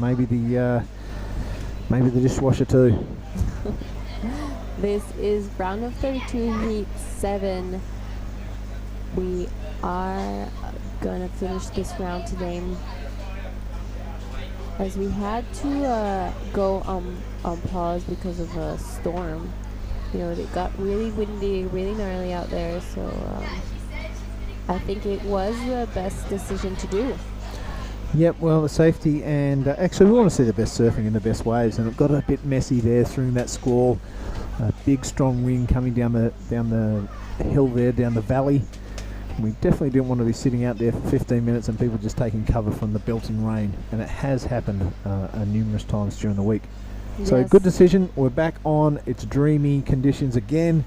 We just want a couple of waves to appear. There's that boat to right of screen. That's the one. When that disappears for a good 10 seconds, you know there is a nice chunk of Indian Ocean coming at you. Yes, exciting stuff today.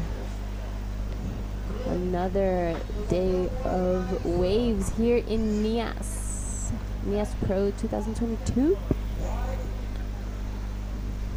This is Westonhurst and Leo using his priority over him. We might have lost a couple of Indonesian fans right there. Yep. But that is the game of pro surfing. Weston knew it. He wasn't upset, and you know, he might have just talked Leo out of third position there. I agree. I don't know, Leo, a little bit of a mistake. He fell off on his first turn. Did he need to go that way? Could he let the young fella have it? It didn't look that good. Yep, it didn't look that great. So I guess we'll see how Weston reacts to that. Yeah, a 4.71, not much to get. Seeing this kid pull out excellent scores at the drop of a hat at a lower level of competition, but you are in the semi-big leagues now, the QE 5000, the Nias Pro 2022. attracts people from all around the world. 10,000 buckaroos and 5,000 points. Yep. People are going to come from everywhere and put their best foot forward. So you better have your A game. Agreed. Here's 5,000 points up for grabs. This is our surfer Weston Hurst in blue. It is. It's hard to tell from the glare, but go for it. He just getting a little stuck on that second turn. Definitely not what he was looking for. We'll see. All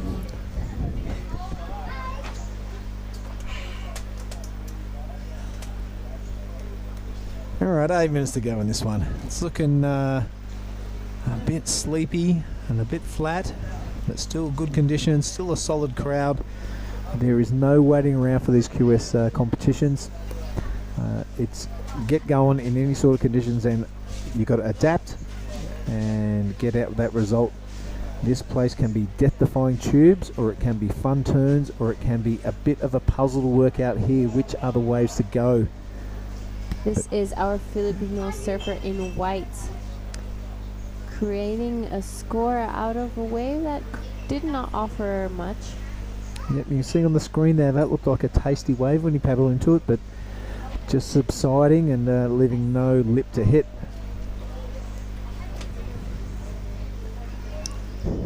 Leo Casal. There we are. I'm dressed by Giada today. She's picked out my scarf. Mark Cliff absolutely hates it, so I'll be wearing it for the rest of the week. And actually, the BMO driver we came with brought this for me. Oh, really? Yeah, it's a local, whatever you call it, motif. Yeah. So I better wear it, or he's going to have me. No, souvenir, local souvenir to take back with you, take back home. Doubles as a sheet. Yeah. Yeah. I agree. All right, here we go. Giada, talk us through this guy. This is Western, a beautiful first turn, super sharp, throwing water, like buckets of water out in the air. Just a little wobble in that third turn, taking it to the inside, staying close to that whitewash to keep his energy and speed going. Yeah, and this is probably Western's best wave into the inside section now. There is a lip looming. This will get him an extra point or half a point or something like that. And into the left-hander, that's a big, big bonus for me. Yes, into Billy's left. That's right. I love it every time we say that. And this is our young surfer from the Philippines, Toby. Looking the goods. We haven't seen the first half of this wave, so we don't know if this is worthwhile for that bonus section, but that turn looked pretty good. Yep, we'll be seeing that first part in the replays. So a really, really great wave from Weston Hurst. That's definitely going to be the best wave of the heat for him. For him, yeah, his best wave. That 471, I reckon he's got it. I think so too. You know, I didn't get to see Leo Casal's 625, so we'll have to see what the comparisons. Right, this is the beginning of Toby's wave. Great first opening turn. And not much in that fatter section, but that was a beautiful second one. Almost falls off. Yeah, that's after he rode out of that turn, so I don't think it'll have any effect on his score. No, I agree.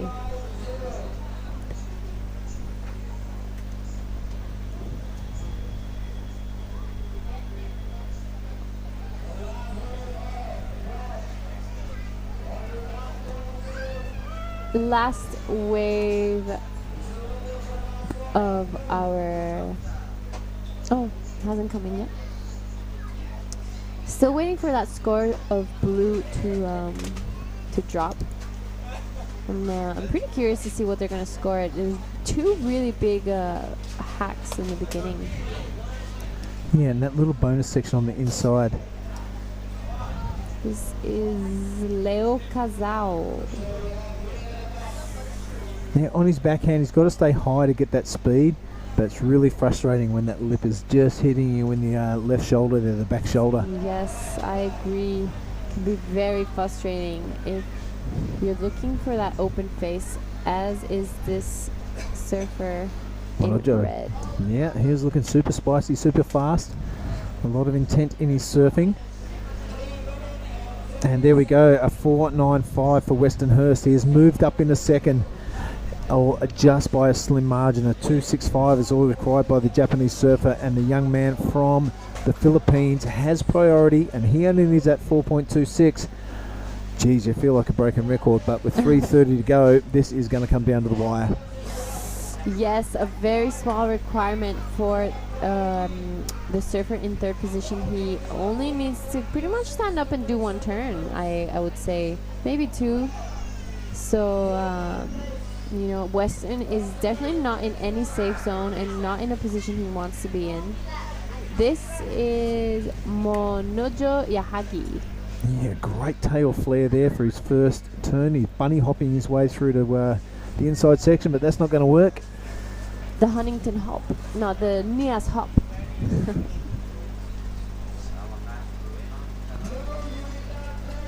He did get the lead above Western. He got the score he was looking for. Yep, and Leo Cassell making sure that Toby took this wave. He had the heat on him, but it looks like a good choice. That's a couple of really good turns in the lip from the lad from the Philippines.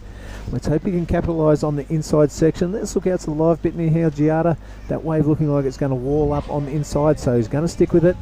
Look for that bonus inside section. He's a little late to the party, but bang! That is a great read of that wave and into the left-hander. Into left. Yes, definitely Toby's best wave. I agree. I definitely think that could be the requirement he needs. He's definitely feeling it. A little shake of the head and he looks happy. Put his shoulders back. Yeah. He's looking pretty confident. Checking if he should return if he has enough time. He took it all the way to the inside. Meanwhile, the man-child, Louis Cassell. Just looking over his shoulder, this is Weston Hurst. Wow. That's what he's looking at. Young Weston going upside down. I'd love to see the beginning of this wave. I'm looking at Mark Cliff for a thumbs up or a thumb sideways. He's giving me the sideways, so it's a 50-50. Yeah, not sure. We'll definitely see what in the replays as a surfer in red just comes unstuck. Some sets coming through. Our surfer in white doing a little reef run, trying to get back out in time. He is. He's running along the reef. I'm not sure how long's left. The clock is not up on the screen. But good on him. You've got to put the pressure on. Those people go, this maniac's running over the reef to come at us again. I don't want him in my next heat. He is not giving up. He's doing everything he can. Only under a minute left, 55 seconds, and he's on that reef. He's looking to get back out. I'm pretty sure we're waiting for a score from our surfer in white. Westernhurst has been forced down into third place again. I'm pretty sure we'll wait for his score. It looks like he's maybe given up the ghost because there's only 30 seconds left. His team manager and coach John Carby would tell him, mate, come on in. You're not going to get out in 30 seconds to get another wave. So sit there, wait, try and be cool. Try not to show emotions because the world media is now looking at you. Yeah. And he's got to look out and look at this. This is Monojo really sticking it through the roof. He's in second place. That means that requirement will be a whole lot more for Toby and Weston. He's really taken this wave to parts and gets that bonus inside section, flares the tail a bit of Tommy Curran hands. And was that a claim jump off? I do think that was a claim jump off. Yeah, I don't know. As we see Leo going left there on the siren, that's not going to factor into things. As is the case with most heats, we're going to have to wait until after the break. We'll come back for Heat 8 and the results from the Heat 7. Stick with us, folks. This is the Nias Pro 2022.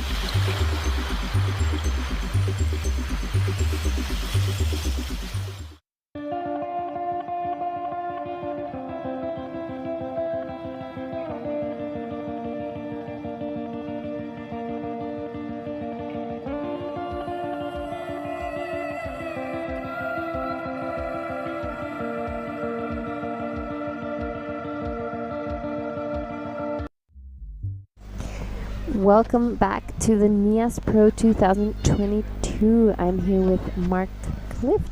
Oi. Welcome back to the booth. How's that cruisy little Zodiac right there, just milling around in the lineup? Probably just finished doing a spot of fishing. They're like, what's all the fuss about over there at the point? I think we better just go and have a squiz. Well, they still probably don't know much about what we're doing. Here's the last heat of the day. Who have we got? We have Kai Moriki in blue. We have Roy Kanazawa in red. Aileen Magos in white. And Zaina Sink in Australia. 2 Japanese, a Filipino, and an Australian. All right, and we flash back to some stuff that happened at Krui. Roy Kanazawa, everybody, came back from the dead to resurrect himself in dying 4 minutes of a heat to take out Bronson. Great surfer out of Japan, razor sharp, natural footer. So keep that name in mind as we go through this heat. Roy Kanazawa featuring in red, so he's the highest seeded surfer in this last heat of the day, I'm thinking. We still have no actual input into the format, but looking at the O clock, it's 4:30, 25 minutes here, it takes us to about 5, it gets dark about 6. So we either do 2 of these heats of the quarterfinals for the Pro Junior Women's, or we pull stumps after this one. Just still waiting for some input right there. Yes, still waiting for the confirmation as we see some sets approaching the lineup. I've already seen some free surfers getting ready to paddle out there. Oh, well, in that case, the decision has been made. Here goes White ripping into a turn. So out of the Philippines, Aileen Magos. This is our Australian surfer Zaina Sink trying to start off his heat. Looks like this wave wasn't... Oh, it could give him a little bit more on this inside section. As we've seen on the last heat, some great waves finish off in here. Boom. Nice finishing from Zaina Sink. So as good as the end of the wave was, the judges aren't really throwing too much attention to what goes on down there. Of course, you might garnish half a point or something to your total, but it is all about the first section. This is, of course, Lagundri Bay, Sorake Beach, and it's all about the first section, really, and generally all about the tube ride. So this wave started off small, and it finished a whole lot bigger than that. It was pretty good. I think you're going to be having a chat with Leo. My good friend Leo Kazao. Let's get him in here.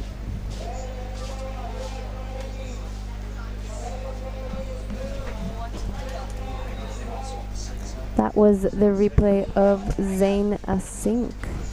This is our Japanese surfer in red, as I am joined now with our last heat winner, Leo Kazao.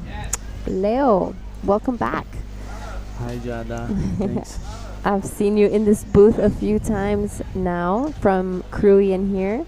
So tell us a little bit about your heat, how it went. It went really well in the beginning. I got 2 scores that ended up like my best 2 scores. And the other guys was fighting for the 2nd place, I guess. I don't even know who made it. I do think it could be the man in red, but I'm not sure just yet. So, you know, you've already surfed 2 heats today? Yeah, 2 heats. And how was your first heat compared to this last one? Well, in my first heat, I can't remember really, but I guess I had to build my house first, and then I got better scores by the end of the heat. It was kind of different. Yeah, I guess so. Have you had a little bit of change in equipment since the waves dropped off so much? Yeah, I'm using my like day by day board. It's smaller than when it gets bigger, but I maybe try another board when the waves can come bigger, like tomorrow. And yeah. Tell us a little bit about your equipment, because I'm sure people are very curious. You know, you surf so well, so they would like some insight on what you ride, what fins. Oh, I ride for Futures. They sponsor me. And I ride Tokoro surfboards, and I like the boards really edgy in the tail. I really like round tails and squash tails sometimes. And yeah, Wade of course has been amazing with me. He's such a nice guy, such a great guy. And when I go to Hawaii, it's such good like conversation with him. And yeah, he's kind of the guy I look to, and he's a really good surfer too, and he knows a lot about boards. That's amazing. You know, while you finished one of your best waves out there in this last heat, we heard some cheering and clapping on the beach. So tell us a little bit about who's here behind you and supporting you in all your heats. Yeah, my crew has been awesome. I have got so many little friends from here, Nias. I met them with Kian Martin. He's really known here, so yeah, the guys from Nias, the little brothers, they just like such a good, nice boys. They are like so happy, you know, even they don't have much, but the happiness is like so real and so intense. Sometimes I keep thinking like how there's many people that have much and don't know how to appreciate life and be happy. And with those little guys, I've been so happy to see the real happiness in them. That's amazing, Leo. Wow, that's really great words you put together about the local community, and it's great to see you, really join in on them. Is this your first time here in Nias? Yes, it is. Do you think you'll come back? Yeah, for sure. I wanted to stay here because it looks like before the event's finish, the swell is going to be picking up and it's going to be awesome barrels, but unfortunately I have to go back to Brazil. That is a shame. All right, so Leo, is there anything or anyone you'd like to say to back at home? In Portuguese, even if you want. Pra galera aí que estiver assistindo, acho que é difícil a galera estar em peso aí assistindo porque é de madrugada no Brasil, né? Agora talvez seja, sei lá, 5, 6 da manhã. Mas com certeza meu pai tá de pé assistindo, quero mandar um abração pra ele e falar que vamos continuar nessa pegada. E é isso, bora pra próxima bateria. Valeu meu pai e a todos os meus patrocinadores também. Bora, galera. Muito obrigada, Leo. And I'll see you maybe later in the free surf. Thank you so much for joining us in the booth. Thanks, yeah, awesome. All right, so that was our last heat winner. Leo Casal from Brazil, such an amazing surfer. He's here all the way from Brazil, alone, traveling by himself, but already made such a great community. And I unfortunately forgot to give him his bang bang. I forgot to give Leo his bang bang. Sorry guys, he just left. But yeah, always thinking about others. He wanted to take 2 bang bangs out for the local boys down at the beach. So he said that was who was cheering him on. Some of the local boys he became friends with down here. All right, well, this heat is looking pretty well balanced again. A 6.50 Roy Kanazawa. We were sort of in his corner before and suggesting that he's one surfer to watch. He's a real slick performer, sharp natural footer. Zane Asik into second. Pretty close though, second and third, not much there. Moriki and Margos are well and truly in striking distance. We're down to the last 15 minutes of the day, everybody. This has been called the last heat of the day. So, a little fist pump by Giada. It's been a long day. Can you remember when we started?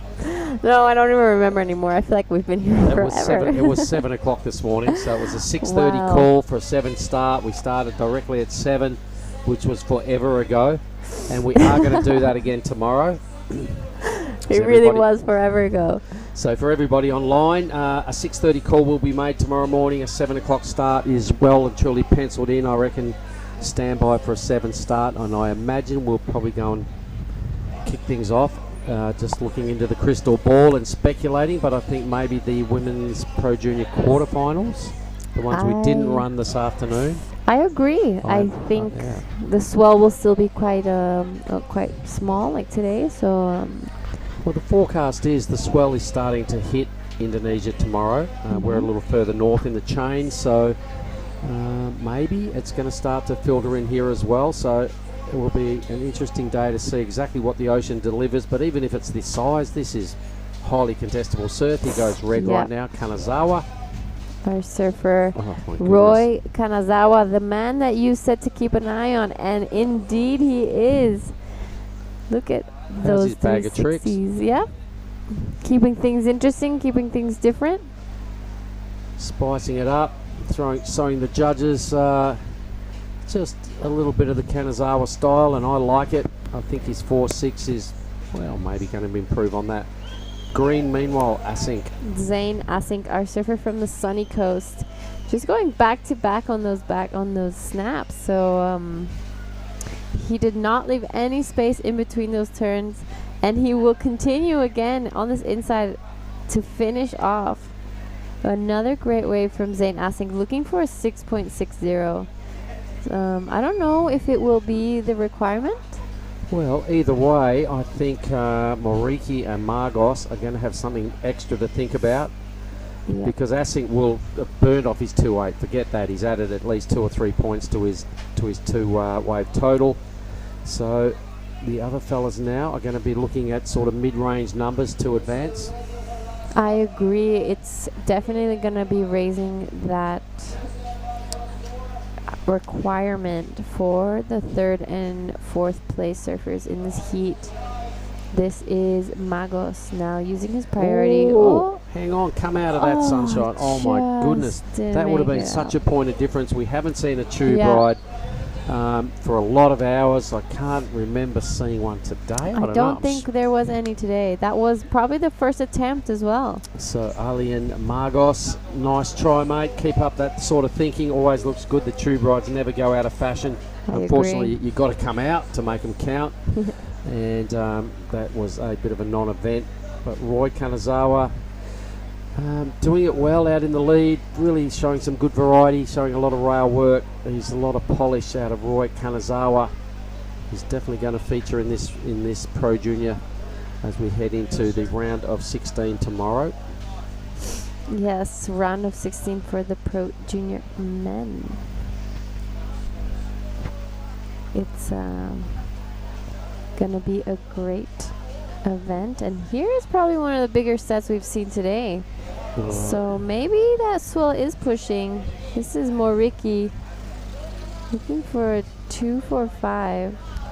Well, I don't think Asink's score is in yet, so maybe the 2.45 is not accurate. Agreed. And someone else out there in white right now looking for a tube again. That is Ali and Margos. He's a bit of a tube meister. He's out of the Cloud 9 region, I imagine. Famous tubing zone, so he's well versed in ducking under cover and disappearing act. Yeah, just looking for the tube. All right, so over and out, over to the judges now. Put their thinking caps on, try and debrief and get their head around all what just happened. There came Zaina Singh's second wave of 4.5. It did increase the requirement for blue and white. All right, so Asink's done a great job to just consolidate the all-important second position. Some spots up for grabs in the round of 16. They're they're effectively their quarterfinals. They will be 4-person heats, so spots in the quarterfinals up for grabs here. I hear wax going on surfboards. There's grommets running everywhere with boards under their arm once the call was made to be the last heat of the day. Yes, I see people walking in front of us going straight to the lineup. I'm sure that by the end of these 5 minutes, there's going to be at least a few people paddling out on that keyhole. For sure there will be. There'll probably be 20 people sitting on the side of these guys within the next 5 minutes you watch. Yeah, so we'll see what ends up happening after that exchange. So our surfer in blue did get the requirement he needs. He did move into second now. All right, so he's 1 point behind Kanazawa. So a pretty good job from the Japanese surfers here at this stage, holding the 1-2. The Australian drops into third, still only needs a 5-2-1, so something reasonable has to happen for Zane Asink to feature in tomorrow's quarterfinals. And Alian Margos, a 7-2 is quite a big number. He's going to have to get a groove on. He's not even in sight at this stage. Maybe we have a score to drop. Maybe he's still paddling out after the last wave. I think that is the case.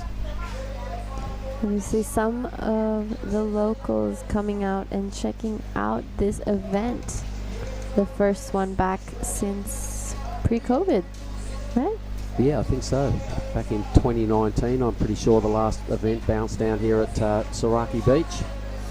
What a great event. You know, it's so... The waves are always good here. It's such a beautiful place. My favorite backdrop right there. We see the beach at the back. That's hard to beat, isn't it? Yep. It's so beautiful here. I see some ladies cleaning up the beach, picking up some trash right in front of us. How good. Yep. Go, you good things. That's Ella, and who else we got down there? A We couple got of the other Ella, surfers. Martim Carrasco from Portugal, helping her out. I see Lydia pulling the trash can. And I see them like inviting some of the local crew to help out as well, which is great to see. You know, at these events it's super important to leave the place just as we found it. So Blue now looking for an inside track this wave. He wants a piece of it. He put in a massive paddle up for this wave. So Mariki decides this was worth investigating. The wave starts to build up a little bit of height. Does go a little bit flattish down here. I think he's going to get a little bit of an inside run, so it's his choice. He decides to hang in here now. Just some S turning, bit of weaving. The judges are rapidly losing interest once this goes on. They can see ahead of him he might have one opportunity to tag this wave. Boom, a little layback snap onto his backhand. Pretty strong finish, a lot of downtime on that wave, so not a dynamic number. He was sitting in second. Needed to improve on a 4.85. That's a Mon King, a maybe. Yeah, a lot of that fatter section on that last one. He had to do a lot of hopping around. Yep. This is Zaina Sink looking for a 5.21. Seeing what this wave will offer him. Oh my God, what a pity. Just got stuck behind a little bit. 6 minutes, 20 seconds left in this That was heat. a wasted opportunity there for Zane because he's in third. He needs a pretty decent score. He's got to do probably 2 good hits at least, or maybe something mad. He had a good wave, did not really connect it, didn't really get in the right spot on the point of takeoff, and Zane Assink will probably be going, damn, what the hell did I just do? Yeah. 6 minutes. He may have enough time for another chance to swing at this total. It's a 5.21. And meanwhile, Roy Kanazawa out there trying to now effectively drop his 4.9. He does have top priority. Margos in last position out of the Phillows, needs a 7.2. Yes, there we have the crowd Here we go. slowly creeping in, waiting for that last buzzer. The vultures looking for the scraps. They're ready to get out there. They'll realise there's only probably maybe an hour of sunlight. It is going to be ferocious, ladies and gentlemen. Look at them. They cannot sit still. They're edging forward. They've been asked to move back as if they'll be in the lineup. As soon as the siren sounds, trust me, there will be people all over this mob. Yes, even it doesn't matter the conditions, there's always going to be people out there doing a QS. As on the inside now, Margos. A quick this is, pump. The barrel man. Wow. And now the airman too. Well, what he's got to do is stick some stuff. Yeah. He's got a 3 and a 2. Not ideal. And I think he's buying into the hype that you've got to go big, you've got to get tube, you've got to do airs. He's probably realistically needed to just stick to some solid rail work, finish some waves, stop making mistakes. A little bit of inexperience starting to cling into the surfer in white's performance here. That's what happens when you get a little ruffled and you just think it's got to be an 11 out of 10 move every time I stand up or it's not going to get rated, but not really. The way he's thinking is what's got him in 4th spot. It's not ideal. A little bit of inexperience out of the Filipino right here in Margos. I wish him the best of luck for these 4 minutes. I hope he tees off and nails something. I'd love to see him track down to 7.2 and actually get up into a qualifying position, but the Japanese surfer's doing it really well. Yeah, that would be a really exciting finish, though. It would be, because he wants to go big. You can see him just busting out of his rash vest, trying to, totally stoke out the judges, and everything he's throwing at them right now is not working. He really needs a big stroke of luck in the next 3.5 minutes. Yeah, he does. As we see the surfers looking and standing and seeing if there's anything in the horizon. I don't see anything coming just yet.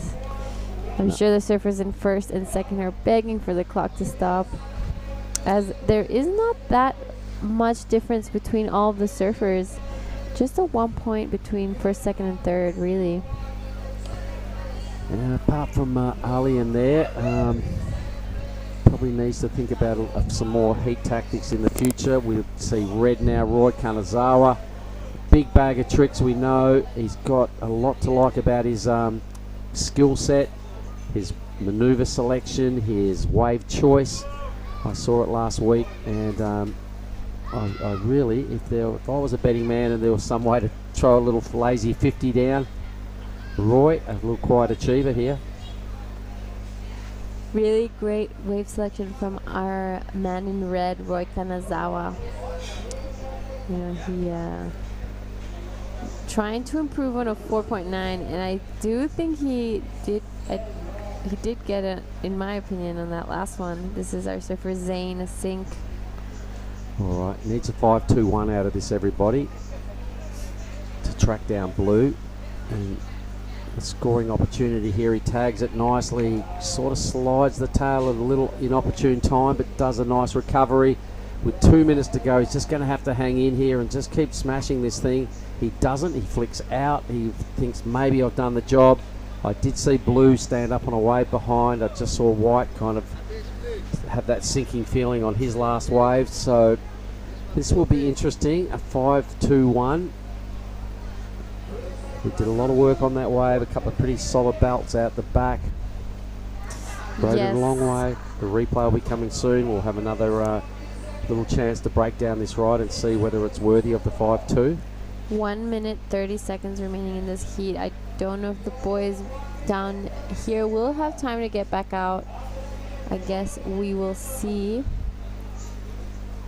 Our surfer in blue waiting for that last opportunity. Oh, he's in second, so he will be trying to improve on a 4.85 to extend the lead over Zane Sink to see if he did get the requirement he needed in that last one. Either way, look, it's been an interesting day. Giada, it's day 2 of our waiting period, everybody. We've had another 20 heat day down here at Saraki Beach, and there's been a lot of good things that have happened. We just watched the replay of Asink here. He kind of did some pretty decent work out the back. He got busy. He jammed in a lot of moves, I know that. Yeah, he didn't waste any time between one move to the next, which was great to see. It was one after the other. Finishing that turn was very nice as well. Straight, like it was very vertical. You could see the board off the lip. This will be very interesting to see where Asink ends up. I think he got it.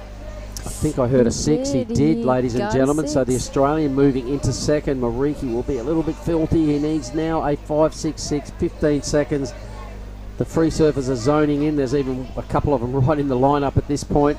Not sure that's legal. Actually, they're out in the channel, the caddy corner. Here they come now. Look at this. This is an absolute war. The heater goes. They go, you guys beat it. We're now just going to take everything we can. Yes. Asink into second. So the Aussie, they're moving up in the dying moments. A real clutch moment for Zane with a 6-point ride. Job well done. None better today than Roy Kanazawa, a 7.25 and a 6.5. So he did improve his scoreline as well. Roy Kanazawa. I've just thrown a lazy 50 down. He's a very impressive surfer. I'm going to shake your hand.